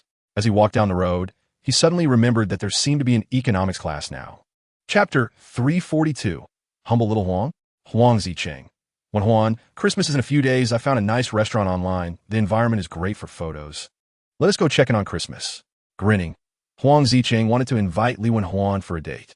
After the previous ambiguous interactions with his childhood friend Xiao Xiang, he felt guilty towards Li Wenhuan. He gritted his teeth and booked a high-end restaurant, hoping to alleviate his guilt. A while later, Li Wenhuan messaged, just the two of us? Huang Zicheng. Of course, a date for two is great. The internet-famous restaurant is usually hard to book, especially during the festive busy period. I booked it a month in advance. Li Wenhuan. I'm not going. Huang Zicheng. Huh? Why not? It's not easy to get Lao Gu and Mo Luo together. We should enjoy our time together. Li Wenhuan laid it out. Huang Zicheng. You pursued me for 3 years. I've told you before that I don't like you. You said to give you a chance, but during this time, I haven't developed any feelings for you. Huang Zicheng saw Li Wenhuan's message and was a bit stunned. Chapter 343. Throwing a question, Huang Zicheng said, Wenhuan asked me to ask you, when do you have free time? Let's talk about it then. Gu Wenqing casually replied. He didn't take these small matters to heart. After class, Gu Wenqing drove to Wang Min's milk tea shop for a stroll. Honey, I miss you. Wang Min happily said as she wanted a hug. Gu Wenqing smiled and opened his arms. A light fragrance brushed past as the beauty fell into his embrace. The customers in the milk tea shop watched as the beautiful owner jumped into the arms of the young man. As Gu Wenqing had a bit of fame online, he deliberately wore sunglasses to avoid trouble. However, he overlooked that the milk tea shop had long been known as Gu Wenqing's property. When Wang Min jumped into Gu Wenqing's arms, the customers all realized that the young man in sunglasses was indeed Gu Wenqing. Generally, Milk tea shops tend to attract more young girls. In an instant, there was a stir in the shop. Some girls' eyes sparkled with excitement as they discussed with their companions. Is he really Gu Wenqing? Didn't someone expose that this owner is Gu Wenqing's girlfriend? They are hugging. He must be Gu Wenqing. Wow, this is the first time I've seen the real Gu Wenqing. He's so tall and has such an outstanding aura. Wearing sunglasses makes him seem so aloof. Chapter 344. Pain Honey. Have you had dinner yet? There are ingredients in the fridge at home. I'll cook for you. Wang Min asked softly, her eyes sparkling. Sure. Gu Wenqing nodded slightly. Gu Wenqing drove the dark Bugatti, reaching the destination in less than 10 minutes. Tianjue Villa District. The security guards noticed the black supercar from afar, the eye-catching license plate, MO, a 99999, made several guards freeze. Although both the car and the plate were quite impressive, the person sitting inside was even more special. The Wang family's assets merged into the Huafeng Group, and the Tianjue Group in Modu was no exception. All employees of the Tianjue Group had been notified early on, and everyone knew that the current owner of the company was Gu Wenqing. The bodyguards in the Tianjue Villa District were no exception. They respectfully watched the slowly approaching Bugatti. The Bugatti did not register for entry into the community. Gu Wenqing lowered the window, and before he could speak, he heard the bodyguards in the Villa District jogging towards the sports car, respectfully greeting. Hello, Mr. Gu. Hearing this, Gu Wenqing nodded slightly. It seemed that Ling Ruoqing had done a pretty good job with the handover of the group's business. The Tianjue Group in Modu also knew his identity. Chapter 345. Did we talk about this yesterday? Hearing this, Gu Wenqing's hand lightened considerably.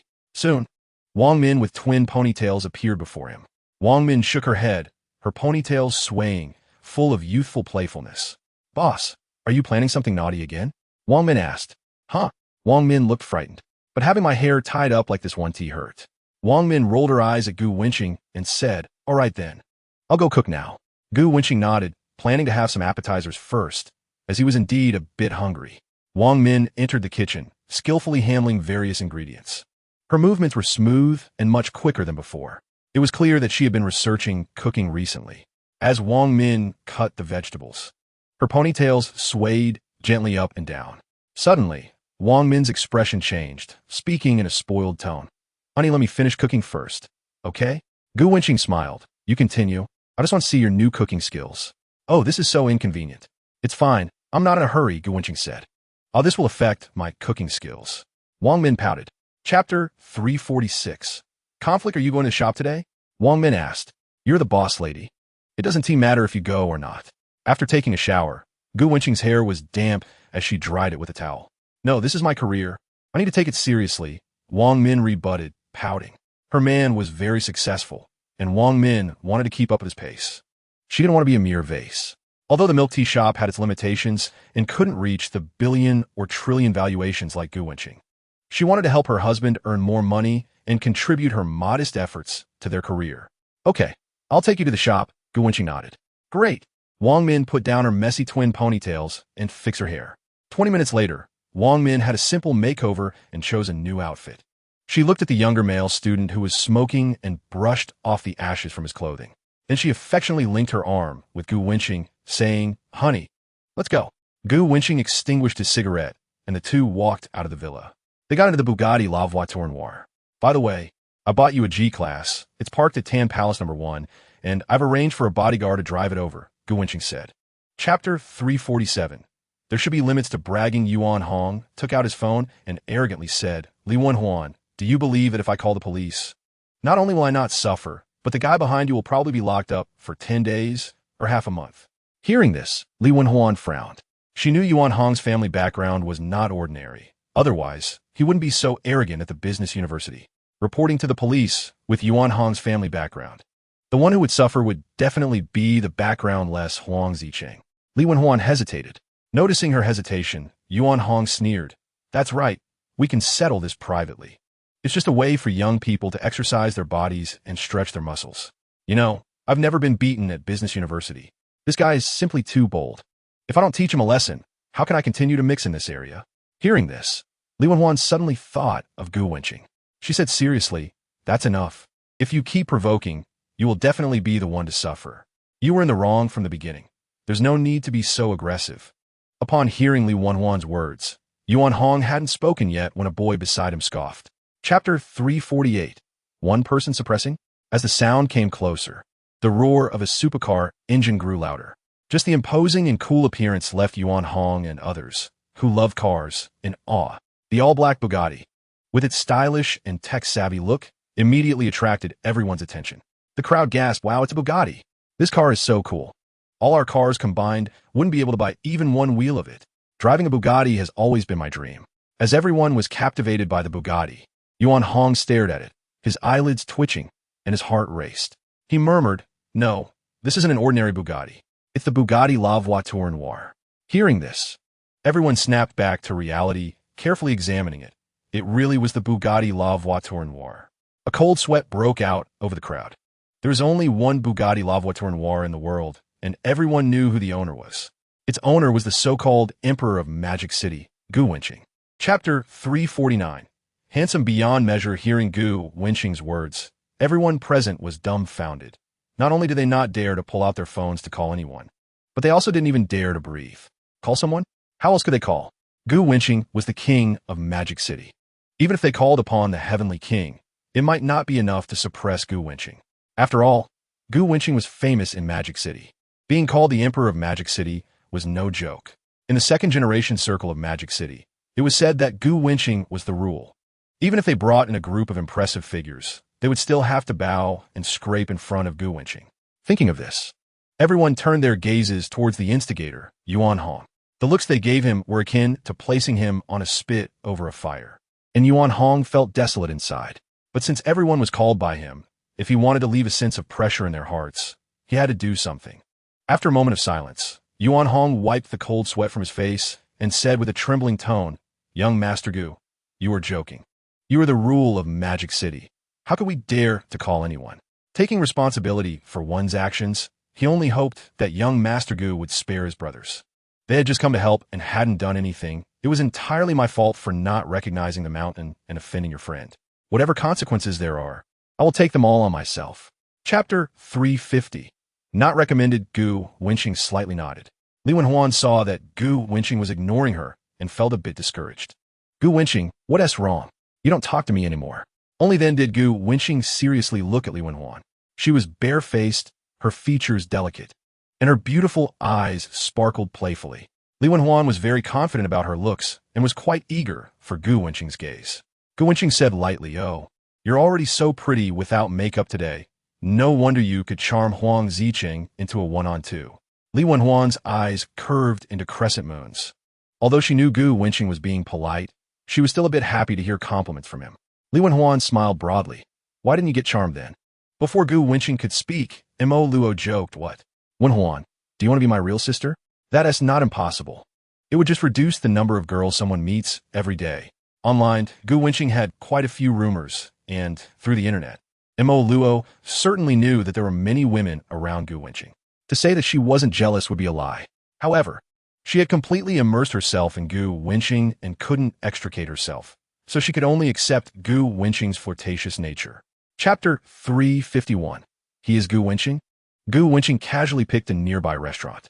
The restaurant wasn't very big, and the average consumption wasn't high, which Li Wenhuan could afford. At this time, it was lunchtime, and Gu Wenqing didn't want to attract attention, so he asked for a private room as soon as he entered. The four of them entered the private room, which had a round table, and Gu Wenqing sat next to Mo Luo. This meal is on you. You order, don't be polite with me."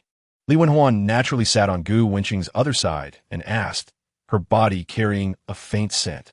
Li Wenhuan was very beautiful, but Gu Wenqing was not lacking beautiful women around him. Gu Wenqing calmly replied, "Just order something light, no waste.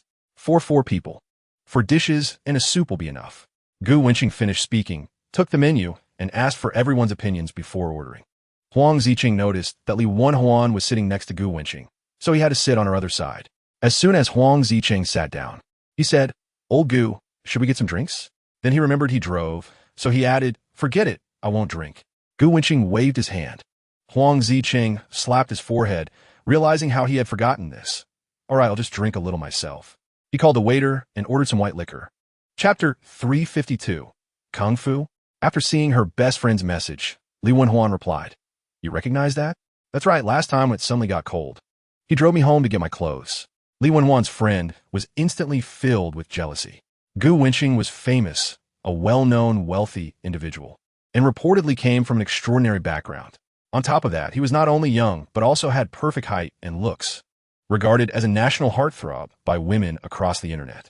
It is no exaggeration to say that many women hoped to have some sort of relationship with Gu Wenqing, but could not find a way in, as he had never even opened a verified account on Weibo or Douyin, leaving countless girls disappointed. Her friend did not expect Li Wenhuan to know Gu Wenqing, considering the timing, which was just a few days before Gu Wenqing became famous online.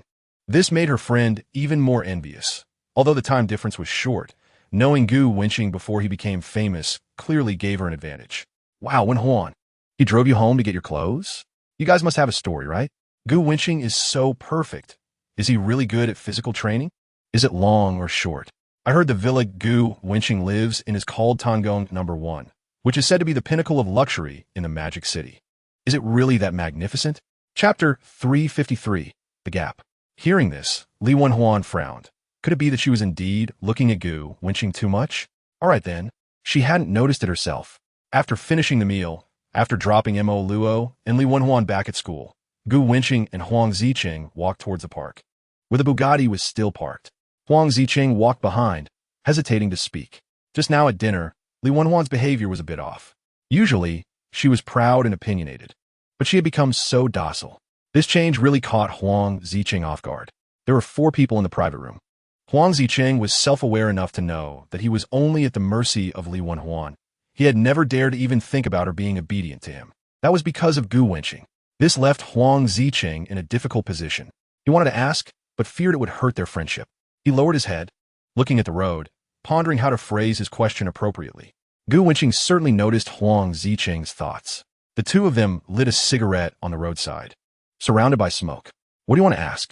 Huang Ziqing scratched his head and said, Old Gu, you and Wenhuan don't have anything going on, right? I noticed Wenhuan's gaze towards you is unusual. She has never shown this kind of attitude towards other guys. You're the first. Chapter 354. Bisexual? The Bugatti stopped outside the school, and Gu Wenqing and Huang Ziqing returned to the dormitory. When Zhou Tao saw Gu Wenqing return, he immediately greeted him. Old Gu, you're back. Gu Wenqing nodded. Zhou Tao wanted to say something else, but then saw the bruised Huang Ziqing walk in. Zhou Tao was shocked. Wow, Huang Ziqing, did you get into a fight with someone? Huang Ziqing waved his hand nonchalantly, looking smug, just with a bunch of little punks. There were only 3 or 4 of them, nothing to mention. At that moment, Zheng Xiaohong, who had just come out of the shower, heard Huang Ziqing's words and looked incredulous. What? You fought with 30 or 40 people. No wonder you got beaten up so badly. Damn. Are they bullying you because you have no brothers? Let's go. We'll confront them now. With old Gu here, what do we have to fear? Zhou Tao also looked angry. Let's go find them. No need. Old Gu already helped me vent my anger. You don't know how impressive he is. Just his name scared them into trembling. They ended up fighting among themselves, which was so satisfying, Huang Ziqing said with a smile. Hearing this, Zheng Xiaohong nodded, saying, That's good. Chapter 355. Chatting in the girls' dormitory. On the other side, at the business university, Mo Luo and Li Wenhuan also returned to their dormitory. When they got back, Dai Shi and Su Qiuyo were also in the dorm. Su Qiuyo looked unhappy. Li Wenhuan returned to her bed, took off her outerwear, revealing a light-colored base layer, and said, Qiuyo, who upset you again? It wouldn't be that most affectionate in the Magic City, would it? Yes, apart from the most affectionate in the Magic City, there's no one else. Dai undicesimo replied. Mo Luo, curious, added, Isn't he just an online friend? How can he affect your mood so much? It feels like you two are a couple in a quarrel. You wouldn't secretly be in an online romance with the most affectionate in the Magic City, would you? Hearing this, Su Qiuyo shook her head. No, we're just gaming buddies, but he's ignoring me again. It's been almost a month since we last played Duo together. He hasn't logged into the game or replied to my messages. I've been looking for him every day. Does he not even look at WeChat? Qiuyo, you're obsessed. You wouldn't really have feelings for this online friend, would you? That's just too unbelievable, Li Wenhuan said, intrigued. Have you seen his photo? I bet he's very handsome, otherwise. How could our Qiuyo be thinking about him day and night? Show me what he looks like. Chapter 356. Reward. Gu Wenqing replied. Qiuyo quickly replied with a question mark. Gu Wenqing was speechless. Was this a riddle? He replied, Why are you wearing black stockings? Where are your legs? Let me see them. After seeing the message, Su Qiuyo's eyes glistened, and her face turned slightly red. As expected, just like her roommate Mo Luo said. After sending a photo, the most affectionate in the Magic City indeed replied, "Pa, this big pervert. He hasn't paid attention to her for almost a month. Give him a little benefit." And he comes running back. The annoying affectionate guy. Thinking about how the most affectionate in the Magic City had ignored her, Su Qiuyo felt a bit angry. No. First tell me why you ignored me. After sending the message, Su Qiuyo glanced at the lettered long socks in her hand. The last time she sent a leg photo to the most affectionate in the Magic City, she was wearing ordinary black stockings. The pair Mo Luo gave her seemed to be called Balenciaga. Su Qiuyo had heard of it, but had never worn it and didn't know how it would look. After changing into it, she felt a bit uncomfortable. Anyway, Su Qiuyo thought it looked worse than her bare legs, and felt it was strange. She couldn't pinpoint what was strange. And Su Qiuyo couldn't help but wonder why men like these things so much. Chapter 357. Is the CEO here? The WeChat message on the phone is from the most affectionate in Magic City. To make up for the mistake of bringing her friend to dinner with the CEO last time, she had sent countless messages to the CEO during this time, but they all sank into the sea. Today, the CEO finally replied to her. The most affectionate in Magic City, sending so many messages. Are you trying to invite me to eat seafood? Han Qinxue replied. CEO, you finally responded. Please, please, please, tell me what you want to eat. Are you live streaming? Han Qinxue smiled and said, Yes, yes. Gu Wenqing replied succinctly, Time. Han Qinxue, I can do it after stream. Gu Wenqing thought about it. Since he had nothing else to do, he said, All right, I'll go check the live streaming platform. He should still have 900 million virtual currency on the Tiger live streaming platform. After all, it was gifted by the system, so he might as well use it. Han Qinxue lowered her head and replied to the CEO's messages for a while, a charming smile appearing on her face, causing countless viewers to exclaim, Wow. Just now Principal Wang tipped 500,000 RMB, but I didn't see the host smile so happily. It's over, it's over. The smile is so charming. I'll just tip a little. Envious of those above, I have nothing left, not a drop. The host wouldn't he be chatting with the CEO, would she? She wouldn't he have already transformed into the CEO's shape, would she? No way. I just find it funny. Who else could it be besides the CEO? After all, she doesn't even regard Principal Wang as anything. Indeed, I also think it's the CEO. The bullet comments in the live stream were rolling and hot, and everyone had long forgotten about the boastful Principal Wang when talking about the CEO. In the eyes of the netizens, although Principal Wang's family is very rich, it seems too petty compared to the CEO's extravagance, where gifts start from tens of millions. The CEO is the real tycoon. At this moment, a flashy golden effect appeared at the top of the live stream. The most affectionate in Magic City rode in on the Genesis Fire Dragon Zhuoging. The exclusive mount of the Super God Emperor is the Genesis Fire Dragon Zhuoging. The viewers in the live stream were thrilled to see the flashy announcement, and everyone was ecstatic. At this time, the bullet comments in Han Qinxue's live stream hit a historical high. The rolling comments were overwhelming.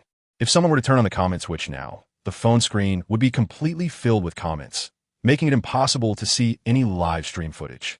When they saw the familiar name, the most affectionate in Magic City, everyone knew that that man had returned. The so-called #1 tycoon on the internet had come. Although the CEO doesn't tip much compared to some local tycoons on the Tiger platform who have tipped over 100 million, no one dares to speak loudly to the CEO in terms of recharge amounts. How extravagant is the CEO? 100 million renminbi on Douyin. 1 billion renminbi on the Tiger Live streaming platform. These are amounts no one on the internet can match. At this moment, the viewers were extremely excited. CEO? Is that you? Everyone step aside. Welcome our CEO. CEO, you finally appeared. Everyone, let us spam. CEO is awesome. The real tycoon is here. Wang Xiaosong, you better step aside. Everyone watch and learn how the CEO uses money to impress women. Chapter 358, 2,000 ships. The bullet comments in the live stream were overwhelming, all spamming.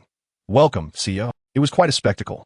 Even Principal Wang, seeing these comments, couldn't he help but feel his emotions stirred and couldn't contain his excitement. Across the entire internet, the moment the most affectionate in Magic City appeared, everyone knew that the real tycoon had arrived. How could they not be excited? Even though there were some negative comments about the most affectionate in Magic City, they were all drowned out by the countless viewers praising the most affectionate in Magic City causing no ripples. Han Qinshue smiled and said, "Welcome, my tycoon CEO brother to the live stream. What show would you like to see?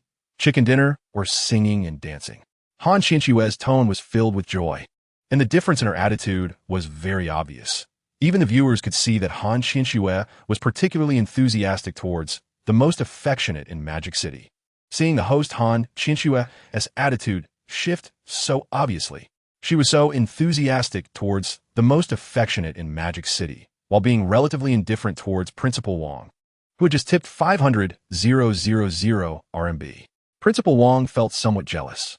Is this the status of the most affectionate in Magic City? Just entering a live stream without even tipping yet. Chapter 359. Meeting offline, 3 seconds, 10 seconds, 30 seconds. After a full half-minute, the viewers finally regained their senses. Still unable to hide the turmoil in their hearts. It appeared the CEO's exclusive gift has appeared again. Wow, the CEO doesn't show up often, but when he does, it's astonishing. Incredible, the CEO never disappoints us, having tipped 2,000 spaceships. That is so awesome. A song conquer worth 20 million renminbi. Poverty has ultimately constrained my imagination. Does the big shot need any accessories on his legs? It doesn't matter, the little girl can wrap around the big shot's waist. 6,666. The CEO is forever a god. As everyone knows, the CEO's exclusive gift, spaceship, is worth 10,000 RMB. 2,000 spaceships amount to 20 million renminbi. The most affectionate in Magic City's 20 million renminbi gift once again shook the entire Tiger Live streaming platform. Many female streamers saw the gifts floating on the screen for dozens of minutes, and none of them had any interest in continuing their streams. They all hoped to be noticed by the most affectionate in Magic City. Chapter 360. The name of the CEO? After sending some gifts, Gu Wenqing felt neither happy nor sad. He yawned, feeling a bit sleepy. At this moment, the entire Tiger Live streaming platform had exploded. Not long after, the most affectionate in Magic City swept in once again. The first time appearing on the Tiger platform, he crazily tipped 10 million renminbi. The second time, he even more frantically tipped 20 million renminbi. Each time more incredible than the last. The tycoon, the most affectionate in Magic City, tipped gifts so casually. It was as if he didn't regard money as money at all. The viewers who witnessed the entire process were extremely envious. If only they had 20 million renminbi. They wouldn't even pursue some extravagant things. 20 million could achieve financial freedom. Unfortunately, everyone could only think about it. 20 million is an astronomical figure for them. But for the CEO, it's just the tip of the iceberg. On the Tiger platform, Changzong has recharged $1 billion, so obviously, spending 20 million is nothing to him. At this moment, they are extremely envious of the most affectionate in Magic City, with the 20 million gifts thrown down. Han Qinshue's live stream shot straight to the top of the platform's rankings. Chapter 361. Dullness. Two women were playfully fighting on the sofa, the spring light suddenly appearing. After a while, they tidied up their clothes. Han Qinshue returned to her room and changed into a new outfit. Yeah, do you think I look good in this outfit? Yeah was taken aback. You seem off. You're not going out on a date, are you? Is it with that rich guy, the most affectionate in Magic City? Yes, Han Qinshu nodded, not hiding it. Changzong is clearly after your body. Otherwise, he wouldn't be so extravagant today, throwing down 20 million renminbi. This is a feast of intrigue. Do you want me to accompany you? Han Qinshu was silent for a moment and said, No, last time it made Changzong unhappy. If I do it again this time, he probably won't pay attention to me anymore. She knew very well that the other party had feelings for her. In total, 30 million renminbi had been spent. If there were no ulterior motives, who would believe it? Yia gasped, unable to believe it. Qinshu, are you serious? You're not going to eat something else after dinner, are you? Are you after Changzong? What nonsense are you thinking? It's just an ordinary dinner, Han Qinshu said. Yes, just an ordinary chicken dinner. Chapter 362. Blind box indeed. This is the freshness. Deep Affection had already seen her photos and had lost interest in her leg photos. Deep Affection is just an eternally unsatisfied old lecher. Tired of legs. Now he wants to see her face? Su Qiuxiu was fuming. She asked Deep Affection, You still haven't answered my question? You ignored me for a month. Can I boldly ask, are you single? After sending this message, Su Qiuxiu's face turned peach red. Feeling shy, She had both hope and fear in her heart. She looked at her phone, patiently waiting for the most affectionate in Magic City's reply. But after waiting for several minutes, the most affectionate in Magic City had not replied. Su Qiuxiu thought, did I ask too directly and scare deep affection? But that shouldn't be the case. Deep affection is a boy and should be bold. Just as Su Qiuxiu was thinking about the most affectionate in Magic City, suddenly, someone patted her shoulder. Qiuxiu, why are you still sitting on the bed? It's time for class. You're not bothering the most affectionate in Magic City again, are you? Girls should be a bit reserved, especially beautiful girls like you should be even more reserved. Qiuxiu, if you're so proactive, the other party won't dare to ignore you. Chapter 363. Inspection? Unfortunately, today is different from the past. Not to mention that Gu Wenqing already has Mo Luo. Just looking at Gu Wenqing's current reputation is enough to make Dai Shi hesitate. The aura around Gu Wenqing is too dazzling. In comparison, she is just an ordinary female college student, not worthy of Gu Wenqing. She also doesn't believe that Gu Wenqing would be interested in her. Thinking of this, Dai Shi asked, Qiuxiu, do you think girls feel inferior when facing Gu Wenqing? They probably do, but I'm fine since I have no feelings for him. Although Gu Wenqing is outstanding, not every girl will revolve around him. Su Qiuxiu looked at Dai Shi curiously. Do you still like him? What if I say I like him? The internet-addicted girl, Su Qiuxiu, pouted. I think your current state needs to be sobered up by playing games. Gu Wenqing already has Mo Luo. You can't have such ridiculous thoughts. Hearing Su Qiuxiu's words, Dai Shi smiled. Okay, I was just joking. Liking him doesn't necessarily mean I have to do something with him. I can keep in my heart. Is it wrong to have a crush? He is so famous. Many girls have a crush on him. Having one more or one less doesn't matter. Chapter 364.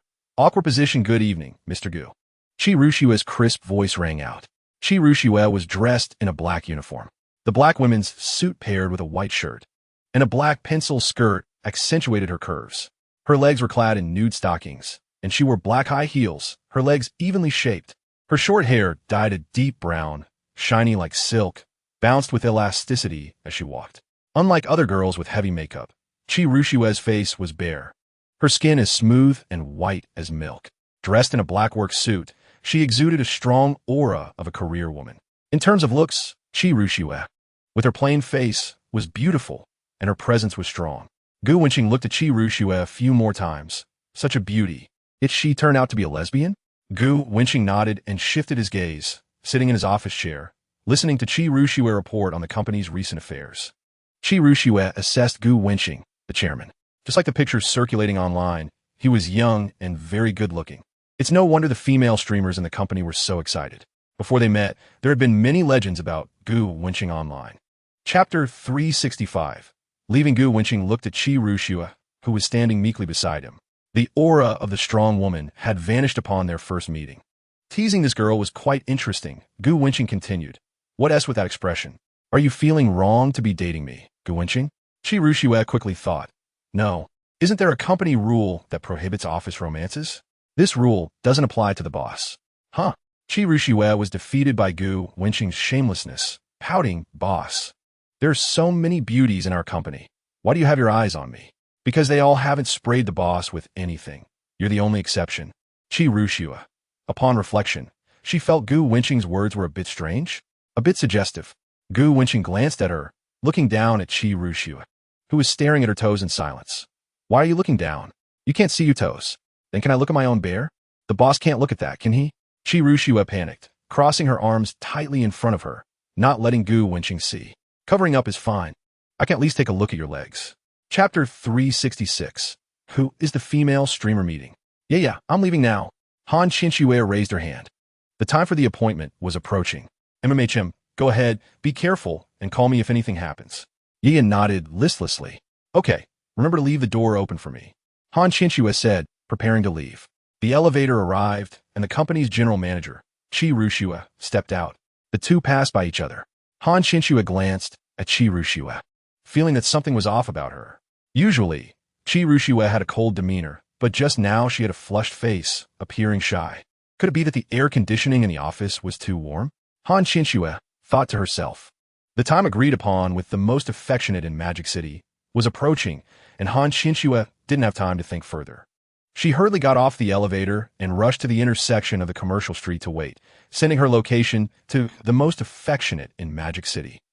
In the commercial street area, at the central square, night gradually enveloped the city with the dazzling lights of the night. At this moment, Han Qianxue was standing at the main entrance of the square with her bag slung over her shoulder. Her long hair, styled in large waves, fell in front of her, and her delicate features were accentuated by a light layer of makeup. The glossy red lipstick on her lips exuded sensuality and charm. Chapter 367. Is he the affectionate one? Next to the commercial street was the central square, which had a very dense flow of people. Passers-by on the street were all staring in the direction of a roaring engine.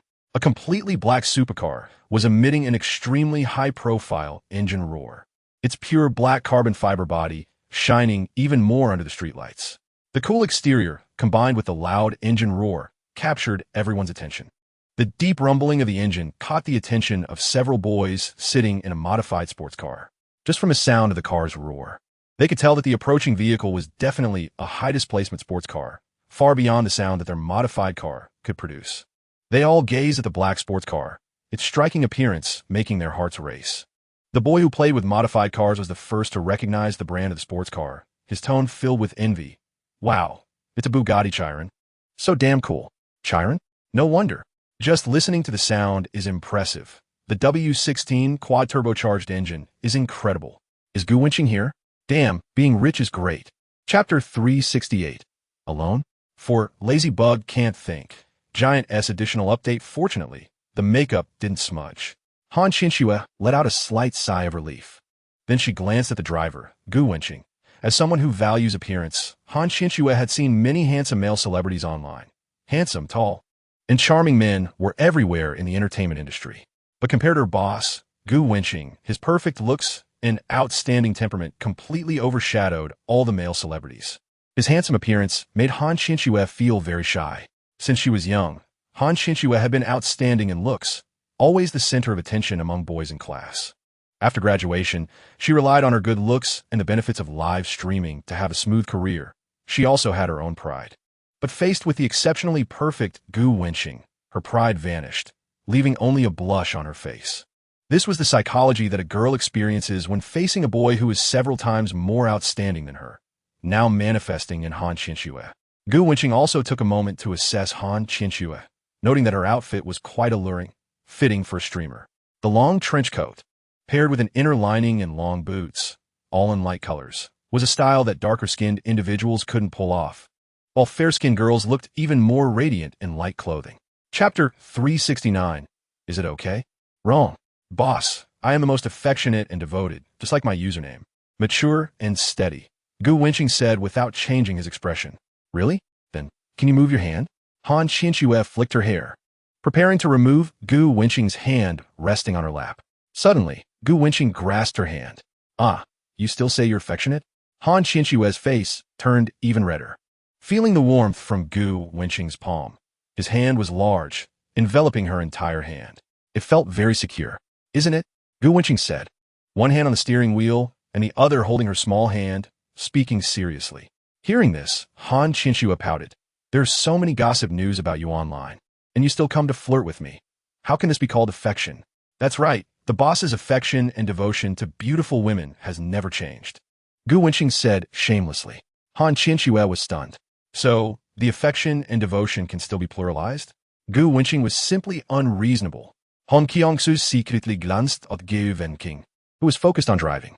Chapter 370. She found a treasure. So, are you supporting me? Han Qianxue tilted her head in the passenger seat. Her naturally wavy long hair cascading down, making a pure and innocent expression. Without speaking, Gu Wenqing slightly nodded. Han Qianxue thought for a moment, then smiled brightly. I don't want to work hard anymore. You support me, and money doesn't matter. What matters is that I like a guy like you. Han Qianxue flicked her hair by her ear and continued. I feel like I won't meet anyone more handsome than my boss in this lifetime. Since we have mutual feelings, what other choice do I have but to choose you? To be honest, with her outstanding looks and figure, Han Qianxue didn't lack suitors in reality, and some boys pursued her for years. But compared to Gu Wenqing in front of her, the gap was like a chasm. Money was too important for Han Qianxue. She had been a part-time streamer since college, and over the years, she had saved a good amount of money. While it wasn't enough for a lavish lifestyle, it was sufficient for her to live comfortably. Han Qianxue didn't have big dreams. Buying a house and a car in Magic City was her ideal life. Chapter 371, Seafood Restaurant, 4,000 words, Magic Seafood. It is a well-known seafood restaurant in the area, focusing on mid to high-end dining, with an average cost of over 3,000, even for ordinary seafood. Since it was said that Han Qianxue would treat, Gu Wenqing didn't choose a very expensive seafood restaurant. Han Qianxue sat across from Gu Wenqing, her mind racing with thoughts. Originally, she just wanted to treat the most affectionate in Magic City to a meal, but she didn't expect that the affectionate one was her boss, and she had just agreed to Gu Wenqing's request to become his woman. Gu Wenqing's status was undeniably high, and he was also incredibly wealthy, driving a Bugatti Chiron worth 600 million. The watch he wore was worth 300 million. Gu Wenqing could be said to be the pinnacle of success. Moreover, upon noticing Gu Wenqing's looks, Han Qianxue's breath quickened slightly. "What's wrong, having regrets?" Gu Wenqing said, looking at the menu with a teasing tone. "No, I'm just a bit nervous." "Boss, you won't do anything to me tonight, will you?" Han Qianxue's face was slightly flushed. "What do you want me to do?" Gu Wenqing shrugged in disbelief and kicked the ball to Han Qianxue. Han Qianxue thought for a moment, resting her chin on her hand, and said, Chapter 372, The Emotion by My Side? 4,000 words. The villa is often cleaned by dedicated staff. Inside the villa, it was very clean. The two changed into slippers and entered the villa. Gu Wenqing went into the master bedroom, and Han Qianxue honestly followed behind. A sense of panic flowed in Han Qianxue's eyes, a fear of the unknown, which had a unique charm. Facing Gu Wenqing's direct gaze, Han Qianxue was the first to lose and looked away. At 11 a.m. the next day, sunlight poured through the glass window into the bedroom. The phone on the bedside table buzzed and vibrated. Gu Wenqing woke up, picked up the phone, and saw it was a call from Chen Yinzu. "Hello, what's up?" Gu Wenqing said sleepily. "Lao Gu, you haven't gotten up yet? What's so good about sleeping in? You should learn from me. Go to bed early and rise early. It's good for your health," Chen Yinzu said teasingly. Hearing Chen Yinzu's words, Gu Wenqing was about to respond when Han Qianxue, who was curled up in Gu Wenqing's arms, muttered, "BB, who are you talking to?" The villa was very quiet, and Han Qianxue's voice stood out unusually. Upon hearing this, Chen Yinzu, on the other end of the line, fell silent. He was about to bite his back teeth off. Chapter 373, The Club, 4,000 words. The first round ended. Gu Wenqing had 36 kills and won. Han Qianxue's little mouth was always smiling. The viewers watching the live stream gasped. "Wow, over 30 kills in a single game. That's too awesome, right? Did I walk into the wrong live stream? I just came in and saw the rookie streamer winning? So cool. The way CEO Qing plays is simply too stylish." Han Qianxue glanced at the bullet comments and felt exceptionally excited. She didn't expect the boss to be so good at gaming. After a few more games, Gu Wenqing perfectly led Han Qianxue to victory each time. Han Qianxue smiled and asked, "Are you still playing?" "No, it's getting late," Gu Wenqing said and exited the game. "Okay, got it." Han Qianxue obediently nodded and quickly ended the stream. Looking at the suddenly black screen, the viewers were. Gu Wenqing took Han Qianxue to the garage. Faced with a collection of sports cars in the garage, Gu Wenqing directly chose the Bugatti Chiron. The members of the King Club had long coveted Gu Wenqing's Bugatti Chiron and had been inquiring about it in the WeChat group, and this time their wish was fulfilled. Chapter 374, The Value of a Name? Hearing a group of girls exclaim, Gu Wenqing remained expressionless, slightly nodding. The girls' enthusiastic admiration was met with indifference, which not only didn't annoy them, but made them feel that the idol they admired seemed very aloof, a reserved type of god. If Gu Wenqing knew what they were thinking, he would definitely scoff, as he simply didn't want to engage with them. At this moment, a young man standing in the center smiled and greeted Gu Wenqing. "Young Master Gu, hello." The young man was in his 20s, looked average, and was dressed appropriately. Gu Wenqing raised an eyebrow, as he didn't remember this person. Qin Feng noticed Gu Wenqing's confusion and said, "We are from the Hangzhou FD Supercar Club. Just small fries that young Master Gu probably hasn't heard of. However, your reputation precedes you, and we have admired you for a long time." The distance between Jiangsu, Zhejiang, and Shanghai isn't far, so it's common for the Hangzhou Supercar Club to come to Modu to have some fun. Gu Wenqing? At this time, a somewhat familiar voice came from behind Qin Feng, causing Gu Wenqing to turn his head involuntarily. Among the group of boys, A burly man with a buzz cut shouted Gu Wenqing's name loudly, looking at that ugly face and the duck-like voice reminiscent of childhood. Chapter 375. Lighting a cigarette for him since joining the Modu King Supercar Club. The atmosphere in the club constantly influences everyone, not avoiding trouble, not fearing it, and never shying away from a challenge. With a strong backbone, they handle everything calmly as if the sky could fall and they could hold it up. This toughness, both domineering and assertive, is quietly changing everyone in the King Club. Whether it's about one person dominating a circle or the rumors of the club leader attending meetings alone in the capital city, or this time challenge at the Modu International Circuit. Gu Wenqing's responses proclaim to everyone the title of the Emperor of Modu, the Modu Emperor. What is there to fear? Leaning against the Bugatti Veyron, Chen Yinzu silently lit a cigarette after hearing Gu Wenqing's words, exhaling a puff of smoke. At that moment, Chen Yinzu finally understood the gap between himself and Gu Wenqing. Chen Yinzu sighed. Alas, I'm still a step or two behind Lao Gu. Meanwhile, Liu Yongwei, Niu Tianxi, and Jin Yi, three younger brothers, looked at the imposing Gu Wenqing with admiration and murmured. Chapter 376. Letting one hand to members of the Hangzhou FD Supercar Club were silent. Gu Wenqing looked at their silence with a blank expression and took out a cigarette, just as he was about to light it. Han Qianxue next to him suddenly snatched the lighter. Boss, let me light it for you.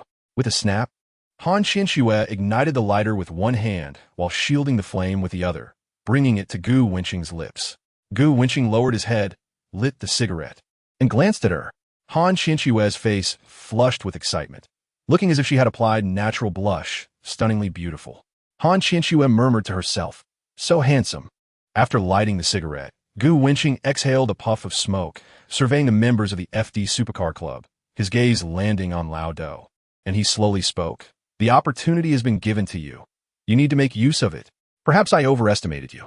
And then, Gu Wenqing waved his hand, preparing to lead the members of the King Club away. Gu Wenqing's calm words made Lao Do feel humiliated. Lao Do looked at the departing Modu King Supercar Club, gritted his teeth, and struggled to spit out two words. Wait. Hearing this, Gu Wenqing ignored him and started the Bugatti Chiron. Chapter 377. The Prologue. Gu Wenqing's words were firm. The members of the King Club instinctively looked at Gu Wenqing, who at that moment had a cold expression, appearing calm and unbothered. He leaned gently against the Bugatti Chiron, a playful smirk on his face, as if he were the king of the world, looking down upon all beings. This made the second-generation elites of Magic City feel a sense of reverence. He is the king of Magic City. He is also the king of the King Club. At this moment, everyone in the Magic City King Club felt a surge of confidence, their momentum soaring. No matter how skilled that old doe was in racing, it didn't matter. In front of Gu Wenqing, everything else was just a fleeting thought. Only Chen Yinzu looked bitter.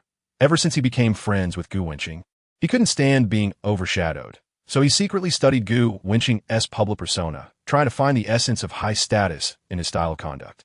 Every time he thought he had figured it out, Gu Wenqing's new display of charm would shock him again. Chen Yinzu sighed deeply.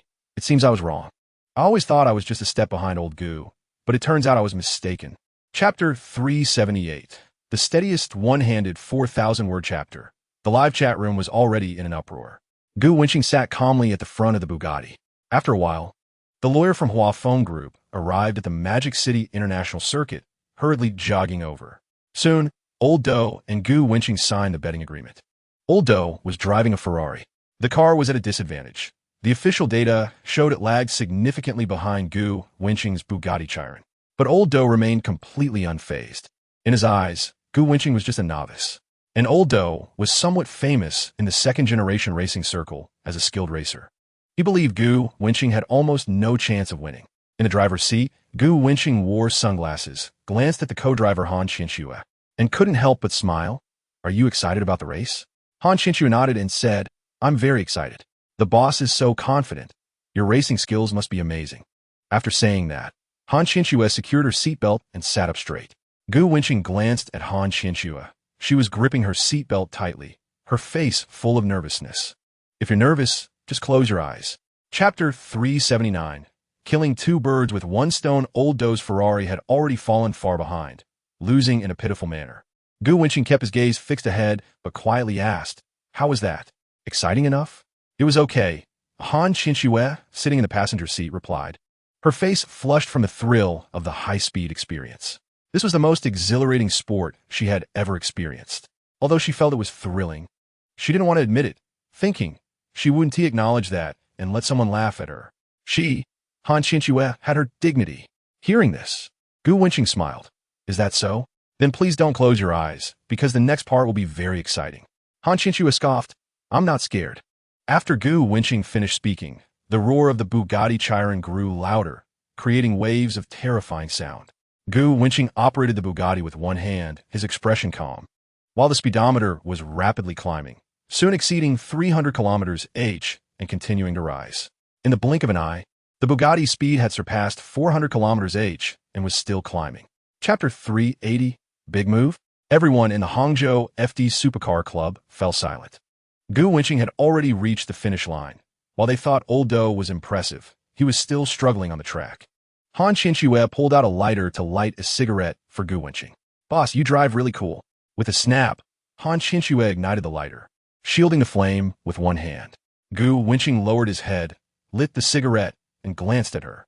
At that moment, Han Qinxue's face was flushed, seemingly still immersed in the thrill of the race. Gu Wenqing took a puff of smoke, looked over the members of the Hangzhou FD Supercar Club, and slowly said, The outcome of the race is already decided. Your cars now belong to our King Club. If anyone is unconvinced, feel free to come to Magic City and race me. I, Gu Wenqing, will be waiting for good news in Magic City. Upon hearing this, the members of the FD Club turned pale. Faced with Gu Wenqing's professional racing skills, who would dare to disagree? After all, even the best racer in the FD Club, Old Do, couldn't match Gu Wenqing's one-handed driving. The others present couldn't even beat Old Do, let alone challenge the formidable Gu Wenqing. That would be asking for trouble. Chapter 381. Is it you? The race at the Magic City International Circuit came to an end. Through the live streams of the broadcasters, Gu Wenqing's name swept across the internet once again, igniting a fire in this cold winter. Gu Wenqing was already a top-tier figure online. Coupled with the enthusiastic promotion from 2 Hangzhou Guild streamers, this fire spread across the entire network platform. The carnival of the Magic City King Supercar Club. Gu Wenqing, I can drive with one hand, unbeatable in the world. Unprecedented shock. Gu Wenqing speeds. The unfortunate club loses all supercars. One-handed. Gu Wenqing drives with one hand the whole time. Who can rival him? One trending topic after another undoubtedly dominated various online platforms, attracting countless netizens' attention.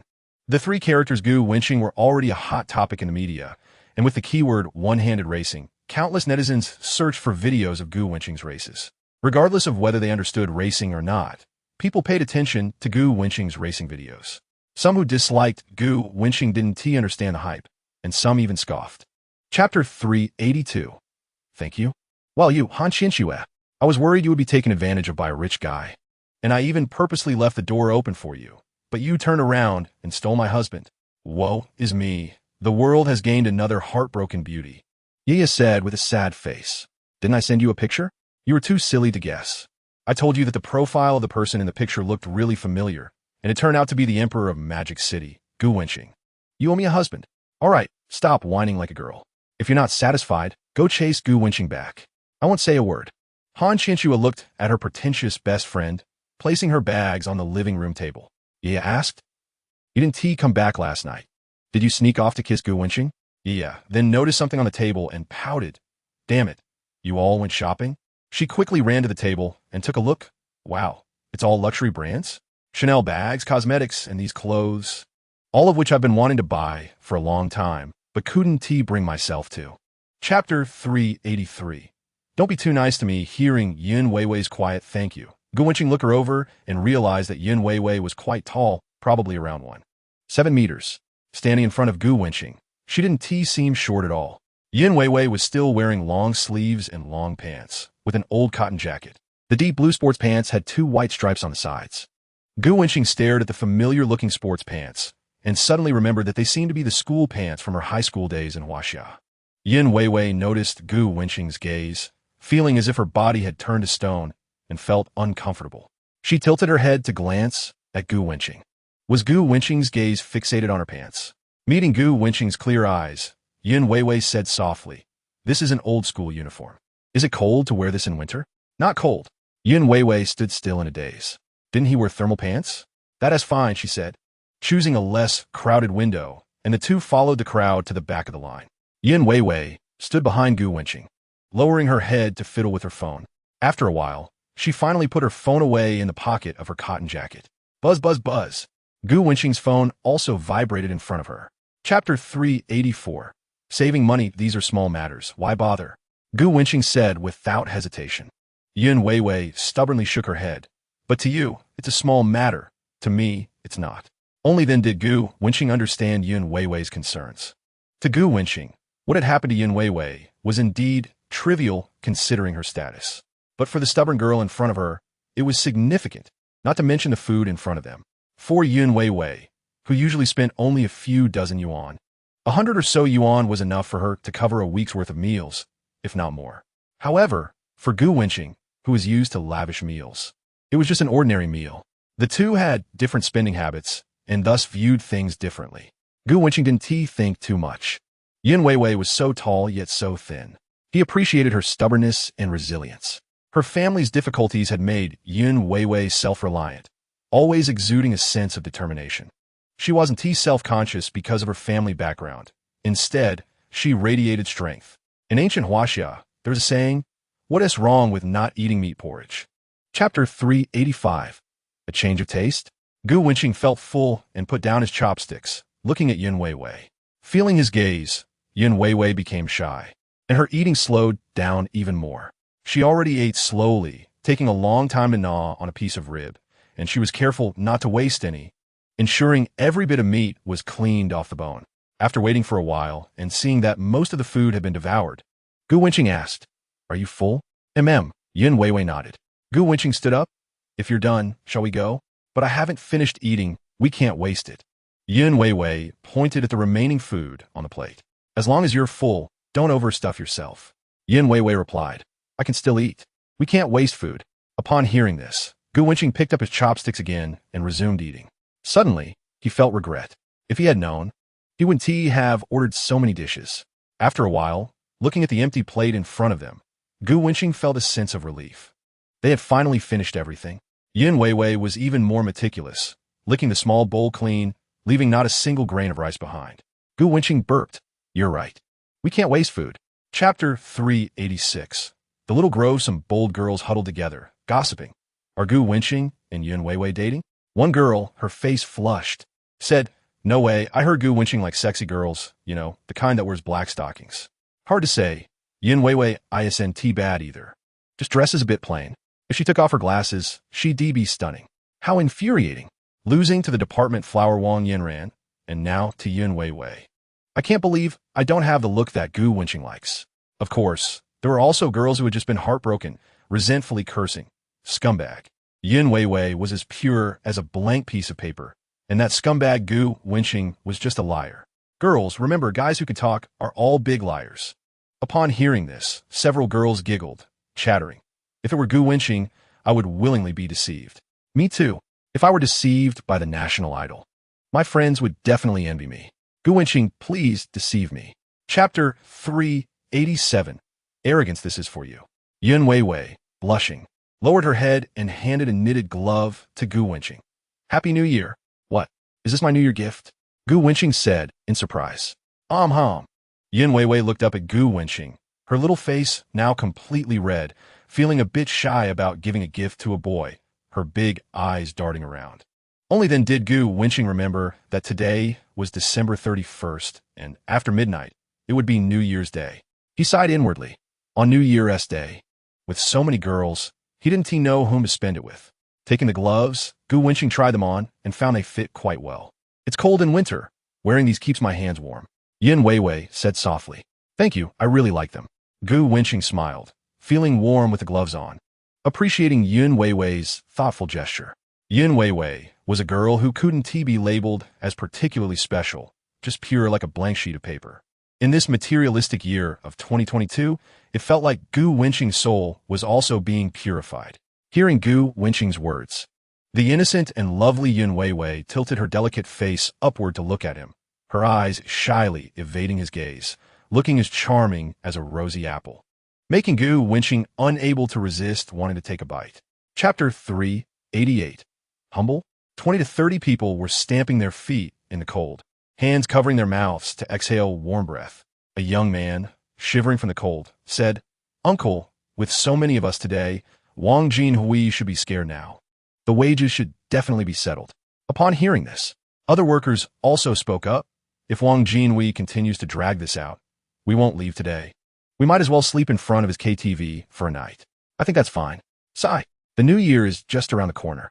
And if we can't get our money, how can we celebrate? Will the whole family eat? The kids' education next year relies on my meager wages. Damn it. If I can't get my money, I'll just stay at Wang Jinhui's KTV." Everyone was venting their frustration. Just then, 5 or 6 burly men walked out of the KTV, glaring at the crowd, demanding their wages, spitting out various curses. "Huiga has spoken. No money for you. You can go wherever you want. But don't block Hui Ji's business. A group of fools. What are you doing here? Do you know who my boss is? The United Gang of the Port District. A bunch of losers." Chapter 389. The boss comes to consume. At this moment, a bald man walked out of the KTV.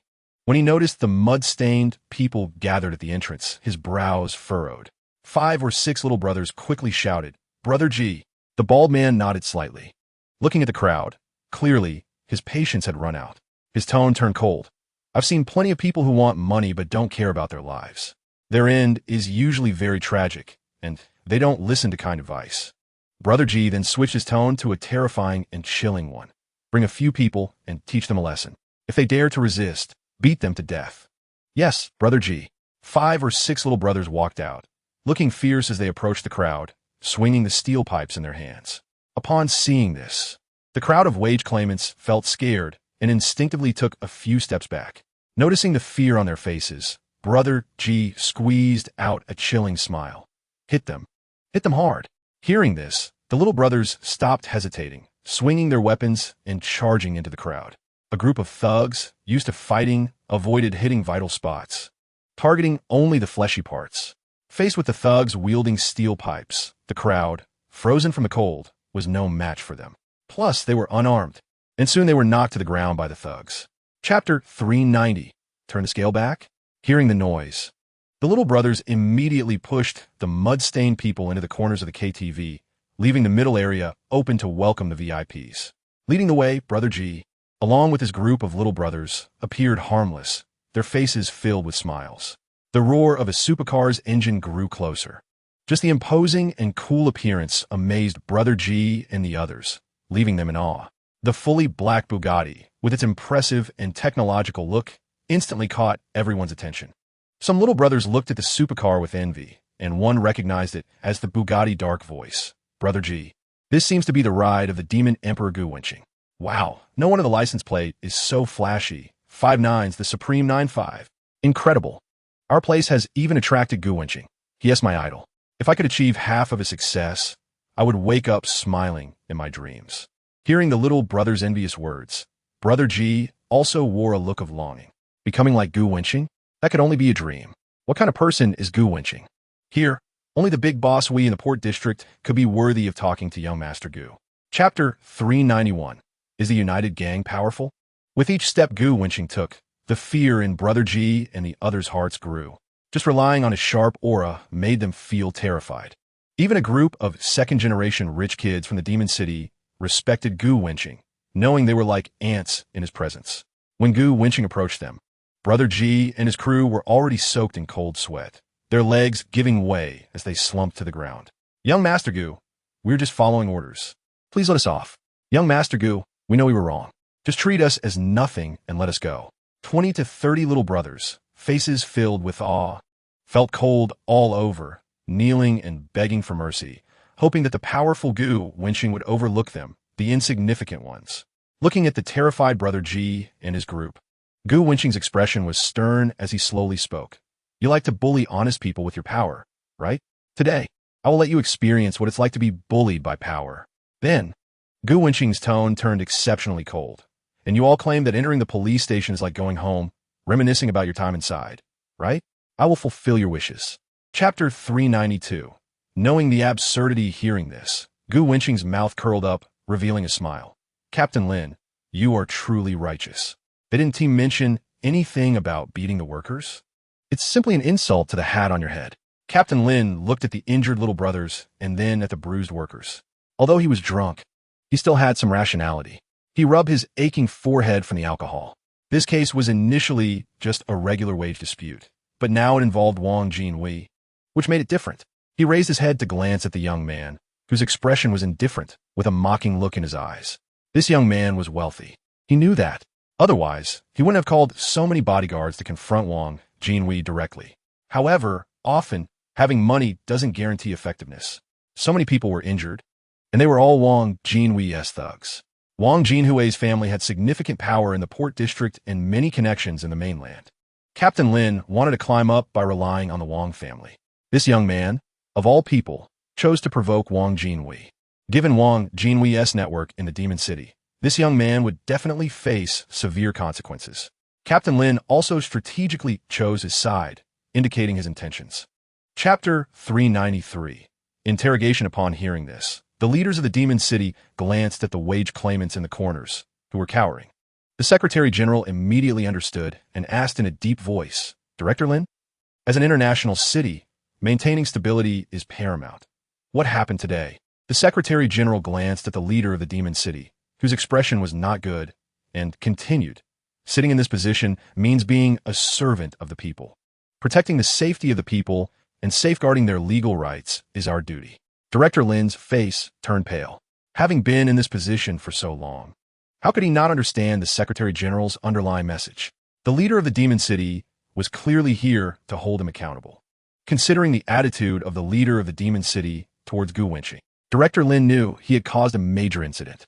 Gu Wenqing's subordinates made a series of phone calls, and even the leaders of Magic City came personally. Lin's expression suddenly changed, and he broke out in a cold sweat. Yes, Director Lin nodded in agreement while cautiously saying there was some chaos on the street, and I led a team to handle it. It was just a minor conflict, but I didn't expect the leaders of Magic City to come in person, which truly makes me anxious. Chapter 394. The matter is resolved? After saying this, the leader of Magic City looked at Director Lin. His face darkened, and he said furiously, regardless of the Wang family or the Zhao family, everyone is equal under the law. At this moment, the Secretary General had also fully understood the situation. He approached the leader of Magic City and quietly informed him about the incident. After listening, the leader of Magic City sneered, Good. Director Lin is truly the embodiment of justice. Standing aside, Director Lin felt a chill run down his spine, his heart racing with fear. After saying this, the leader of Magic City changed his tone, his voice exceptionally cold. If I hadn't come, wouldn't you, Director Lin, be able to act with impunity in Magic City, doing whatever you want and aiding the oppressors? Mayor Gong, it's a misunderstanding. I had no idea that Wang Jinhui ordered his subordinates to beat the civilians. If I had known, I would have stopped it at the first opportunity. Director Lin felt extremely uneasy. He cast a glance at the indifferent Gu Wenqing, filled with regret. If he hadn't provoked this monster, he wouldn't have ended up in this situation today. At this moment, he was overwhelmed with regret. Noticing directo, Elenas predicamen. Wang Jinhui timely stepped forward to explain. Mayor Gong, this matter has nothing to do with Director Lin. He just saw someone seriously injuring another and came to enforce the law. Chapter 395. What to do faced with someone like Gu Wenqing? A sense of helplessness arose. In the past, Wang Jinhui had relied on his impressive family background to achieve his goals. Now, however, he had hit a wall. Wang Jinhui's legs went weak, and he collapsed to the ground. He knew the connections within his family were powerless to turn the tide. At this moment, Wang Jinhui was filled with regret. Gu Wenqing's background was so vast that it was hard to find many like it across the entire Huaxia. With such a background, even if he mobilized all his family's connections, it would be easy for Gu Wenqing to crush him with just a few words. He had even foolishly thought he could smooth things over in front of such an existence. It was simply a huge joke, used to running rampant in the port area. Relying on his family's connections with the officials in Magic City and his close ties with the second-in-command, Wang Jinhui was indeed powerful and wealthy, and his status was self-evident. He didn't care at all about owing a group of commoners money. To him, they were insignificant, just a bunch of ants. He had often walked by the river, so how could he not get his shoes wet? He never expected that this group of commoners would actually have connections with the Emperor of Magic City, Gu Wenqing. Most importantly, at the beginning, he had kept his family's warnings in mind and did not want to oppose Gu Wenqing.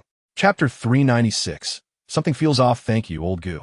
Zhou Tao expressed his gratitude, quickly pulling out a pack of brand new cigarettes and offering to light one for Gu Wenqing. With the mayor even present, this was a big trouble. Others around also expressed their thanks. It's nothing. Gu Wenqing got into his Bugatti and waved to Zhou Tao, saying, I'm leaving now. All right. See you. Zhou Tao nodded quickly, stuffing the pack of cigarettes into Gu Wenqing's hands. Gu Wenqing smiled and did not refuse. A pack of cigarettes was nothing to Gu Wenqing, but for Zhou Tao, it was a luxury, especially since he had been budgeting his meals lately. Watching the departing convoy, Zhou Tao sighed in his heart. When they first met, he thought Gu Wenqing was just an ordinary college student, but after getting to know him, he realized Gu Wenqing's family background was unfathomable. Recalling how the leader of Magic City treated Gu Wenqing left Zhou Tao in shock. Hearing about the three major families of the imperial capital also opened a new world for Zhou Tao. He had no idea such powerful families existed in Huaxia. Most importantly, his roommate was actually one of them. Just thinking about it felt like a dream. Taozi, I didn't expect you to know such big shots, one of his co-workers said. Chapter 397. Not disgusting, Qi Ruxue replied. Just say it. Shortly after, Gu Wenqing sent a message that made her spit out her drink. I consider you a brother, and you actually want to sleep with me. Qi Ruxue's beautiful eyes widened. Did she have such an idea? She herself was unclear. Moreover, she was a lesbian, female, and loved women. How could she possibly have thoughts about Gu Wenqing, a man? Absurd. It was simply too absurd. Qi Ruxue's face suddenly heated up, turning rosy. She panicked. I didn't. Gu Wenqing. Don't explain. An explanation is just a cover-up, and a cover-up is a fact. You might not say it, but you act directly. You're an action-oriented person.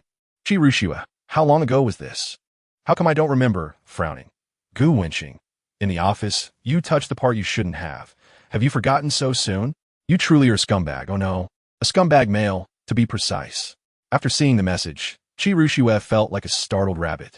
It seemed she had touched something last time. Then, Gu Wenqing sent a message that made her heart race.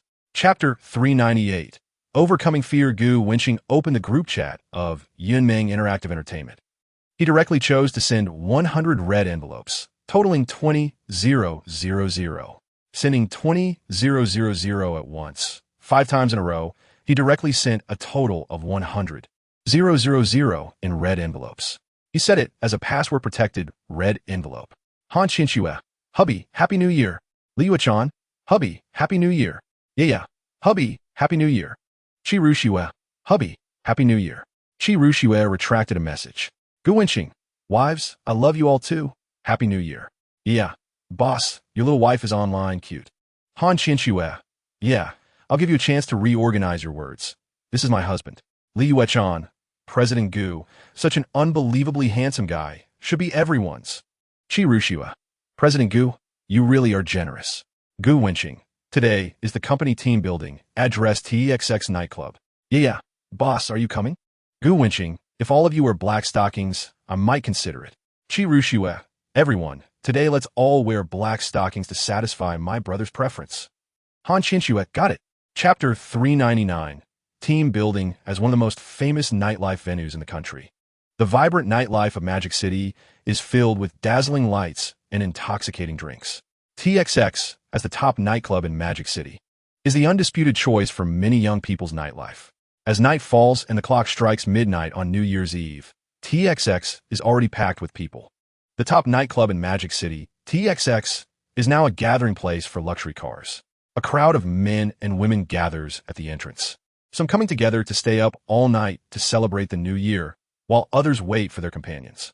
There are also some outdoor streamers broadcasting live with their phones. Outdoor streamers often showcase luxury cars and beautiful women in their streams. At TXX, luxury cars and beauties are in abundance. Ferraris, Lamborghinis, and countless other sports cars attract envious glances from the crowd.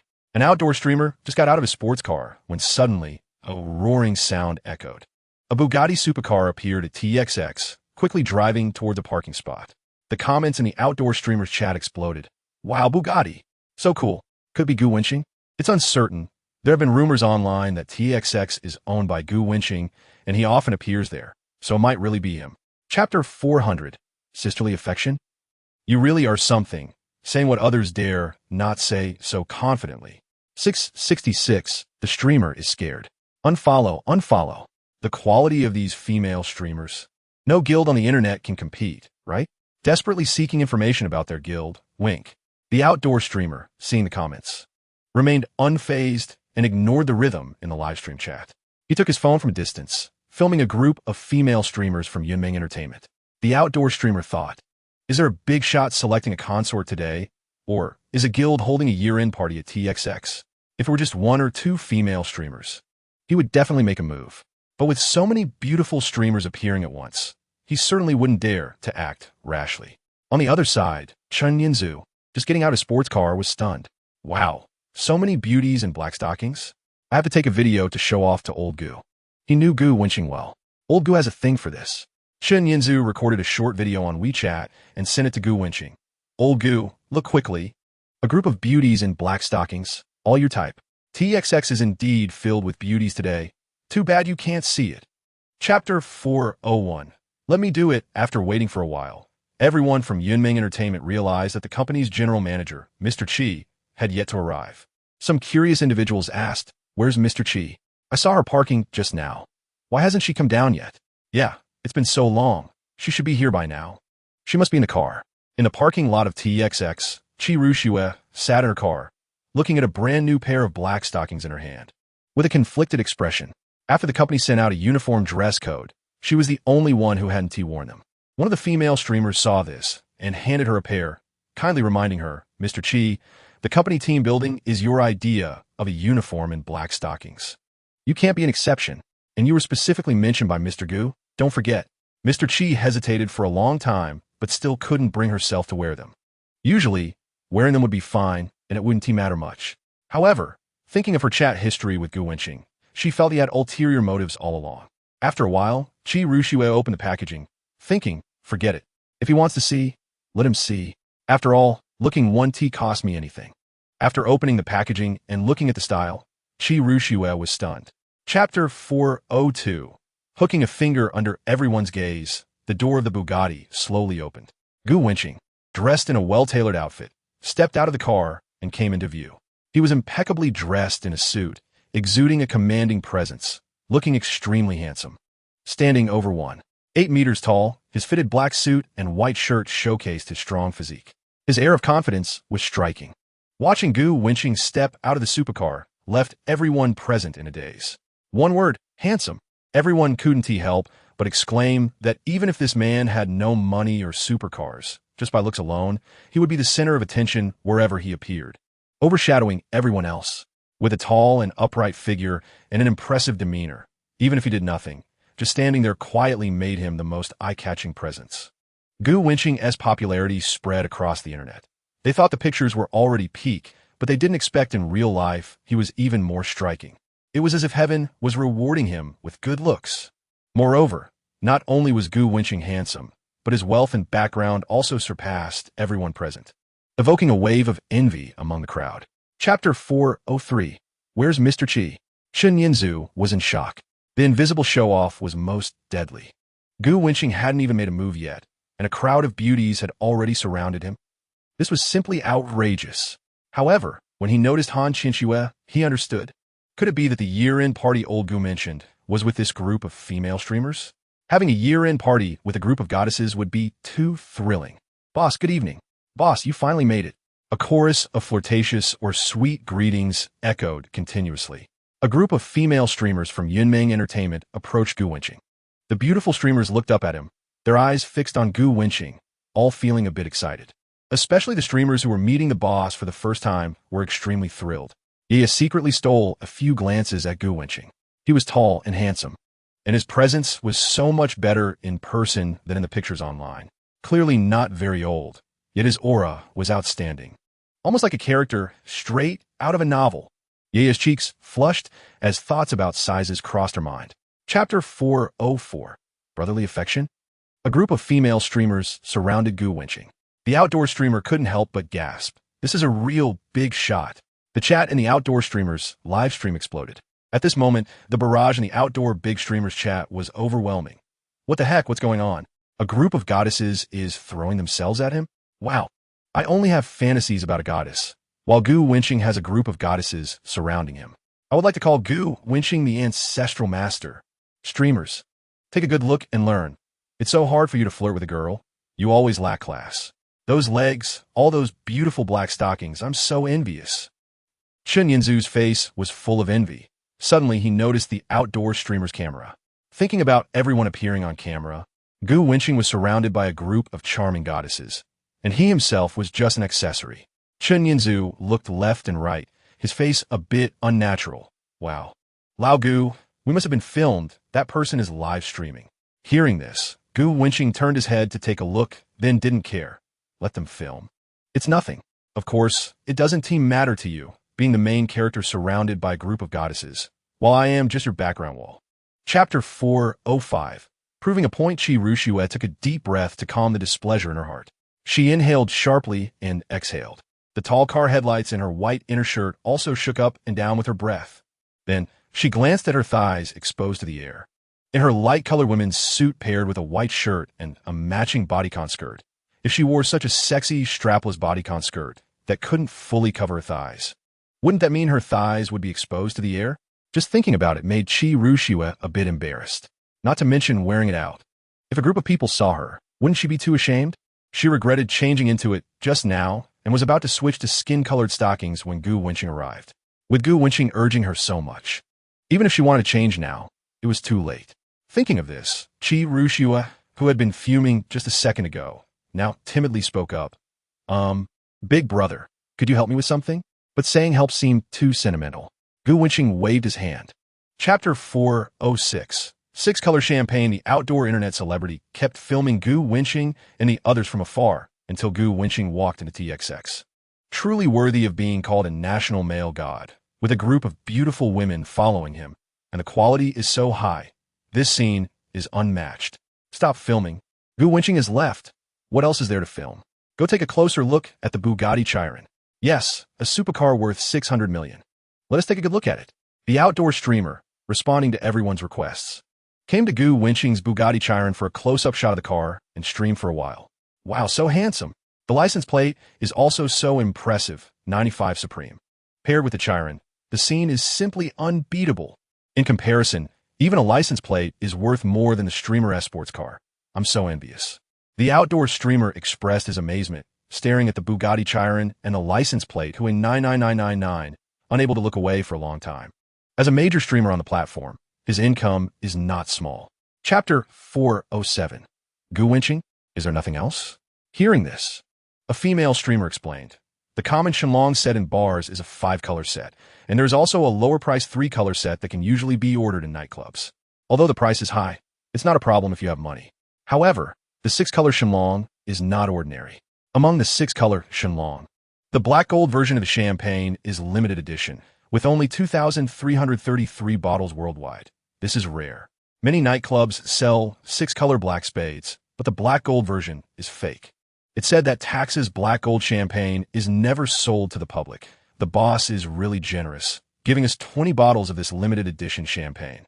It's simply amazing for us. The limited black gold champagne is available for us to drink freely. Hearing this, all the female streamers couldn't help but look at Gu Wenqing. Boss, you are really handsome, spending so much money.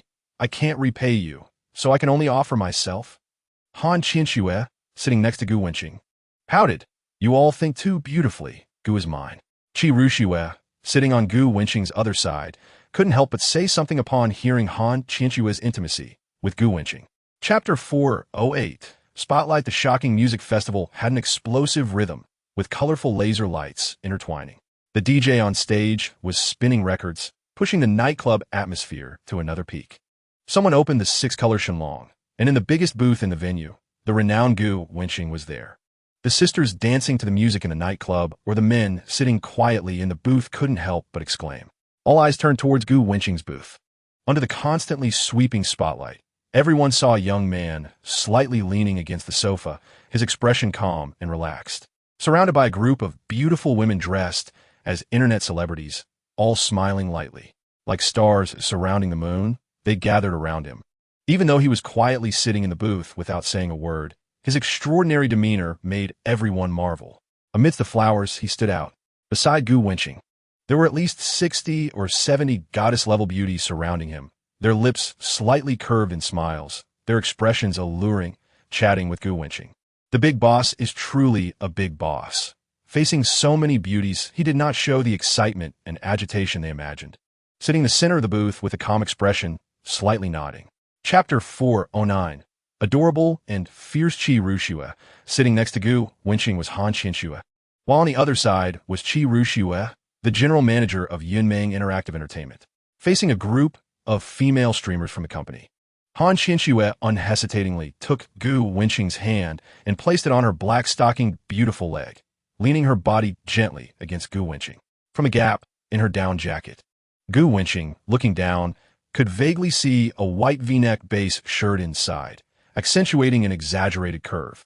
Her delicate features were lightly made up, exuding a pure and desirable vibe, while her sexy black stockings and the exposed white skin underneath added a touch of sensuality and charm. She kept rubbing her little face against him, like a little cat seeking its master's petting. In contrast to Han Qianxue's openness, Qi Ruxue on the other side, after a drink, had a flushed face. She instinctively tightened her light-colored down jacket with both hands and pulled the zipper up, glancing warily at Gu Wenqing. Her expression was adorably fierce, as if warning Gu Wenqing, "Don't touch me." Gu Wenqing, smiling, looked up and down at Qi Ruxue.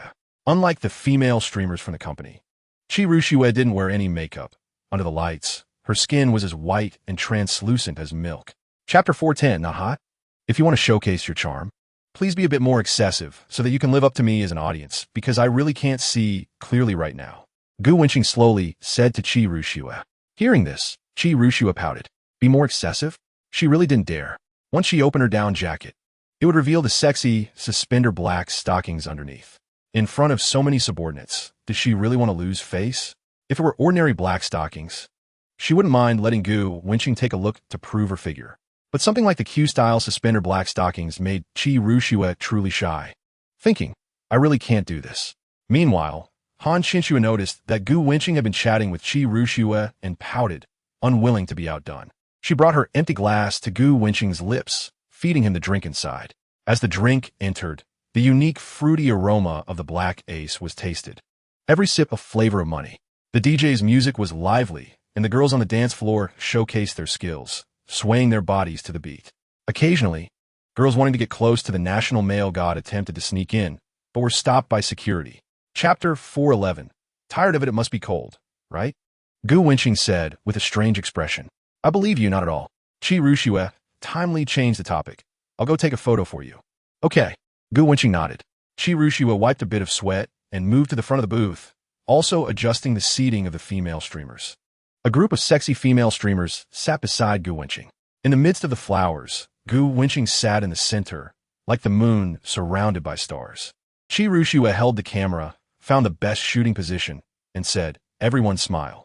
Hearing this, the female streamers smiled brightly, while Gu Wenqing remained indifferent. Click. The photo was captured at that moment. Qi Ruxue glanced at the photo. She automatically ignored the group of female streamers. In the picture, Gu Wenqing wore a slight smile. He leaned slightly against the sofa, looking relaxed, surrounded by a group of attractive beauties, all smiling lightly. Like the moon surrounded by stars, they surrounded him. In the photo, Gu Wenqing's perfect appearance and extraordinary temperament stood out in the C position. Chapter 412. What to pay attention to. Gu Wenqing asked, Wait, what did you just say? The same style and color will get tired of it? Her long legs were clad in a short skirt, perfectly accentuating her slim waist, while the black Balenciaga bag wrapped around her evenly proportioned calves, paired with knee-high boots, perfectly highlighted Han Qianxue's long legs. Legs are the best. How could he not know he was tired of it? Han Qianxue took a sip of her drink, her face slightly flushed, leaned close to someone's ear, and exhaled warmth. You don't even look at me anymore. Are you tired of Balenciaga? There just happens to be a suspender black stocking at Ye's place. I'll wear it for you to see when I get back. How about it? Han Qianxue's calf rested on Gu Wenqing, charming and alluring. Gu Wenqing casually placed his hand on the Balenciaga, and in a voice only the two could hear, said, What? Do you want to atone for my lighter crime tonight? Huh? Han Qianxue felt a rush of heat inside, stammering. Atonement? She had some inappropriate thoughts in her mind, although she had experienced it briefly. she still found it hard to feel embarrassed. Helping the boss smoke? Gu Wenqing smiled without speaking. Han Qianxue's face grew even redder. She nodded, not refusing. Chapter 4:13. Sprained ankle? How would you like a pea-shaped butt? Qi Ruxue didn't understand. Late at night, after the club, a group walked out of TXX. Han Qianxue's cheeks glowed with a rosy hue as she leaned against Gu Wenqing, the two walking ahead. Ye was beside them murmuring, "Boss, after drinking late at night, should we go have a bowl of porridge at dawn? I'm best at making porridge." Han Qianxue shot her a fierce glare, and Ye pouted, falling silent. Qi Ruxue had also drunk quite a bit, her head feeling dizzy, and inexplicably flashed thoughts of Gu Wenqing liking curvy hips. As she passed the steps, she accidentally sprained her ankle. The sudden intense pain made Qi Ruxue's pretty face turn pale. The strong woman finally couldn't hold it anymore. Tears welling in her eyes. "It hurts, it hurts." Gu Wenqing, quick to react, reached out with one hand, hurriedly catching Qi Ruxue to prevent her from falling. At this moment, the late-to-realize female streamers also showed concern, asking how serious the injury was. "Sit down first. Let's see how serious it is." Gu Wenqing helped Qi Ruxue sit on the steps, and Ye helped her take off her high heels. Chapter 4:14. President by being held by Gu Wenqing. Qi Ruxue felt the various gazes of the female employees in the company. She was extremely shy, her heart racing, her cheeks burning, and her face flushed all the way to her ears.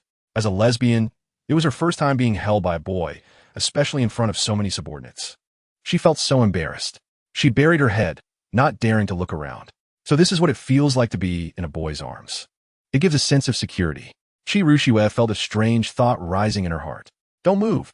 Gu Wenqing reached out to pat her. He smiled. He wasn't T Lu Xiaowei. If Qi Ruxue moved around his arms, she really didn't treat him as an outsider. Qi Ruxue felt like she was electrocuted. Her face even redder, looking like it could drip water. "Gu Wenqing, I really didn't misjudge you." "Speak in human language," Gu Wenqing said. "You're a little rascal." Gu Wenqing laughed. "Otherwise, should I take a picture of you two?" Get lost TSK, bringing his own shockwave. "What did you say?" Qi Ruxue glared with beautiful eyes, unable to believe it. Chapter 4:15. Beer? Han Qianxue had already booked a room ahead of time. Gu Wenqing carried Qi Ruxue into the room. Upon seeing Qi Ruxue's exposed stockings, Han Qianxue's beautiful eyes widened in disbelief that this scene was happening to Qi Ruxue. Suspender black stockings, such sexy stockings. The strong and capable Qi Ruxue, usually so aloof, unexpectedly looked so provocative in private. "I didn't expect you to be like this." President Qi. Wasn't she a lesbian? According to Qi Ruxue's strong personality, shouldn't she be the one on the attack? But this outfit, it's obvious she's suffering. Han Qianxue was first shocked, then confused. The appearance of Qi Ruxue directly refreshed her understanding. "Damn, the Princess Carrie." Qi Ruxue shamelessly leaned into her boss's arms, which was simply infuriating. Han Qianxue's heart was full of lemons. She placed Qi Ruxue on the soft bed. "Wait a minute. I'll go get some ice to reduce the swelling," Gu Wenqing said. Qi Ruxue covered her down jacket and nodded her small head. Watching Gu Wenqing leave the suite, she breathed a sigh of relief. Chapter 4:16. What to type? "I'll do it myself," Qi Ruxue said in a panic. Without waiting for Gu Wenqing to speak, Qi Ruxue grabbed the beer can and pressed it hard against her calf. It was simply too embarrassing just now. She lowered her head, her gaze fixed on her leg, not daring to look up at Gu Wenqing. At that moment, Qi Ruxue looked like a little girl who had done something wrong, feeling at a loss. On the side, Han Qianxue glanced at Qi Ruxue, ran to Gu Wenqing, and shyly whispered, "Boss, you noticed it too, right?" She was referring to Qi Ruxue's sexy socks. Gu Wenqing nodded slightly. "Are those pretty? They are much sexier than the Balenciaga I'm wearing." Han Qianxue covered her mouth with both hands, sneakily whispering into Gu Wenqing's ear. "If the boss likes them, I'll switch to these socks." Gu Wenqing raised an eyebrow, looking at Han Qianxue in her arms. At today's annual meeting, in order to stand out among the many female streamers, Han Qianxue's outfit under her down jacket was also quite revealing. Her long, slightly curled wavy hair draped in front, and her delicate features were lightly made up, with her lips painted a glossy red that exuded sexiness and charm. Chapter 4:17. I'm Not You. The two of them walked out of the hotel. To their surprise, fine drizzle began to fall from the sky. Han Qianxue stretched out her fair little hand and exclaimed, "Boss, it's not rain, it's snowing in Magic City." "Really?" Gu Wenqing was also surprised. Magic City does get snow, but it doesn't snow every year. It is located in a subtropical marine climate and is relatively south, so it doesn't snow every year. Even when it does, it usually only has flurries and rarely heavy snow. Given Han Qianxue's delight at the snow in Magic City, Gu Wenqing wasn't surprised. What surprised Gu Wenqing was the figure standing not far from the hotel. The hunched figure was obviously Chen Yinzu. When Chen Yinzu saw Gu Wenqing, his eyes widened in disbelief. "Old Gu, you were done in such a short time?" Chen Yinzu had noticed Gu Wenqing carrying a stunning beauty when he came out of the nightclub and had followed. It was estimated that in less than 10 minutes, Gu Wenqing had walked out of the hotel. This was way too fast, right? Chapter 418. Do you want to smoke? Not long after, they arrived at the apartment rented by Han Qianxue. Gu Wenqing and Han Qianxue got out of the taxi. Han Qianxue naturally linked her arm with Gu Wenqing's and led him toward her apartment. The community environment was quite nice, with a high greening coverage. Compared to ordinary apartment buildings, this one was clearly much more upscale. Renting such an apartment in Magic City is quite an expensive expense for an average person, indicating that the income of female streamers at Yunming Interactive Entertainment Company is considerable. Han Qianxue's apartment was on the 17th floor. After getting off the elevator, they arrived at the apartment door. Han Qianxue knocked on the door since she forgot to bring her keys. In a certain apartment in Magic City, Ye returned home alone. She felt somewhat unhappy. That annoying Han Qianxue definitely won't come back tonight. She went off to smoke Gu Wenqing cigars. Humph. Clearly she had calculated the sizes, yet pretended in front of me, not telling me the dimensions. That's just too mean. After finishing her face mask, Ye was about to go to bed when she heard a knock at the door. As she opened the door, she said, "Qianxue, you actually came back. Did you finish Gu Zong's cigars?" Chapter 419. The socks are wrong. Ye huffed lightly. Who cares? It's not like she's the one wearing those spaghetti straps. If Han Qianxue wants to smoke, then let her. By the way, you took my socks. You should tell me the size now, right? Ye said with a sour tone, as if she had eaten a lemon. I don't know. Han Qianxue replied dismissively. What? You don't know? Ye widened her eyes, her tone suddenly rising. You clearly calculated it. Don't try to fool me. I'm not stupid. Hearing this, Han Qianxue just smiled and remained silent. The two of them stared at each other for a while. And Ye sighed, forget it. Stingy. You said you would share good things with your best friend, but it was all a lie. Ye's eyes turned cunningly. You don't want to tell me. That's fine. What about Gu Zong's figure? That should be okay to talk about. Figure? Han Qianxue couldn't help but picture a scene from a film. Gu Wenqing's figure was impeccable, with evenly defined muscles that made countless girls drool, boasting 8-pack abs. His entire being exuded an attractive charm. Thinking about this, Han Qianxue couldn't help but swallow hard. Seeing Han Qianxue looking starry-eyed, Ye showed a look of disdain and waved her small hand. Chapter 420. The case is solved. The next day, the winter sun slowly rose. The gentle light filtered through the curtains, illuminating the bedroom. Gu Wenqing woke up. Meanwhile, Han Qianxue, who was pressing down on someone's arm, was still sound asleep. Gu Wenqing felt that his arm was numb, and he gently tried to withdraw it. Han Qianxue also woke up.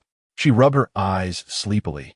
Her long hair, slightly messy. Boss, good morning. The sun is already up. Hurry up and get up for morning exercise. Gu Wenqing patted her peach and said, I have a good figure. I don't need to do morning exercises. I'd rather sleep a little longer. Han Qianxue mumbled. This morning exercise is not that kind of morning exercise. Oh, Han Qianxue lightly responded, immediately understanding.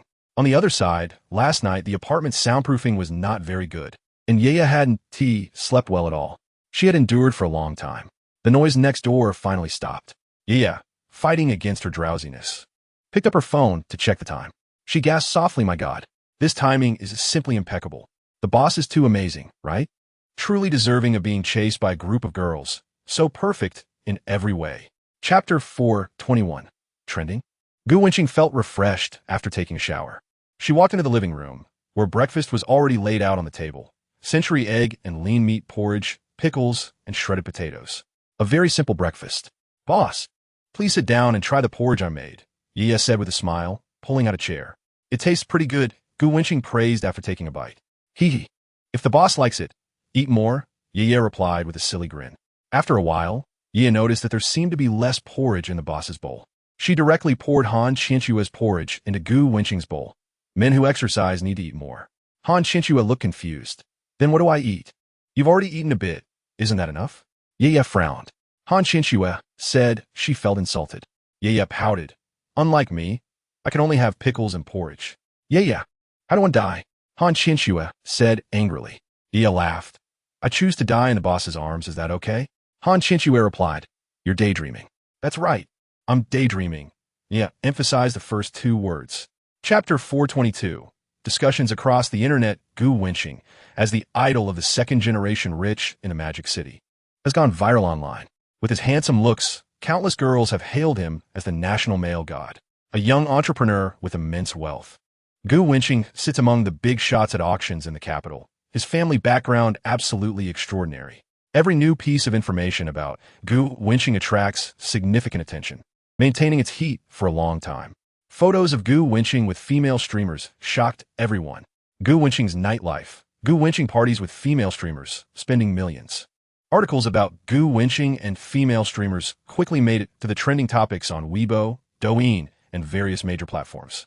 As time passed, the buzz only intensified. The popularity across all platforms not only showed no signs of decline, but continued to rise. The attention on the group photo increased as well. On the trending list, Gu Wenqing directly occupied the top 5 positions. The whole internet was instantly ignited. My God, I follow several of these beautiful female streamers, and it turns out they're all under Gu Wenqing's company. Truly deserving of being Gu Wenqing, so calm in front of a group of goddesses. Honestly, I couldn't do it. Chapter 423. Believing in Yunmeng Entertainment on the Tiger Live platform. Last night, Tong Jingqing was live-streaming the New Year's Eve party for the 789 Guild. The female internet celebrities from the company attended in glamorous outfits, dazzling the audience.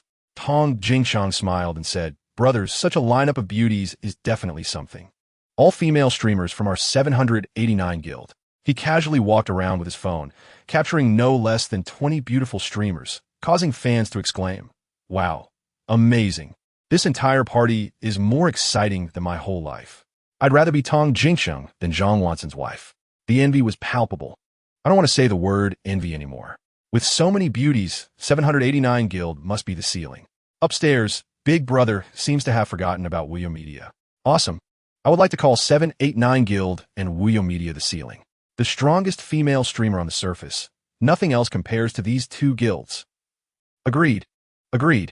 Tong Jingqiang proudly said, Brothers, this time of the New Year's party, we have over 40 beautiful female streamers, so don't blink while watching the live stream. Chapter 424. Chen Yinzu who wants fame? In the apartment, buzz, buzz, buzz. The phone on the table vibrated. Gu Wenqing picked it up to see it was a call from Chen Yinzu. Hello. Gu Wenqing answered the phone. On the other end, Chen Yinzu's envious voice came through. Your company's team-building event is all beautiful women, and you still made it to the trending topics the next day. Dam, Lao Gu.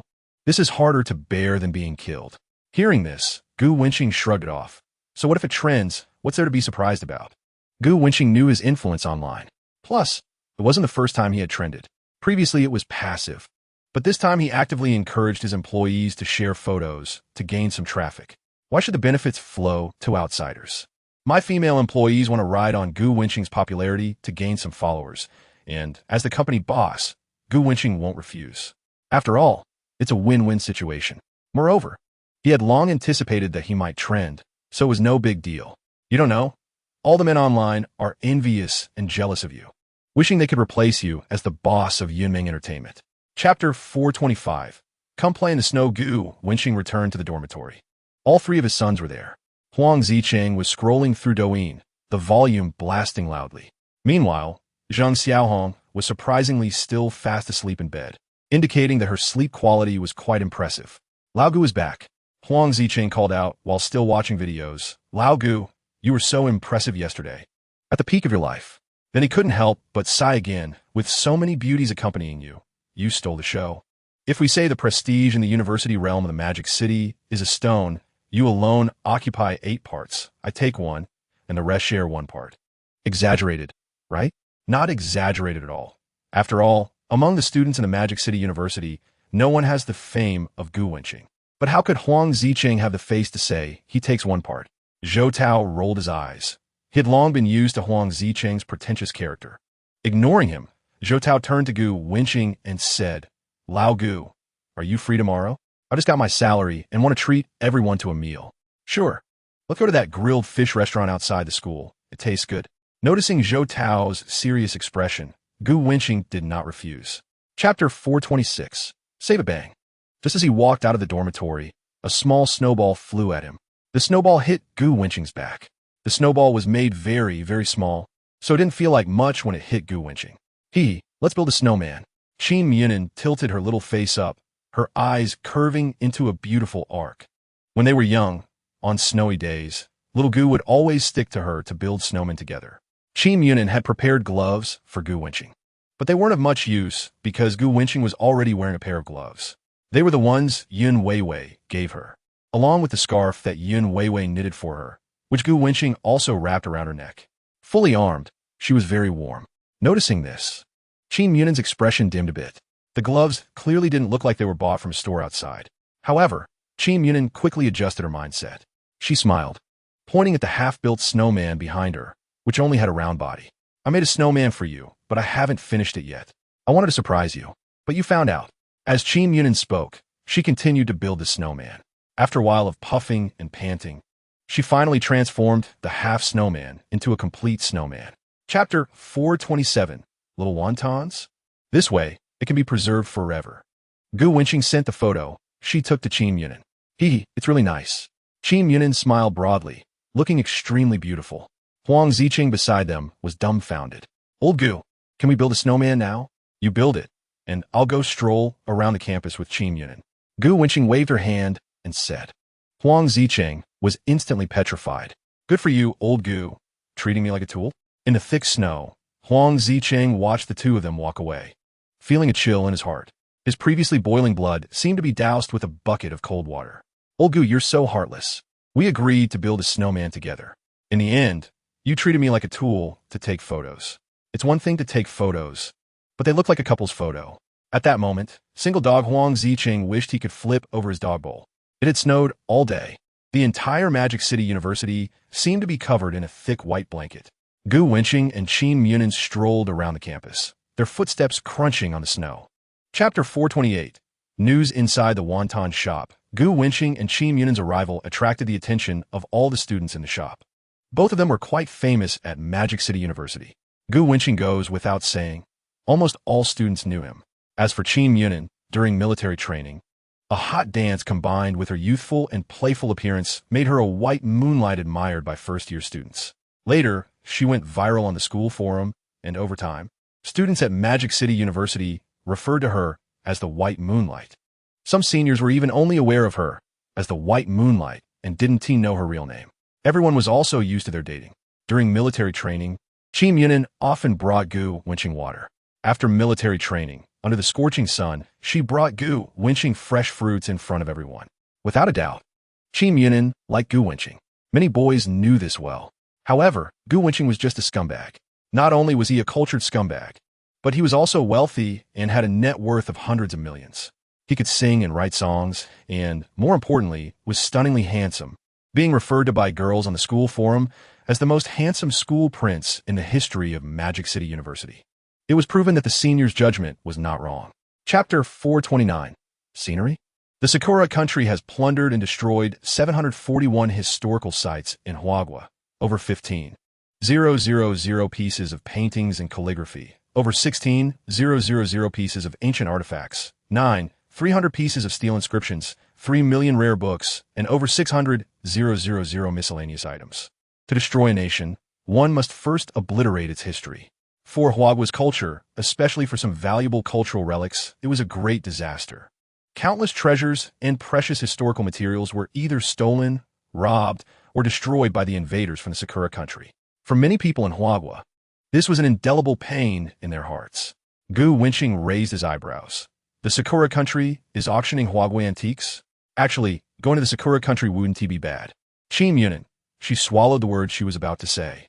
In the country, Gu Wenqing's gossip had already become excessive. If he went to the Sakura country, that indulgent place, what would happen? Wenqing, are you going to participate in the auction? Not bad.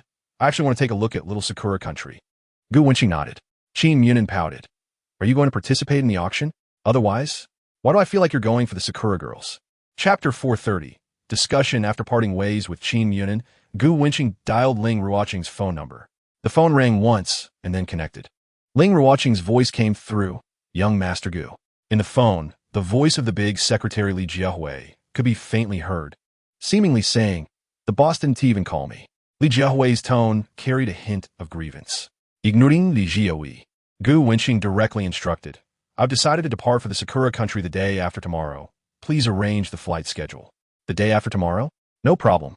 After Gu Wenqing acknowledged, he hung up the phone.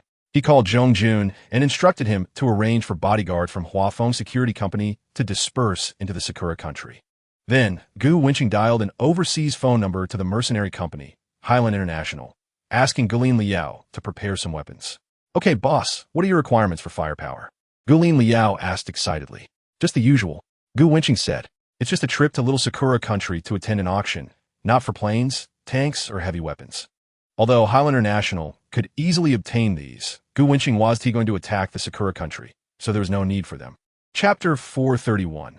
Price increase. The National Cultural Heritage Administration immediately contacted the Sakura country through diplomatic means, firmly stating that among the items auctioned this time, 8 pieces of cultural relics belong to the national treasure-level artifacts lost by Huagua. Based on 2016, Huagua successfully halted and prevented the Sakura country from auctioning Huagua cultural relics for the first time. This time, using the same method. The National Cultural Heritage Administration sent a letter to the Winter Capital Auction Company, limited under the Chuanri family of the Sakura country, requesting the cessation of the auction of Huagua's lost cultural relics. Sakura country. Winter Capital. The Chuanri family auction company. The company is bustling with activity, fervently preparing for the auction in 2 days. Many historical artifacts are attracting the attention of collectors from various countries. The auction is sure to draw countless collectors. The entire auction house is bound to make a fortune. The head of the auction house, Chuanri Matsumoto, has a radiant smile on his face, as bright as blooming daisies. As expected by President Matsushita, the auction of cultural relics from Huaxia has stirred up a huge wave in Huaxia, and various collectors and associations are on their way to Dongjing.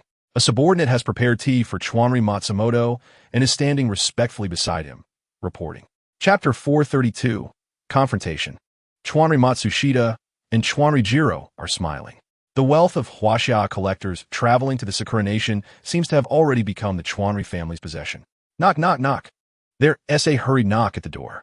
Chuanri Matsushita furrows his brow and says, "Come in," looking at the subordinate who rushed in frantically. Both Chuanri Matsushita and Chuanri Jiro have displeased expressions and directly reprimand. "Baka, what are you panicking for?" Hearing this, the subordinate hurriedly says, "President Matsushita, bad news. The Huaxia Cultural Relics Bureau has sent us a letter demanding that we immediately stop the auction of Huaxia relics." Chuanri Jiro's heart trembles, and he quickly checks the letter from the Huaxia Cultural Relics Bureau. The text is bilingual in Chinese and Sakura language. Chuanri Jiro can clearly see the Huaxia Cultural Relics Bureau's attitude. "Recently, our bureau has learned that your company is set to hold the Zongbao Huqi Nichuan collection auction on January 3rd in the Sakura nation's Dongjing. It is reported that the 8 key auction items are all relics illegally plundered from Huaxia. Please comply with relevant international conventions, respect the feelings of the Huaxia people, and stop the auction of illegally lost Huaxia relics. Huaxia will reserve the right to reclaim the relevant relics." Chapter 433. How big is the smoke pot? Relics need to be described in a form, such as the name, production year, size, weight, etc., preferably with photos, and also list the original owner of the relics. How the relics flowed into the Sakura nation. If it was looted or plundered, please list evidence or the unit number of the Sakura nation's forces that plundered the relics. Shameless. Simply extremely shameless. It is evident that this is deliberate by the Chuanri family. The number of relics lost by Huaxia is very large, and the investigation area is very broad. Just 1 day is simply not enough to conduct such a comprehensive investigation. Moreover, even if Huaxia is in a great hurry to list all the above evidence, the Chuanri family will surely come up with other excuses. Everyone looked at the document, and a surge of anger rose in their hearts. Those little Sakura devils really deserve to die. It's over. It seems they are determined to auction Huaxia's relics. What to do now? 1 day is definitely not enough to investigate all the information about the relics, and the Chuanri family is unwilling to cooperate. Relying solely on our experts in the Sakura Nation is completely powerless. Chapter 434. No need for you to be pretentious. Everyone was stunned. What did they just hear? Gu Wenqing is going to the Sakura Nation tomorrow? He is definitely going to attend the Chuanri family's auction. This is too amazing. They were also very angry, but felt powerless, only able to curse. However, Gu Wenqing is different. He is really going to the Sakura Nation. At this moment, even Huang Zicheng, who was watching a movie from the Sakura Nation, widened his eyes in shock, staring at Gu Wenqing. Old Gu, you're not really going to participate in the auction in the Sakura Nation, are you? Just going to take a look? Gu Wenqing nodded. Hearing Gu Wenqing's casual response, there was an uproar in the dormitory. Wow, old Gu, you're really awesome. Are you going to get Huaxia's relics back? This is the difference. Old Gu, without saying a word, is going to the little Sakura Nation. Remember to inject patriotic energy into those girls. Huang Zicheng and the others were excitedly discussing, making it seem as if they were about to step onto the land of the Sakura Nation, even more excited than Gu Wenqing himself. Huang Zicheng said enviously, I also want to go to the Sakura Nation. Chapter 435. Invisible Pretentiousness. The next day, a luxurious convoy slowly drove out from Tiangong No. 1. The convoy, consisting of more than 20 completely black Maybachs and Rolls-Royces, was orderly and solemn. In the middle, a stretch Rolls-Royce had Gu Wenqing sitting in the back seat. The gloved Zhong Jun was driving the Rolls-Royce, reporting, The bodyguard from Huafeng Group have already dispersed into the Sakura Nation. The weapons you instructed have also been handed over. Zhong Jun roughly understands the boss's sudden intention to go to the Sakura Nation. The auction in the Sakura Nation is all over the internet, and the boss is definitely attending the auction. For Zhong Jun, the boss's safety is the top priority. Preparing some self-defense weapons overseas, where he is unfamiliar, is necessary. Gu Wenqing slightly nodded. Buzz, buzz. At this moment, the phone vibrated. The caller ID on the phone showed it was Chun Yinzu. After answering the call, Chun Yinzu's voice came through. Hey, old Gu. I've been looking for you for a long time. Were you at the airport? I'm still on the way. Didn't we agree to meet at the airport at 9? Chapter 436. How is my little sister? At the airport. After the bodyguards parked the car, Gu Wenqing got out. Young Master Gu. Boss. At an airport exit, Ling Ruoqing and the chief secretary Li Jiahui, who had been waiting for a long time, greeted Gu Wenqing in unison. Gu Wenqing smiled and nodded. Li Jiahui ran up, affectionately linking her arm through his, and sweetly said, Boss, you've been gone for so long. I missed you. Li Jiahui glanced at Ling Ruoqing, who was walking in front, and quietly teased, My legs have been a bit inconvenient lately. I want to rest them on my brother's shoulder. Brother? Gu Wenqing raised an eyebrow. Li Jiahui said confidently, Yeah, you're much younger than me, so it's not wrong to call you brother. When I pull out my gun and leave you no way out, then you'll have to call me BB. A meaningful smile appeared on Gu Wenqing's face. Who calls whom is not certain yet. Li Jiahui Bota. Today, as the secretary, Li Jiahui was dressed in a full office OL outfit. The white inner lining under her coat was exaggeratedly protruding. The fitted skirt hugs her evenly shaped calves. Wrapped in black leggings, with a pair of black high heels on her feet. Her curves accentuate the skirt, making it look very rounded, with a front and back silhouette that exudes a mature, alluring charm. Chapter 437. Tour guide seeing this. Gu Wenqing didn't explain anything, just smiled. Behind them, the three girls sitting next to Chun Yinzu had varying expressions. After they finished speaking, the most beautiful among them, Zheng Tunin, finally spoke up. Gu Wenqing, long time no see. I was just chatting with Mr. Chen about you. Didn't he expect you to be here too? Are you traveling together? The girl who stood up was tall and slender. Her long legs wrapped in denim jeans were simply stunning. She gazed at Gu Wenqing with a cheerful smile. It has been a while, Gu Wenqing replied. At first, she didn't recognize her.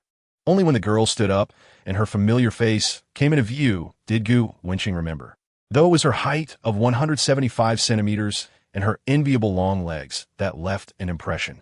Zheng Tunin, the girl who studied abroad in Sakura country. They had exchanged contact information and chatted a few times before gradually losing touch over time. Gu Wenqing had almost forgotten, but now recalled Zheng Tunin, who stood confidently in front of everyone, her perfect body proportions making her long legs utterly unbeatable. Gu Wenqing had met countless women, but only Senior Wang Yanran had legs that could compare to Zheng Tunin's. Chapter 438. Gulfstream G700 at the airport. Everyone walked together through the VIP passage toward the tarmac. The crew of the Gulfstream G700 had been waiting here for a long time. A team of uniformed flight attendants stood in neat rows, all tall and exquisitely dressed, wearing fitted light purple uniforms, silver high heels, and pink-purple bow ties around their necks. Upon seeing Gu Wenqing and the group emerge from the airport VIP passage, the crew members respectfully greeted her. "Mr. Gu, hello." The voices calling out Director Gu or Mr. Gu were continuous, especially from the line of flight attendants, whose sweet voices fell like spring rain on everyone's hearts. Gu Wenqing smiled and nodded. "Hello, Mr. Gu. I am Fanya, the head of cabin crew for your Gulfstream G700. The flight plan has been approved, and we can take off in 10 minutes. Fanya extended her hand toward Gu Wenqing, her exquisite face adorned with a warm smile. "Well then, let us board," Gu Wenqing said, shaking her hand. "All right, Mr. Gu. Please go ahead." Chapter 439. Inside the airplane. "Wow, old Gu, you're impressive," Chen Yinzu exclaimed. As a member of the Chen family, he was already aware of Gu Wenqing's overseas capabilities. Knowing that he could easily cause the Chen family to lose hundreds of billions overseas in a day shows just how formidable Gu Wenqing's power abroad really is. Meanwhile, Zheng Tunin and the other two girls were mesmerized by the imposing Gulfstream G700, looking completely awestruck. Zheng Tunin had heard of the Gulfstream G700, priced at nearly 600 million renminbi. She used to think her family was quite wealthy until she met Gu Wenqing, who showed her what true wealth looked like. "This is the world of real rich people," she thought. "Let us board," Gu Wenqing said casually. Unlike the shock of others, to Gu Wenqing, the Gulfstream G700 was just a larger toy. Hearing their boss speak, Fanya and the others immediately led everyone onto the plane. The crew members went up the boarding stairs first, not forgetting to turn back and remind, "Mr. Gu, please be careful." Gu Wenqing nodded and stepped onto the aircraft. The Gulfstream G700 is 48 meters long and 75 meters high, which isn't particularly tall. Chapter 440. Entertainment. Gu Wenqing sat by the window and smiled. "It's not that exaggerated. There are plenty of wealthy people in Magic City, and many of them own private jets. But among the people I know, you're the only one who has a private jet," Zheng Tunin said, her beautiful eyes sparkling as she looked at Gu Wenqing. "You might be mistaken," Chen Yinzu interjected. "I also have a private jet. Compared to this Gulfstream G700, although the interior space and materials are inferior, it still flies decently." As soon as he said this, the other two girls immediately focused their attention on Chen Yinzu. Gu Wenqing smiled at Chen Yinzu's sudden boast, choosing not to comment. From Gu Wenqing's perspective, old Chen was probably trying to show off in front of the girls again. Leaning back in his seat, with the plane yet to take off, Gu Wenqing took advantage of the moment as Li Jiahui stood behind him, giving him a shoulder massage. Sure enough, the next second, feeling the girl's attention on him, Chen Yinzu couldn't help but feel a bit smug. He casually said, "Old Gu's Gulfstream G700 is really nice. I wanted to get one before, but because I had no connections, it was hard to book. Even if I did book it, the wait time was too long, so I gave up the idea." Chapter 441. Money. The Gulfstream G700 parked on the tarmac looked like a giant mythical bird, exuding a sense of awe. Its streamlined body reflected a cold, mechanical chill. Boom! The roar of two Rolls-Royce Pearl 700 engines, providing a total thrust of 81,000 N, quickly filled the air. With a thunderous engine roar, immense power surged forth. The entire aircraft suddenly moved, taxiing toward the airport runway at lightning speed. With the engines roaring, the Gulfstream G700 ascended rapidly. In the blink of an eye, it soared into the sky. Soon, the silver plane shot upward. Inside the aircraft, during takeoff, there was a slight bump, but it quickly stabilized. Gu Wenqing gazed out the window, looking down at the buildings of Magic City, which appeared so small from above. Once the plane stabilized, the flight attendants unfastened their seatbelts and got busy. Before long, they brought fruits, various snacks, juices, and red wine to Gu Wenqing and the others. "Mr. Gu, these bottles of red wine were opened in advance for a better taste." Chapter 442. At the staircase before boarding the plane, Gu Wenqing mentioned it, and Li Jiahui felt a bit concerned. She had witnessed the previous scenes unfold. Fanya's hurried escape, along with Zheng Tunin's gaze that was fixed on Gu Wenqing from start to finish, left Li Jiahui feeling helpless. A man as outstanding as Gu Wenqing is good in every way, but the only downside is that he attracts too many women. With his perfection in all aspects, Gu Wenqing undoubtedly has a fatal charm for girls. Although Li Jiahui didn't mind the many female companions around Gu Wenqing, she still felt a bit jealous when it came to someone like Zhang Tunin, who was openly staring at her man. Fortunately, the boss remained indifferent and didn't engage much with Zhang Tunin and Fanya. Otherwise, if one of them had already tried out the first-class cabin's bedroom, Li Jiahui would have been left in tears. Gu Wenqing was completely unaware of Li Jiahui's thoughts. Both Fanya and Zhang Tunin were quite attractive. Who would refuse an advance from beautiful women? However, Gu Wenqing wanted to teach a lesson to those who had been making bold statements at the airport. Rest? We just got up. Gu Wenqing chuckled. Li Jiahui smiled and softly said, "Yes, let's go take a look at the first-class cabin." After saying that, she flicked her hair and revealed a slightly alluring smile. The charming secretary, Li Jiahui, was captivating in every move she made. Li Jiahui pouted. Having known Gu Wenqing for so long, she certainly understood him. After a while, Li Jiahui stepped out and waited in the small stairwell at the entrance of the first-class cabin for Gu Wenqing. Ling Ruoqing walked by and noticed Li Jiahui at the small steps, curiously asking, "Young Master Gu is in the cabin?" "Jiahui, what are you doing here?" "Nothing much. Just waiting for a friend," Li Jiahui replied, trying to cover up. Hearing this, Ling Ruoqing, who hadn't spoken yet, was interrupted by Gu Wenqing, who was slowly walking over. "That friend is me." Upon hearing this, Li Jiahui's fair face instantly turned red. If it had come from someone else, she wouldn't have thought much of it. But coming from her boss, this statement was definitely not simple and was laden with implications. Ling Ruoqing, on the other hand, was left with a head full of questions. She understood the relationship between Gu Wenqing and Li Jiahui clearly, but she was baffled and couldn't figure it out after thinking for a long time. She quickly responded with an "oh" and walked into the restroom, leaving them with some private space. Gu Wenqing opened the bedroom of the first-class cabin and walked in first. Li Jiahui, pouting in displeasure, followed him inside. Her long hair was tied up in a bun. Her simple makeup highlighted her peach blossom eyes and slightly red lips, giving off a mature and charming vibe. Li Jiahui noticed his expression and smiled. She looked up in confusion, her eyes carrying a hint of mirth. Li Jiahui gazed at him earnestly. Her charm was captivating. She was tall and voluptuous, with jet black hair, skin like jade, and enchanting eyes that drew people in with every glance and smile. Good-looking? Li Jiahui tilted her head. Looking much younger. Gu Wenqing teased. "Yes, are you saying I'm old?" After saying that, Li Jiahui pouted angrily, resembling a little girl who had lost her candy. In Chapter 444, while watching Gu Wenqing and Li Jiahui enter the cabin, Fanya showed a hint of shock. As the head of service for this Gulfstream G700, she was naturally responsible for closely attending to her boss, Gu Wenqing. After Gu Wenqing entered the bedroom, she kept a close eye on things, ready to provide service at a moment's notice. She had thought Gu Wenqing was already perfect, not only possessing an impeccable handsome face and perfect height, but also endless wealth, qualities that made him a winner in life. To her surprise, he was perfect in every way, making it hard for others to compete. She felt increasingly envious of Li Jiahui and sighed softly. Why couldn't she have such a perfect male god? She recalled her colleague Xiao Li's words, and her mind was a mess. When Gu Wenqing returned to the cabin, Zhang Tunin clearly looked happier. "Wenqing, where did you go just now? You've been gone for so long. We're almost in Sakura country." Gu Wenqing smiled lightly, just took a look around. Upon hearing this, Li Jiahui subtly pinched him. Zhang Tunin's eyes lit up. "Oh, did you meet the crew members? They are so beautiful. Take me to meet them sometime, so I can conveniently hitch a ride on your private jet." Zhang Tunin and the others assumed that Gu Wenqing and Li Jiahui were getting to know the crew. As this Gulfstream G700 was new, and the crew members were all unfamiliar faces, it was natural for Gu Wenqing to get acquainted and build rapport. "Sure, I'll introduce you when I get the chance," Gu Wenqing replied seriously. Li Jiahui pouted beside him, letting out a soft sigh. Chen Yanzu raised his glass.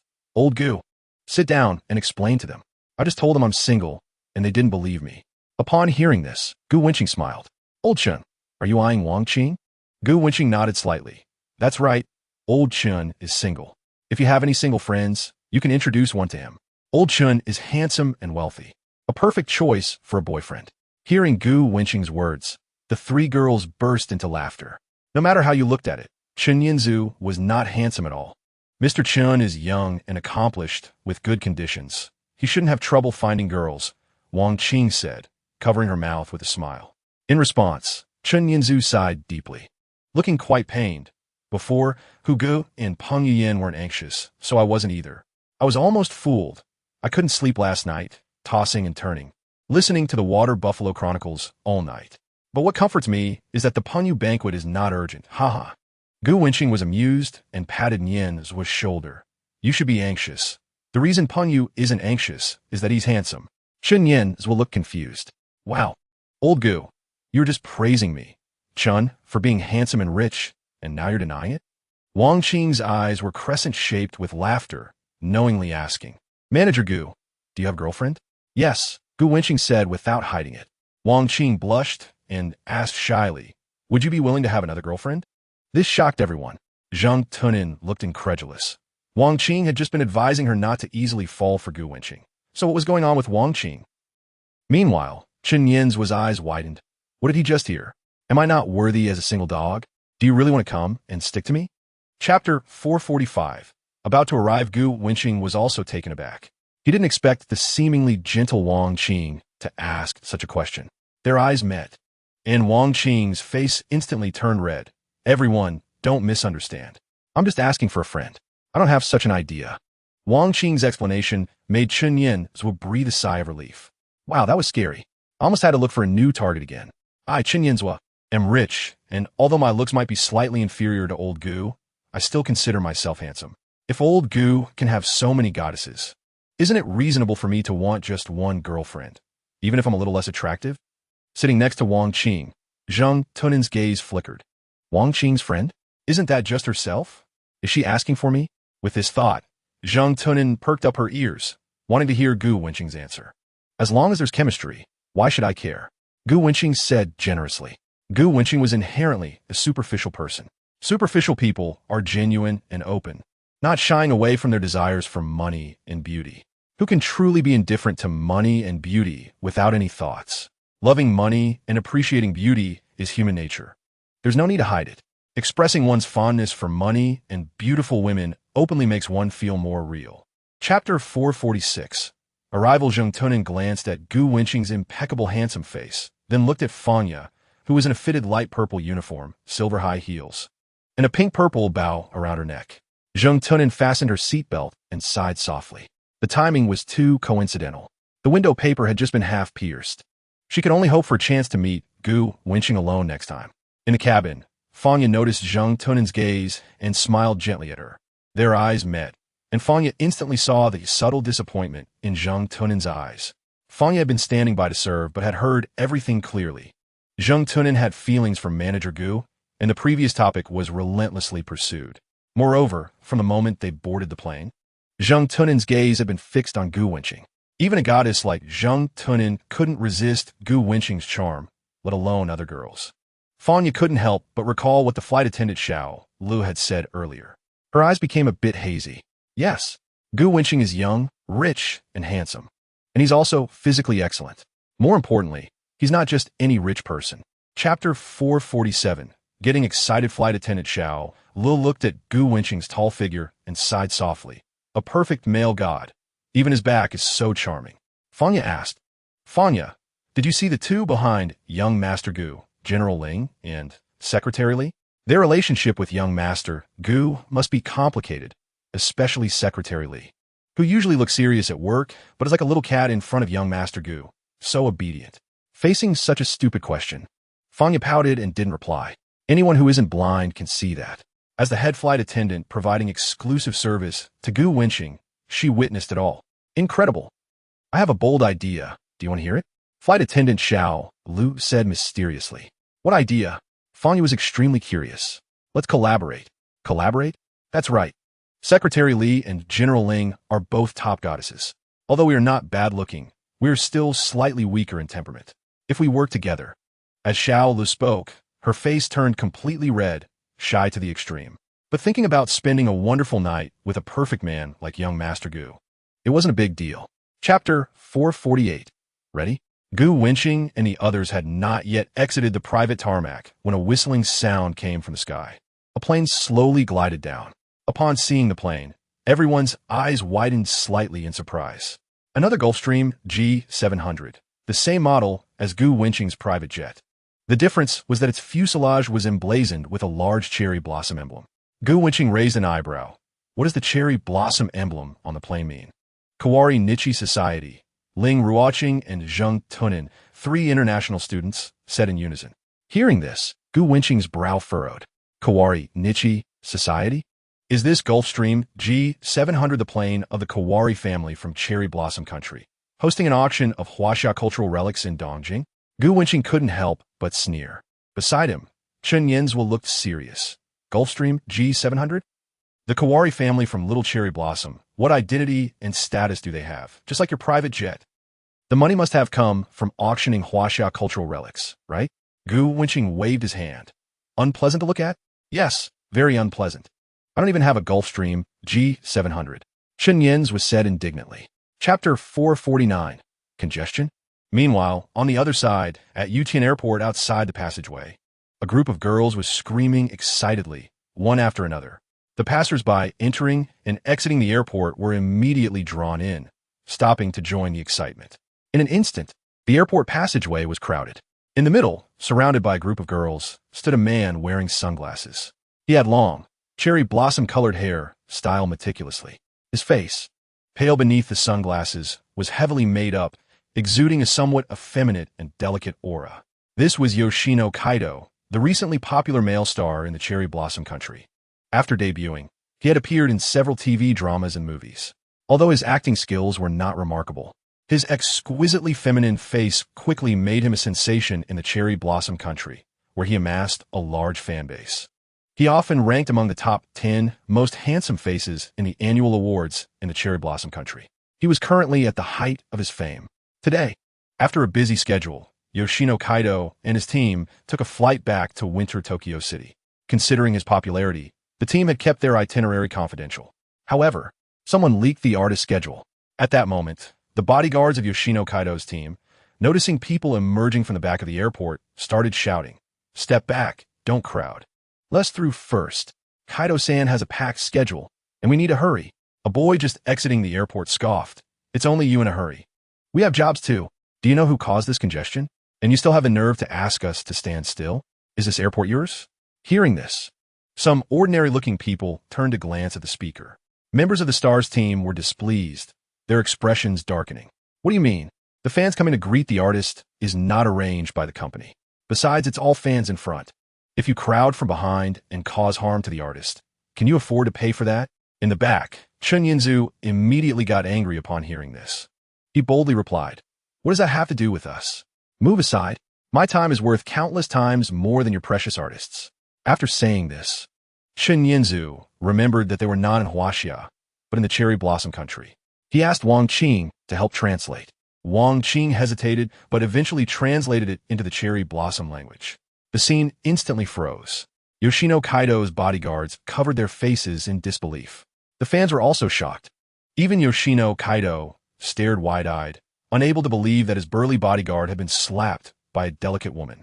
He watched Gu Wenqing and the others. The handsome Gu Wenqing made him feel envious, especially the 3 stunningly beautiful women beside him. At that moment, a scream erupted from the surrounding female fans. Under the gaze of everyone present, a group of men in black suits strode over with an imposing presence. People parted in fear, whispering about what these suited thugs were here for. Were they bodyguards hired by the star Yoshino Kaido? Soon, under the collective gaze, the suited thugs coldly approached the center of the crowd. The leading bodyguard walked up to Gu Wenqing, smiled slightly, and respectfully said, "Boss, we received a call from Secretary Li and rushed over immediately. Are you okay?" Gu Wenqing raised an eyebrow and nodded slightly. Upon seeing this scene, the atmosphere became tense. Yoshino Kaido and his team kept bowing, saying, "Suma Mason, Suma Mason." Though Yoshino Kaido felt anxious, he still held on to some hope that this foreign boy with a significant background was just speaking out loud. Gu Wenqing's expression was stern. Out of the corner of his eye, he scanned the surroundings, noticing countless cameras and phones aimed at him, indicating that this incident would become a hot topic in the Cherry Blossom Country. Some of Yoshino Kaido's die-hard fans erupted in anger. For them, Yoshino Kaido was everything. Now, someone was claiming to put an end to him, which meant they would never see his works again. They were furious but dared not voice their anger. They could only complain and curse in the fan group chat, which was filled with slogans attacking Gu Wenqing. Yoshino Kaido had countless fans in the cherry blossom country, many of whom were young female students in a rebellious age, fiercely devoted to him and highly combative. Before long, those fans began to voice their opinions online, calling for Gu Wenqing to leave the cherry blossom country. Unaware of all this, Gu Wenqing remained calm in the face of Yoshino Kaido's continuous apologies. Chun Yinzu curiously whispered, "Old Gu, do you have a lot of power in the cherry blossom country? Are you really going to put him on a blacklist? This isn't Huaxia. We're in the cherry blossom country. You wouldn't actually scare him, would you?" Chun Yinzu was well aware of Gu Wenqing's background, but did not understand his influence overseas. He only knew that Gu Wenqing had considerable power abroad. Did that power extend to the cherry blossom country? Chun Yinzu was extremely curious about this. Naturally, he wasn't the only one. Several girls, including Zheng Tunin, were also very curious. If this were in Huaxia, they wouldn't be surprised if Gu Wenqing wanted to blacklist a top idol. However, this was the cherry blossom country, thousands of miles away from Huaxia. Did Gu Wenqing really have the ability to blacklist a popular artist from another country? After all, Gu Wenqing's background could not extend to the cherry blossom country. The three subconsciously glanced at Gu Wenqing, who was composed and confident, not appearing to be bragging. Among them, only Ling Ruoqing and Li Jiahui had no doubts that Gu Gongzi must have his means to say such things. When faced with Chun Yinzu's inquiry, Gu Wenqing calmly replied, "I don't have much power in the cherry blossom country, but who said this matter needs to be handled by me personally? What do you mean?" Chun Yinzu was completely confused. Gu Wenqing continued, "The person who can help me with this is already here." Hearing this, everyone's gaze turned toward the front, where a middle-aged man was leading the way. A middle-aged man was followed by 4 or 5 bodyguards. As he got closer, everyone present could clearly see his face. The people of Sakura country were instantly stunned. What did they see? The newcomer was Taichi Maeda, the president of the Wind Company. The Wind Company has been established for a long time, and the Maeda family behind it holds significant power in both the Winter Capital's business scene and the Z world. Taichi Maeda, as a leader in the business world, is one of the exemplary figures in the Winter Capital's commercial sector. He became the president of the Wind Company in his early 30s, managing the vast Wind Group, undoubtedly a dragon among men. Since he took charge of the Wind Group, the group's net profits have continuously risen, setting new records. Taichi Maeda has been interviewed by the media multiple times, sharing his business insights with the people. He is hailed as the youngest entrepreneur in Sakura country and is regarded as an idol by countless Sakura people. If the star Yoshino Kaido captivates thousands of young girls, then Taichi Maeda is the one who wins the hearts of numerous married women in Sakura country. Many people gaped as if they had seen some big shot. Whether it was the crazed fans or the onlookers or even Yoshino Kaido, all wore expressions of surprise. Chapter 453. Small Business. As Taichi Maeda arrived, the people of Sakura country began to discuss among themselves. What is going on? Why is the president of the Wind Company here? What impressive presence. Truly worthy of the title of president. He has both charisma and knowledge, and is so successful. I really envy him. Not to mention ordinary people. Even Yoshino Kaido couldn't help but show a respectful expression. In front of ordinary people, he is a top star, immensely popular, with income from a single performance that ordinary people in Sakura country could hardly imagine. But in front of Taichi Maeda, he was nothing. The income he was proud of seemed pitiful compared to the vast capital. When Taichi Maeda approached him, Yoshino Kaido felt a sense of unease. His status was not worthy of even a glance from such a big president. Could it be that Taichi Maeda came because of this foreign boy in front of him? Thinking of this, Yoshino Kaido was drenched in cold sweat, not daring to breathe as Taichi Maeda passed by. Coming back to his senses, Yoshino Kaido immediately called out respectfully. Chapter 454.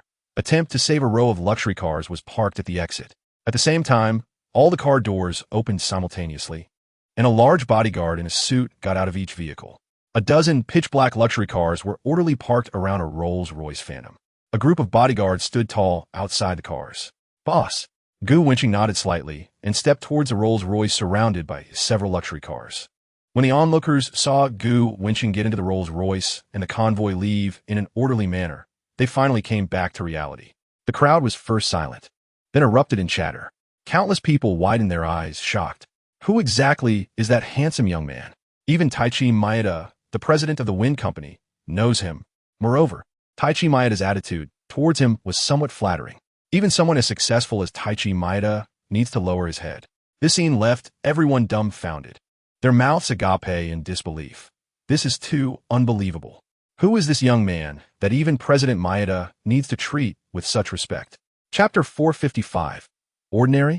Gu Wenqing's background is unquestionable. They had already overestimated her based on their own perceptions. But they didn't expect they were still wrong. In Sakura country, even someone like Taichi Maeda needs to treat Gu Wenqing with respect.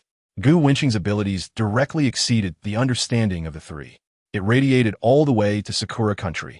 Thousands of miles away, they experienced everything at the airport firsthand, and it was simply shocking. Wang Qing said softly, "What do you think Gu Wenqing's family does? Even abroad, there are people who sell him face. I'm not surprised in Huaxia, but I'm really shocked to see Taichi Maeda show such a low profile in front of Gu Wenqing in Sakura country." After saying that, Wang Qing curiously looked at Zheng Tunin. "I've known him for quite a while, but I haven't seen him much. How would I know about his family?" Zheng Tunin replied, "Do you like him?" "A little." "Oh, our Tunin's spring heart is stirring." "Is it a little bit or a lot?" Wang Qing laughed. Zheng Tunin's face turned bright red. "That friend of his, Mr. Chun, seems to have a bit of interest in you. Don't think I don't know. You two secretly added each other on WeChat." "We did, but I want Gu Wenqing's contact information more," Wang Qing said, covering her mouth and laughing. Chapter 456. Can't post randomly after getting out of the car. The two chatted back and forth. Wang Qing said, "You also have advantages. Your long legs are amazing. You might want to consider what Chen Yinzu said." "Balenciaga?"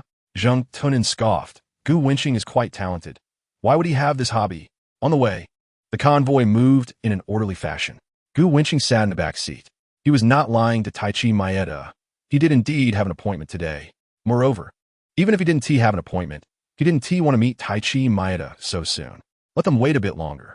To be precise, in Sakura country, it is Taichi Maeda's territory.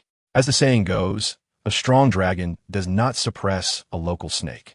Furthermore, Gu Wenqing, who is new here, should not be treated with such flattery by the local snake, Taichi Maeda. Something unusual must be happening. After the Wang family was destroyed, Gu Wenqing investigated some of the Wang family's businesses in Sakura country, but found no suspicious leads. Since they're no longer in Sakura country, they are probably within Huaxia. The Maeda family has also invested in many businesses in Huaxia, such as factories, tourism, and commercial streets, etc. However, these businesses of the Maeda family do not appear to have much connection with the Wang family on the surface. If there is any, it is that the Wang family had previously greased the palms of officials in various places, giving the Maeda family's businesses a green light. Chapter 457. Everyone calls for a beating that night. Yoshino Kaido had countless fans in Sakura country. Among them, the younger, more fervent fans were countless, and they were all die-hard fans with strong combat power. After relentless efforts from Yoshino Kaido's fans, his team ultimately failed to control public opinion. Tens of thousands of fervent female fans voiced their opinions online. A video has been secretly circulating online from the airport, with the beginning and end cut off. In the shaky footage, a young man can be seen saying something, which is then translated into the language of cherry blossoms by a stunning girl. He is threatening to blacklist their idol. The style of the video presents a stark contrast. Unlike the arrogant young man, their idol, Yoshino Kaido, humbly bows and apologizes repeatedly. The visuals in the video create a vivid contrast. It suddenly ignited a firestorm across the cherry blossom country's internet. A post titled "Come out and apologize to our idol. Our idol's dignity cannot be trampled by anyone" received countless likes and comments from female fans, quickly climbing to the top of the trending list in the cherry blossom country. After some time, its ranking skyrocketed to the top. On the internet in the cherry blossom country, countless female fans condemned Gu Wenqing, even threatening to dox the young man in the video, saying they would send him threatening letters every day until he apologized to their idol. However, Gu Wenqing is a foreigner. Moreover, other videos had been managed by Yoshino Kaido's team, and the only circulating video was too blurry. They couldn't see what Gu Wenqing looked like at all. The fervent fans went to the airport to gather information. After some effort, they still couldn't find any information about Gu Wenqing. They could only vent their frustration online, saying, "What quality is this? This passerby just wants to be famous, hitching a ride on our idol's popularity. There's no such person." Could it be that he had planned this all along? Did he notify the airport in advance? Otherwise, why is there no information about him at the airport? It's outrageous to bully our idol. Of course, there were some rational fans commenting below. Without knowing the truth, let us be rational and just watch. It's obvious the video is maliciously edited, lacking context, and doesn't prove anything. Please don't let our brother get attacked. However, rational fans were in the minority. Most fans, seeing their idol being wronged, quickly took to the keyboard to lash out. Under the influence of Yoshino Kaido's fervent fans, public opinion online in the cherry blossom country became overwhelmingly one-sided, with more passers-by joining to support Yoshino Kaido. In a short time, Gu Wenqing became the target of everyone's ire, labeled as the villain. At a certain entertainment company, Yoshino Kaido's management team slumped in their chairs as they watched the trending topic online, feeling powerless. Despite their best efforts, they couldn't control the public opinion. If the person in question weren't a guest of Maeda Taichi, but an ordinary individual, the incident would have excited the team, providing an opportunity for marketing and elevating Yoshino Kaido's fame. Unfortunately, the young man they were dealing with was someone even Maeda Taichi had to greet with a smile. They wouldn't dare act against him even if they had 10 times the courage. At a certain university in Tokyo, Wenqing had just taken a shower and was about to relax in bed and go online when she saw the trending topic at the top of the website. She immediately called out to Zheng Tunin. Tunin, the airport incident has hit the top of the trending list. Your crush has become the villain everyone is shouting against.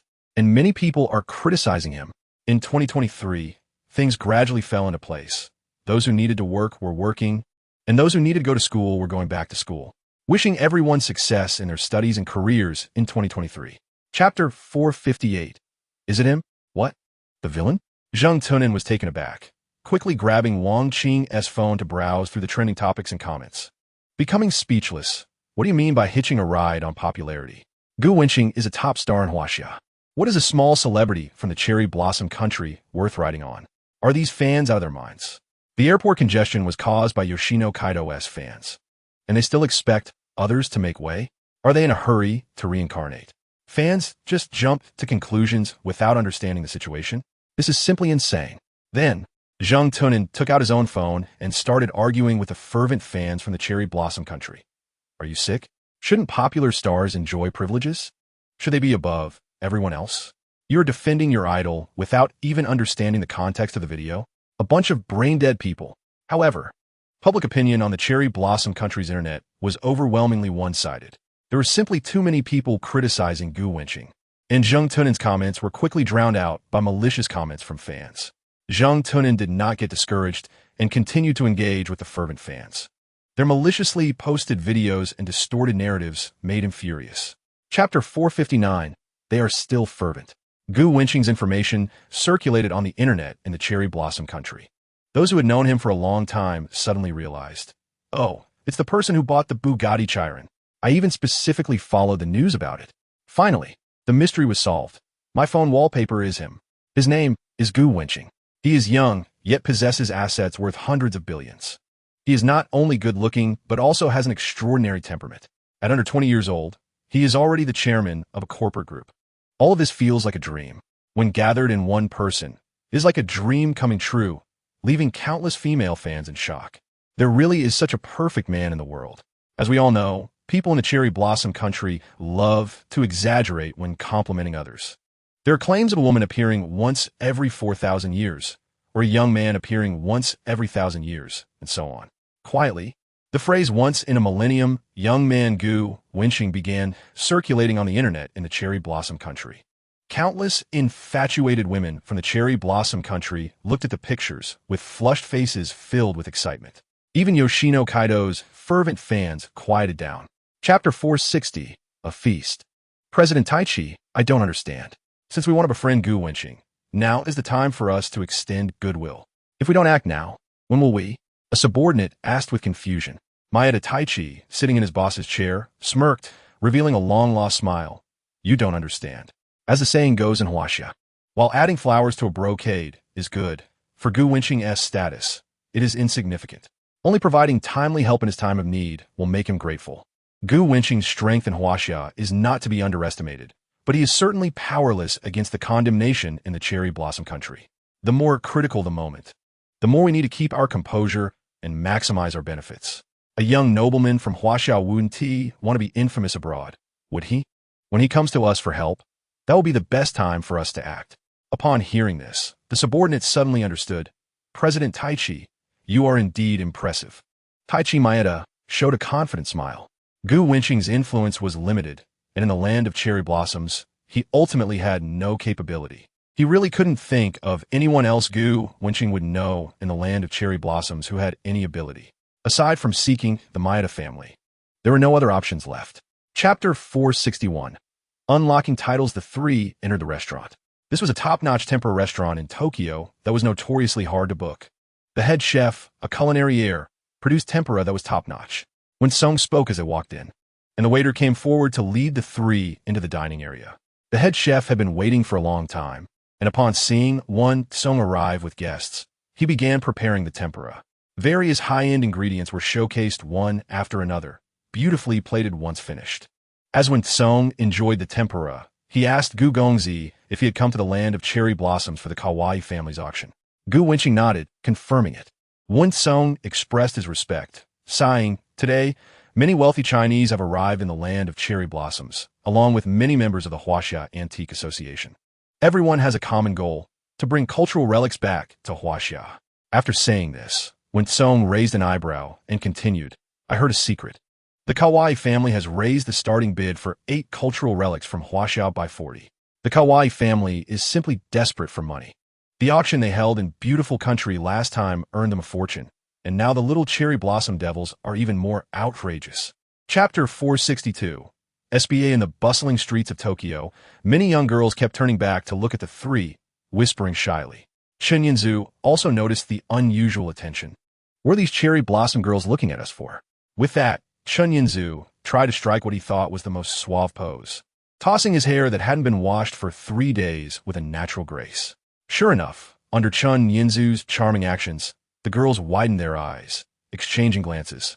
Wow, is that the famous Gu Jun from the internet? So charismatic. His looks are really high. Strange, that greasy hair guy next to Gu Jun looks odd. Yeah, so scary.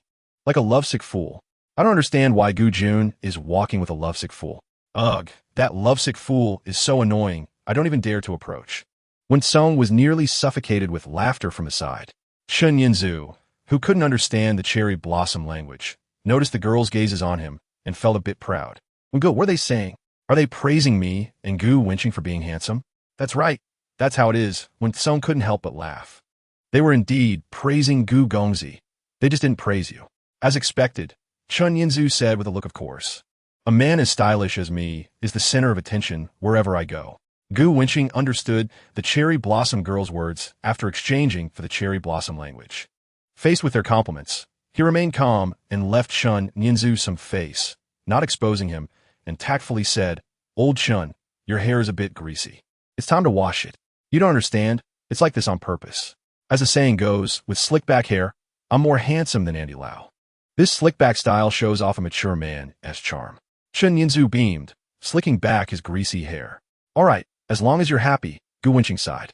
The slick back hairstyle was indeed nice, but on Chen Yinzu, it looked increasingly odd, like a tile was placed on his head, somewhat out of place. Coupled with Chen Yinzu's crooked smile, he resembled a traitor. Chen Yinzu, of course, didn't know this. He always thought he looked handsome and stylish. He eagerly asked Gu, "How much longer? My feet are about to give out." Wen-sung pointed to a hotel. "Look, it's right in front of you." "Hotel?" Chen Yinzu was dumbfounded. "I've already booked a hotel with old Gu. Isn't this redundant? Didn't we agree to go to the hot springs?" "Hee. You'll find out once you go in," Wen-sung said, and then he and Gu Wenqing walked into the lobby. As soon as they entered, a beautiful woman bowed at a 90-degree angle. "Welcome."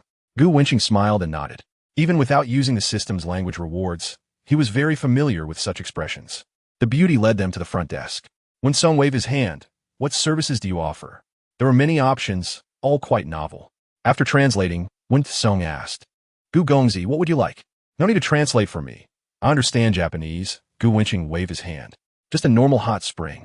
The service attitude in the land of cherry blossoms was indeed excellent and unique. All the staff bowed at a 90-degree angle upon seeing him. When they reached the hot springs, Gu Wenqing had already browsed through the service introductions. It referred to the cherry blossom style SBA. The cherry blossom style, SBA, means hydrotherapy, originating from cherry blossom water therapy health services. Regular services include hydrotherapy, aromatherapy, yoga, musical performances, tea ceremony performances, etc., along with gender-specific SBA hot springs for men. Hydrotherapy uses water resources combined with bathing, massage, application of skincare products, and aromatherapy to promote metabolism, satisfying human visual, taste, touch, smell, and thought to achieve a pleasant enjoyment of body and mind. It is a formal independent SBA hot spring. Gu Wenqing first tested the water temperature, took off his clothes, and entered the hot spring. Not to mention, soaking in the hot spring did alleviate the fatigue of the day somewhat. Chapter 463. Plate? Gu Wenqing soaked in the hot spring. Not to say, the little cherry blossom country might not excel in many areas, but the service details were indeed well done. After more than an hour, Gu Wenqing lay on the soft bed, feeling refreshed. The cherry blossom-style spa had swept away all his fatigue. Gu Wenqing sat on the sofa in the lobby. When Song also came out, "Gu Gongzi, how is the spa here?" "Quite comfortable." Gu Wenqing raised an eyebrow, thinking, why hasn't T. Old Chen come out yet?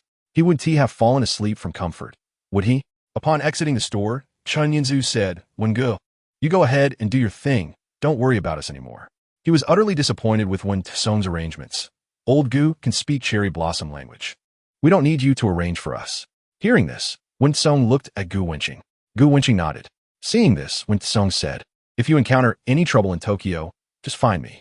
Okay, you go ahead," Chen Yinzu replied. Wen Song was still uneasy, looking back every few steps, reminding Chen Yinzu, "Old Chen specifically instructed that you're not allowed to get involved with anyone in Sakura country, so don't mess around." "All right, I understand." After Chen Chuqiao had an incident and was still in custody, Chen Yinzu, as the only legitimate heir of the Chun family in the imperial capital, was naturally kept on a tight leash by Old Chen. After Wen Song left, Chen Yinzu couldn't wait to say, "Old Gu, let's go have some fun." Gu Wenqing replied, "What fun? Let's just go to the nightclub." "That works." By the way, Chen Yinzu used to be quite innocent. How did he become so impatient now? Chen Yinzu said, "What are you looking at me for? You used to be quite proper in the nightclub. Are you asking how I've changed?" Chen Yinzu sighed. "That's a long story." "Then make it short," Gu Wenqing said. "I didn't mess around before because I was dumped by a woman, and I was still hoping for a reconciliation. But when I took on more family responsibilities, I found out that that woman was specifically arranged by Chen Chuqiao to be by my side. Damn it, it was all fake. I was so sentimental for nothing." "Old Gu, my life is tough," Gu Wenqing replied. "It's not a big deal. Just get used to it, and it will become natural." Chen Yinzu exclaimed, "Am I even speaking human language? How can such a thing become a habit?" The nightclub, named Warp, is a comprehensive entertainment venue in Dongjing, Xingqiu. It is also the largest and newest nightclub in the Xingqiu area of Dongjing. After the two arrived, they walked for a few minutes along the crowd and looked up to see Kabukicho Wanchom. "Isn't that just the Chinese characters for Huaxia country?" Chen Yinzu said speechlessly. Of course, that wasn't important. What mattered was that many people were queuing for Warp Nightclub. The wall was plastered with promotional slogans. Its magic lies in the fact that no matter what misunderstandings you have about nightclubs, coming here will completely change your mind. After Chen Yinzu had Gu Wenqing translate, he showed a look of disdain. "What is this? Such big talk?" Chapter 465. Never drunk before Sakura country's whiskey and sake are so abundant that I feel dizzy just looking at them. I'll just order some expensive ones to try. Gu Wenqing glanced at the menu. Yamazaki whiskey? Not to mention, this nightclub actually has some good stuff. The Yamazaki 50-year first edition and the Yamazaki 55-year edition were both available for collection, each only one bottle. The prices were marked very high. Gu Wenqing had some understanding of Yamazaki whiskey. On May 20th, 2022, there was a spring auction of rare wines and whiskeys held in the Hong district. The most eye-catching item was a bottle of Yamazaki 50-year first edition. The Yamazaki 50-year had released 3 versions, and it was the highest-stage bottled liquor from the Yamazaki distillery. Bottled in 2005 with only 50 bottles produced, making it extremely rare. At the auction in the Hong district, it was sold for 4.04 million yuan. The slightly lower Yamazaki 55-year was eventually sold for 3.74 million yuan. They are commonly known as the kings of Sakura country whiskey. In this bar, the 2 bottles of Yamazaki whiskey combined are worth over 10 million yuan. Although there is hype and demand, the quality and reputation are beyond doubt. Gu Wenqing had never tasted this before, so since he encountered it today, he decided to try it and see how it tasted. Chapter 466. Envying others, the DJ's invigorating voice resonated, and the atmosphere was electric. After the 9-digit number on the big screen froze, the scene unfolded. Mide outfits, gatyars. Bunny ears and beast girls appeared in front of the boss booth, surrounding it and dancing beautifully to the rhythm of the music. The popular dancers placed 2 beautifully packaged bottles of Yamazaki whiskey on the table. Gu Wenqing's figure also appeared on the big screen. Everyone present saw the owner who ordered the Yamazaki whiskey. Thus, everyone saw a young man leaning slightly against the boss booth on the sofa. One hand resting on the sofa, looking calm and composed. Next to him was a slick-haired man, unable to hide his smile, excitedly talking to the young man. A big shot is indeed a big shot, spending 8 billion yen on drinks. He showed none of the excitement and agitation they had imagined. That young man, with impeccable looks and an unbothered demeanor, drove all the girls in the venue crazy. Wealthy and handsome, and so young. A guy like this is not just rare. Even out of 100 million people, it would be hard to find one. Chapter 467. Uninteresting chairman? Through the big screen, he looked very young, probably still in school. Haru Hina thought he was the son of a wealthy family, but unexpectedly, he was an entrepreneur. 2 friends were conversing. He has such a high appearance. Indeed, he's better looking than any guy I've ever met. Following her friend's gaze, she looked at the boss booth surrounded by girls. If it weren't for the nightclub security blocking them, the booth would definitely be filled with women. These women were so crazy. Exceptional financial power was one reason, but more likely it was due to the guy's looks. After all, he resembled a domineering CEO from a TV drama, rich and handsome, and at such a young age. He leads a group. His abilities cannot be underestimated. The 3 girls at the boss booth were also captivated by Gu Wenqing. Curious about what kind of woman he would choose, Shen Yinzu brought over 6 sisters, wearing spaghetti-strap dresses, short shorts in black, white, and with letters. Their styles were varied, aloof, pure, cheerful, all stunning beauties that would make any man stare, and suddenly there were 6 of them. Chapter 468. Somewhat familiar look. He really is surrounded by beauties. Just as I expected. He gave up his seat, and his friend sat down. It seems he doesn't like those girls. It's really surprising that he didn't go for them, even when they're so close. On the other side, in the boss booth, the 3 girls were a bit taken aback. Don't men in nightclubs usually accept anyone? The girls were almost sticking to him, yet he unexpectedly walked away. This scene piqued the interest of the 3 girls. Their expressions became quite lively. This nightclub is run by Haru's aunt, and when the 3 of them have free time, they come here to hang out, with drinks being free. During their time there, they have seen all sorts of men, whether average or wealthy. They never refuse the girls' advances. Just like the slick-haired guy next to the young man in the boss booth who was extremely excited. Today, it was the first time they had seen a guy reject so many girls. Moreover, those girls were quite good-looking. This left the 3 of them a bit surprised. I suddenly had a bold idea. What idea? To flirt with him and get him to come over? Chapter 469. Preparing to show disdain. I'm clearly much more attractive than her, Haru said very seriously. I think she is a bit prettier. Gu Wenqing replied with a serious face. Huh. Haru snorted coldly, lifting her cup to drink water. What a man with no taste, blind at such a young age. Seeing that Haru was silent, Gu Wenqing squinted her smiling eyes and said, Are you cursing me in your heart?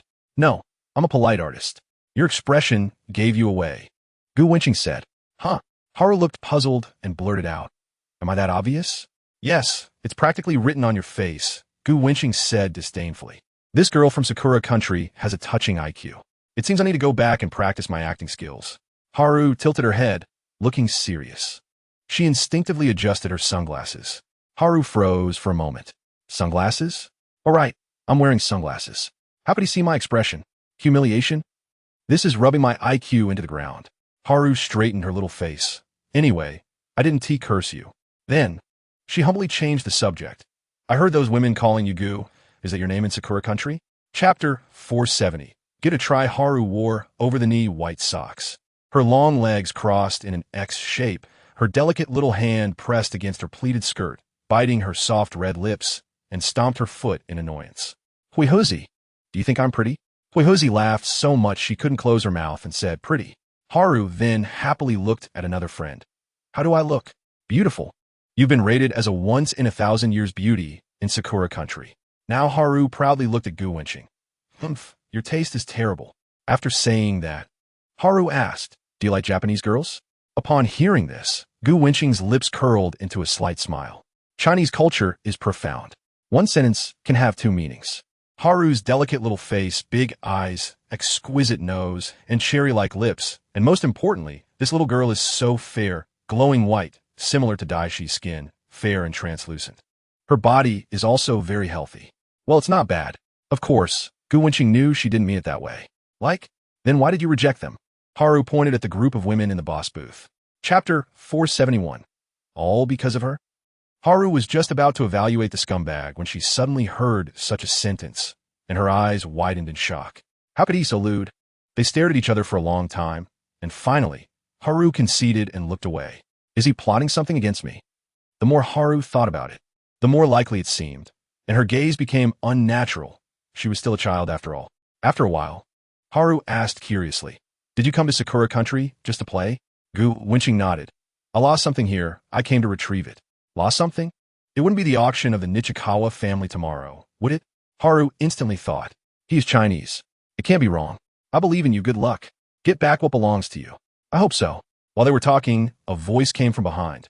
"Hey, I've been looking for you for a long time. Turns out you're on a private date with other beauties behind my back." After saying that, Chen Yinzu turned around, stunned, his gaze falling on the youthful and beautiful girl in the booth. It was Haru. Haru sat there quietly, her long hair cascading, bright eyes and white teeth, her bare face looking soft and cute. Chapter 472. Getting hit? Chen Yinzu suddenly saw Haru's age on his phone. 18. Don't you like older women? Have you gotten tired of the big meals and want to change your taste? Quickly give me your contact information. This kind of thing shouldn't be difficult for you. Let the brothers handle it. Get lost. Gu Wenqing slowly spat out a word. Chen Yinzu was somewhat disgruntled. Damn. I thought I had reached the pinnacle of being a man, surrounded by women. Little did I know, just Haru alone is worth 6 of them. With both looks and fame, fair and slim, making one's imagination run wild. Old Gu's luck with women. Chen Yinzu was filled with envy and jealousy. Damn, I suddenly have a good impression of little Sakura Country. A group of fair and slim girls floated in Chen Yinzu's mind. Gu Wenqing glanced at old Chen, almost letting the words spill out, but shook her head and remained silent. Look at his useless appearance. The two stayed in the nightclub for a while longer. After seeing Haru, Chen Yinzu lost interest in the ordinary girls at the booth. As a distinguished young master from the capital, he should also play with top goddesses like Gu Wenqing. Chen Yinzu thought to himself. He turned his head to take a look, suddenly excited, and patted Gu Wenqing on the shoulder. Chapter 473. Interest at stake. Old Gu is quite handsome, but he is not bad either. Judging by his looks, being envied and getting hit a few times is to be expected. You? Tianzhong Qianshima shook her head and didn't speak further. Although she couldn't understand the language of the cherry blossoms, the slight disdain in Tanaka Chika's tone made Chen Yinzu clench his fists. What does this girl mean? Does she look down on his earth-shattering good looks? He hasn't seen old Gu being that much more handsome than him. Why should old Gu's face take more beatings? Seeing the wine on the table, it was ordered by old Gu for 8 billion yen. He realized. It turns out that no matter how extraordinarily handsome he is, he still can't resist the charm of old Gu's wealth. Ha, just like that. Young Master Gu can afford such expensive wine. Your family must be quite something. But this isn't Huaxia. Staying away from Haruka Momo is also good for you. You're so young. You should know the temperament of young people who like to compete and be jealous. Her fiancé isn't an ordinary person either. It's best if you don't provoke him. Tanaka Chika said slowly. Although she also looked down on Haruka Momo's fiancé, there was nothing she could do. After all, the other family is powerful. She heard that Gu Wenqing is from Huaxia. Chapter 474. Unwelcome guests. Gu Wenqing chatted with old Chen for a while. Seeing that it was almost time, he stood up and said it was time to disperse. Gu Jun will be leaving first. The 6 girls smiled as they waved at Gu Wenqing. After they finished speaking, they paused slightly, their eyes revealing anticipation. Gu Wenqing ignored them, put his hands in his pockets, and said goodbye. The girls had no choice but to leave disappointed. Wu, this handsome guy from Huaxia, is really cold. He didn't even try to keep them. If he had just said a word, any of the 6 girls would have been fine, but unfortunately, Gu Wenqing had no interest in them. The 6 girls walked out of the nightclub together, took a breath of fresh air, and quietly discussed what the nightclub owner had said. Gu Jun seems to have offended someone. From Tanaka Chika's tone, That person's background seems significant. Yes, the nightclub owner Tanaka Chika comes from the Tanaka family, which has a deep background. If even Tanaka Chika is afraid, that person's family must be extraordinary. Sigh. They're all big shots. We ordinary people can't provoke them. I hope Gu Jun can handle it. He is incredibly wealthy and calm, so it should be fine, one of the girls said. Chapter 475. Give him a lesson on the street of the Tokyo Starry Night nightclub. There are many nightclubs, and correspondingly, there are many gangs. Although they wouldn't attack ordinary people, no one dares to provoke them easily. A group of people came in angrily, clearly not friendly. The street vendors, the customers, and the passers-by all changed their expressions. Before they could react, a group of aggressive men had surrounded the large crispy pork shop, their dark gazes fixed on Gu Wenqing. One of them shouted angrily, "We are from the Chuanri family." All unrelated personnel disperse. As soon as they said this, the faces of everyone present changed completely. The Chuanri family has considerable power in Tokyo, with enormous wealth, and their family business is extensive. The nightclubs and red light districts under the family are filled with a group of ruthless gang members, and the actual controller behind this gang is the Chuanri family. With money and power, and a group of thugs, everyone was extremely afraid of these gang members. It was none of their business, so people hurriedly fled, fearing being caught in the crossfire. The owner of the crispy pork shop was so scared that he trembled and ran far away, abandoning his stall. Chapter 476. Warning. Watching the unperturbed Gu Wenqing, the leader of the group first stopped his impulsive younger brothers with a glance, then stepped forward and slowly said, "Haruka Momo is our young master, as fiancé. Your deeds, the young master has heard of them. He has long admired young Master Gu's name and hopes to be friends with you. Today's matter is not to blame young Master Gu, but we hope young Master Gu will not associate with Miss Momo in the future. Finally, my young master asked me to convey a message to young Master Gu and young Master Chen. This is the Sakura country, Tokyo." The leader's words were loud and clear. Hearing this, Chen Yinza clenched his fists.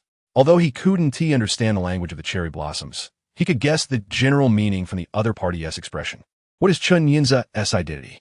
He is a young master from a prestigious family in the imperial capital. How could he endure this kind of humiliation? Gu Wenqing raised an eyebrow slightly. He understood the last sentence perfectly. The other party was warning him. It was a reminder that this is not Huaxia's magic city. No matter how impressive you are in Huaxia, in the Sakura country, Tokyo, you're just a tiger lying down or a dragon coiling. Old Gu, what do you think? Chen Yinza raised an eyebrow, his anger rising. Chapter 477. Give some face. A series of luxury cars stopped by the roadside. One by one, muscular men in suits got out. Members of the group, led by Sagaku, understood that today it would probably be difficult to resolve things. Just then, a row of suited bodyguards arrived at the night market, surrounding them completely. Seeing this scene, regardless of which side, even the onlookers all changed their expressions and retreated a distance. "Sorry, boss, the roads in the little Sakura country are narrow, and we were delayed for a bit. But fortunately, we're not late." As the bodyguards surrounded them, the captain of the Huafeng security company approached Gu Wenqing with a hint of respect and explained, "It's nothing." A smirk appeared on Gu Wenqing's face. "The Chuanri family wants to give me a show of force? Interesting, I haven't even gone to find them. And they've come to my door.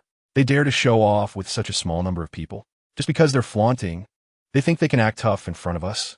Who have I ever been afraid of?" Chen Nyanse kursid. On the side, Hayakawa Ryoko was still in shock since the group of suited bodyguard arrived. She thought Gu Wenqing would be somewhat afraid when provoking the Chuanri family. But upon seeing the rows of luxury cars and the uniformed bodyguards, she realized she was mistaken.